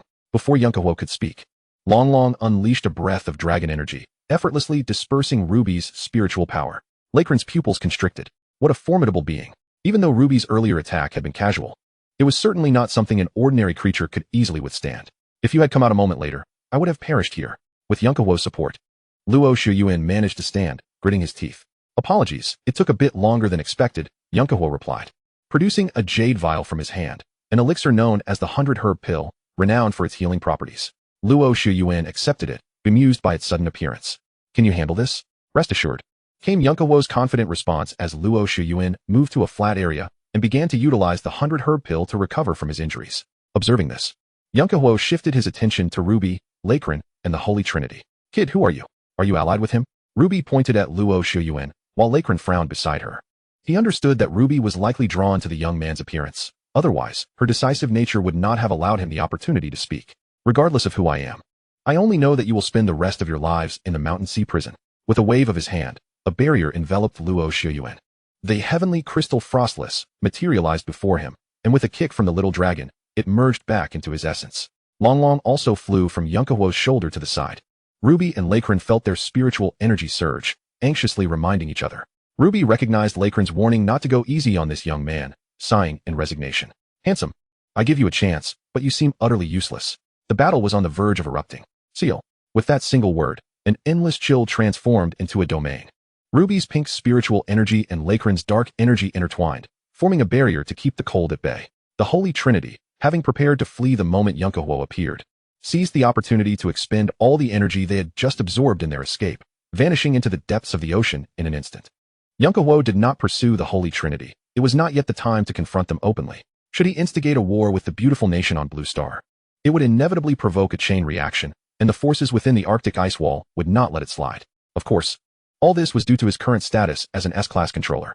If he could attain the level of an SS-class controller, he would be able to erase all traces of today's events without a soul being the wiser.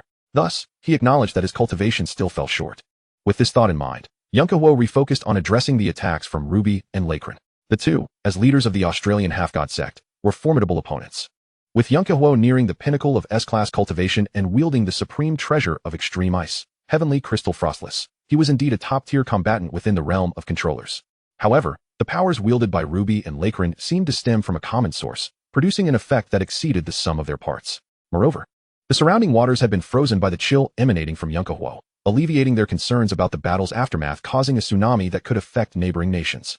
A sword of frost chills 14 states. The blade of light cut through the air, causing Ruby and Lakran to change expression dramatically. Instantly, the two unleashed their respective powers in a radiant explosion of pink and black energy. Their abilities could indeed be combined. Yun Xihe's expression shifted as well. Whether in literature or reality, this was his first encounter with such a phenomenon. Two individuals capable of merging their powers. It was worth noting that such powers were derived from the Awakener's comprehension of their unique, extraordinary abilities, making them inherently personal. For two individuals to combine their powers required extraordinary talent and compatibility. Yet Ruby and Lakran did not seem particularly gifted enough to achieve such a feat. Casting aside his doubts, he realized that a dual attack from two SS-class controllers was not something he could withstand unscathed at his current level. At the very least, it would result in mutual injury. However, this was only considering Yun Xihe's situation. He was not alone in this battle. Long, the dragon, having been poised for action, responded eagerly to his keeper's call, letting out a couple of roars in acknowledgement. Accompanied by a resounding dragon's roar, Long manifested his true form. An azure dragon stretching over 100 feet in length, adorned with wings, embodying the essence of the Eastern celestial dragon before Ruby and Lakran. What manner of creature is this? It bears no resemblance to a Western dragon, yet an Eastern dragon with wings? Ruby was utterly perplexed. This is the azure dragon from the legendary tales of Wuxia. Lakran, evidently knowledgeable about Wuxia's legends, immediately recognized the creature's identity. Following this, the S-class aura radiating from Long was unmistakable, and fervor ignited on their faces. A divine beast from Wuxia's legends. If they were to capture it while it was still merely S-class, how could they? Yun Xihe discerned their intentions from their expressions. Their greed was all too evident. Long attack. At this moment, their combined offensive was fully formed, a massive sphere of black mist interspersed with pink luminescence. Even Yun Xihe felt the weight of the situation. Had they not been underwater, even Long might not be able to withstand this strike unscathed. Roar. Long raised his dragon head, and as the dragon's roar echoed, the surrounding waters surged towards their location, congealing into a colossal water sphere infused with immense dragon energy. The sphere shot from Long's mouth, directly colliding with the combined attack. Boom. The two forces clashed, resulting in a tremendous explosion. The surrounding ice shattered into countless fragments, and had Yun Xihe not swiftly cast a stabilization spell, a cataclysmic tsunami would have surely ensued. Ruby and Lakran were unable to catch their breath, drenched by the explosive water energy sphere released by Long. Yun Xihe's gaze sharpened as he commanded, freeze. Instantly, the seawater enveloping Ruby and Lakran crystallized into ice, encasing them completely. At Yun Xihe's summons, Long transformed back into a palm-sized form and perched on his shoulder. Daddy, I'm hungry, came Long's innocent voice. Chapter 63, Lavish Wealth. This declaration left Luo Shiyuan, who had just recovered from his injuries, utterly flabbergasted. What on earth? A little creature calling Yun Xihe daddy? Goodness gracious. Yun Xihe, realizing he had been caught in a rather peculiar situation, turned to Luo Shiyuan, who was scrutinizing Long with curiosity. This is Long, he explained. Oh, Long, Luo Shiyuan replied, momentarily ready to join the scavenging efforts, but then halted. Wait a moment. This is exceedingly significant. Long, did I just react too nonchalantly? This is an Long. Without hesitation, Luo Shiyuan reached for Long, treating him as a rare treasure, examining him from every angle. Long felt confused by the intense scrutiny, as this human's gaze was entirely different from that of his father, who always looked at him with kindness and showered him with treats. Recalling that he hadn't been fed, Long shot Luo Shiyuan a disdainful glance and wriggled free from his grasp. Daddy, I'm hungry. Finally, Yun Xihe turned back, pondering whether Long had not reincarnated here due to injuries to its essence, but rather had perished from hunger in the depths of the ocean, which seemed a more plausible explanation. Master, you can give that dragon's inner core to Long, Xiaodian chimed in from the depths of his consciousness. Yun Xihe was taken aback. Retrieving the golden inner core, roughly the size of a chicken egg, which he had obtained from the dragon transformed from the 12 coiling dragon pillars. Luo Shiyuan, still processing Xiaodian and Yunqi's conversation, was struck with astonishment as Yunqi revealed the inner core. Is that the dragon's inner core? Wait, did you just rob the dragon palace? With Yinglong and the dragon's inner core involved? Indeed, you guessed correctly, Yunqi replied, his tone laced with surprise. Upon realizing the significance, Luo Shiyuan turned to the unexpectedly manifested Azure Stone Palace. Is this the Dragon Palace? He inquired, though Yunqi offered no response, and neither did he press further. As they were still in a foreign land, submerged beneath the ocean, hardly an ideal setting for discourse. Collecting the remnants of information left by Yinglong, Yunqi could now effortlessly shrink the Azure Stone Palace into his storage artifact. According to the information left behind, the palace was composed of many rare materials. With the assistance of a master craftsman, it could be reforged into a remarkably high-tier artifact for dwelling. Yunqi couldn't help but muse upon the dragon clan's affinity for all things resplendent. Even their abodes were extravagant. Yet, the master capable of refining the Azure Stone Palace would undoubtedly reside within the Arctic ice wall. Thankfully, in 2 months, they would traverse the ice wall and could enlist a master craftsman from Huaxia. Jiekong Pearl activate. After thoroughly scavenging the scene, Yunqi summoned the Jiekong Pearl, and a silver-white spatial passage re-emerged. Once they departed, the ice layer formed on the seabed quickly dissipated, reverting to the dark, turbulent waters. The ice encasing the S-class being also melted away, and the prison Luo Shiyuan had created vanished without a trace. As he regained his senses, the overwhelming pressure of the ocean and water surged into his mouth and nostrils. Hastily, he summoned his spiritual energy to shield himself, narrowly avoiding a potentially fatal mishap for an S-class master. His memories were still fixated on the moment he had been suddenly encased in ice, leaving him bewildered as to why everything had vanished, including the dignified envoy from the beautiful nation. After much contemplation, he resolved to return to the Philippines first. Linhai City, the only 7-star hotel, top-floor suite. Yunqi activated the Jiekong Pearl, and they returned to Linhai City. This was only because Yunqi was still unfamiliar with the Pearl's capabilities. Otherwise, he could have traversed to any location on the blue planet he desired. Upon their return, considering Luo Shiyuan's need for rest after the series of battles and his own requirement to digest the information left by Yinglong, they originally intended to return to Yunqi's home. However, upon arriving back in Linhai City, Yunqi discovered that the residence had already been sold. Consequently, they had no choice but to book a room at a hotel. Fortunately, Luo Shiyuan's wealth allowed them to secure the most luxurious suite on the highest floor of the hotel. While Luo Shiyuan rested, Yunqi took advantage of the time to refine the spiritual energy within him. Previously, amidst the ethereal mist in the Azure Stone Palace, Yinglong had transferred his remaining consciousness entirely into streams of information for Yunqi, recognizing his identity as a Huaxia individual. Otherwise, he would not have been so generous. Ultimately, although Yinglong was, in essence, a creature of the demonic realm, his heart was still aligned with Huaxia. At that moment, Yunqi had only partially digested the information, leaving behind a vast reservoir of natural spiritual energy. This energy was sufficient to elevate Yunqi to the SS-class master realm, but it required time to assimilate, especially as he had only recently broken through to the S-class. After concluding his cultivation, Yunqi opened his eyes to see Longlong and Xiaodian joyfully playing by the window. Longlong, he called, surprised to notice the little creature's presence. Instantly, Longlong abandoned Xiaodian and flew to Yunqi's side. Wow, Yunqi was taken aback. Had he really been meditating for years? How was it that he sensed Longlong had already reached SS-class? Uncertain, he rubbed his eyes and released a gentle wave of spiritual energy. Indeed, it was confirmed. Longlong was truly at SS-class. Master, you're awake. Xiaodian exclaimed, fluttering over. What happened with Longlong? How did he reach SS-class? Yunqi questioned. As both he and Luo Shiyuan had been immersed in their own cultivation while Xiaobai was recovering from the underwater battle, leaving Xiaodian as Longlong's sole companion during this time. Master, don't you remember? You gave that dragon's inner core to Longlong. That dragon was inherently a lower-tier being of the dragon clan, a substantial boon for Longlong. Moreover, that dragon was on the verge of transformation into a dragon itself, having once been SS-class. Although it has lost a considerable amount of energy, what remains is still enough to propel Longlong to SS-class. Hence, Master, your cultivation is now the lowest. Just as Xiaodian rambled on, the door swung open once more. Have you finished your cultivation? Chapter 64. The stupefying ice war god and the astounded Xiantian war god Yunqi turned to find Luo Shiyuan standing at the doorway. His arrival unnoticed. Xiaobai darted out from behind him, quickly joining Longlong and Xiaodian in their playful antics. Watching the scene unfold, Yunqi felt a mix of amusement and exasperation. Truly, it resembled a scenario where he was playing caretaker, yet he was merely a youthful, uninitiated lad in matters of romance. The two made their way into the living room. Does this matter need to be reported? Yun Xihe felt somewhat uncertain about Luo Shiyuan's intentions. In truth, It was Chief Chun who informed me about the situation at the bottom of the Mariana Trench. I was initially at home cultivating peacefully when I suddenly had to work overtime. They must be aware of it. If they knew but did not intervene beforehand, it would undoubtedly be due to the indication from several esteemed individuals within the ice wall. Yun Xihe nodded in agreement. Then shall we directly contact the war god? The glimmer in Yun Xihe's eyes betrayed that he had no good ideas. Luo Shuyuan pondered for a moment and deemed that the matter concerning Yinglong was of utmost importance. It indeed required reporting to the various war gods to prevent any subsequent errors or misunderstandings. With a wave of his hand, the 8 extremes mirror materialized before the two. As Luo Shuyuan infused his spiritual power, a luminous screen ascended from the mirror. Shuyuan, is there something urgent? A beautiful young woman appeared on the screen, her voice resonating from earlier. Oh, you are the awakened one of the extreme ice element. Upon noticing Yun Xihe standing beside Luo Shuyuan, the woman visibly paused. Teacher, this is Yun Xihe. Upon hearing Luo Shuyuan refer to the woman as teacher, Yun Xihe immediately realized that she must be one of the 5 war gods of Huaxia.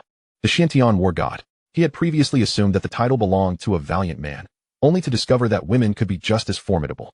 It is an honor to meet the Xiantian war god. Yun Xihe respectfully bowed. The 5 war gods of Huaxia not only represent the pinnacle of combat prowess for the nation, but also embody the faith of all extraordinary awakened beings in Huaxia.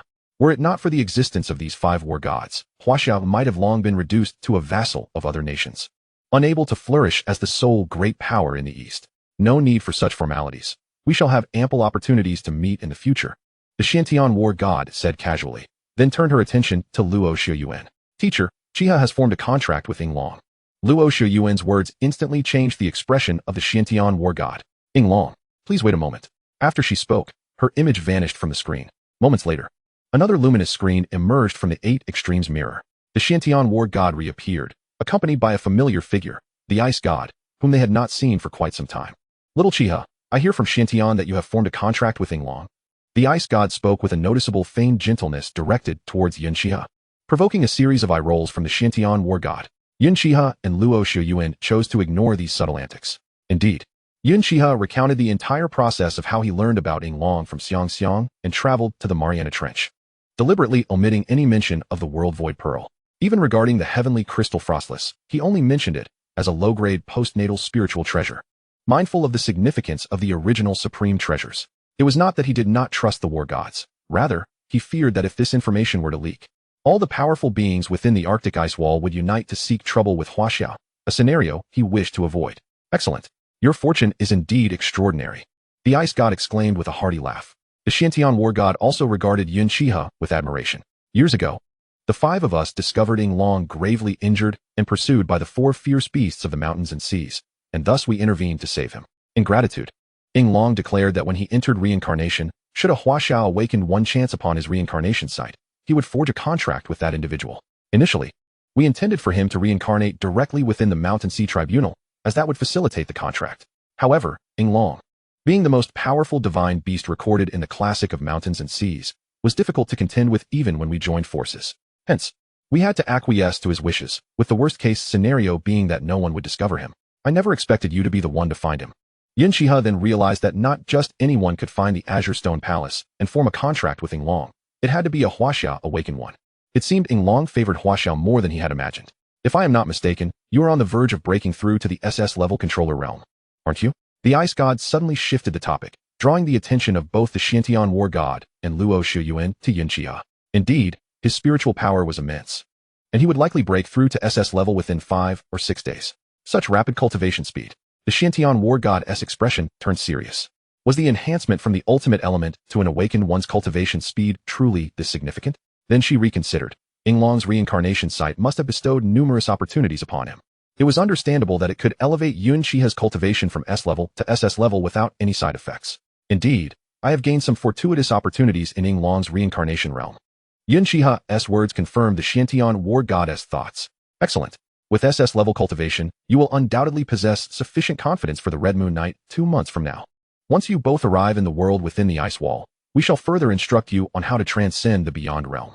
This realm differs significantly from the previous ones and is not something new. The Xiantian war god's words were abruptly interrupted by the ice god, who looked at her with a peculiar expression.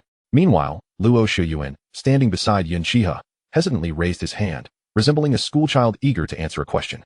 Shuyuan, what is it? The Xiantian war god inquired. aware that even though this was not a formal lecture, it did touch upon some secrets of the beyond realm. Luo Shiyuan was someone she had watched grow, her student and disciple. Logically, he should not interrupt like this during their discussion. There must be a reason. Teacher. Actually, Xihe has already condensed his divine soul. Crack. Luo Shiyuan instinctively recoiled, as if he had heard the sound of someone's heart shattering. What did you say again? The disbelief in the Xiantian war god's voice rang out. The ice god, already privy to this news, appeared somewhat calmer. Yet the joy radiating from her face was unmistakable. Before Luo Shiyuan could respond, Yun Xihe interjected, Xiantian war god. I condensed my divine soul even before I broke through to S level. The Xiantian war god was utterly flabbergasted. What is this nonsense? You condensed your divine soul before breaking through to S level? By rounding up, doesn't that mean this anomaly just awakened and broke through to A level controller and then condensed his divine soul? He has merely just embarked on the path of extraordinary cultivation and already acquired the key to the highest realm. Is this even possible?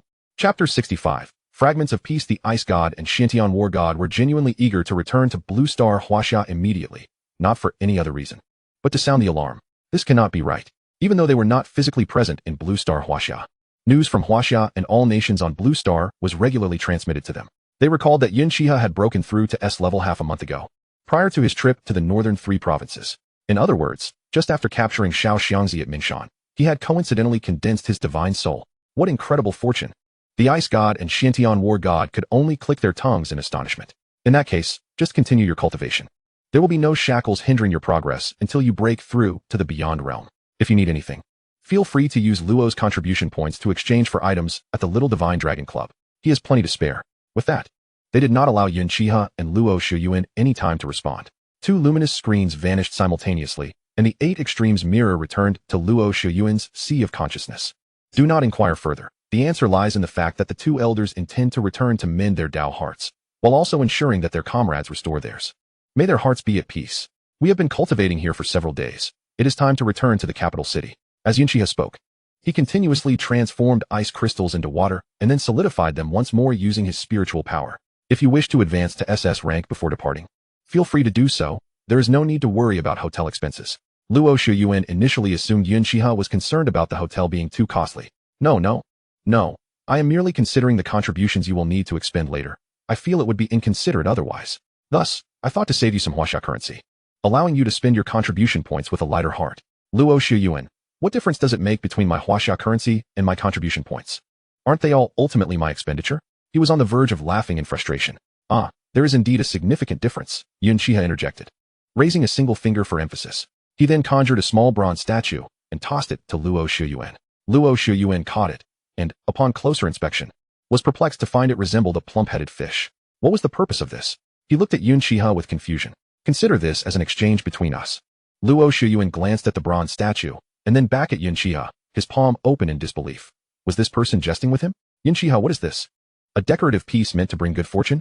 Yun Xihe regarded Luo Shiyuan with an expression of disbelief. Do not underestimate this item. It is, in fact, a representation of the Kunping.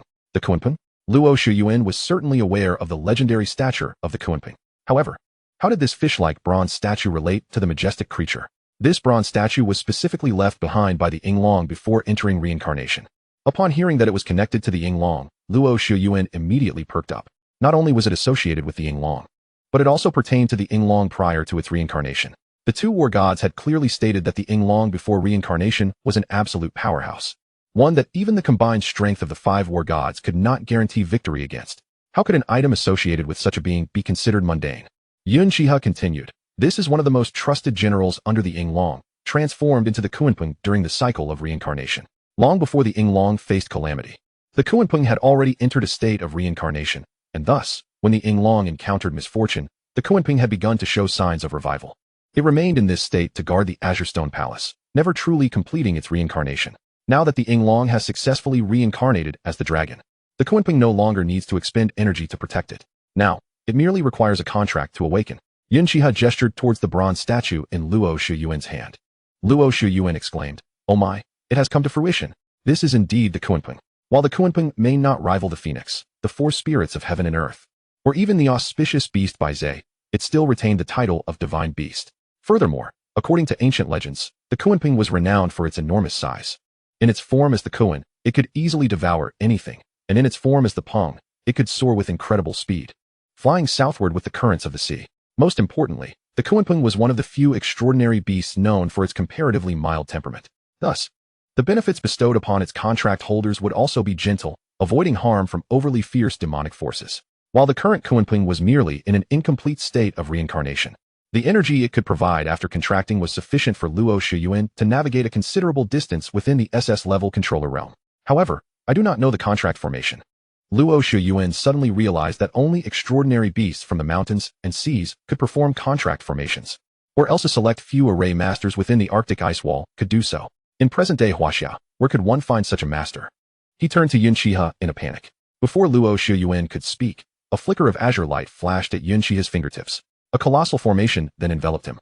He could faintly sense a weak connection forming between himself and the bronze statue he held.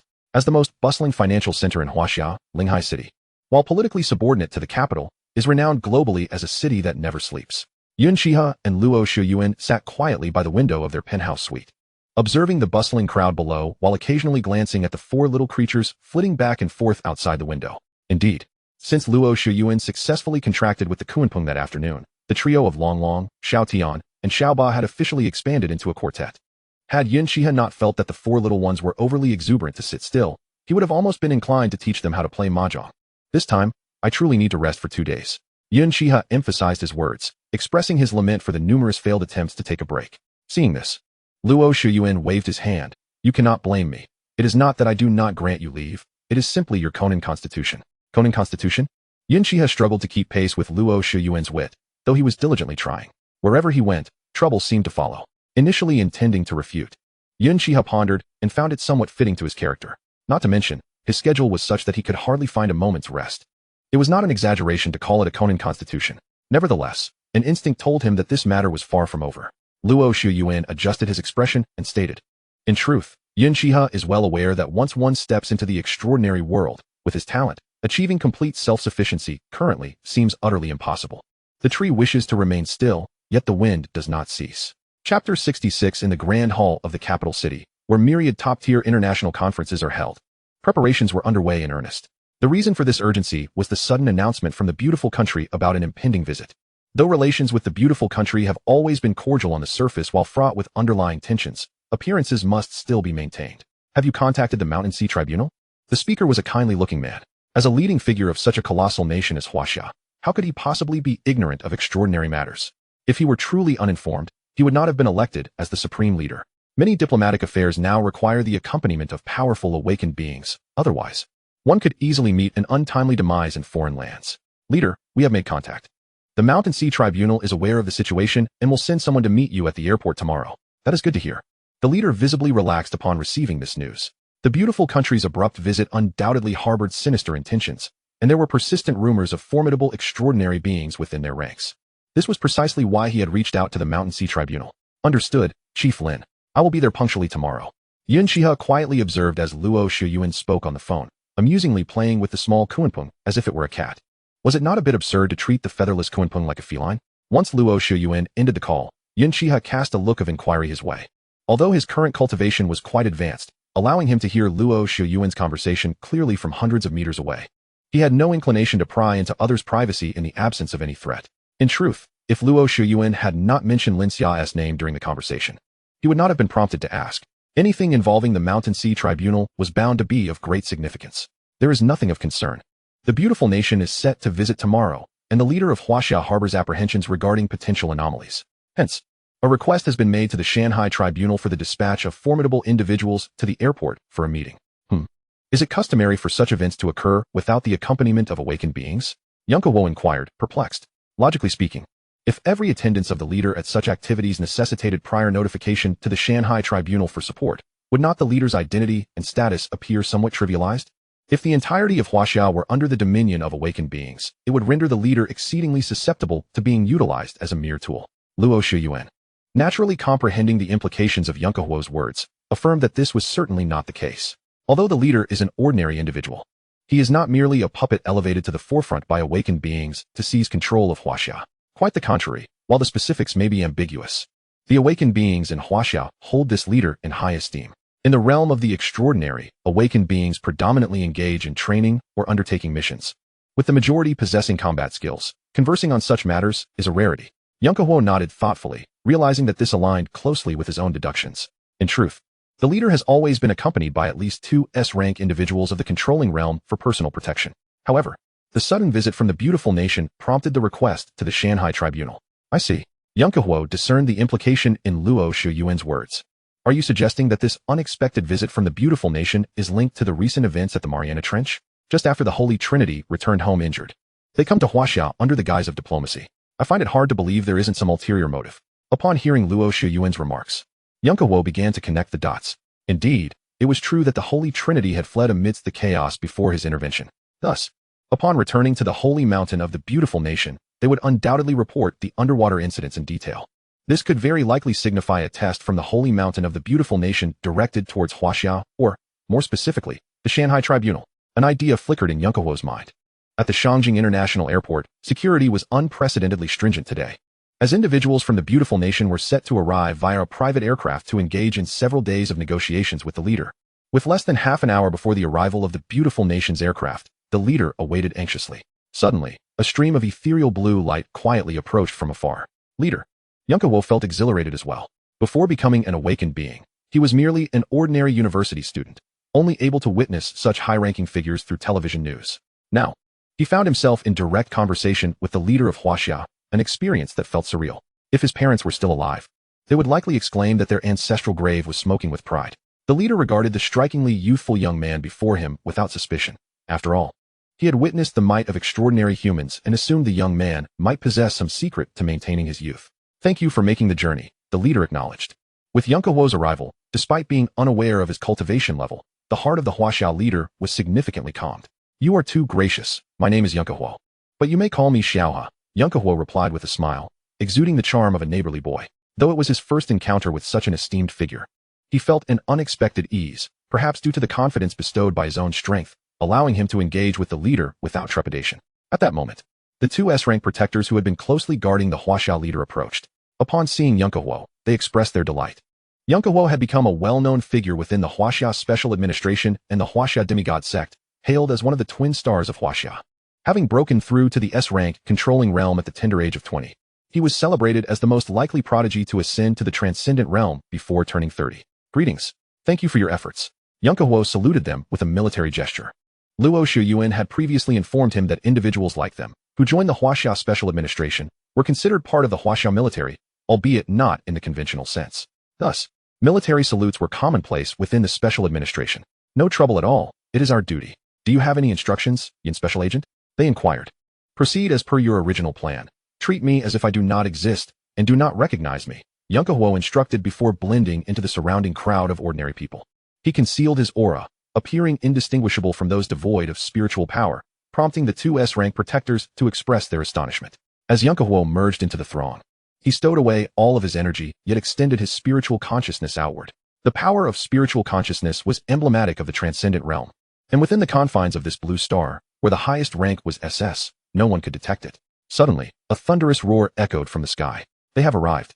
A plane approached, swiftly landing on the airport runway. Yun Xihe endeavored to diminish his presence, silently observing the individuals disembarking from the aircraft. A portly old man, devoid of spiritual energy and hair. He must be the president of the beautiful nation. A middle-aged woman, seemingly worn down by work, lacking spiritual energy, likely the president's secretary. The third individual. Yun Xihe focused intently. He discreetly directed his spiritual consciousness towards the forefront of the crowd. Drawing nearer, he finally sensed the third individual's presence, an SS rank. Moreover, the aura of this person diverged entirely from that of the Holy Trinity of the beautiful nation as described by Luo Shuyuan. This being's energy was ominously dark and malevolent, and their pallor appeared disturbingly unhealthy, excessively pale. This evoked thoughts of the vampire clan rumored to inhabit the beautiful nation. Legends suggest that the origins of vampires trace back over a millennium, initially described as the undead rising from their graves to feast on human blood. Over time, they evolved into fantastical beings reliant on fresh blood for survival. Should it be true that someone from the beautiful nation has awakened the supernatural abilities of a vampire, this vampire would undoubtedly differ from the tales told. Yun Xihe withdrew his spiritual consciousness. The presence of an SS rank suspected vampire necessitated caution. He could not act recklessly in such a public setting. As Valentine exited the aircraft, he scanned the surroundings, failing to identify any of the individuals provided by the Holy Mountain.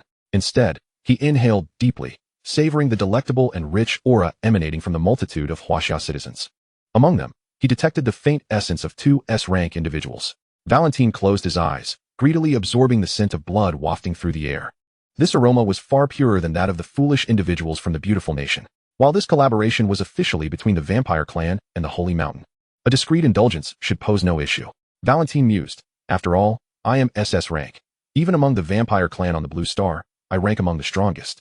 Sneaking a bite from a few individuals in Huaxia should pose no problem. Valentine envisioned the magnificent scene of his powers surging after consuming the blood of Huaxia citizens. Thankfully, Elvira was not present this time. Otherwise, that madwoman would leave him with no room to maneuver. Yun Xihe followed the crowd to the Shangjing International Hotel, where the envoy would be received. This diplomatic conference was scheduled to commence the following day, necessitating an overnight stay. The Shangjing International Hotel boasts a storied history, traditionally serving as the lodging for diplomatic missions from various nations. The high-ranking diplomats from the beautiful nation, along with their secretary and the suspected vampire, were assigned to the top floor. On the same floor resided a middle-aged man from Huaxia, along with his secretary and the two S-rank protectors. Yun Xihe, like any ordinary individual, resided on the lower floors. Upon entering his room, he immediately conjured a cerulean spiritual butterfly with his ethereal powers. Go! With the infusion of his energy, the butterfly quietly vanished into the night. In the capital's villa, within the abode of Luo Shuyuan, he swiftly rose to his feet after receiving the message from the butterfly and soared towards the Shanghai tribunal. To his astonishment, among the envoys from the beautiful nation, there lurked a being suspected to be a vampire at the SS grade dominator level. It remained uncertain whether this entity was indeed a member of the vampiric lineage or merely an awakener endowed with similar extraordinary abilities. If it were truly a member of the vampire clan, dealing with them would pose far greater challenges than confronting an awakener with akin powers. Thus, his immediate plan was to scour ancient texts at the Shanghai Tribunal for pertinent information before heading to the International Hotel to make comparisons and strategize. In the beautiful nation, atop the sacred mountain, Saint 1 inquired of Saint 3, "How are your injuries? Have you recovered?" Saint 3, with a grimace, replied, "I am nearly restored. Yet returning to my peak state will require further time. I never anticipated that Huaxia would silently nurture such a prodigy." The bitterness in his voice was palpable, revealing the profound impact of his battle with Luo Shuyuan. Saint 1 waved his hand dismissively. "Enough. Your immediate priority is to focus on your recovery. I have enlisted the vampire clan's Valentine to probe into Huaxia." The mention of the vampire clan left Saint 3 utterly astonished. Even within the beautiful nation, the vampire clan had always been a source of anxiety for them. Saint 1's decision to task those lunatics with investigating Huaxia seemed reckless, reminiscent of the saying, "Searching for death while holding a lantern in the restroom." "Fear not. I have already instructed Valentine. Saint 2 has received updates. They will not act impulsively." Saint 1 assured him. This news invigorated Saint 3, who felt a surge of hope at the mention of updates from Saint 2. At the International Hotel, in the opulent presidential suite, the president of the beautiful nation and his secretary stood trembling, unable to utter a word. Their exchanged glances revealed mutual trepidation. Before them, Valentine leisurely sipped red wine while toying with a bat. The president felt utterly at a loss, grappling with the bewildering message from the sacred mountain, compelling him to visit Huaxia under the guise of diplomacy, accompanied not by his usual protector, but by a strikingly pale and handsome man whose aura was decidedly peculiar. Even he, an unawakened ordinary man, sensed something amiss. This man could summon and dismiss him at will, undermining the dignity of his presidential status. Yet, he dared not voice his frustrations, for the president and high-ranking officials of the beautiful nation were under the dominion of the sacred mountain, and a mere word from them could unseat him. "My lord, what is it that you require? I can arrange for someone to bring it to you," tentatively suggested the president's secretary. Valentine cast a sidelong glance at her, remaining silent before suddenly exclaiming, "Remain here and do not move." With that, he vanished from the room, leaving the president and his secretary to exhale in relief, drenched in sweat. 2 floors below, Yun Xihe sensed Valentine's disappearance from the hotel. At that moment, he was engaged in discussion with Luo Shuyuan regarding the purpose of the vampire clan's arrival in Huaxia. Indeed, after Luo Shuyuan's visit to the Shanghai Tribunal to peruse ancient texts, they confirmed that Valentine was the fabled vampire of the beautiful nation, rather than an awakener with similar abilities. Upon sensing Valentine's departure from the hotel, Yun Xihe promptly summoned Luo Shuyuan to follow the lingering aura left behind by Valentine. Chapter 68. 2A1S Eliminating Valentine. Though Valentine had meticulously cleansed his aura, it proved insufficient against the keen senses of Yun Xihe and Luo Shuyuan. One possessed S-grade powers alongside divine soul energy, while the other had awakened extraordinary perceptive abilities, greatly enhancing his awareness. To disappear entirely beneath their watchful eyes without surpassing the dominator level was an impossible feat. They pursued Valentine's residual energy westward, arriving at a lively water street. filled with bars that pulsated with vibrant lights and throngs of people. Yet, as an SS-grade vampire, Valentine moved with astonishing speed, and the two could barely keep pace. Yun Xihe mused, bars, how fitting for a vampire stereotype. Don't they thrive in such places to find suitable prey? Recently having broken through to the C-grade awakener level, Lan Song had been assigned to this district by the capital's Special Investigation Unit, partnering with a senior B-grade awakener. Today, his partner had taken a leave of absence. And given the area's typically tranquil nature, no temporary partner had been arranged. He seized the opportunity to rest. Prior to his awakening, he had frequently visited bars for leisure. But now, those simple pleasures had long eluded him. Sitting at the bar, he swirled his drink when suddenly, a faint whiff of blood wafted through the air. The scent was incredibly subtle. Had it not been for his water element ability to sense moisture in the atmosphere, he would have likely missed it altogether.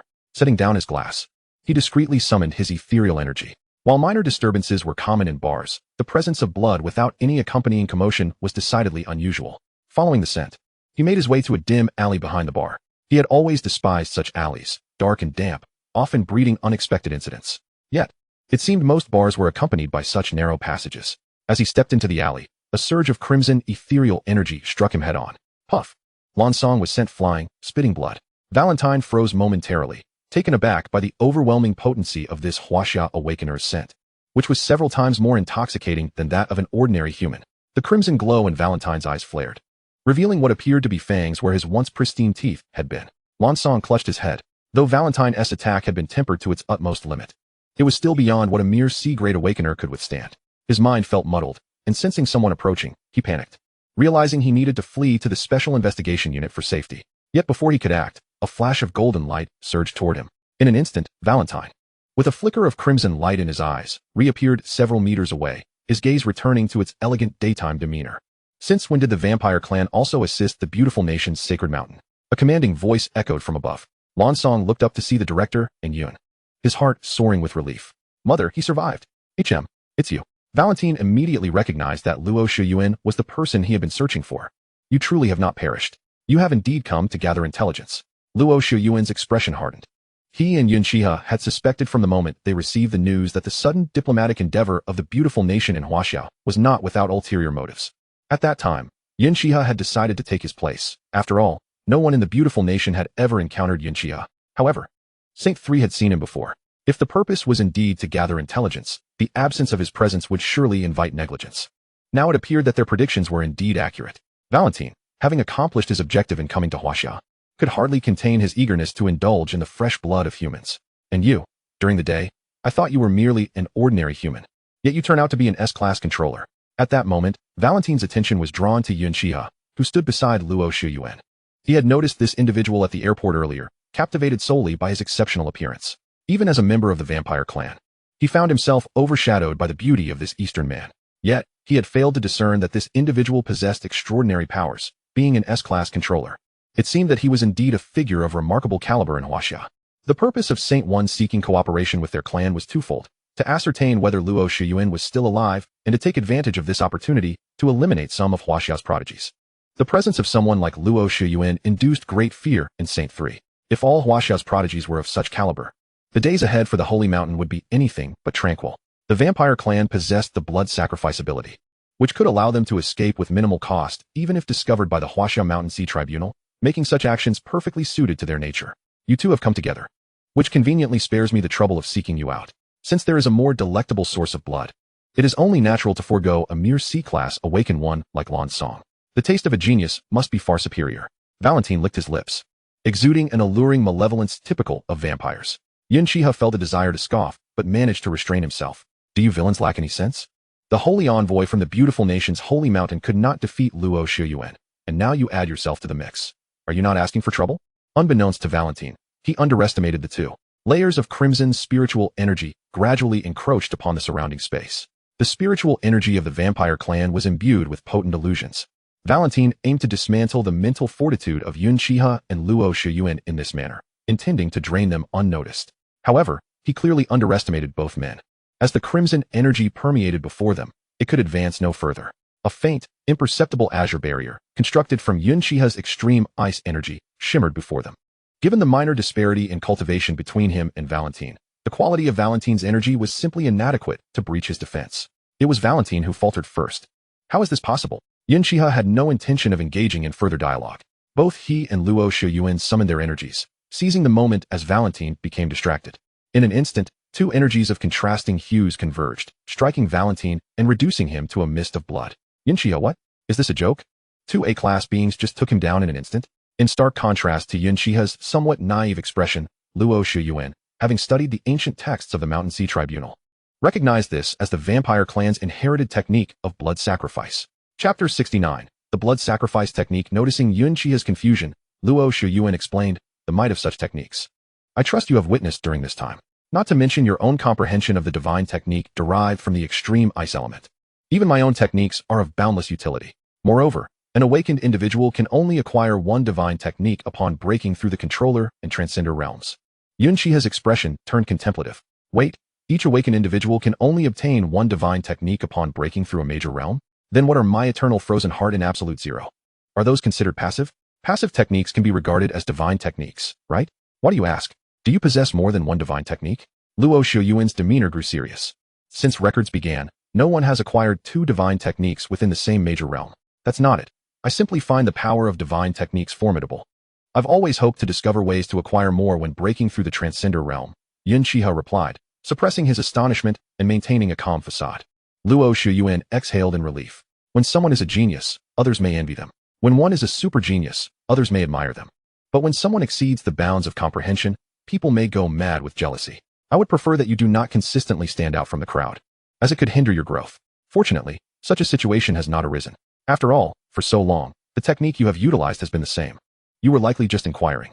Yun Xihe mused. Is it possible that my other divine techniques are all passive? That would be acceptable. Conversely, the vampire clan relies on bloodline inheritance, bearing a striking resemblance to the inheritance methods of awakened families. Therefore, they possess the blood sacrifice technique passed down through their bloodline. Ancient texts describe this technique as rather sinister, utilizing one's own blood as a medium for casting spells, enabling escape, instant enhancement of power, increased combat prowess, and more. Moreover, the vampire clan sustains their life activities by consuming the blood of living beings. This allows them to execute this technique at a minimal cost in blood, yielding substantial rewards. It is undoubtedly the most suitable technique for the vampire clan. As Yun Xihe listened to Luo Shiyuan's extensive explanation, he gained a clearer understanding of the blood sacrifice technique. However, throughout the discourse, he could not shake the feeling that this technique appeared to have no discernible drawbacks for the vampire clan. Upon hearing Yun Xihe's question, Luo Shiyuan extended his hand. Yun Xihe was perplexed. Suddenly, Luo Shiyuan's palm shimmered with spiritual light, and a force drew in the blood mist that had yet to fully dissipate, ultimately coalescing into a droplet of blood in his palm. Yun Xihe raised an eyebrow. He seemed to grasp the greatest flaw of the blood sacrifice technique. Luo Shiyuan's subsequent words confirmed his suspicions. After vampires utilized the blood sacrifice technique, the residual blood mist cannot be reclaimed by them. It must remain on the battlefield.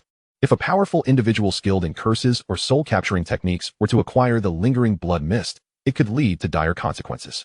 Having said this, Luo Shiyuan prepared to depart, but Yun Xihe seized his arm. Brother, there are still the injured here. Yun Xihe gestured towards a blind spot in the corner. It turned out that Lan Song had detected the scent of blood, which was precisely Valentine's doing against ordinary humans. Fortunately, Lan Song had arrived in time, following the scent. Otherwise, that person would likely have been left as nothing but an empty shell. Yun Xihe produced a healing ointment and applied it to the wound on the injured person's neck.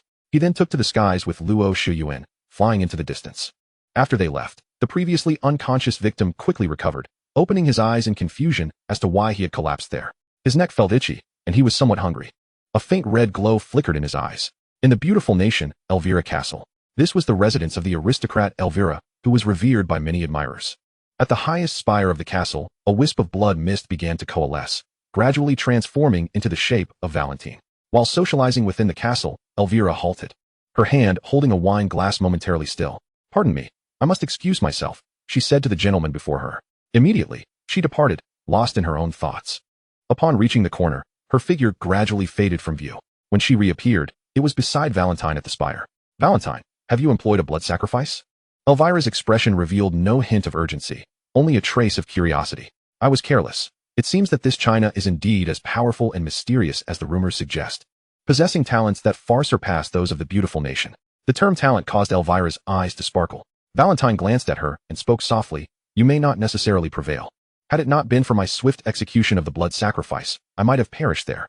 Elvira remained silent, unsure if she had absorbed his words. Valentine shook his head, thinking that this madwoman was likely contemplating her own ambitions. However, she could not blame him for her own recklessness. His greater concern lay elsewhere. Among the two Chinese prodigies pursuing me, one had clashed with the Holy Trinity, inflicting injury upon them. Most importantly, I sensed that his awakened extraordinary ability might be akin to enhancing the limits of one's consciousness, potentially gleaning information from my blood mist. Upon hearing this, Elvira immediately turned, glaring at Valentine. What did you say? The vampire clan was already struggling to extract benefits from the holy mountain of the beautiful nation. If the news of Skull Island reached China, they would undoubtedly dispatch agents to investigate secretly. Should they intend to meddle, the vampire clan would find themselves with even fewer gains to be had. Valentine, you incompetent fool. Ultimately, Elvira refrained from voicing her thoughts. Her cultivation had reached the pinnacle of SS level, rivaling the holy ones of the holy mountain. The pressing matter was to advance further. If she could condense her soul, it would mean she was half a step into the threshold of SSS level. At that point, breaking through to SSS would merely require diligence. Although this step was challenging, if the expedition to Skull Island proved successful, it would be a certainty. Casting a fierce glance at Valentine, Elvira lost interest in returning to the castle for socializing. Bring those individuals from the castle to my chamber. I intend to enjoy them thoroughly tonight, transforming them into my stepping stones for breakthrough. With that, Elvira vanished in a flash of crimson light. Valentine gazed in the direction where Elvira had disappeared for a long while. Chapter 70. The colorful flower at the Beijing International Hotel. Yun Xihe stood with arms crossed, quietly observing Lu Shiyuan's performance. Since their return, Lu Shiyuan had been employing secret arts, hoping to extract useful information from the drop of blood imbued with Valentine's recent memories. At a certain moment, Lu Shiyuan suddenly opened his eyes wide. I've got it. Immediately, golden spiritual energy enveloped the scarlet blood, gradually pulling out a fine white thread. Under the influence of Lu Shiyuan's golden energy, the white thread continuously morphed, ultimately transforming into vivid scenes from Valentine's memories. This individual's spiritual energy is quite peculiar, Yun Xihe remarked, frowning as he observed the middle-aged man from the beautiful nation in the images. This is the Holy One. His extraordinary ability is said to alter the probability of events, yet no one has ever survived an encounter with him. Whether this rumor holds truth remains uncertain. Lu Shiyuan pondered for a moment before replying. Upon hearing this, Yun Xihe appeared contemplative. The ability to modify event probabilities, possibly accompanied by some foresight, could yield remarkable effects. In a couple of days, he would break through to the SS level, and he sensed that, at that time, his icy powers, under the enhancement of Absolute Zero, might even allow him to influence time and space. This influence would not merely achieve a small-scale freezing of everything within a confined area, as he could do with his prior technique, Eternal Frost, but would instead halt time and space wherever he desired. This capability involved the very rules of time and space. Shaking his head to dispel his wandering thoughts, Yun Xihe turned his attention back to Valentine's memories. I told you. How could the vampire clan possibly collaborate with the beautiful nation's holy mountain? Lu Shiyuan exclaimed angrily. Indeed, the vampire clan is driven by self-interest. Our immediate task is to report this matter to the Shanghai Tribunal. They will surely know how to proceed. Yun Xihe mused. The alliance between the beautiful nation's holy mountain and the vampire clan was fraught with implications. While he had begun to formulate strategies, the three judges of the Shanghai Tribunal remained the true decision-makers. Of course, Lu Shiyuan wielded considerable authority as well. Time is of the essence. Let us depart. The two transformed into streaks of light, soaring toward Beijing. The Shanghai Tribunal's imposing structure appeared even more solemn and majestic at night. Yun Xihe and Lu Shiyuan flew directly to the tribunal's entrance. The plaque glimmered with a golden light. Yun Xihe sensed something probing him, a fleeting presence that almost made him question his own perception. Do not worry, as it is your first time visiting the Shanghai Tribunal at night. It automatically activates a form of facial recognition. Any beings harboring ill intentions will be promptly apprehended by the tribunal's spirit. As Lu Shiyuan spoke, the doors of the Shanghai Tribunal swung open for them. Why have you two come at such a late hour? Is there something urgent? Judge Zhang descended from the heavens, his aura still rippling with spiritual energy, evidently having just finished his cultivation upon sensing Yun Xihe and Lu Shiyuan's presence. Judge Zhang. The beautiful nation has formed an alliance with the vampire clan to explore Skull Island. Upon hearing Lu Shiyuan's account, Zhang furrowed his brows, deep in thought. Several awakeners from the beautiful nation went missing months ago amidst a maritime storm. Within that tempest, they discovered an island, littered with the remains of various demon creatures and abundant rare spiritual herbs. Thus, they named it Skull Island. Those awakeners immediately began to investigate the island. Given the nature of the beautiful nation, they likely intended to hoard whatever they found without reporting back to the Holy Mountain, aiming only to consume the spiritual herbs and ascend to dominance. However, the island is home to enormous bat demons, numbering in the hundreds, with strengths ranging from D to S level. The leading few bat demons even possess SS level prowess. Such entities are beyond the capability of those still awakening. Ultimately, only one individual managed to escape by betraying his comrades. Upon his return, he promptly reported to the Holy Mountain, realizing only then that his nation also had formidable forces. Yet, these bat demons not only possessed formidable combat strength, but also carried potent toxins. This B-level awakener succumbed to cardiac failure after being merely grazed by a C-level bat demon. Initially, the Holy Mountain had no intention of intervening. As long as the beautiful nation remained under their control, such trifles were not worth their attention. Moreover, an uninhabited island adrift in the vast ocean, teeming with powerful demons, would hardly yield fruitful results even if the Holy Mountain deployed all its forces. The allure of a few rare spiritual herbs hardly justified the effort. After all, what was considered rare on Blue Star was not particularly uncommon within the Arctic ice wall. However, the B-level awakener returned with news that compelled the three saints of the Holy Mountain to reassess the value of Skull Island. The island was home to the five-color flower. The five-color flower, a legendary treasure thought to be extinct even within the Arctic ice wall. It was rumored to be accompanied by the fabled seven-color flower and nine-color flower. It is said that the five-colored flower, when consumed by an awakened individual, enables a master at the pinnacle of SS-level cultivation to transcend into SSS level without any adverse effects. Do not be misled by the fact that Yun Xihe merely fainted after battle, yet managed to condense his divine soul.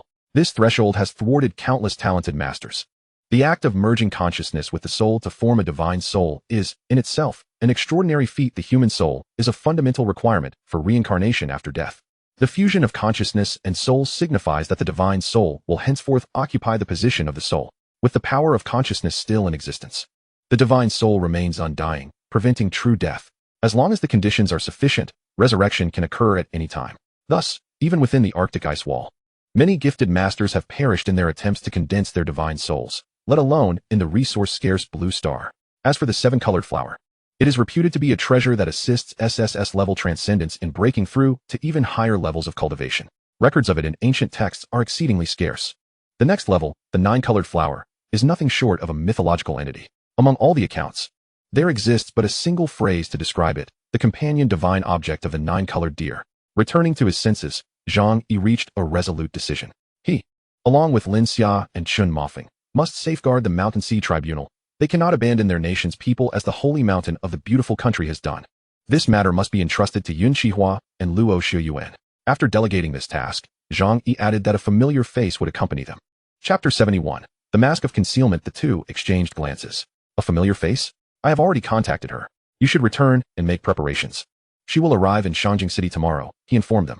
Since the Holy Mountain and the vampire clan have decided to set forth in 3 days, you should proceed to the beautiful country ahead of them and follow in their wake. Although they will certainly be on guard, with these 3 spiritual artifacts, no one will be able to detect your presence. When the time comes, let them lead the way.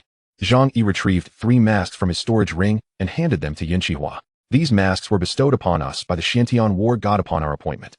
Their sole purpose is to completely obscure one's presence, designed precisely for such situations. Yun Xihe examined the fox, wolf, and bird masks he held. Feeling a slight warmth from the artifacts, he wondered about the creator, finding them somewhat unattractive. Stepping out of the Mountain Sea Tribunal, Yun Xihe passed the wolf and bird masks to Luo Shiyuan, having only chosen the fox mask for himself. Donning the mask instantly imbued Yun Xihe with an air of mystery, especially against the backdrop of his white hair in the night. It was evident that he was no ordinary individual. More importantly, even though he stood directly before Luo Shiyuan, the latter could not perceive any trace of Yun Xihe's presence. As if he were merely a projection, Luo Shiyuan pondered for a moment before ultimately retrieving the wolf mask and storing the bird mask away. I apologize, dear friend. The wolf mask is simply more aesthetically pleasing than the bird mask. With the distribution of treasures complete, Luo Shiyuan returned directly to his home in Shangjing City. Meanwhile, Yun Xihe prepared to head back to the Linghai City Special Investigations Bureau to bring Zheng Xiaowen and Meng Xianyang to Shangjing City. This would also provide an opportunity to discover whom the beast had formed a pact with. However, he was eager to handle the matter regarding Yinglong and did not remain to witness the entire process. Upon returning to Linghai City, he stayed with Luo Shiyuan in a hotel, seizing the chance to check in on their progress. You both have made remarkable progress, Hu Shen remarked, observing Zheng Xiaowen and Meng Xianyang with admiration. Meanwhile, his resentment toward Luo Shiyuan intensified. If it were not for Luo Shiyuan taking advantage of his mission to whisk Yun Xihe away, he would not have lost such a prodigious talent. Had Yun Xihe remained in the Linghai City Special Investigations Bureau rather than going to Shangjing City, Zheng Xiaowen and Meng Xianyang would undoubtedly have been part of their team. Reflecting on this, Hu Shun sighed in resignation. What a predicament. 3 individuals studying at Linghai University, two of whom were locals. Yet all three had been taken to the Shangjing Special Investigations Bureau. Who could be more aggrieved than he? Next time there was a mission, he would ensure that no one from Shangjing City would take his place. Zheng Xiaowen and Meng Xianyang beheld the illustrious director of the Linghai City Special Investigations Bureau. The formidable SS-level master experienced a whirlwind of emotions in a mere half-minute, ultimately settling on a smile before striding past them toward the bureau's entrance. Yin Bureau. What a rare guest. Please, come in and sit. Still lingering in place, Zheng Xiaowen and Meng Xianyang exchanged bewildered glances, astonished to discover that even SS-level masters could change their demeanor so swiftly. Director Hu, you are too kind. Just call me Xiaohe, Yun Xihe replied, his signature professional smile gracing his face. Ah, yet another who could change their expression as easily as flipping a page. Xiaohe, Xiaowen, Xianyang. Yun Xihe greeted them with a nod. He could sense the abundant and vigorous spiritual energy within both individuals, indicating they had not been idle during this period. At this rate, if they continued to cultivate diligently, both Zheng Xiaowen and Meng Xianyang would likely break through to sea-level awakened status within a year and ascend to mastery within a decade. Such prowess would be hailed as extraordinary in the realm of Huaxia. After confirming their statuses, Yun Xihe turned back to Hu Shan. Director Hu, I have brought them both back to Shangjing. We have a task to undertake, and keeping them in the Linghai Special Investigations Bureau is not a viable option. Yun Xihe smiled at Hu Shan. Of course, the investigators of the Shangjing Special Investigations Bureau must report to their respective stations, Hu Shan responded, barely managing to maintain his composure. At that moment, Yun Xihe suddenly recalled something. Oh, by the way, has the beast chosen yet? The beast has formed a pact with Li Hao. To be honest, I initially thought it would be one of your two friends, Yun Xihe remarked, somewhat surprised. Though he did not believe Zheng Xiaowen and Meng Xianyang possessed a guaranteed chance of forming a pact with the beast, they certainly had a 50-50 probability among the four. Yet, the beast chose Li Hao instead. Nevertheless, it was of little consequence. The successful pact was not a waste of time. Speaking of which, this is still a favor owed to the Linghai Special Investigations Bureau, Hu Shan mused. A willing pact with a mountain sea extraordinary beast is invaluable. Now that Li Hao and the beast are bound together, they will undoubtedly contribute to the emergence of another SS-level master within the Linghai Special Investigations Bureau in the future. We are all colleagues. There is no need for such formality. Yun Xihe waved his hand dismissively. After exchanging pleasantries with Hu Shan, he took Zheng Xiaowen and Meng Xianyang to the Shangjing Special Investigations Bureau. Yo-yo, these two are my friends. They have awakened extraordinary abilities and are now D-level awakened individuals who have already completed several tasks with the Linghai Special Investigations Bureau. Please assist them with their records. Yun Xihe said upon arriving at the busy front desk, where Wang Yuyo was working. Ah, Bureau Chief Yun. I will take care of it immediately. Although Wang Yuyo was among the first to have interacted with Yun Xihe, his growing reputation had transformed her into a devoted admirer. Xiaowen, Xianyang, focus on your cultivation. Here are some low-grade elixirs to aid your training. Feel free to use them without reservation, Yun Xihe said, producing 2 low-grade storage rings and handing one to each of them. We will.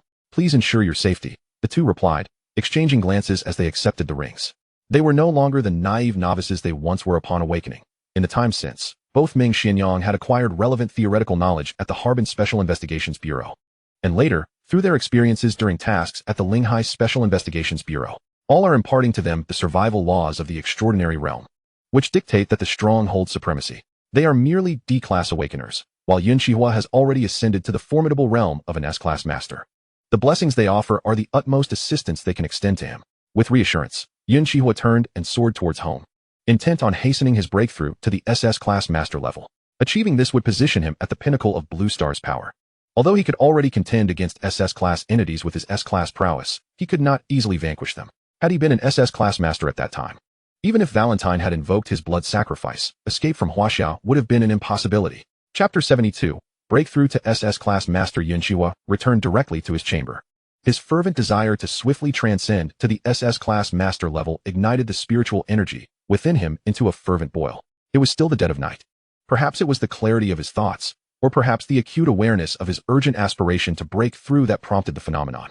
There was scarcely time to establish a barrier before the terrifying, icy spiritual energy erupted like a tidal wave. In the adjacent villa, Luo Shuyuan, who had been cultivating, opened his eyes wide, realizing the gravity of the situation. He swiftly exited his dwelling and ascended into the air. Within mere seconds, he beheld a hauntingly beautiful azure vortex encircling Yun Xihe's residence, the spectacle overwhelmingly grand. Yet, under the cover of night, its magnificence bordered on excessive. In that brief moment, Luo Shuyuan noticed several residents of nearby villas capturing the spectacle on their phones. Fortunately, this villa area was an affluent enclave of Shangjing City. and the number of inhabitants able to afford such accommodations was scarce, with many frequently alternating residences.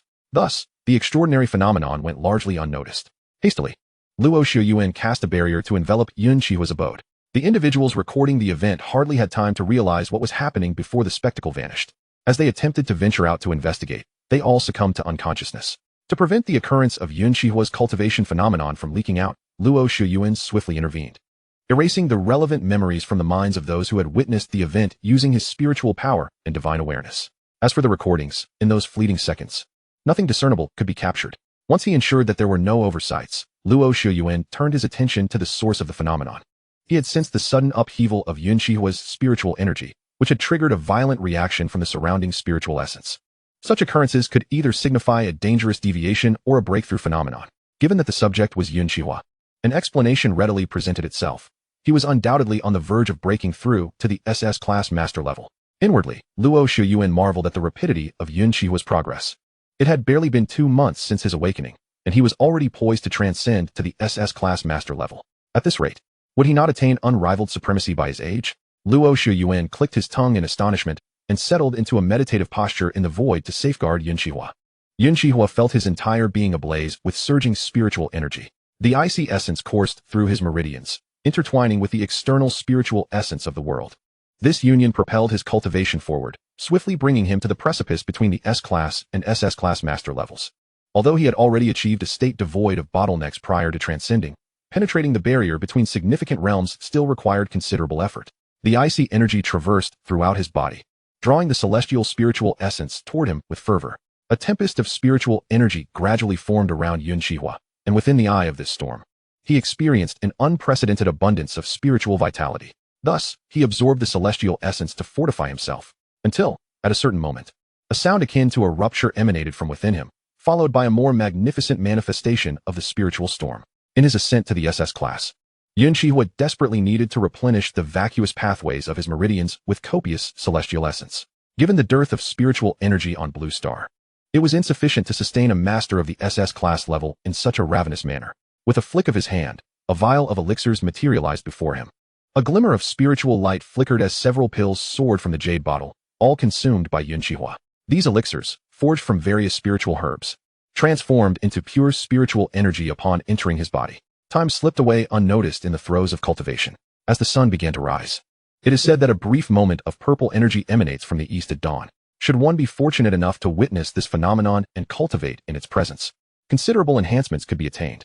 However, given Yun Xihe's inherent icy powers and the nature of his icy constitution, these forces starkly contrasted with the purple energy of dawn. Thus, each morning, he could only experience a fleeting moment of refreshing clarity. Perhaps this was a direct manifestation of the purple energy's arrival. Opening his eyes, the glimmer of frost and snow runes danced within. He gazed at the purple radiance encircling the sun on the horizon.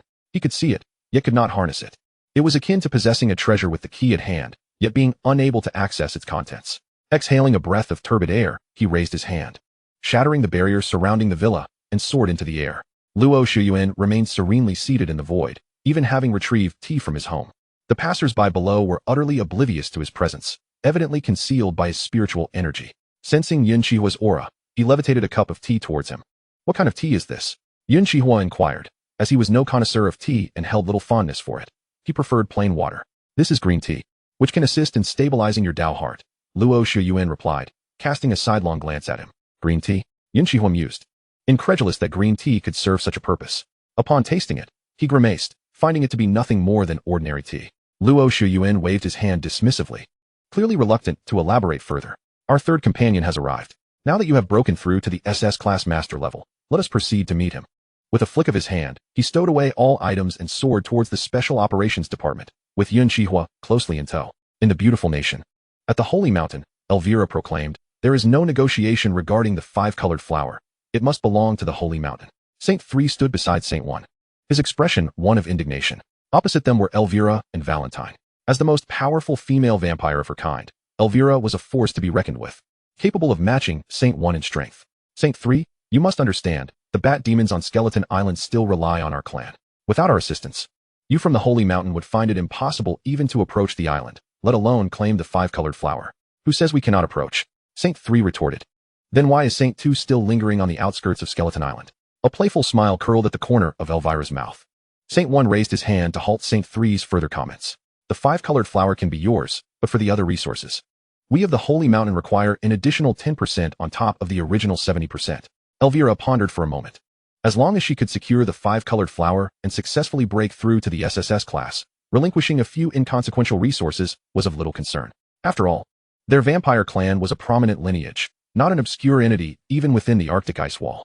Their ancestors, Lord Dracula and Lord Cain, were figures of equal standing with the most formidable humans. Thus, she felt emboldened to negotiate so boldly with the Holy Mountain. Chapter 73. Farewell to Su Jiame. Saint E, wise and understanding, suggested they adhere to the original plan and set off tonight. Before departing, Elvira cast a lingering glance at Saint San. Valentine, who followed closely behind Elvira, remained silent. His cultivation was indeed inferior to hers, and his bloodline lacked the purity and nobility that characterized her lineage. The vampire clan has always been a race that values bloodline hierarchy. Moreover, he had not yet fully recuperated from his injuries. His presence at the Sacred Mountain today was merely to ensure Elvira's safety. However, judging by the current circumstances, who could possibly give this madwoman a disadvantage? Once the two specters had departed, Saint San turned to Saint E, his expression revealing a multitude of questions. Yet, Saint E offered him no opportunity to inquire. Oh, my dear third brother, how many years have passed, and you still possess such a fiery temper? Allowing them a fleeting advantage matters little when we reach Skull Island. Vanquishing 2 vampires with the combined strength of the 3 of us will be but a trifling task. Our priority now is to expedite the setup of the teleportation array to avoid any unforeseen circumstances that might prevent our timely return to the Sacred Mountain. With that, Saint E strode towards the rear of the sacred church, where a temporary teleportation array was being hastily constructed. Although many elites remained at the Sacred Mountain, the absence of him, Saint Air, and Saint San could prove perilous if discovered by foreign nations or if the demigod sect launched an assault. The single-use, one-way teleportation array would enable them to return to the Sacred Mountain in an instant. Regrettably, the resources required for such a temporary array were substantial. Without the urgent need for this journey to Skull Island, even a colossal force like the Sacred Church would find it challenging to construct such an array on Blue Star. Thus, the mission to Skull Island had become imperative for Saint E. In the capital's Special Investigation Bureau, an air of excitement filled the atmosphere that day. Not only had the elusive twin prodigies from Manhwaedit finally arrived, but even Su Jiame, the celebrated director of the Harbin Special Investigation Bureau, known as the strongest celestial beauty from the northern provinces, made a rare appearance in the capital. This occasion allowed many investigators to behold the 3 top geniuses of Huaxia in one gathering. However, amidst the reverence for these 3 prodigies, an odd tension permeated the air. Is your physical structure not quite different from ours? Su Jiame circled around Yun Xihe, her curiosity piqued. She had awakened her extraordinary abilities at a significantly earlier age than Yun Xihe and Luo Shiyuan. Back then, she had just entered high school, and after completing her education, she joined the Harbin Special Investigation Bureau. After over a decade of arduous training, she had only recently managed to break through to the SS-level controller realm, a feat achieved through the rewards of elixirs and spiritual herbs after resolving the matter with the 5 families of immortals. In contrast, this person before her had ascended to the SS level in a mere 2 months. Was such a cultivation speed even feasible for a human? Yun Xihe scrutinized Su Jiame in return. The last time they met in the northern provinces, she had merely been an S-level controller, showing no signs of impending breakthrough. Now, just a few days later, she had attained the SS level, her spiritual energy stable and devoid of any superficiality. Coupled with Luo Shiyuan's earlier mention that Su Jiame had relied on elixirs to achieve this level, Yun Xihe couldn't resist asking. You didn't exploit your brother's contribution points to achieve this breakthrough, did you? He distinctly remembered that young college student who was still a fan of his. Su Jiame was taken aback. She had not anticipated that Yun Xihe's mind would wander in such a direction. Was it possible that his rapid cultivation was due to his unconventional thinking? What are you talking about? She frowned. I was accepted as a disciple by the god of spiritual vision, and it is through the resources provided by my master and senior brothers that I achieved this breakthrough in such a short time. Yun Xihe was astonished. The god of spiritual vision, along with the god of ice, was one of Huaxia's 5 great war deities, and the significance of having such a master was undeniable. He refrained from questioning why the god of spiritual vision had suddenly taken Su Jiame as a disciple, as it would be impolite, and such matters were private secrets.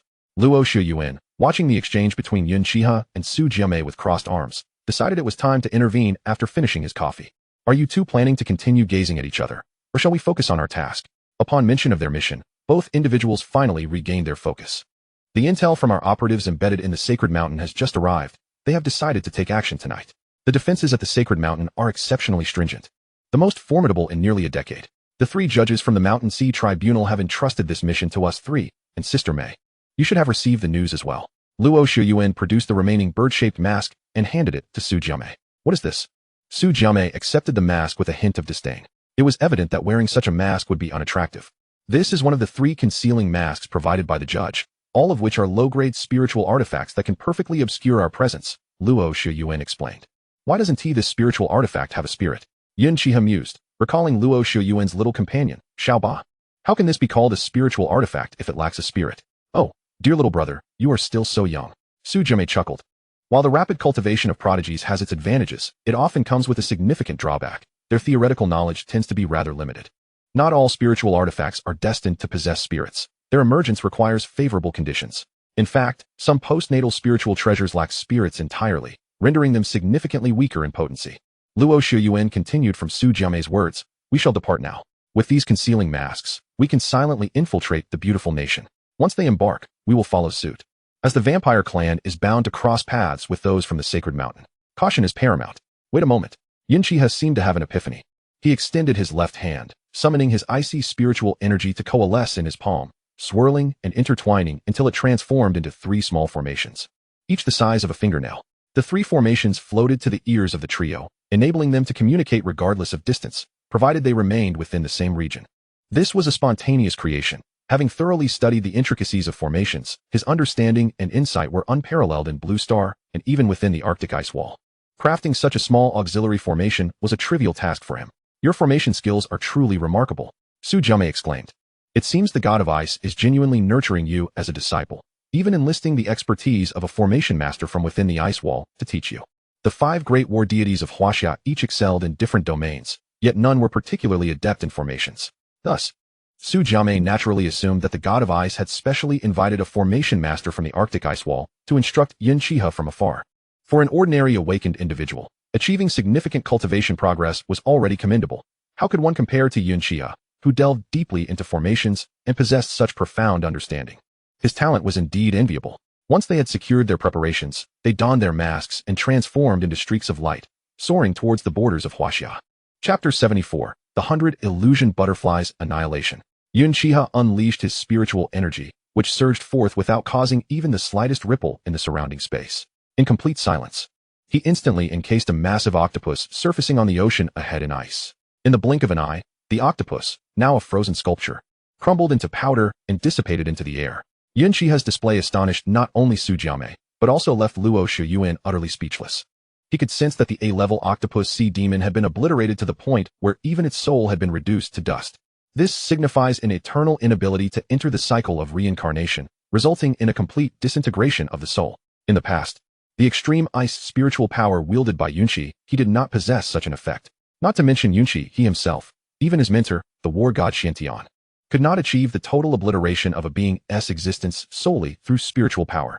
The causal implications involved are far too immense, beyond the comprehension of an ordinary awakener.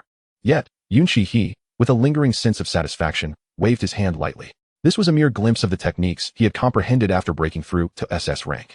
For beings whose cultivation was significantly inferior to his own, he had already mastered the ability to utilize extreme ice spiritual power along with the passive divine ability, Absolute Zero, to directly freeze the flow of time and space surrounding them, subsequently erasing their existence from time itself.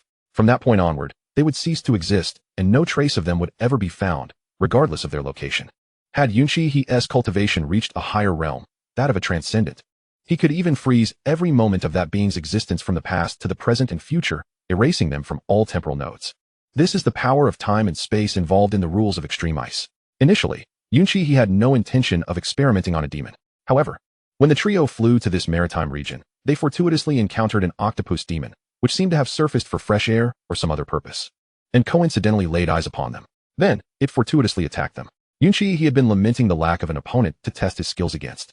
Although this octopus demon could not be classified as human, its cultivation was at least A rank, making it one of the few great demons in this sea area. Yet, it could not withstand even a breath against Yun Xihe and was obliterated in such a manner, leaving no trace behind. After this minor interlude, the trio traversed eastward across the entire Pacific Ocean, finally catching sight of the coastline of the beautiful country.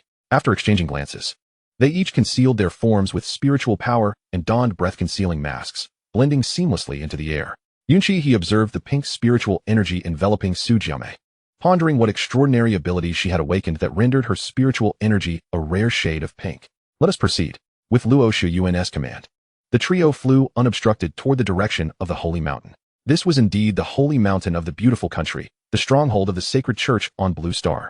Yun Xihe gazed at the terrain before him, which was hardly impressive enough to be called a mountain, feeling somewhat speechless.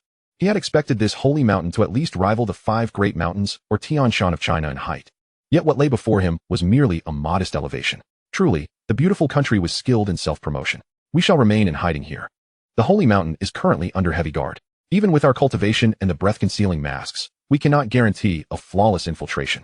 It would be wiser to lie in wait. Any movements they make will surely lead them in and out of this location. Yun Xihe and Su Jiame nodded in agreement. One must admit, Luo Shiyuan, having served as the director of the Special Investigation Department for so long, certainly understood how to manage the situation and strategize effectively.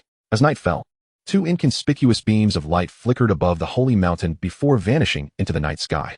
They were on the move. The trio, waiting at the foot of the holy mountain, immediately sensed that the holy envoys had departed. Yet, why were there only 2? Could it be that another SS-level master was stationed at the holy mountain? There was no time for further contemplation, as the 3 swiftly channeled their spiritual power to follow.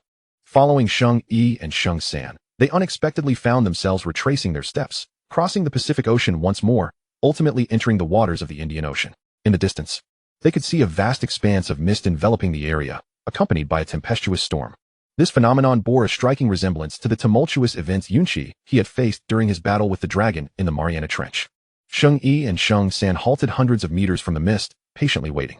Yun Xihe and his companions also landed 1,000 miles behind them. Before long, 2 crimson beams of light approached. It was Elvira and Valentine. You have arrived a bit late, Sheng San remarked, casting a sidelong glance at the 2. He held a deep disdain for vampires, creatures that preyed upon humanity. Countless lives had been lost at their hands in the beautiful country. Lord, 3rd Holy Envoy. Our vampire clan does not possess the powerful formations that protect the Holy Mountain. Naturally, we must expend more effort in our arrangements, Elvira replied, her voice imbued with an alluring charm.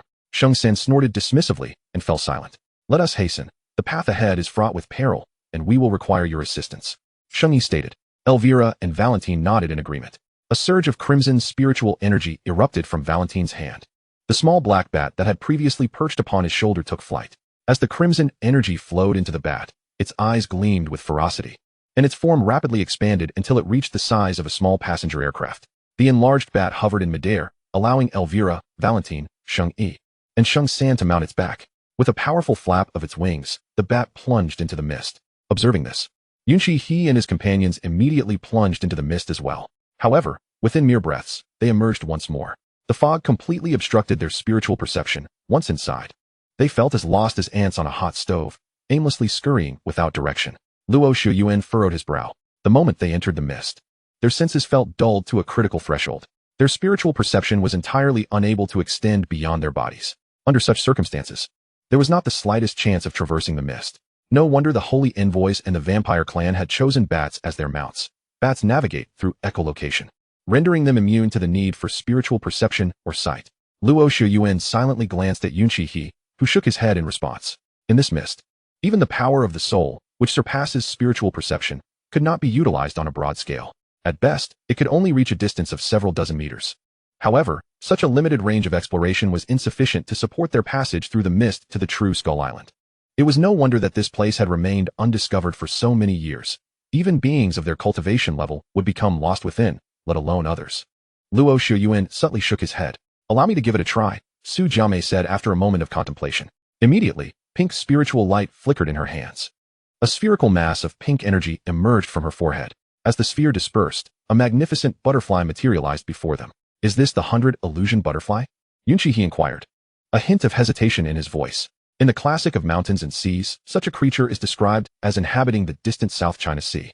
The 100 illusion butterfly resides within mirages, its wings broad as sails, adorned with vibrant colors, embodying the perfect fusion of the sea and sky.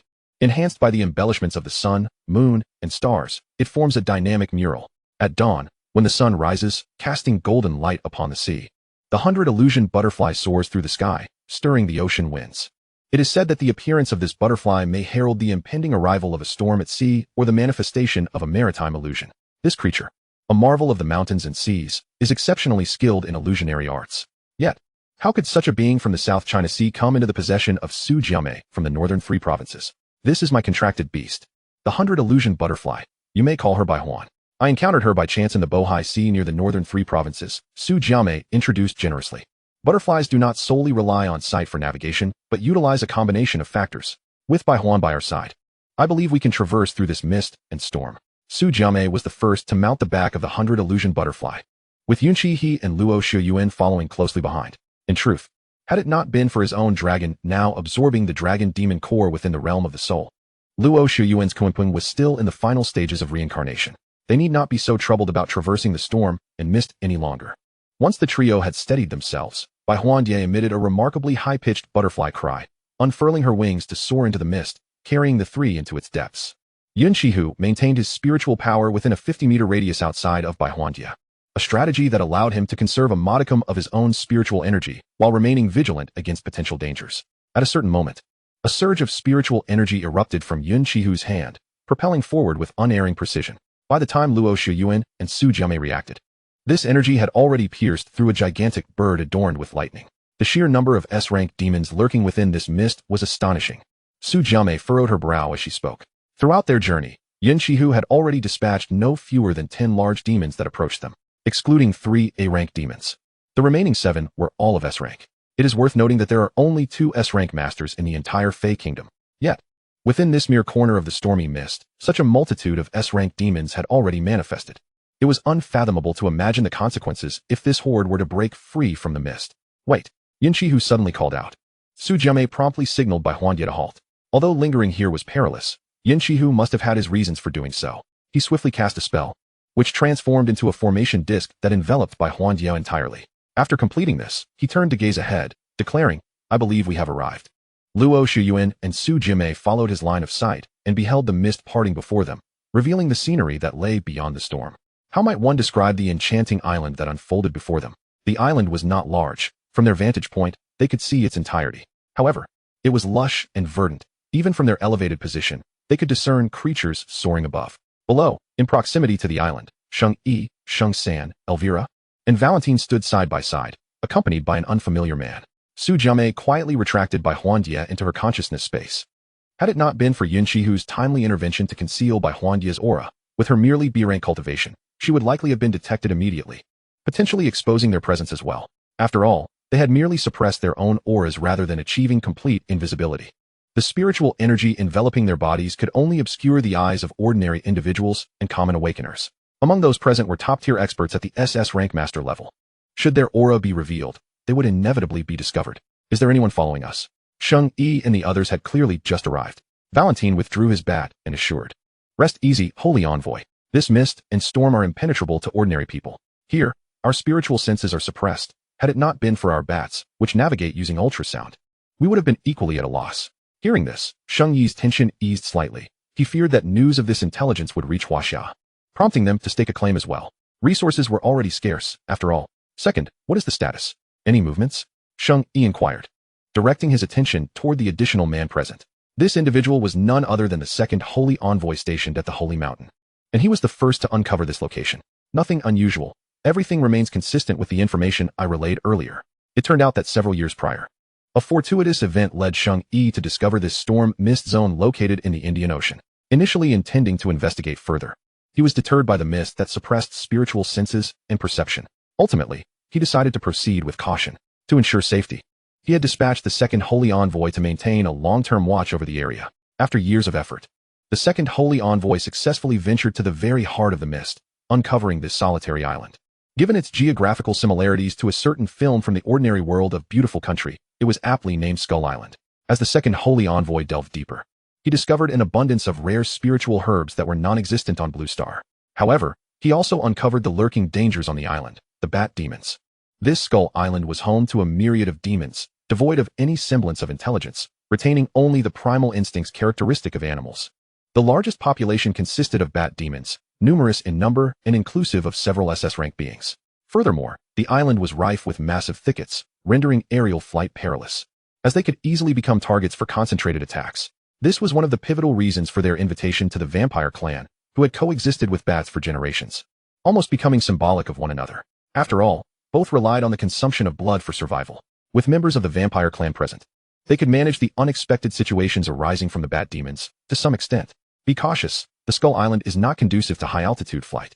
Once one ascends beyond 100 meters, the immense geomagnetic forces will pull you down. The second Holy Envoy's warning was particularly directed at Elvira and Valentine. For Sheng Yi and Sheng San were undoubtedly already aware of this information.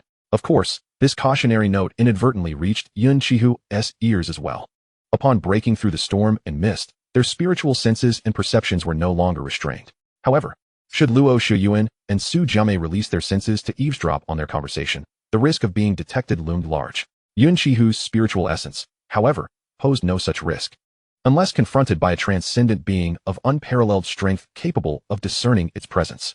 Chapter 76. Abundance of spiritual herbs. After relaying the intelligence he had gathered to Luo Shiyuan and Su Jiame, the distant Sheng Yi and the others swiftly entered the island.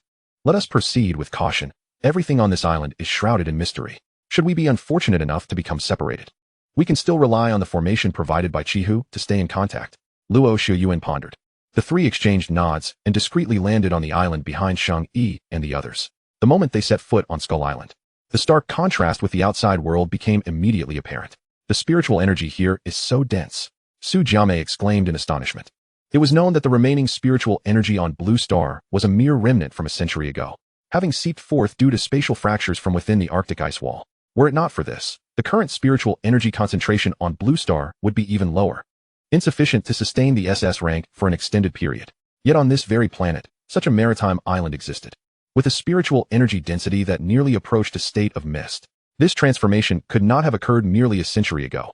It was likely that this island had been adrift in the Indian Ocean for many years, awaiting the resurgence of spiritual energy to unveil itself before the world. I can no longer sense their presence. From the moment they set foot on the island, Yun Xihe had kept his eyes closed, continuously expanding his spiritual essence.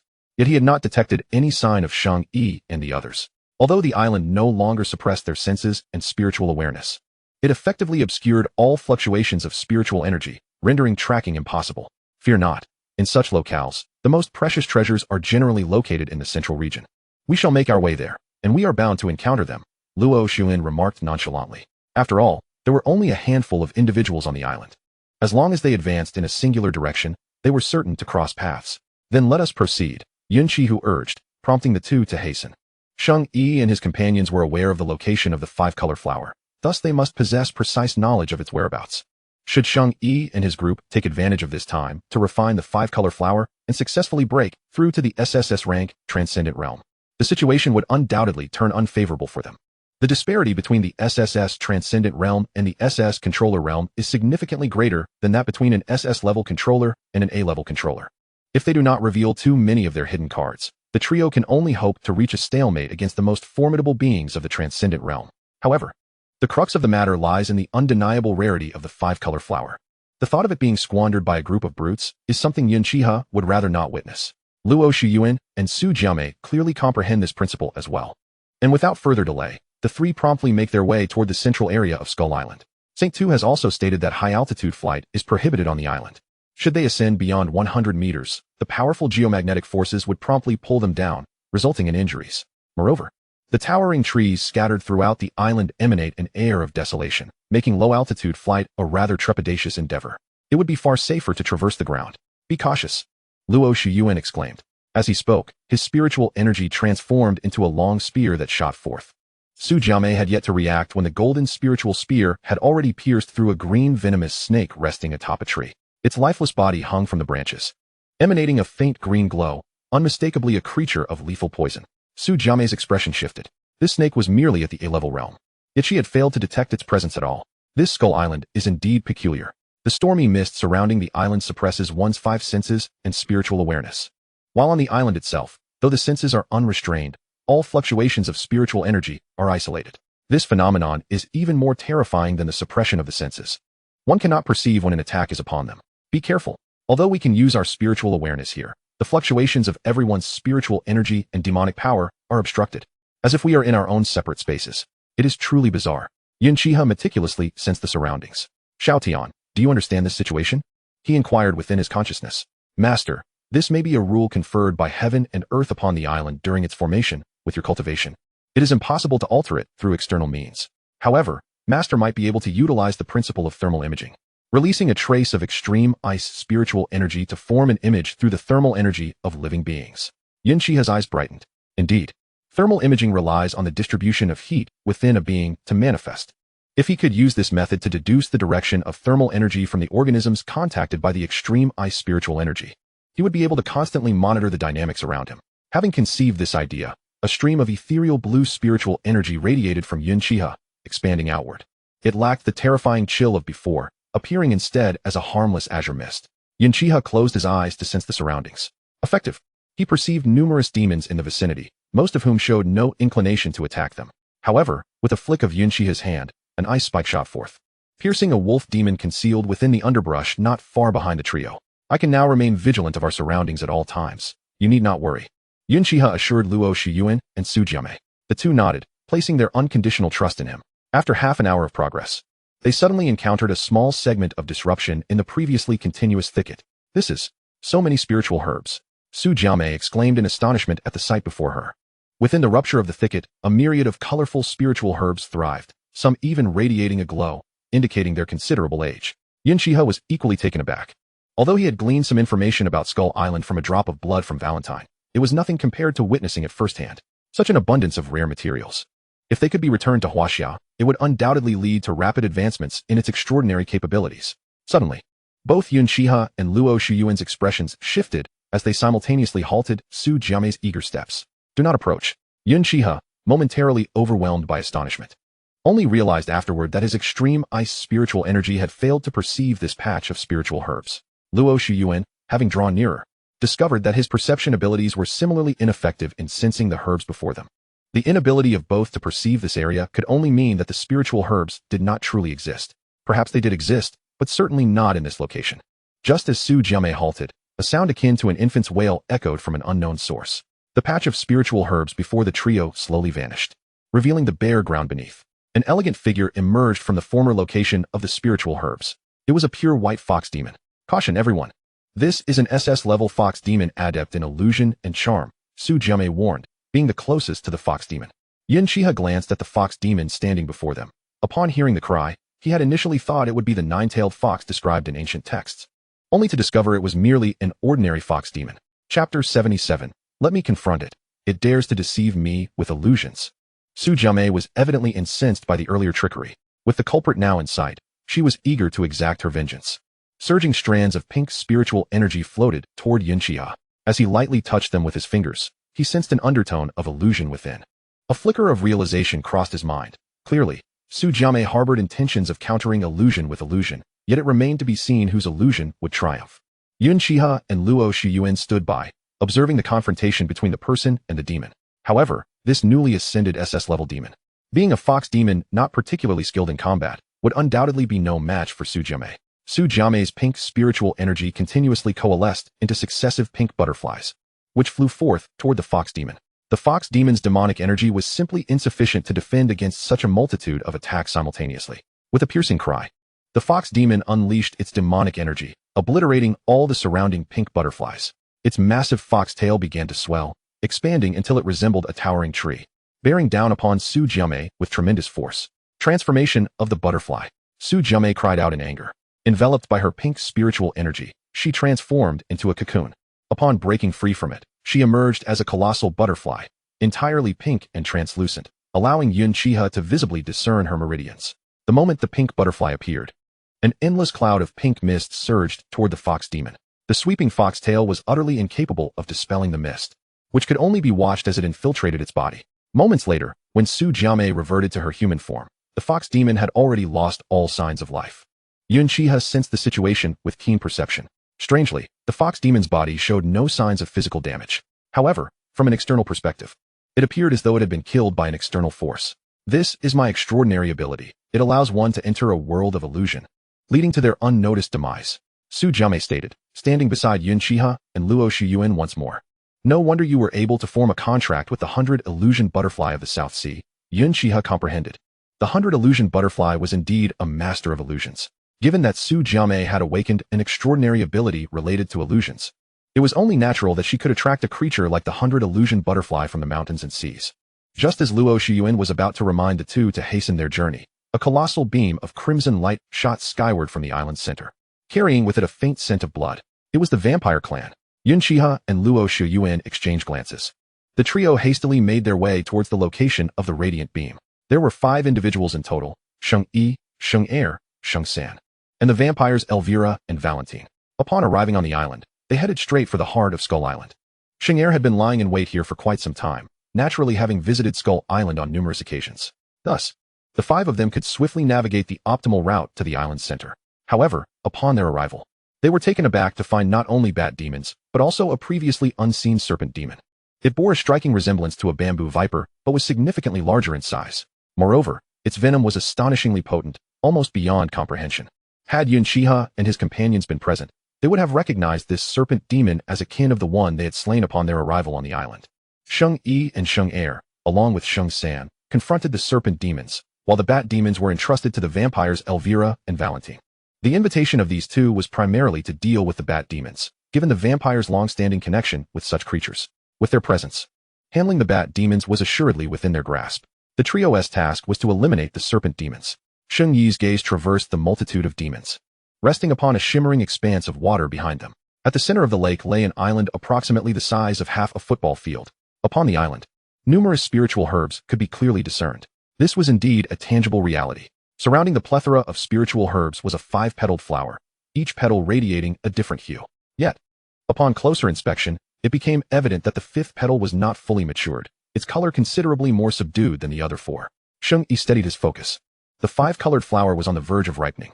Although Skull Island lacked peculiar structures or bizarre creatures, it was teeming with demons, all lacking in intelligence, savage beasts.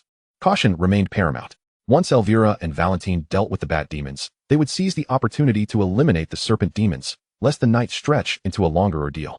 Sheng Yi wielded a long blade exuding a sacred aura, its essence akin to that of a spiritual artifact, empowered by Sheng Yi's mastery at the apex of the SS level. It was unstoppable. Wherever the blade struck, no creature survived. In contrast, the aerial battlefield had entered the central area where the restrictions on flight had dissipated. Thus, the fierce battle between the 2 vampires and the bat demons raged on high above, shrouded by the clouds, barely discernible. Valentine utilized blood limit. Elvira commanded, repelling 2 SS-level bat demons with her spiritual power while remaining focused.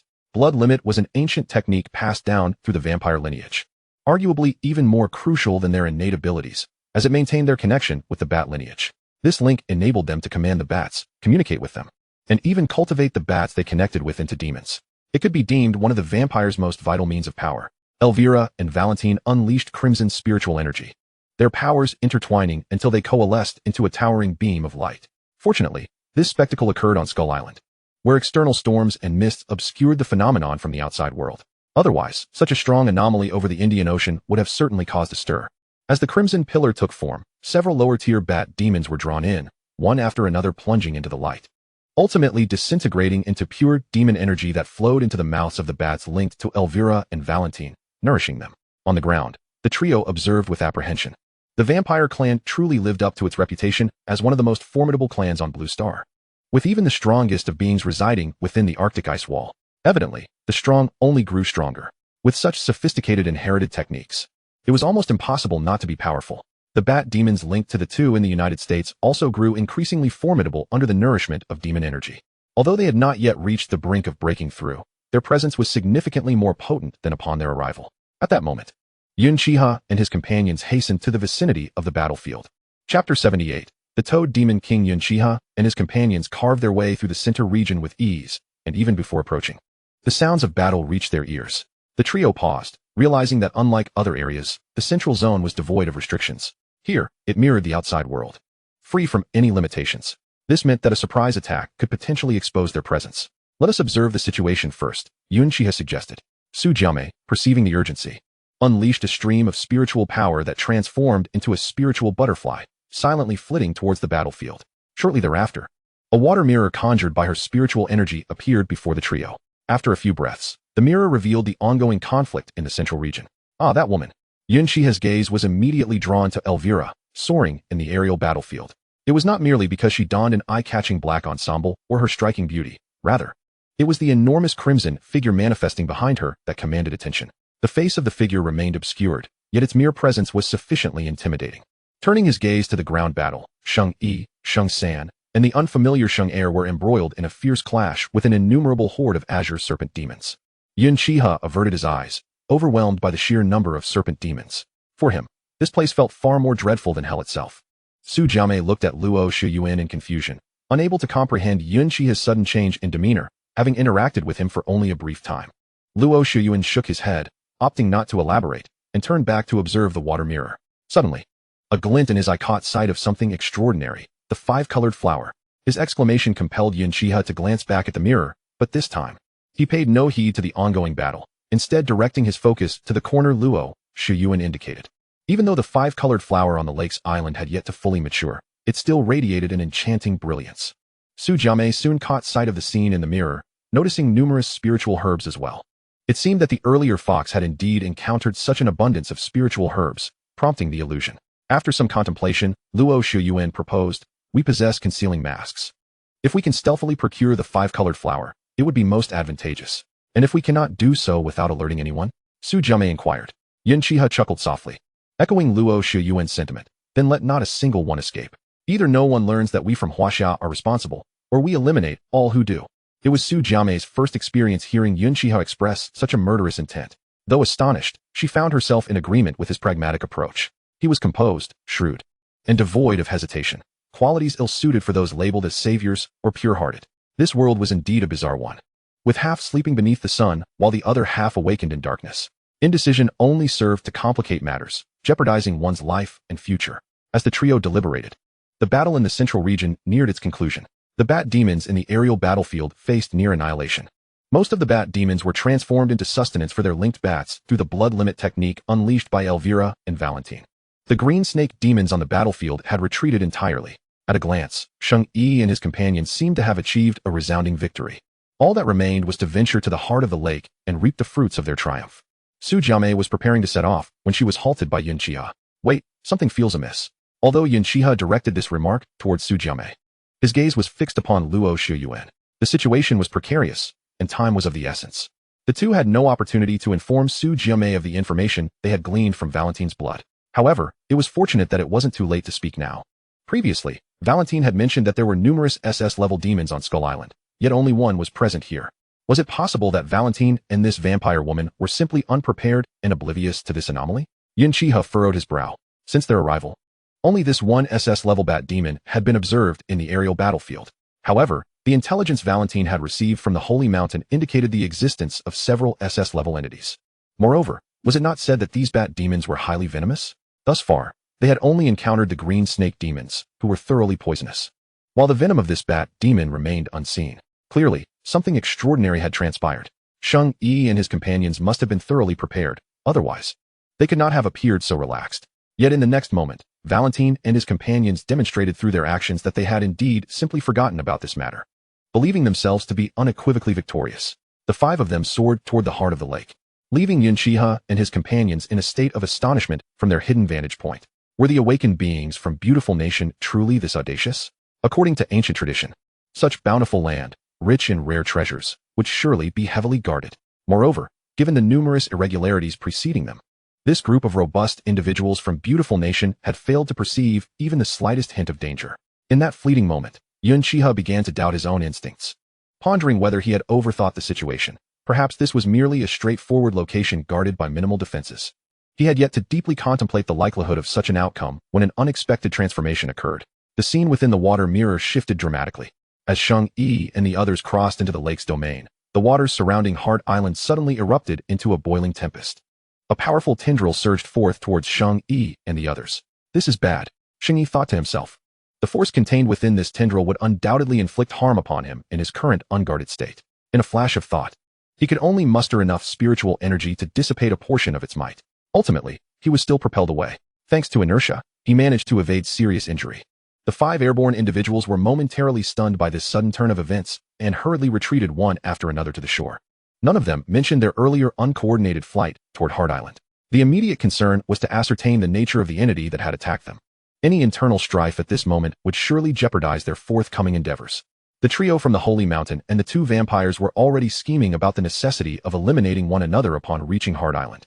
At that moment, The mastermind behind the tendril emerged slowly from the depths of the lake, revealing a toad oozing with green bubbles.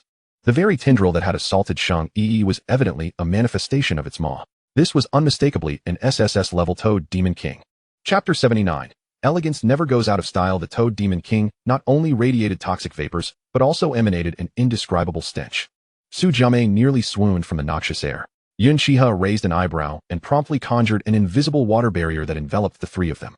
This barrier effectively isolated the cacophony of external odors, allowing only fresh air mingled with the fragrance of flora to permeate. Su Jiame gave Yun Xihe a thumbs up. Elegant, truly elegant. Your extraordinary ability is masterfully applied in daily life. Although this application did not showcase any combat prowess, it greatly enhanced one's charisma. After this brief interlude, the three turned their attention back to the water barrier. At this juncture, Xiang Yi and his companions faced the Toad Demon King, acutely aware of the oppressive aura emanating from the Demon King. The cultivation of demonkind is a formidable challenge, as they are ranked according to their bloodlines. Consequently, those with a higher bloodline ascend the ranks more swiftly, while those with lower bloodlines struggle to achieve prominence, as the strength of their lineage dictates their potential. Only in exceptionally rare instances can one break free from the constraints of their bloodline tier. This explains why the demons in the Shanhai Jing of Huaxiao are referred to as Shanhai Yisho or divine beasts rather than mere demons. The Shanhai Yisho possess awakened intelligence, though they may not necessarily communicate in human language, and their bloodlines are of a considerably higher caliber than ordinary demons. Even the most unassuming among them boasts a lineage far superior to that of typical demons, let alone those exalted as divine beasts. Ordinary demons, upon reaching A-level cultivation, akin to humans attaining mastery, can be deemed great demons. In contrast, the title of Demon King is reserved for those who have attained the SSS level transcendent realm akin to humans. Moreover, the most significant distinction between great demons and demon kings lies in the fact that not all great demons possess the opportunity to awaken their intelligence. For instance, the former Lu Mo and Husan Taiyi were great demons who could awaken their intelligence and had the chance to transform into human forms solely due to the protection of a bygone dynasty. Conversely, a demon king inevitably awakens their intelligence during the tribulation of ascending from a great demon to a demon king. The Toad Demon King before Xiang Yi and his companions exemplifies this phenomenon. Humans, you dare to trespass upon my domain. The Toad Demon King spoke in human tongue, with each word resonating with the heavens and earth, akin to the sound of thunder. Such profound cultivation. Luo Shuyuan furrowed his brow deeply. Judging by its demeanor, this was no ordinary Toad Demon King who had merely reached the SSS level. Such a being, even if confronted by the entire assembly, would likely not be easily subdued. Indeed, surviving the encounter would be a stroke of luck. Despite its formidable power, the Toad Demon King's prowess likely stemmed from the spiritual herbs on Hard Island, and its ascension had likely not occurred long ago. Luo Shuyuan and Su Jiame followed Yun Xihe's pointed direction, where they observed a conspicuous vacancy beside the five-colored flower at the heart of the island, subtly illuminated by flickering spiritual light. This clearly indicated that another spiritual herb had once flourished here, at least on par with the five-colored flower. Coupled with the prior intelligence gleaned from Valentine's blood, it was evident that this toad had devoured that spiritual herb, thereby soaring to the status of SSS-level Toad Demon King. The pervasive toxic miasma surrounding it suggested that the several SS-level leaders among the bat demons and the sudden emergence of the green snake demons were also products of its influence. Indeed, Yun Xihe's suspicions were confirmed. As the Toad Demon King spoke, several SS-level bat demons soared to its side, evidently acknowledging it as their sovereign. Toad Demon King. Xing Er exclaimed in astonishment. In previous reconnaissance, there had been no indication of the existence of this Demon King, nor had he ever observed any other spiritual herbs of equal caliber beside the five-colored flower. Toad Demon King, we mean no offense. We shall take our leave. Although Xiang Yi felt an immense reluctance, he knew the necessity of retreating. However, they were acutely aware that the existence of such a formidable entity could not be thwarted by merely 5 individuals. It would be far wiser to retreat for now and seek out more skilled practitioners from various nations to share in the spoils. Although their ultimate gains might be diminished, it was certainly preferable to departing empty-handed or perishing in this desolate place. Saint 1 promptly beckoned Saints 2 and 3, preparing for a strategic withdrawal. As for Elvira and Valentine, all that could be said was that they wished them success. Meanwhile, Saint 1 subtly summoned his spiritual energy, attempting to communicate with the one-way teleportation array that remained within the sacred mountain of the beautiful nation. Unfortunately, the layers of storms and mists enveloping the island made it exceedingly difficult to activate the array using mere spiritual power. Yet, there was no choice but to attempt it. Humans, do you truly think you can flee before me? Is that even a possibility? There exists a saying among your kind: to release the tiger back into the mountains. I shall not grant you the opportunity to return for reinforcements. The words of the Toad Demon King reverberated through the air, Immediately, several SS-class bat demons surged toward the 5 individuals, igniting the flames of battle. At this moment, Yun Xihe and his companions also resolved to depart from their current location. Remaining would inevitably expose them to the aftermath of the impending conflict, which could lead to unwanted complications. Thus, the trio stealthily retreated to the periphery, concealed by Yun Xihe's water veil and the breath-holding mask, seeking a quieter sanctuary. With a wave of his hand, Yun Xihe conjured a crystalline bench large enough for 3 to sit upon. "Let us rest for a moment and deliberate on our next course of action," he suggested, simultaneously summoning Xiaodian, hoping to glean some useful insights. "Master," Xiaodian exclaimed upon emerging, her previously playful expression transforming into one of seriousness at the sight of Su Jiame, as she understood the need to maintain the esteemed demeanor befitting the spirit of the ultimate ice essence. To everyone's surprise, apart from Xiaodian, Longlong also emerged from the realm of consciousness. You've completely digested the dragon's core so quickly." Yun Xihe marveled at Longlong's newfound abilities. Previously, Longlong had reached the SS level with the aid of the dragon's core, but had not fully assimilated its energy. Afterward, he had slumbered within the realm, gradually digesting the energy. Yun Xihe had anticipated that it would take at least a month or 2 for Longlong to awaken. However, merely a few days had passed, and he had completely absorbed the energy of the dragon's core, making significant strides within the SS realm. "Goodness, my comrade Xiaohua. You too have a contracted beast from the Shanghai region? What is this?" Su Jiame inquired, reaching out to touch Longlong. However, Longlong promptly flew atop Yun Xihe's head, refusing to let anyone approach, thinking it absurd for them to touch him without offering any tributes. "Indeed, this is my contracted companion. As for its true form, you will come to know it in due time," Yun Xihe replied with a mysterious smile. Although Su Jiame had previously interacted with him and was a disciple of the god of war, it was prudent for fewer people to be aware of the existence of the Yinglong. Whether for his own sake or Su Jiame's, it would be better for them to discover it through fate in the future. Chapter 80. The 3 categories of talents in Wuxianovel. Data has awakened. Just as Longlong settled on Yun Xihe's head, Luo Shuyuan seemingly sensed something. He then released a blue water sphere that floated gracefully into the air before shattering, revealing a whimsical and adorable creature within. Its disproportionately large head comprised nearly 2/3 of its body, yet it exuded an undeniable charm. This was Luo Shuyuan's contracted Kunpeng. Typically, the Kunpeng presented itself in its fish form, but during battles or when traveling, it could conjure a vast ocean from which it could transform into its bird form. "Wait, Luo Shuyuan, you too have a contracted beast?" Su Jiame exclaimed, utterly astonished. Were the Shanghai beasts now being distributed in bulk for contracts? She had only recently contracted the 100 Illusions butterfly and was eager to showcase it when she learned she would be embarking on a mission alongside Yun Xihe and Luo Shuyuan. Yet now, to her dismay, both had formed contracts with their own Shanghai beasts. What was going on? Had she been overly presumptive? Nevertheless, in jest, she felt genuine happiness for the two of them. Their relationships were not competitive. At most, it was merely a contest amongst geniuses. Moreover, she believed that she did not measure up to the shadows cast by Yun Xihe and Luo Shuyuan in the hierarchy of talents. At present, who in the Huaxiao Special Investigation Unit did not recognize that talents could be categorized into 3 classes. One class was Yun Xihe, another was Luo Shuyuan, and the last encompassed other talents. It was indeed a splendid scenario of division. Observing that both Yun Xihe and Luo Shuyuan had summoned their beasts, Su Jiame decided to release her 100 Illusions butterfly for some fresh air. However, the moment her A-class 100 Illusions butterfly emerged and laid eyes on Longlong and Luo Shuyuan's creature, it began to tremble uncontrollably, leaving everyone perplexed. "What is happening? 100 Illusions?" Su Jiame speculated that something was amiss with her butterfly. "Longlong, Datu, quickly retract your oppressive auras." Under Yun Xihe's command, the 2 divine beasts finally subdued their overwhelming presence. Otherwise, under such pressure, the lowly 100 Illusions butterfly, with its inferior bloodline and cultivation, would not last long before succumbing. This phenomenon only fueled Su Jiame's curiosity regarding the identities of the 2 beasts. It was not surprising that she could not recognize them. Their current adorable appearances bore little resemblance to the transcendent beings depicted in the Shanghai Jing. Were it not for Yun Xihe having previously encountered Longlong's true form in the Qingshi Palace, he too would have been incredulous that the creature perched atop his head could be the legendary Yinglong, the foremost divine beast of the Shanghai Jing. "What do you think? Xiaodian, do you have any strategies to obtain the 5-colored flower?" Yun Xihe inquired, turning to the aloof Xiaotian. "Master, the beings currently battling Saint One are merely the bat demons and the green snake demon. The toad demon king has yet to intervene. Even with your breath-holding masks, it would be challenging to evade its notice," Xiaotian replied with a shake of her head. As an SSS-level demon king, the toad demon king's capabilities far surpassed those of SS-level demons. Given that the Toad Demon King had not yet made its move, the prospect of stealthily pilfering the 5-colored flower from beneath its gaze was utterly implausible. "I can go," Su Jiame suddenly interjected, as if a thought had struck her. Her declaration immediately captured everyone's attention. Gently stroking her 100 illusions butterfly, she continued, "If we wish to quietly procure the 5-colored flower without being detected, I can attempt it. But I will require your assistance." Yun Xihe gestured for Su Jiame to elaborate. "My ability is called transformation into a butterfly. You have witnessed it during my battle with the fox demon.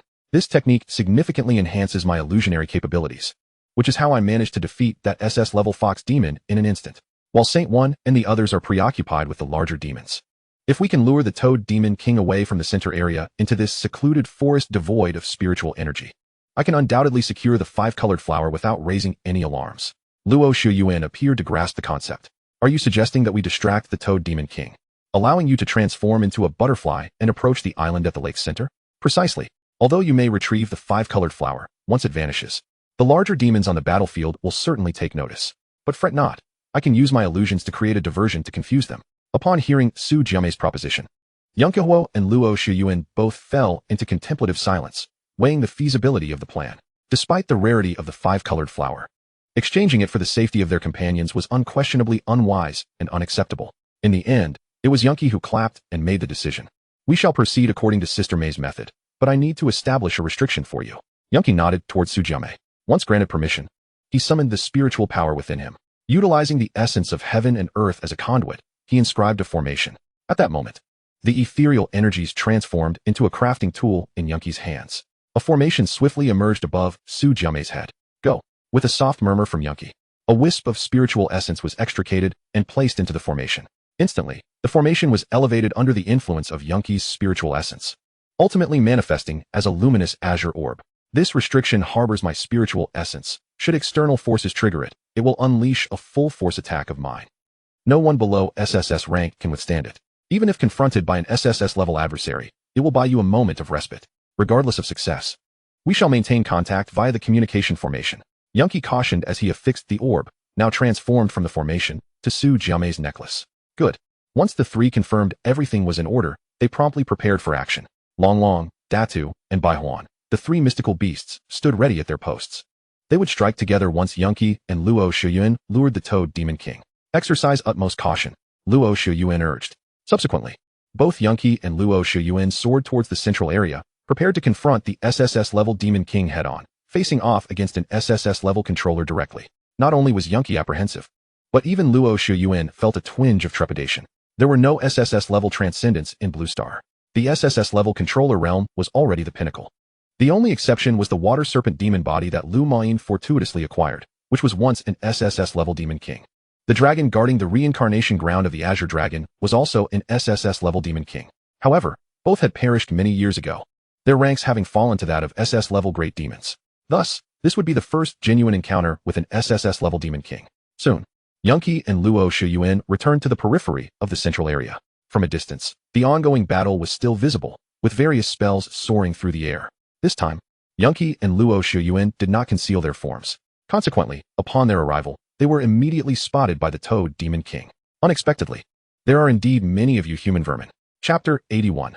I, the leader of the semi-divine sect of Wuxia. The Toad Demon King's voice rumbled like thunder. The myriad great demons engaged in battle involuntarily trembled under its imposing presence. Sheng Yi and the others felt a jolt of fear, not solely from the Toad Demon King's might, but also from their own negligence.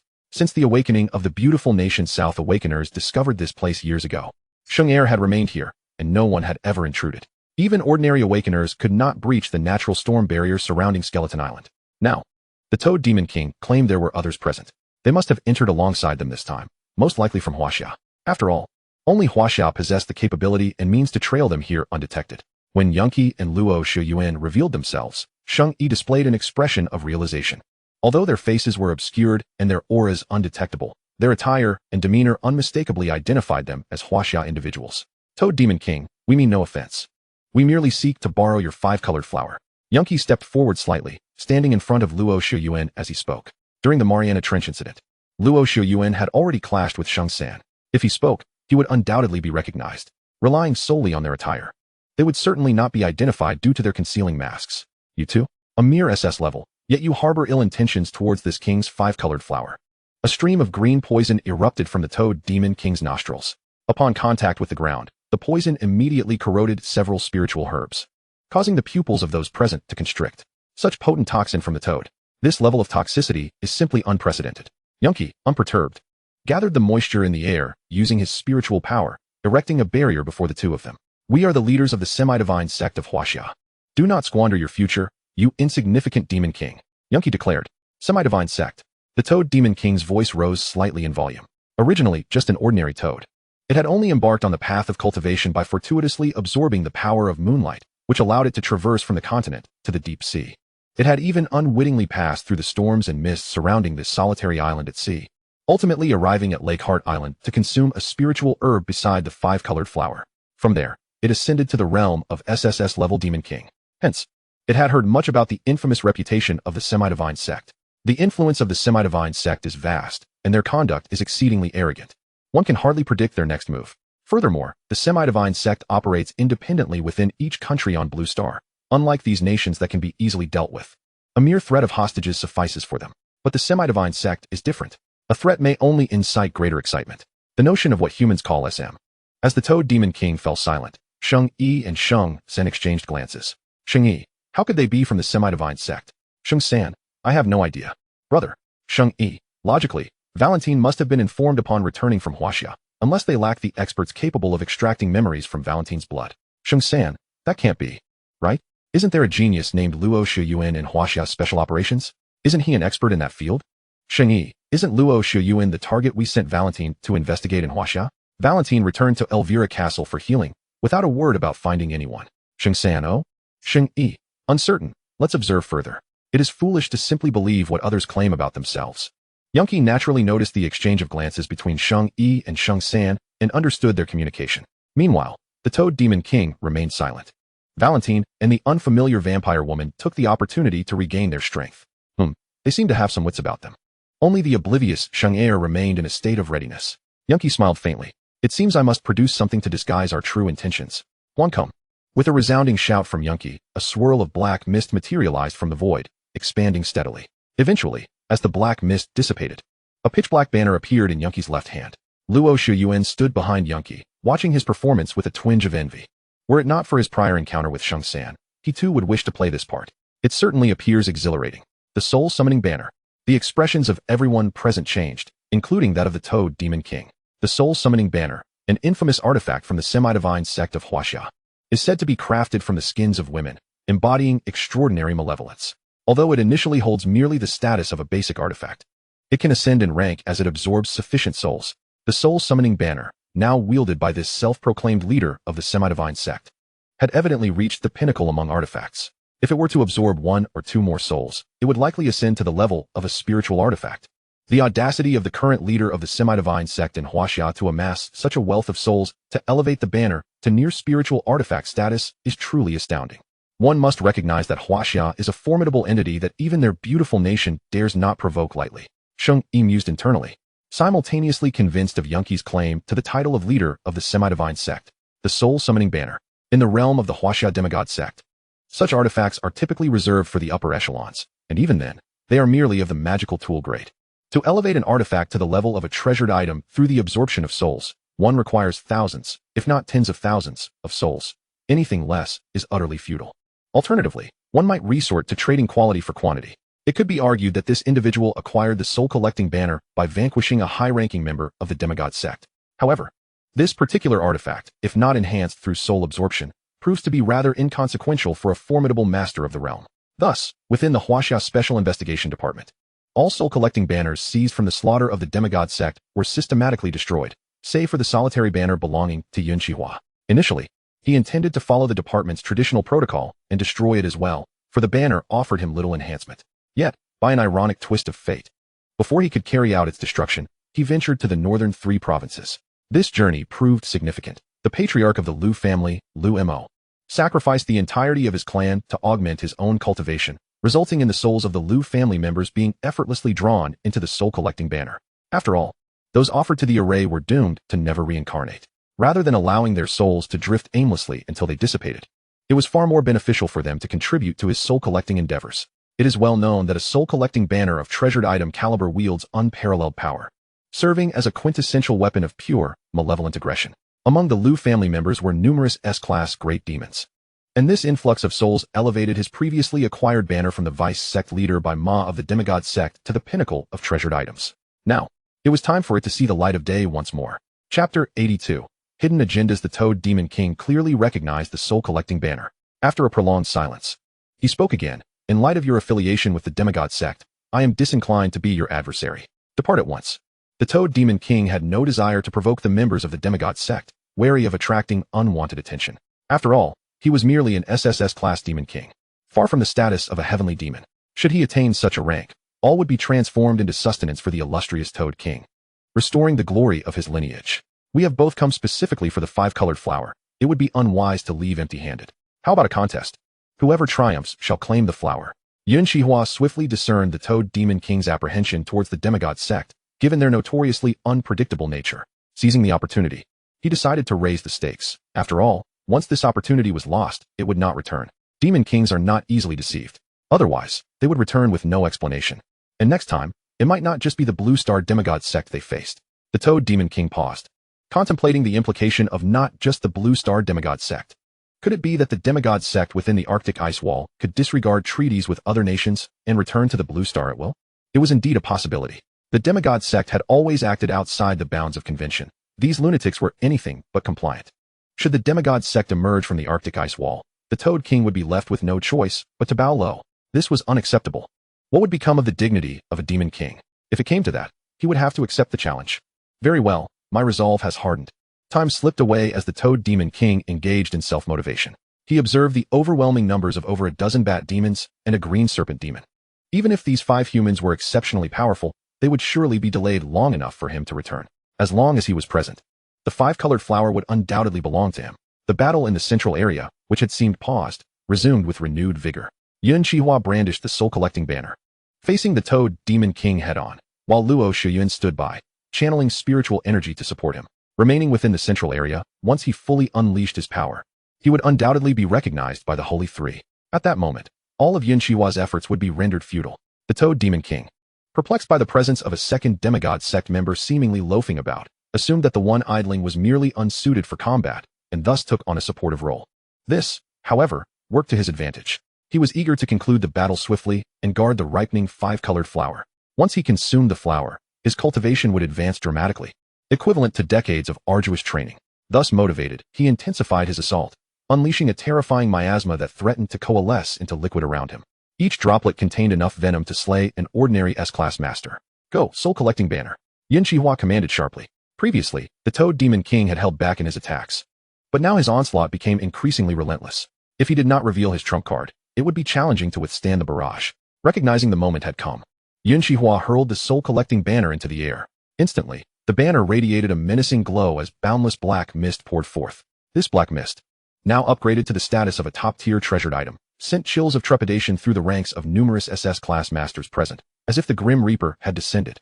The Toad Demon King, caught directly in the path of the banner's attack, conjured a deep green energy sphere using his demonic power. The sphere collided with the black mist, shattering it effortlessly. Transform. Upon witnessing this, Yun Xihe swiftly manipulated the seals in his hand, reviving the nearly dissipated black mist. This time, it morphed into chains that lunged toward the Toad Demon King. Simultaneously, dozens of souls emerged from the banner, all belonging to members of the Lu family who had perished in battle. Gulp. The Toad Demon King opened his massive maw, his demonic energy swirling, infused with overwhelming toxins. Yet, these ethereal souls possessed no physical form and were entirely impervious to the poison. The Toad Demon King was taken aback, realizing that these seemingly peculiar souls were unaffected by his toxins. It seemed his venom was simply insufficient. The soul entities surged through the poisonous miasma, encircling the Toad Demon King to launch mental assaults. With each passing moment, the ferocity in the Toad Demon King's eyes intensified. At a pivotal moment, Luo Shiyun sensed the opportunity had arrived. Quietly, he unleashed a resplendent golden spiritual energy that pierced into the Toad Demon King's mind. The Demon King's eyes instantly blazed crimson. Utilizing spiritual energy as a conduit, Luo Shiyun invoked his awakened extraordinary abilities to incite the Toad Demon King's demonic power into a frenzy. At this juncture, the Toad Demon King could no longer hope to cease combat at will. Originally, given his S-class cultivation, Luo Shiyun could never have instigated an SSS-class Demon King's power to erupt. However, it must be noted that Yun Xihe's engagement with the Toad Demon King, employing the soul entities for distraction, provided an opening. Demonic consciousness is inherently more resolute than that of awakened beings. Yet it could not withstand the relentless spiritual assaults from Yun Xihe's stream of soul entities. The Toad Demon King's formidable physical form stood in contrast to his relative weakness in the mental realm. Utilizing the soul-collecting banner as a medium for mental assault granted Luo Shiyuan a unique opportunity. Exchanging glances, Luo Shiyuan and Yun Xihe shared an understanding, prompting Yun Xihe to lead the Toad Demon King away from the central area. By the time the Holy One and his companions realized what was happening, Yun Xihe had already lured the Toad Demon King into the vicinity of the Dragon Three Beasts. The Holy One and his allies erupted in joy. The SSS-class Toad Demon King was no longer present. Did this not signify that their opportunity had finally arrived? They merely needed to eliminate the current group of S-class great demons, and they could seize the five-colored flower and make a glorious exit. The Holy One hastily communicated with the Holy Two and Holy Three through spiritual transmission. Eldest and second, focus on dispatching the green serpent demon. Once that's done, we'll direct all the bat demons toward Elvira and Valentine, and the five-colored flower will be ours. Saint 2 and Saint 3 evidently shared the same sentiments. Of course, they were not the only ones harboring such thoughts. In the celestial battlefield, Elvira repelled 2 bat demons and swiftly turned towards Valentine. Hold off the bats linked to us for a moment. We must first obtain the five-colored flower from the heart of the lake. Valentine paused, taken aback. Are you suggesting we sacrifice them and escape through blood sacrifice? There was an unmistakable hesitation in Valentine's voice. It was not that he was reluctant to part with the linked bats. After all, they were creatures that existed in connection with him. To die for him would indeed be an honor. He was merely contemplating the feasibility of this strategy. The blood sacrifice technique was undeniably powerful, capable of granting them an instantaneous escape. Yet, when confronted with an SSS-class Demon King, certainty was a luxury he could not afford. As the 5 individuals in the central area harbored their ulterior motives, unnoticed in a secluded corner, a pale pink butterfly was making its way towards the heart of the lake. The entire process unfolded without a ripple, as if everything were but an illusion. Chapter 83. The confidence of Long Long. As a vampire who had ascended to the SSS level, Valentine was not one to waver. After fending off the attacking bat demons once more, he nodded at Elvira. Upon confirming their intentions with a glance, the two soared into the higher skies. Bind Spirit, release. 2 crimson beams shot forth towards their respective linked bats. Instantly, the red lights surged around the bats, enhancing both their form and aura, as though the seals that had once bound them had been shattered. The 2 bats, now exuding SSS-level power, charged boldly towards the swarm of SSS-class bat demons without a hint of fear. Seizing the opportunity while the bat demons clashed, Elvira and Valentine flew unhesitatingly towards the heart of the lake. How dare you? Such audacity. The 3, also envoys of the holy mountain of the beautiful nation, scolded Elvira and Valentine in nearly identical tones. Elvira did not even spare them a glance. Valentine cast a bemused look at them, thinking, fools. In an instant, Saint 3 erupted with fury, cleaving a nearby azure serpent demon in 2. Just as he intended to pursue, a phenomenon erupted at the heart of the lake. The last petal of the 5-colored flower, which had seemed somewhat underdeveloped, suddenly ripened. This final petal's maturity signified the complete blossoming of the 5-colored flower. If harvested and consumed now, it would empower the user to refine their soul and ascend to the SSS-class transcendent realm. However, a dilemma arose. Among the 5 present, divided into 2 factions, each desired the flower. In such circumstances, it was clear that whoever reached it first would claim it. Yet before either party reached the heart of the lake, a brilliant 5-colored beam erupted from the flower, followed by the unmistakable manifestations that accompanied the maturation of a rare spiritual herb. A delectable aroma wafted through the air, stirring the long-imprisoned SSS-level beings with sensations of potential release. Yet in the next instant, the manifestations and the fragrance vanished, as if they had dissipated into thin air. Looking towards the heart of the lake, the 5-colored flower remained, standing resolutely at the center, its 5 petals, each a distinct hue. Aside from the disappearance of the phenomena and the scent, everything else remained unchanged. Bind. Saint suddenly took action, channeling his spiritual energy into a rune that struck Elvira and Valentine's bodies. The 2 vampires found themselves immobilized, their only movement limited to their eyes. Second and third, quickly gather all the spiritual herbs from the heart of the lake. Saint concentrated his energy, striving to keep both SSS-level controllers restrained for an extended period, especially with one still advancing towards the realm of transcendence. This was no small feat for Saint. Upon hearing Saint intentions, Elvira understood that he aimed to seize all the spiritual herbs for himself. What then was the purpose of their vampire clan's expedition? To serve as scouts for the holy mountain of the beautiful nation. There was a limit to tolerance. Resolutely, Elvira summoned all her spiritual energy to break free from Saint binding spell. Simultaneously, a drop of crimson blood emerged from her brow, accompanied by a surge of overwhelming blood energy. Xiao Yuan. Yun Xihe led the Toad Demon King to the prearranged location, signaling to Luo Xiaoyuan. Luo Xiaoyuan nodded in acknowledgement. The 8 Extremes mirror flew forth from his sea of consciousness, hovering above him. Go! Yun Xihe cast the soul summoning banner, which stood in the void before them, continuously releasing black mist and spiritual entities to assault the Toad Demon King's mind. Meanwhile, a shard of ice crystal emerged from the hexagonal snowflake mark on Yun Xihe's brow, transforming in his right hand into a ghostly blue ice sword, the long-neglected treasure of the extreme ice source, the heavenly crystal frost. Roar! Long Datu and Baihuan also revealed their true forms.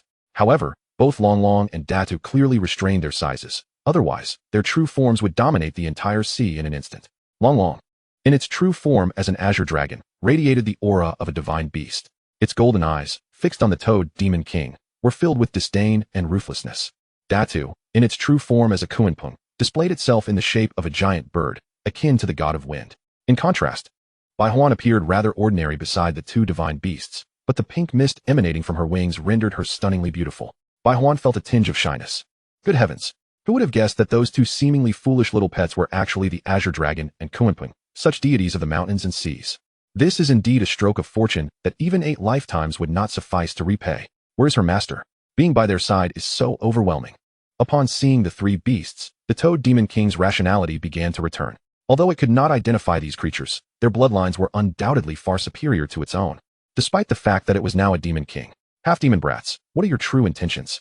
Upon witnessing such a display, the Toad Demon King grasped that these two were not merely after the wine. They were attempting to lure it away from its stronghold. Without hesitation, the Toad Demon King prepared to retreat. However, a barrier suddenly illuminated the surroundings. A formation. The Toad Demon King glared intently at Yun Xihe, sensing that the spiritual energy within the formation mirrored that of the fox-masked lad before him. Very well, I underestimated the cunning of you humans. The Toad Demon King was clearly incensed at having been outmaneuvered. Dark green demonic energy erupted forth, instantly transforming half the space within the formation into a toxic wasteland. Yun Xihe remained unfazed, his body having been purified into the extreme ice-style body by the extreme ice source. Long, as an azure dragon, was naturally unperturbed by the Toad Demon King's meager poison. Datu, being a Kuanpung, although not as immune as Long, was not susceptible to ordinary demon toxins. Thus, the only two present who would be affected by the poisonous gas were Luo Xiaoyuan and Baihuan. However, with Yun Xihe present, such concerns were rendered moot. With a wave of his hand, Yun Xihe unleashed a piercing cold that froze the swirling green toxic gas, reducing it to powder. The Toad Demon King's enormous eyes narrowed, exuding an aura of terror. What kind of sorcery is this, capable of sealing my poison? Yun Xihe grinned. Toad Demon King, you know nothing of conceptual abilities. Xiaoyuan. Now, 2 beams of spiritual energy, 1 gold and 1 blue, surged simultaneously towards the Toad Demon King. Long, Datu and Baihuan were incessantly collaborating with the Soul Banner to harass the Toad Demon King. Despite Long already attaining SS rank, Datu and Baihuan were but S and A ranks respectively, and thus could not be left unattended. Consequently, Long found himself relegated to a supporting role. In his eyes, this grotesque toad was surely no match for his master, or that portly fish-s master. Such was Long's confidence. Chapter 84. Indeed, sisters, how brave you are. Luo Xiaoyuan stood tall beneath the 8 Extremes mirror, his entire being aglow with golden light, akin to a god manifest upon the earth. Yun Xihe stood behind him, wielding the celestial crystal frostless, unleashing a torrent of sword chi. As an ultimate ice primordial treasure, the celestial crystal frostless, in the hands of Yun Xihe, who possessed the power of ultimate ice, boasted a might comparable to that of a transcendent being wielding a postnatal spiritual treasure at full strength. Now at the SS rank of a master, Yun Xihe was indeed a formidable figure even within the confines of the Arctic ice wall. Moreover, endowed with the essence of ultimate ice, he traversed the realm like a deity of annihilation, leaving a trail of snow in his wake. With a strike of a sword of frost chilling 14 continents, as Luo Xiaoyuan soared into the air, Yun Xihe executed a spell, sending forth a blade of ice directed at the mouth of the Toad Demon King, which it wielded as a weapon. In an instant, the mouth, spanning several meters, was encased in ice. By the time the Toad Demon King realized the peril, it was too late. Its mouth could no longer retract, and the overwhelming chill it sensed, even as an SSS-level Demon King, began to creep inexorably into its very form. Even its formidable physique, now at the Demon King level, struggled to withstand such frigid power. Gurgling, the Toad Demon King's venom oozed forth, barely managing to melt a portion of the ice. What a chilling aura! Though a creature of the demon kind, the Toad Demon King possessed a mindset akin to that of a human, capable of discerning the situation. Recognizing that it could not contend with these two demigods in the immediate moment, it sought to retreat. Nothing could rival its five-colored flower at this juncture. Just then, a column of multicolored light shot up from the central region. The Toad Demon King instantly sensed disaster. The five-colored flower had matured, and the formidable demons in the center would surely be unable to restrain those five frenzied bipeds.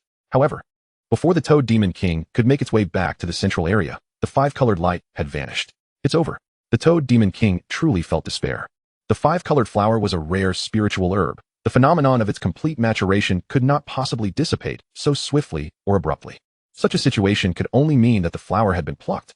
Gurgle the Toad Demon King let out a wailing cry, but all it could manage were feeble gurgles. Yun Xihe's lips twitched in amusement. The Toad Demon King appeared quite foolish. As the Toad Demon King prepared to unleash its power against Yun Xihe and others, it found that the two had already retreated, flying towards the outskirts of Skull Island. The Toad Demon King had no time to ponder the reasons behind it, and immediately rushed back to the central area. Elvira, your vampire clan is truly audacious. The sudden disappearance of the five-colored flower phenomenon left Elvira and Valentine momentarily dazed. It was precisely this fleeting lapse that allowed Saint E and his companions to seize the opportunity and close in. First Apostle, this medicine may be taken recklessly, but words must not be spoken carelessly. Are you hastily attempting to place such a heavy label upon our vampire clan, believing that we lack powerful support? Elvira held aloft a droplet of crimson blood, within which glimmered a faint golden radiance, signifying its extraordinary nature. In contrast, Saint E stood before a golden statue. The prized artifact transported from the Mariana Trench, a low-grade postnatal spiritual treasure known as the Holy Image. Saint E's expression darkened considerably, and even Saint Air and Saint San, who stood behind him fending off the attacks of the Azure Serpent Demon, wore displeased visages. Both the Holy Church and the vampire clan were well aware of each other as strengths within the borders of the beautiful nation. The Holy Image was procured at great cost by the dignitaries of the Holy Church from within the Arctic ice wall, intended to safeguard their territory on Blue Star, preventing it from falling into enemy hands. The reason it was merely a low-grade postnatal spiritual treasure was that the spatial integrity of Blue Star was exceedingly fragile, incapable of withstanding excessive force. A treasure capable of unleashing SSS-level transcendent energy was already the limit. The droplet of blood that Elvira held was the clan's treasured heirloom, the blood of the vampire progenitor, Cain. It was said that the vampire clan was founded by two progenitors, Dracula and Cain, whose names persist even in mundane society, appearing in various scriptures and fictional works. Undeniably, in different tales, they are equally formidable. In the extraordinary realm, the vampire progenitors are on par with the high priests and bishops of the Holy Church. The value of a single drop of their blood brought to Blue Star could be said to be enough to fill mountains and seas. With such a devastating weapon in hand, Saint E hesitated to make any rash moves. Elvira, we had an agreement. Since the five-colored flower is said to belong to your vampire clan, my holy mountain shall not renege on that. What do you mean by this now? Seeing that a direct confrontation was unfeasible, Saint E resolved to placate the situation, maintaining a facade of cordiality. Even with the holy image at his disposal, the combined might of the three brothers would only allow them to match Elvira, who wielded Cain's blood, in a place fraught with danger like Skull Island. Where two demigod cultivators were present, mutual destruction was clearly the most foolish choice. Elvira, do not think I am unaware of your intentions regarding the Holy Mountain. Regardless, my vampire clan is not afraid of your Holy Church. Now that the facade has been torn, why continue with the charade? Today, I declare that we vampires will take everything from Heart Lake Island. You may return to the Holy Mountain, and from henceforth, we shall not interfere with each other. Otherwise, Valentine, standing beside Elvira, felt an overwhelming urge to cover her mouth upon hearing her audacious proclamation. What on earth was this madwoman thinking? Truly, how brave she was. While their vampire clan had the backing of two progenitors, the Holy Church boasted the might of a high priest and 6 bishops, 7 formidable figures in total. Even if progenitors Dracula and Cain were unparalleled in strength, they ought not to provoke enemies for no reason. Cain, upon witnessing Elvira's pure blood talent, seemed to disregard all else. Whether to commend the progenitor for his eagerness to nurture talent or to criticize his lack of foresight remained a question. If this truly escalated into an irreparable conflict with the Holy Church, the vampires within the Arctic ice wall might soon find their lives far from tranquil.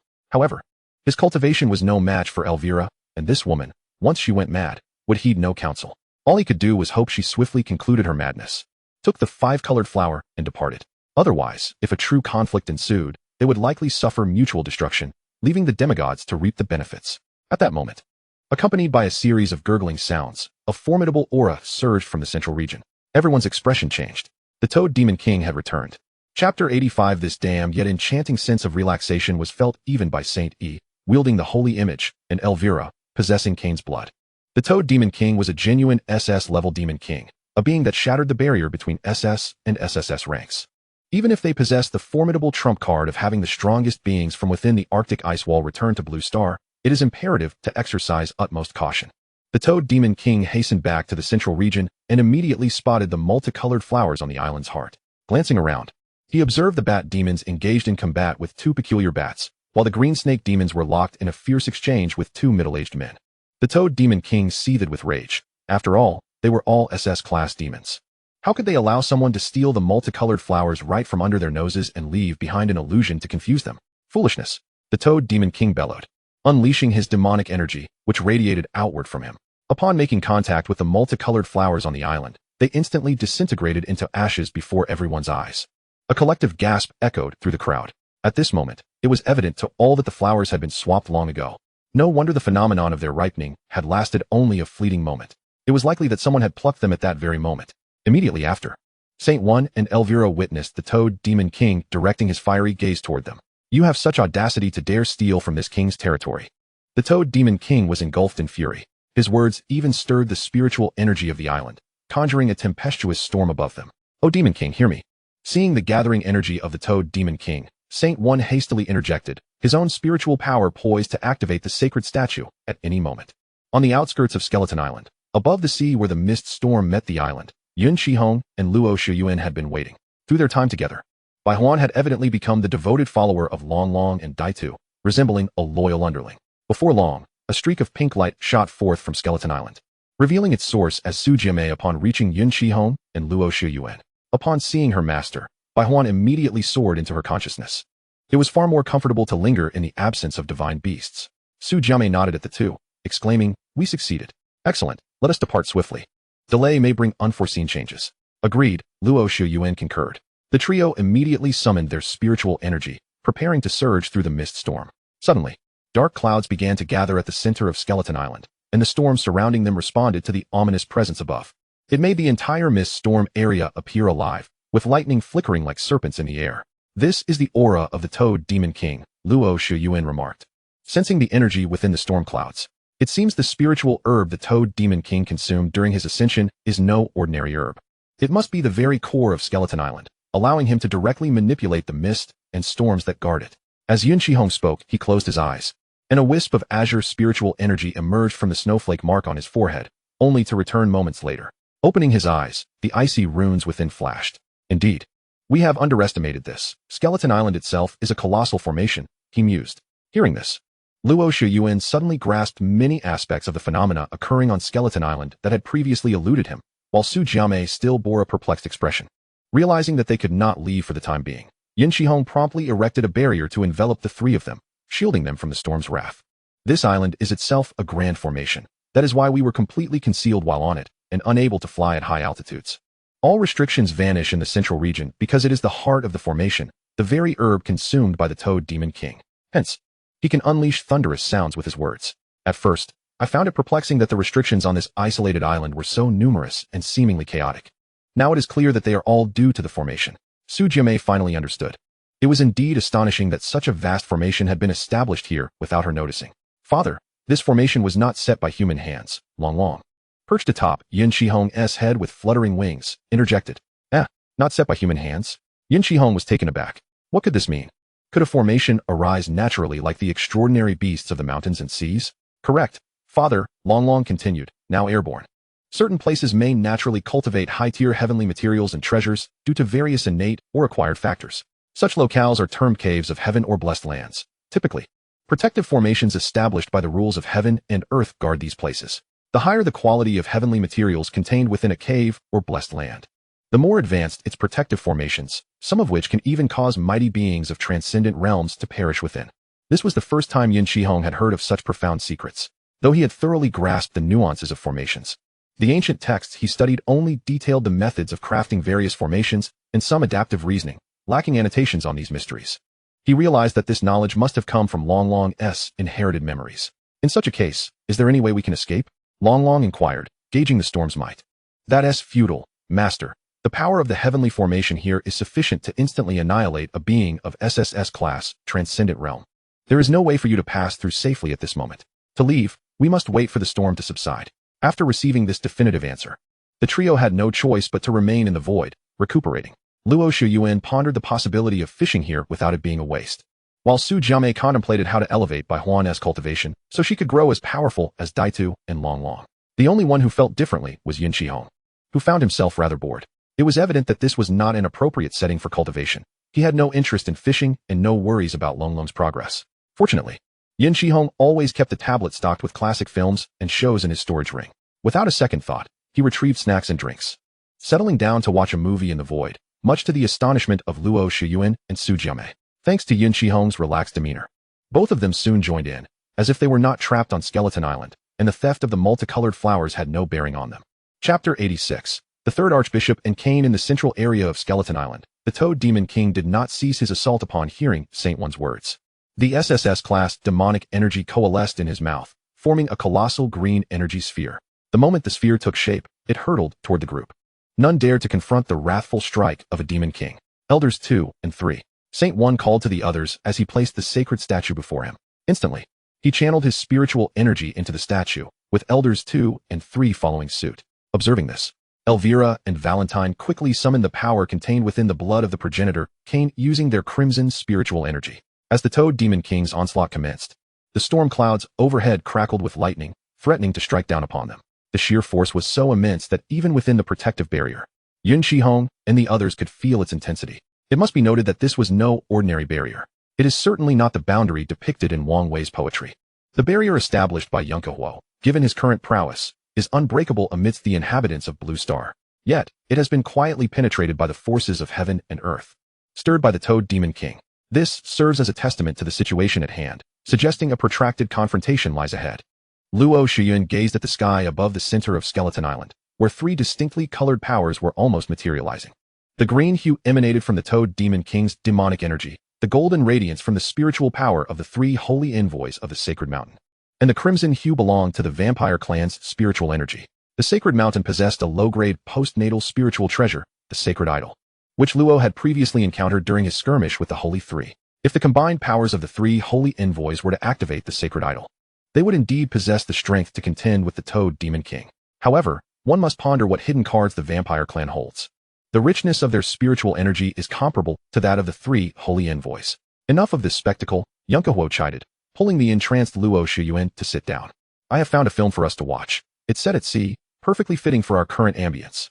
Under the full exertion of the first, second, and third holy envoys, the sacred idol erupted in golden light, ascending into the air to transform into a colossal golden silhouette.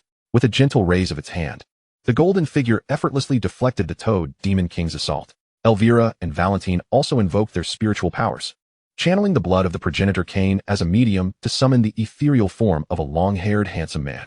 The apparition merely glanced at the Toad Demon King's attack, causing the green, toxin-laden energy sphere to detonate midair.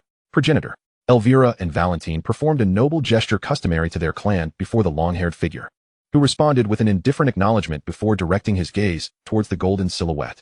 The third Archbishop of the Holy Church, what a surprise. It has indeed been quite some time.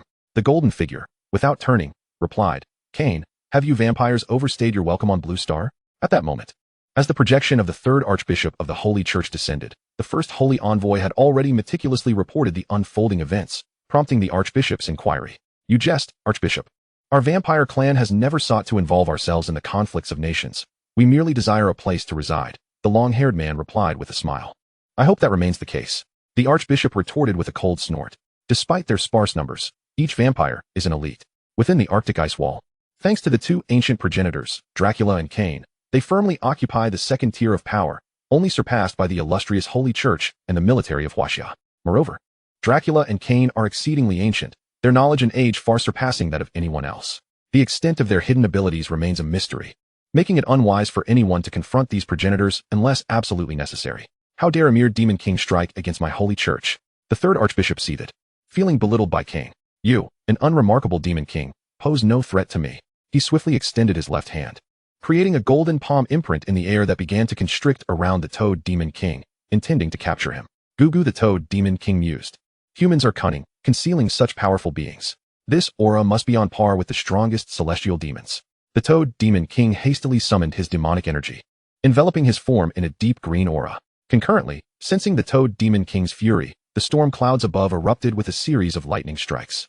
Bolstered by the Toad Demon King's energy and the tempest, the golden palm ultimately shattered. The third archbishop's gaze sharpened. The ability to manipulate the forces of heaven and earth. Could this place be a grand array? As expected of a figure of such celestial prowess. He discerned the extraordinary nature of Skeleton Island and the Toad Demon King. Why complicate matters? Just extract his soul, Cain remarked with an alluring smile. Slowly extending his right hand, a streak of crimson spiritual energy shot towards the Toad Demon King. Goo goo. Although Cain's strike bore no external power, the Toad Demon King sensed an immensely dangerous aura. With a crackle, a massive bolt of lightning descended from the storm clouds, striking Cain's released energy. The Toad Demon King expelled a mouthful of essence blood, infusing it with his demonic energy to counteract Cain's spiritual force. A blinding flash enveloped the entire central area, plunging it into a momentary void.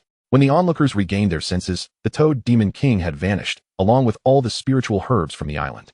The expressions of the first holy envoy and his companions darkened instantly. They had presumed that with the projection of the third archbishop, the spiritual herbs of the island would surely belong to the sacred mountain. Yet, Elvira and Valentine had also summoned the ethereal form of the vampire progenitor, Cain. Very well. Let us split it down the middle, they thought. Only for a series of swift actions to result in the Toad Demon King making a hasty escape, taking with him their spoils. What then did their efforts amount to? Leaving them all grievously wounded? Were they merely fortunate to escape with their lives? The first holy envoy seethed at the thought, but with two supreme beings present, he dared not act recklessly. At that moment, Cain appeared to sense something. The ethereal form vanished before the crowd, followed closely by the disappearance of the third archbishop's projection, leaving 5 SS-level individuals exchanging glances in confusion. Above the waters surrounding Skeleton Island, both Cain and the third archbishop's projections manifested. A faint red light glimmered in Cain's hand as he drew in wisps of energy from the void. Have I sensed incorrectly? Cain murmured, gazing at the unchanged red light in his palm. Chapter 87. Now, it is our stage. Upon hearing this, the third archbishop, standing beside Cain, let a golden light flicker from his fingertips. After a prolonged moment, he dissipated his spiritual power. I too have sensed nothing. There is indeed something amiss. With that, the two turned and soared back in the direction they had come. Once they had departed, an interval passed before the void suddenly split open, and a ball of ethereal blue light surged forth from the rift. Yun Xihe and the others, ensconced within the barrier, gazed towards Skeleton Island with trepidation. When the projection of the third archbishop and the vampire progenitor Cain descended into this realm, the entire mist and storm erupted violently. With their extraordinary perception, Yun Xihe and Luo Shiyuan immediately sensed the impending crisis. Yun Xihe had not anticipated that the holy envoys of the sacred mountain and the vampire clan could summon the projections of beings surpassing their realm. Although both levels are categorized as transcendence, the disparity between them is as vast as the chasm between heaven and earth. Had it not been for Yun Xihe's quick reflexes, who promptly retrieved the void pearl and utilized its power to send their barrier into the rift, they might have been detected by the third archbishop and Cain within moments. At that point, they would truly be helpless, with no recourse to call upon. Huaxia does possess artifacts capable of summoning the projections of war gods, but none of the three had brought such treasures. These national treasures are safeguarded within the Mountain Sea Tribunal by the 3 judges and are only deployed during times of grave crisis. Who would have thought that the splendid nation of Saint Mountain and the vampire clan would dare to bring forth such invaluable treasures? Had I known, I should have urged the Special Investigation Department of Huaxia to launch a direct assault on the lairs of the Saint Mountain and the vampire clan. With their respective SS-level sovereigns departing with their artifacts, it would have been an unerring strike. What a blunder, what a blunder. The 3 of them lamented in their hearts, realizing that such a golden opportunity may never present itself again. Ancestor, where have you just been? Upon seeing Cain's return, Elvira mustered her courage to inquire. At this moment, she had regained her composure, understanding the gravity of her earlier words spoken in the face of the saint. Hence, she now spoke with utmost caution. Cain cast a glance at the sheepish Elvira and then at the respectfully standing Valentine, and in a calm voice, asked, "Has anyone else visited this place besides you?" "Yes, Ancestor, indeed." Valentine promptly stepped forward to respond. "Before we summoned your ethereal projection, 2 leaders from the Huaxia demigod sect appeared here. However, they merely engaged in a brief skirmish with the Toad Demon King before departing." The third cardinal exchanged glances with Cain. The demigod sect. Within the Arctic ice wall, while there may be friction among various national powers, there exists a unified front when addressing the issue of the demigod sect. They are a band of lunatics who revere beings that call themselves demigods. Within the Arctic ice wall, they wreak havoc, and any living being could become their experimental subject or lackey. These disgraceful remnants of humanity from the demigod sect, should we encounter them again, we need not hesitate due to our shared human identity. They shall be dealt with without mercy, the third cardinal proclaimed. Now, my projection has limited spiritual power, So you must safeguard the beautiful nation of Blue Star and protect the Saint Mountain. Yes, Your Eminence. Saint 1, Saint 2, and Saint 3 responded with utmost reverence. The Eminence was a transcendent being of unparalleled strength, a figure worthy of lifelong devotion, and none dared to defy his commands. Moreover, this was the very essence of their existence as Saint Mountain emissaries. You two must also diligently protect the Blue Star vampire clan. As Cain continued speaking, he suddenly shifted his tone. Elvira, you must learn to think thrice before acting in the future. For now, the leadership of the Blue Star vampire clan shall be entrusted to Valentine. On the night of the blood moon, 2 months hence, both of you will come to the Arctic ice wall, where I shall purify your bloodlines. Upon hearing Cain's words, Elvira and Valentine were filled with unrestrained joy. To receive the bloodline purification from the vampire ancestor was a dream cherished by all vampires across the land. After concluding all matters, the ethereal projections of the third cardinal and Cain gradually dissipated into nothingness. Only then did Saint 1 turn to Valentine. This time, my Saint Mountain shall remember this. You vampire clan better refrain from any tricks, otherwise we shall settle the score for this incident. With that, Saint 1 soared away with Saints 2 and 3. Their expedition to Skull Island yielded nothing but injuries. If they did not quickly return to the Saint Mountain to recuperate, it would adversely affect their future cultivation, resulting in a most regrettable loss. Clearly, Elvira and Valentine shared this sentiment. Moreover, as they were to journey to the Arctic ice wall in 2 months, they could not afford to be injured now. Otherwise, a moment of carelessness could lead to their demise, becoming the subject of lamentation among the Huaxia populace. Following the successive disappearances of the Toad Demon King, the third cardinal of the Holy Sect, and the vampire ancestor King, the mists and storms surrounding Skull Island had finally calmed, just as they had upon their arrival. Each utilized their means to break through the air. Once everyone had departed, Yun Xihe waved his hand, dispelling the barrier. Now, this is our domain. Yun Xihe smiled radiantly at Luo Shiyuan and Su Jiame. Now that Skull Island posed no threat, with the people of Saint Mountain and the vampire clan having left, and the Toad Demon King gravely injured due to the summoning by the third cardinal and the vampire ancestor Cain, he had vanished without a trace. The SS level bat and green snake demons in the central area had all been cleared out upon the third cardinal's arrival. Was this not the realm of the three of them? Mei Jia, you and Shiyuan are responsible for searching the outer regions for any spiritual herbs. What about you? Su Jiame inquired. I shall search for the Toad Demon King. Yun Xihe was determined not to let go of the plethora of spiritual herbs on the central island. Although they had already obtained the 5-color flower, the abundance of spiritual herbs on the central island could potentially yield several S-level sovereigns for Huaxia. Given that the Toad Demon King was currently wounded, it was an opportune moment. The Toad Demon King, while merely a guardian of its own spiritual herbs, had done no wrong but had nevertheless fallen victim to this unwarranted calamity. It only goes to show that an innocent man suffers from having precious possessions. Had the Toad Demon King not been injured, Yun Xihe would have never contemplated seizing those spiritual herbs. Ultimately, as a being not of their kin, his actions were bound to be ruthless. With the spatial pearl in hand, he sought to locate the gravely injured SSS-level Demon King within the confines of Skull Island. Chapter 88, The Season of Harvest. The three of them, with clearly defined roles, immediately set to work. With the dragon atop his head and the spatial pearl in hand, Yun Xihe continuously searched for fluctuations in spatial energy throughout the expanse of Skull Island. His spiritual awareness was limited in such a place, and without the probing power of spiritual force, his perception fell short compared to Luo Shiyuan's. However, he possessed this spatial pearl. The Toad Demon King, now gravely injured, would surely cause the surrounding spiritual energy to circulate rapidly. Any anomaly in the flow of spiritual energy would inevitably lead to spatial fluctuations. Although the spatial pearl was merely a fragment of a spatial origin treasure, it was still a formidable asset. The brilliance emanating from the spatial pearl in Yun Xihe's left hand was enchanting. Although he had not awakened powers related to space, he could still effectively utilize the spatial pearl to locate a wounded Demon King's resting place. Found it. Yun Xihe opened his eyes, and a beam of light akin to a guiding beacon extended from the spatial pearl, piercing into the depths of the lake beneath the central island. The Toad Demon King was quite clever, knowing that the most perilous location was often the safest. Furthermore, the central island was the focal point of the entire Skull Island's array, possessing a natural barrier to conceal its presence. Hiding here, even the likes of the third cardinal and the vampire ancestor would find it challenging to locate him anytime soon. Now that he was aware of the Toad Demon King's hiding place, Yun Xihe stored this spatial pearl within his consciousness. His consciousness was already brimming with treasures, including 2 origin treasures and a dragon. As Yun Xihe gave the command, the waters of the lake began to flow apart, defying Newton's laws. Of course, Newton's laws only applied to the realm of ordinary humans. With each step Yun Xihe took, snowflake-like ice crystals formed beneath his feet, supporting him as he advanced. Step by step, he descended to the lake's bottom. The surface of the lake returned to tranquility. The Toad Demon King lay concealed beneath the surface, having sought refuge here ever since it inadvertently wandered into Skull Island. It was precisely because it sheltered here that it had remained undetected, allowing it to consume the spiritual herbs that served as the focal point of Skull Island's array and ascend to the status of the Demon King reigning over Skull Island. Little did it expect that, having attained such a prestigious title, it would still need to hide away. Although the oppressive presence of the celestial demon has dissipated outside, the confrontation with the golden and crimson figures has undoubtedly inflicted considerable wounds upon it. Fortunately, it demonstrated its cunning by surreptitiously appropriating the spiritual herbs from the heart of the lake, allowing for a swift recovery from its injuries. Regrettably, the five-colored flower was taken, for had it remained, it could have further amplified its strength.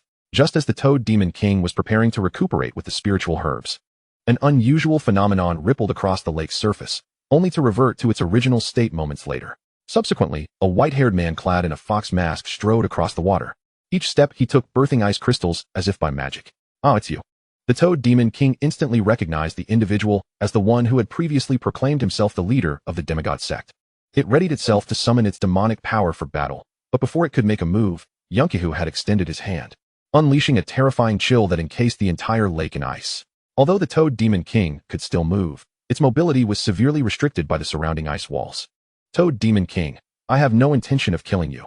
Rather, I wish to propose a trade," Yun Xihe stated calmly, his demeanor amiable. However, the swirling energy in his hand indicated that this congeniality was predicated on compliance. "What do you wish to trade with me?" The Toad Demon King pondered, struggling to conceive of anything of value it possessed for barter. The five-colored flower, its only bargaining chip, was no longer with it, and as its guardian, it was unaware of its current whereabouts. No. I am not trading for the five-colored flower, but for you," Yun Xihe clarified. The Toad Demon King was taken aback. What did he mean by trading for it? "You can transform, can't you?" Yun Xihe inquired, though his tone suggested certainty. It was known that a demon achieving an A grade, equivalent to a human master, had a chance of acquiring the ability to take human form, while most demons required an S grade to attain such capability. As an SSS grade Demon King, the Toad Demon King was on par with an SSS grade human transcendent, thus having mastered this ability long ago. "So what?" "I have no fondness for human forms," the Toad Demon King retorted, yet after a flash of green light, it transformed into a middle-aged man clad in a green robe, possessing an appearance that was unremarkable at best. "Speak, what do you wish to trade with me?" Upon hearing this, Yun Xihe sensed that negotiations were indeed promising. If there had been no potential at all, the Toad Demon King would have outright refused instead of transforming into human form to inquire. "I hope you will accompany me to Wuxianovel and protect it." The Toad Demon King could hardly contain its laughter, incredulous at the audacity of this youth. Did he truly understand the gravity of his words, suggesting he would protect Wuxianovel? "Wait." The Toad Demon King suddenly glared at Yun Xihe. "Protect Wuxianovel? You are not from the Wuxianovel demigod sect," it exclaimed in anger. If this individual was indeed deceiving it, the five-colored flower might very well be in his possession. For why else would he go to such lengths to lure it into battle? The fact that the five-colored flower had vanished at the same time only heightened its suspicions. "Indeed, I am not from the Wuxianovel demigod sect," Yun Xihe replied, removing a gilded earring from his ear. "I am a special investigator from the Wuxianovel Special Investigation Bureau." The earring transformed into a streak of light, flying toward the Toad Demon King. "I wish for you to return with me to Wuxianovel, to serve as its guardian Demon King. Should you agree, I can allocate the spiritual herbs from the heart of the lake to you. You should know that in your current state, you are no match for me and Long Long." Upon hearing his father call him, Long Long soared from atop Yun Xihe's head. As silver light flickered, Long Long resumed his true form beneath the lake. Roar the fearsome dragon's roar, imbued with overwhelming bloodline pressure, surged toward the Toad Demon King. Given the Toad Demon King's current grievously injured state, it could hardly withstand such formidable pressure, nearly losing its human form in the process. Yun Xihe waved his hand to allow Long Long to retract his bloodline pressure. In truth, Yun Xihe had not initially intended to resort to such measures. It was only after witnessing the incredible might of the third Archbishop and the vampire ancestor that he realized how invaluable an SSS grade guardian would be for Wuxianovel. Now, before him stood an SSS grade Demon King, one who had never hunted humans. Despite its ugly form, it could walk as a human most of the time. There were always solutions to difficulties. As Yun Xihe awaited the Toad Demon King's response, the latter was deep in contemplation. Originally just an ordinary toad, it had inadvertently embarked on the path of cultivation, enduring countless trials to ascend to the rank of Demon King. With the discovery of Skull Island by humans, it had witnessed the might of humanity's strongest. Remaining on Skull Island was no longer an option, as there were no more five-colored flowers to aid its cultivation. Should any humans arrive, wielding their terrifying treasures, it feared it would be unable to defend itself. Having delved into cultivation, it had gained some understanding of the various nations of Blue Star, knowing well the nature of Wuxianovel. Becoming Wuxianovel's guardian demon seemed quite appealing. especially since the Toad Demon King had no ambitions, merely desiring a peaceful existence to cultivate and prolong its life. However, as the nexus point of Skull Island's formation, it was not easy to vacate its position. After hearing the Toad Demon King's words, Yun Xihe too began to ponder. Indeed, as the nexus, leaving the formation's confines was impossible.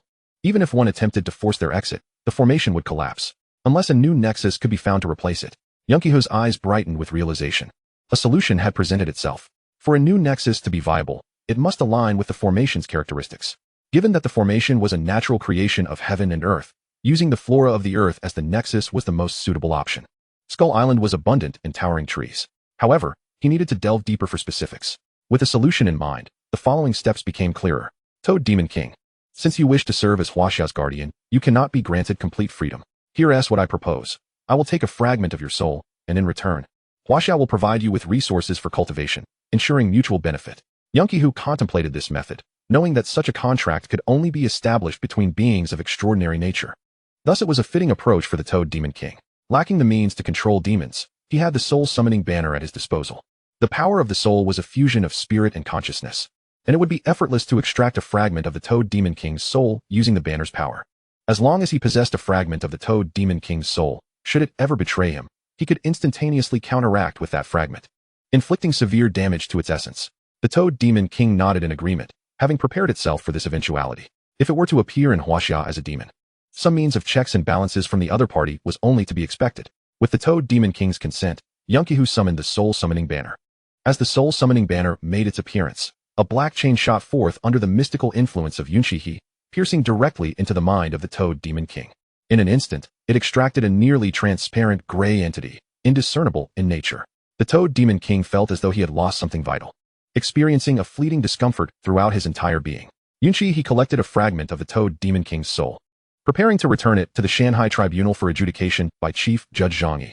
He, along with Luo Shiyuan and others, would soon venture into the depths of the Arctic ice wall. Such a significant object concerning the Demon King must be duly handed over to the esteemed Chief Judge of the Shanghai Tribunal. Let us proceed to seek a giant tree that can serve as the focal point for the formation. Yun Xihe gestured. Long Long transformed back into a cute form and soared to rest atop Yun Xihe's head. Since the last time it had perched there, Long Long had come to regard it as its nest. As Yun Xihe and the Toad Demon King emerged from the surface of the lake, Luo Shiyuan and Su Jiamei had already thoroughly scoured the entirety of Skeleton Island. Their harvest, while meager, was better than nothing, as the majority of the spiritual herbs thrived upon the Heart Lake Island. Upon seeing Yun Xihe rise from the depths, both were taken aback. Could it be that the Toad Demon King resided beneath the waters? However, they were soon greeted by the sight of a figure trailing behind Yun Xihe.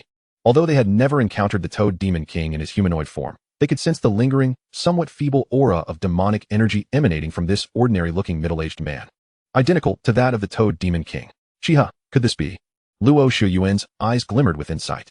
His cultivation was slightly superior to Su Jiamei's, and his extraordinary perception greatly enhanced his awareness. He was acutely aware of the subtle sense of incompleteness surrounding this seemingly average man. It was a deficiency of the soul, and coupled with the unmistakable aura akin to that of the Toad Demon King, Luo Shiyuan began to grasp Yun Xihe's intentions. Yun Xihe's forthcoming words further solidified his speculation. This is the Toad Demon King. However, we have reached a consensus. The Toad Demon King shall serve as the guardian Demon King to protect Huaxia, and in return, Huaxia must provide him with certain cultivation resources. Upon hearing Yun Xihe's words, Luo Shiyuan found the reaction entirely predictable. Su Jiamei's calm acceptance, however, surprised Yun Xihe, as he had always perceived her as somewhat reckless. Perhaps it was a trait inherent to girls from the northeastern provinces. By the way, the spiritual herbs on Heart Lake Island have been designated as resources for the Toad Demon King's cultivation. Yun Xihe mused, reflecting that referring to the Toad Demon King by such a name felt somewhat impolite, given the Toad's rather unremarkable appearance. Constantly calling someone a Toad Demon King seemed almost deliberate, although the Toad Demon King himself was indifferent to such titles. After all, there was no other Demon King on Blue Star. It was simpler to refer to him simply as the Demon King.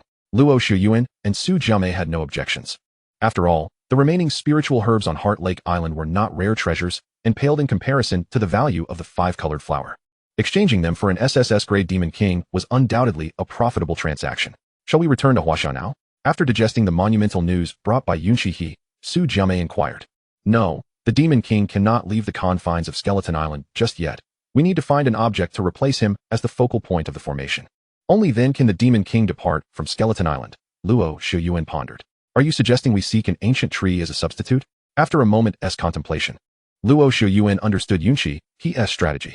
This was indeed the optimal solution, given that the formation was established by the laws of heaven and earth. It was only fitting that flora nurtured by the cosmos serve as its focal point. If the focal point and the formation were incompatible, the entire structure would collapse in an instant. Should Skeleton Island sink beneath the waves, it would spell disaster for Blue Star. I must say, you are becoming increasingly astute. Yun Xihe jested. What are you two discussing? I can hardly grasp it, Su Jiame lamented, feeling somewhat lost amidst their conversation. Often, her lack of understanding left her feeling excluded. Chapter 90. Crisis in Sichuan. Observing Su Jiame's bewildered expression, Yun Xihe recognized her confusion regarding the dialogue between him and Luo Shiyuan. Yet, this could hardly be blamed on her. The intricacies of formations, much like alchemy and artifact forging, demanded a particular affinity. Without such aptitude, even a lifetime spent studying formations would yield little insight. This was why, in all of Huaxiao, only Yun Xihe had comprehended the nuances of formations. However, as Yun Xihe's cultivation grew and his perspective broadened, he began to feel that the term formation elucidation might not be its true designation. There must be some secret concealed within. In the meantime, Yun Xihe translated their conversation into simpler terms for Su Jiame, ensuring her understanding. Once enlightened, the trio dispersed to search throughout the expanse of Skeleton Island. The Toad Demon King remained at Heart Lake Island, absorbing spiritual herbs to recover from his injuries. Despite the vastness of Skeleton Island, filled with various towering ancient trees, finding one suitable to serve as the focal point of the formation required significant effort. As the core of the island's formation, the tree must possess ample spirituality, meaning it needed to be imbued with spiritual energy. This automatically disqualified many trees that, despite their size, lacked inner essence. Furthermore, the tree could not be overly spiritual, meaning it should not be on the brink of becoming a demon itself. Only those that had naturally cultivated to such a state under the cosmic laws could be considered worthy. Using one of these as the focal point would extinguish its spiritual essence, potentially leading to disastrous consequences that could collapse the entire formation. Consequently, under these stringent conditions, it took Yun Xihe and his companions over an hour to finally locate a 20-meter-tall ancient banyan tree, positioned neither too close nor too far from the center of Skeleton Island. The trunk of this banyan tree was so immense that even the three of them combined could not encircle it. A faint green luminescence coursed through its entirety, revealing its extraordinary nature. This is it. It could not be more perfect, Luo Shiyuan exclaimed upon discovering the banyan tree, and promptly notified Yun Xihe, who was still searching on the other side. Excellent, Luo Shiyuan nodded. Finding a suitable one is all that matters.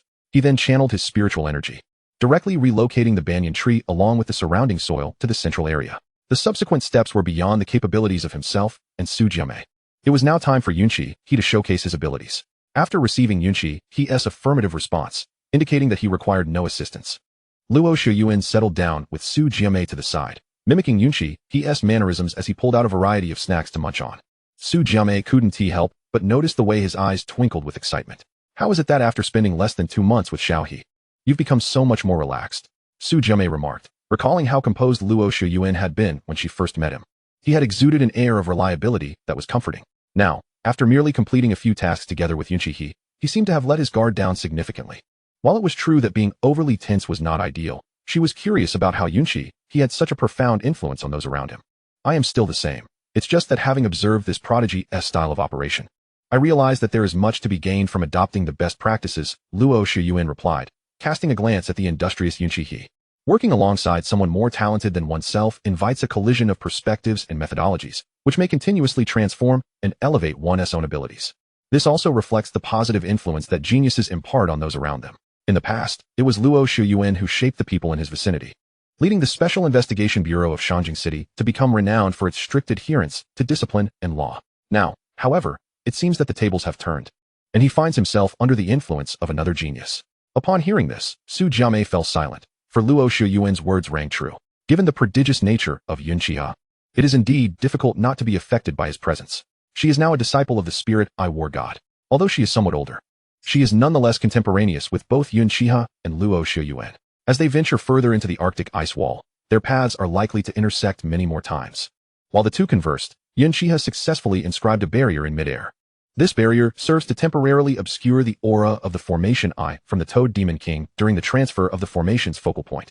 Otherwise, if they were to execute the transfer so brazenly, it is likely that the aura would not fully detach from the Toad Demon King's body before the entire celestial formation would immediately suppress them. At that point, attempting to carry out the transfer would be exceedingly arduous. In the Special Investigation Bureau of Chuan Province, a multitude of S-rank controllers have gathered, including the Bureau's director and elite investigators, as well as S-rank powerhouses summoned from other regions. Aside from the directors of various local bureaus and the 2 S-rank individuals who must remain stationed at each bureau, one could say that nearly all S-rank controllers in China without ongoing missions have convened here, 169 in total, representing roughly 2/3 of all S-rank powerhouses in the nation. This time, it appears we misjudged the situation, resulting in injuries. The Special Investigation Bureau of Chuan Province will compensate those affected with contribution points, declared a man exuding an air of authority, Director Gao Wenyu of the Chuan Province Special Investigation Bureau. Despite his seemingly delicate name, he is a bona fide peak S-rank powerhouse. Director Gao, your words carry weight, but the pressing matter at hand is how to deal with those 2 flood dragons, responded an elderly man, his aura somewhat diminished, as he clasped his hands in respect. It turns out that recently, Director Gao Wenyu had posted a mission on the Xiaoshenlong Club app, summoning all S-rank powerhouses in China without current missions to converge in Chuan Province. This was prompted by the emergence of an SS-rank flood dragon in the city of Yin, which intended to undergo transformation, resulting in catastrophic floods and thunderstorms that plagued the citizens of Yin. Initially, the plan was to report directly to the Shanghai court and request intervention from the presiding judges. However, by unfortunate coincidence, all 3 judges were deeply engrossed in their own cultivation and were entirely oblivious to the events unfolding outside. Director Gao Wenyu believed that by rallying the numerous S-rank powerhouses from across China, they could undoubtedly withstand the onslaught of the SS-rank flood dragon, as they all belonged to the same realm of controllers. Ultimately, his expectations were met. The combined strength of 169 S-rank controllers successfully halted the flood dragon rampaging through the Min River. However, just as they were about to seal the flood dragon in a single concerted effort, another flood dragon emerged from an unknown location, inflicting injuries upon a significant portion of the assembled force. This compelled the S-ranks to retreat back to the Chuan Province Special Investigation Bureau. Witnessing the escalating peril in Yin, they had no choice but to temporarily evacuate the entire city under the pretext of a natural disaster. Yet, this was hardly a long-term solution. Should both flood dragons succeed in their transformation, they would likely unleash even more terrifying calamities upon the entirety of Chuan Province. Why don't we reach out to the Yun Special Investigation Bureau and Director Luo from Shangjing City? Suggested someone. Gao Wenyu sighed. I have already attempted to contact both of them, but my messages have gone unanswered. The atmosphere fell into silence. Chapter 91. The Kuanping Soars. 1,000 miles in a breath within Skull Island, Yun Xihe placed the Toad Demon King and the now-shrunken banyan tree within the barrier. 2 streams of ethereal blue spirit energy emanated from his hands, directed towards the Toad Demon King and the banyan tree. Although both utilized extreme ice spirit energy, Yun Xihe was now able to suppress the power of the divine ability Absolute Zero, ensuring that the extreme ice energy would not adversely affect either entity. Otherwise, should the extreme ice energy directly infiltrate their bodies, even the Toad Demon King's form would be instantaneously frozen. As moments ticked by, and with the majority of his spirit energy expended, a faint glimmer finally emerged from within the Toad Demon King, drawn forth by Yun Xihe's extreme ice energy. It became apparent that this faint light was a minuscule remnant of a green spiritual herb, no larger than a fingernail. Fortunately, the Toad Demon King had only recently ascended to Demon King status and had not dared to enter a deep cultivation state. Otherwise, he would surely have lamented missing the ripening of the multicolored flower. Of course, they still had not secured the fully matured multicolored flower. Upon witnessing the target material manifest, Yun Xihe exhaled softly. Had this final fragment of the formation been completely refined by the Toad Demon King, it would have required considerable effort to retrieve it. Now, however, matters were somewhat simplified. Congeal. At the moment the formation emerged from the Toad Demon King, Yun Xihe manipulated the moisture in the air to envelop it. Ultimately, the moisture crystallized into ice, forming a block of ice encasing the formation Subsequently, under the guidance of the extreme ice energy, Yun Xihe gently inserted the formation into the trunk of the banyan tree. Following a blinding flash of light, the formation successfully fused with the tree's trunk. Luo Shuyuan and Su Jiamei concluded their leisurely interlude, taking their places on either side of Yun Xihe. Disperse. With a commanding tone, Yun Xihe instructed, and the barrier that had enveloped the Toad Demon King and the ancient banyan tree transformed into specks of starlight, dissipating into the ether. The instant the barrier collapsed, the sky erupted with thunderous roars, as dark storm clouds began to gather ominously. The Toad Demon King's expression shifted, while both Luo Shuyuan and Su Jiamei wore grave faces. Only Yun Xihe remained unperturbed, gazing calmly at the heavens. After a lengthy pause, the storm clouds gradually dispersed, and the thunder seemed to vanish into thin air. Observing this situation, Yun Xihe finally relaxed. Well done, the mission is accomplished. Yun Xihe gestured for the Toad Demon King to depart from the central island. As the Toad Demon King vacated the area, The ancient banyan tree was seamlessly transported to the center of the island by the formidable power of Skull Island's formation, taking the place of the original formation I and the multicolored flower. In the blink of an eye, it regained its original height of over 20 meters and continued to grow, ultimately reaching a height of 60 meters before it finally ceased its ascent. The entire trunk shimmered with a radiant green light, resembling jade. Have we succeeded? Su Jiame inquired. Indeed, it can now be considered a complete success. The entire celestial formation is anchored by this tree as the formation I. If fortune smiles upon us, it is entirely possible that this banyan tree will evolve into a divine tree that connects heaven and earth in the future, Yun Xihe replied. It is not uncommon for flora to gain sentience. With proper cultivation, it may very well evolve into a powerful being that safeguards a realm. The spiritual energy in this location is abundant. It won't be long before a new batch of spiritual herbs emerges. Now that everything is concluded, let us depart. Yun Xihe addressed the group. They had arrived as 3 individuals, but departed as 3 individuals and 1 demon, a testament to the unpredictability of fate. Baowan, I entrust you with this task. Upon reaching the stormy mist, Su Jiame summoned the Baowan butterfly. As soon as the Baowan butterfly appeared, it surveyed its surroundings. Fortunately, the 2 divine beasts are not present. It is my duty, master. The Baowan butterfly resumed its original massive form, carrying the 3 individuals and 1 demon as they soared away from Skull Island. Just after Yun Xihe and the others departed, the ancient banyan tree, now serving as the formation I, continued to radiate its enchanting green light. Amidst the scene, a barely perceptible azure glow mingled within. Were Yun Xihe present, he would undoubtedly recognize it as his extreme ice spiritual power. It was revealed that during the transfer of the formation's core, his extreme ice spiritual energy served as the guiding force. Hence the core inevitably absorbed the essence of the extreme ice power. Now, it was being continuously drawn in by the ancient banyan tree, and what it would ultimately transform into remained a mystery, at least for now. Ah, we are finally out, Su Jiame remarked as she tucked away the 100 illusions butterfly. Yun Xihe and Luo Shiyuan exchanged a glance, both reflecting a sense of relief in their eyes. The sensation of one's consciousness, spirit, and 5 senses being suppressed was undeniably unpleasant. Only the Toad Demon King appeared somewhat composed. However, tranquility was soon shattered by a series of notification sounds. The 3 of them were taken aback. Why did all 3 possess such a multitude of alerts? Upon reviewing the messages, they exchanged solemn looks. The crises in Chuan Province and Yen City had escalated to a critical juncture. Fortuitously, they had just departed Skeleton Island. Otherwise, they would have been unable to receive any news there. The 3 esteemed judges of the Mountain and Sea Tribunal were currently in seclusion. Relying solely on S-rank controllers to contend against 2 SS-rank flood dragons was a formidable challenge, especially when these dragons were in the process of transforming. Quickly, Yun Xihe and Luo Shiyuan reached a decision. Sister Mei, you should take the Demon King directly to report to the Mountain and Sea Tribunal. The Demon King is gravely injured and should refrain from acting recklessly until after the report is made to the 3 judges. Su Jiame was about to express her concerns regarding the depletion of her and Luo Shiyuan's spiritual energy, particularly that of Yun Xihe, who had undoubtedly expended a considerable amount during the transfer of the formation core. However, upon further reflection, she realized that Yun Xihe and Luo Shiyuan had 2 powerful companions. Moreover, the 100 Illusions butterfly had discreetly informed her of the true identities of Long Long and Datu as Ing Long and Kuanping, leaving her astounded. These 2 were indeed worthy of their title as the twin stars of Huaxia, having silently contracted with 2 divine beasts from the Mountain and Sea Classic. With Long Long and Data present, she felt relieved of her burdens. Very well, do take care, Su Jiame concluded, leading the Toad Demon King towards the capital. Meanwhile, Yun Xihe and Luo Shiyuan summoned Datu. As soon as Datu appeared, he dashed into the sea beneath their feet, frolicking with unrestrained exuberance. All right, enough playtime for now, Luo Shiyuan called out, patting Datu's head. Upon receiving Luo Shiyuan's command, Datu dived into the ocean. When he resurfaced, he transformed into a massive divine rock, soaring into the air before the 2. Once Yun Xihe and Luo Shiyuan steadied themselves, Datu flapped his wings, and amidst the rush of air, they found themselves nearing Huaxia. In the temporary station of the Chuan Province Special Investigation Division in Yen City, 2 days had passed since the 2 flood dragons wreaked havoc. Were it not for the S-rank controllers taking turns to fend off the calamity with their spiritual powers and divine abilities, Yen City would have undoubtedly fallen. Yet, given the current circumstances, their endurance could not last much longer. Director, Special Investigator Yun has replied.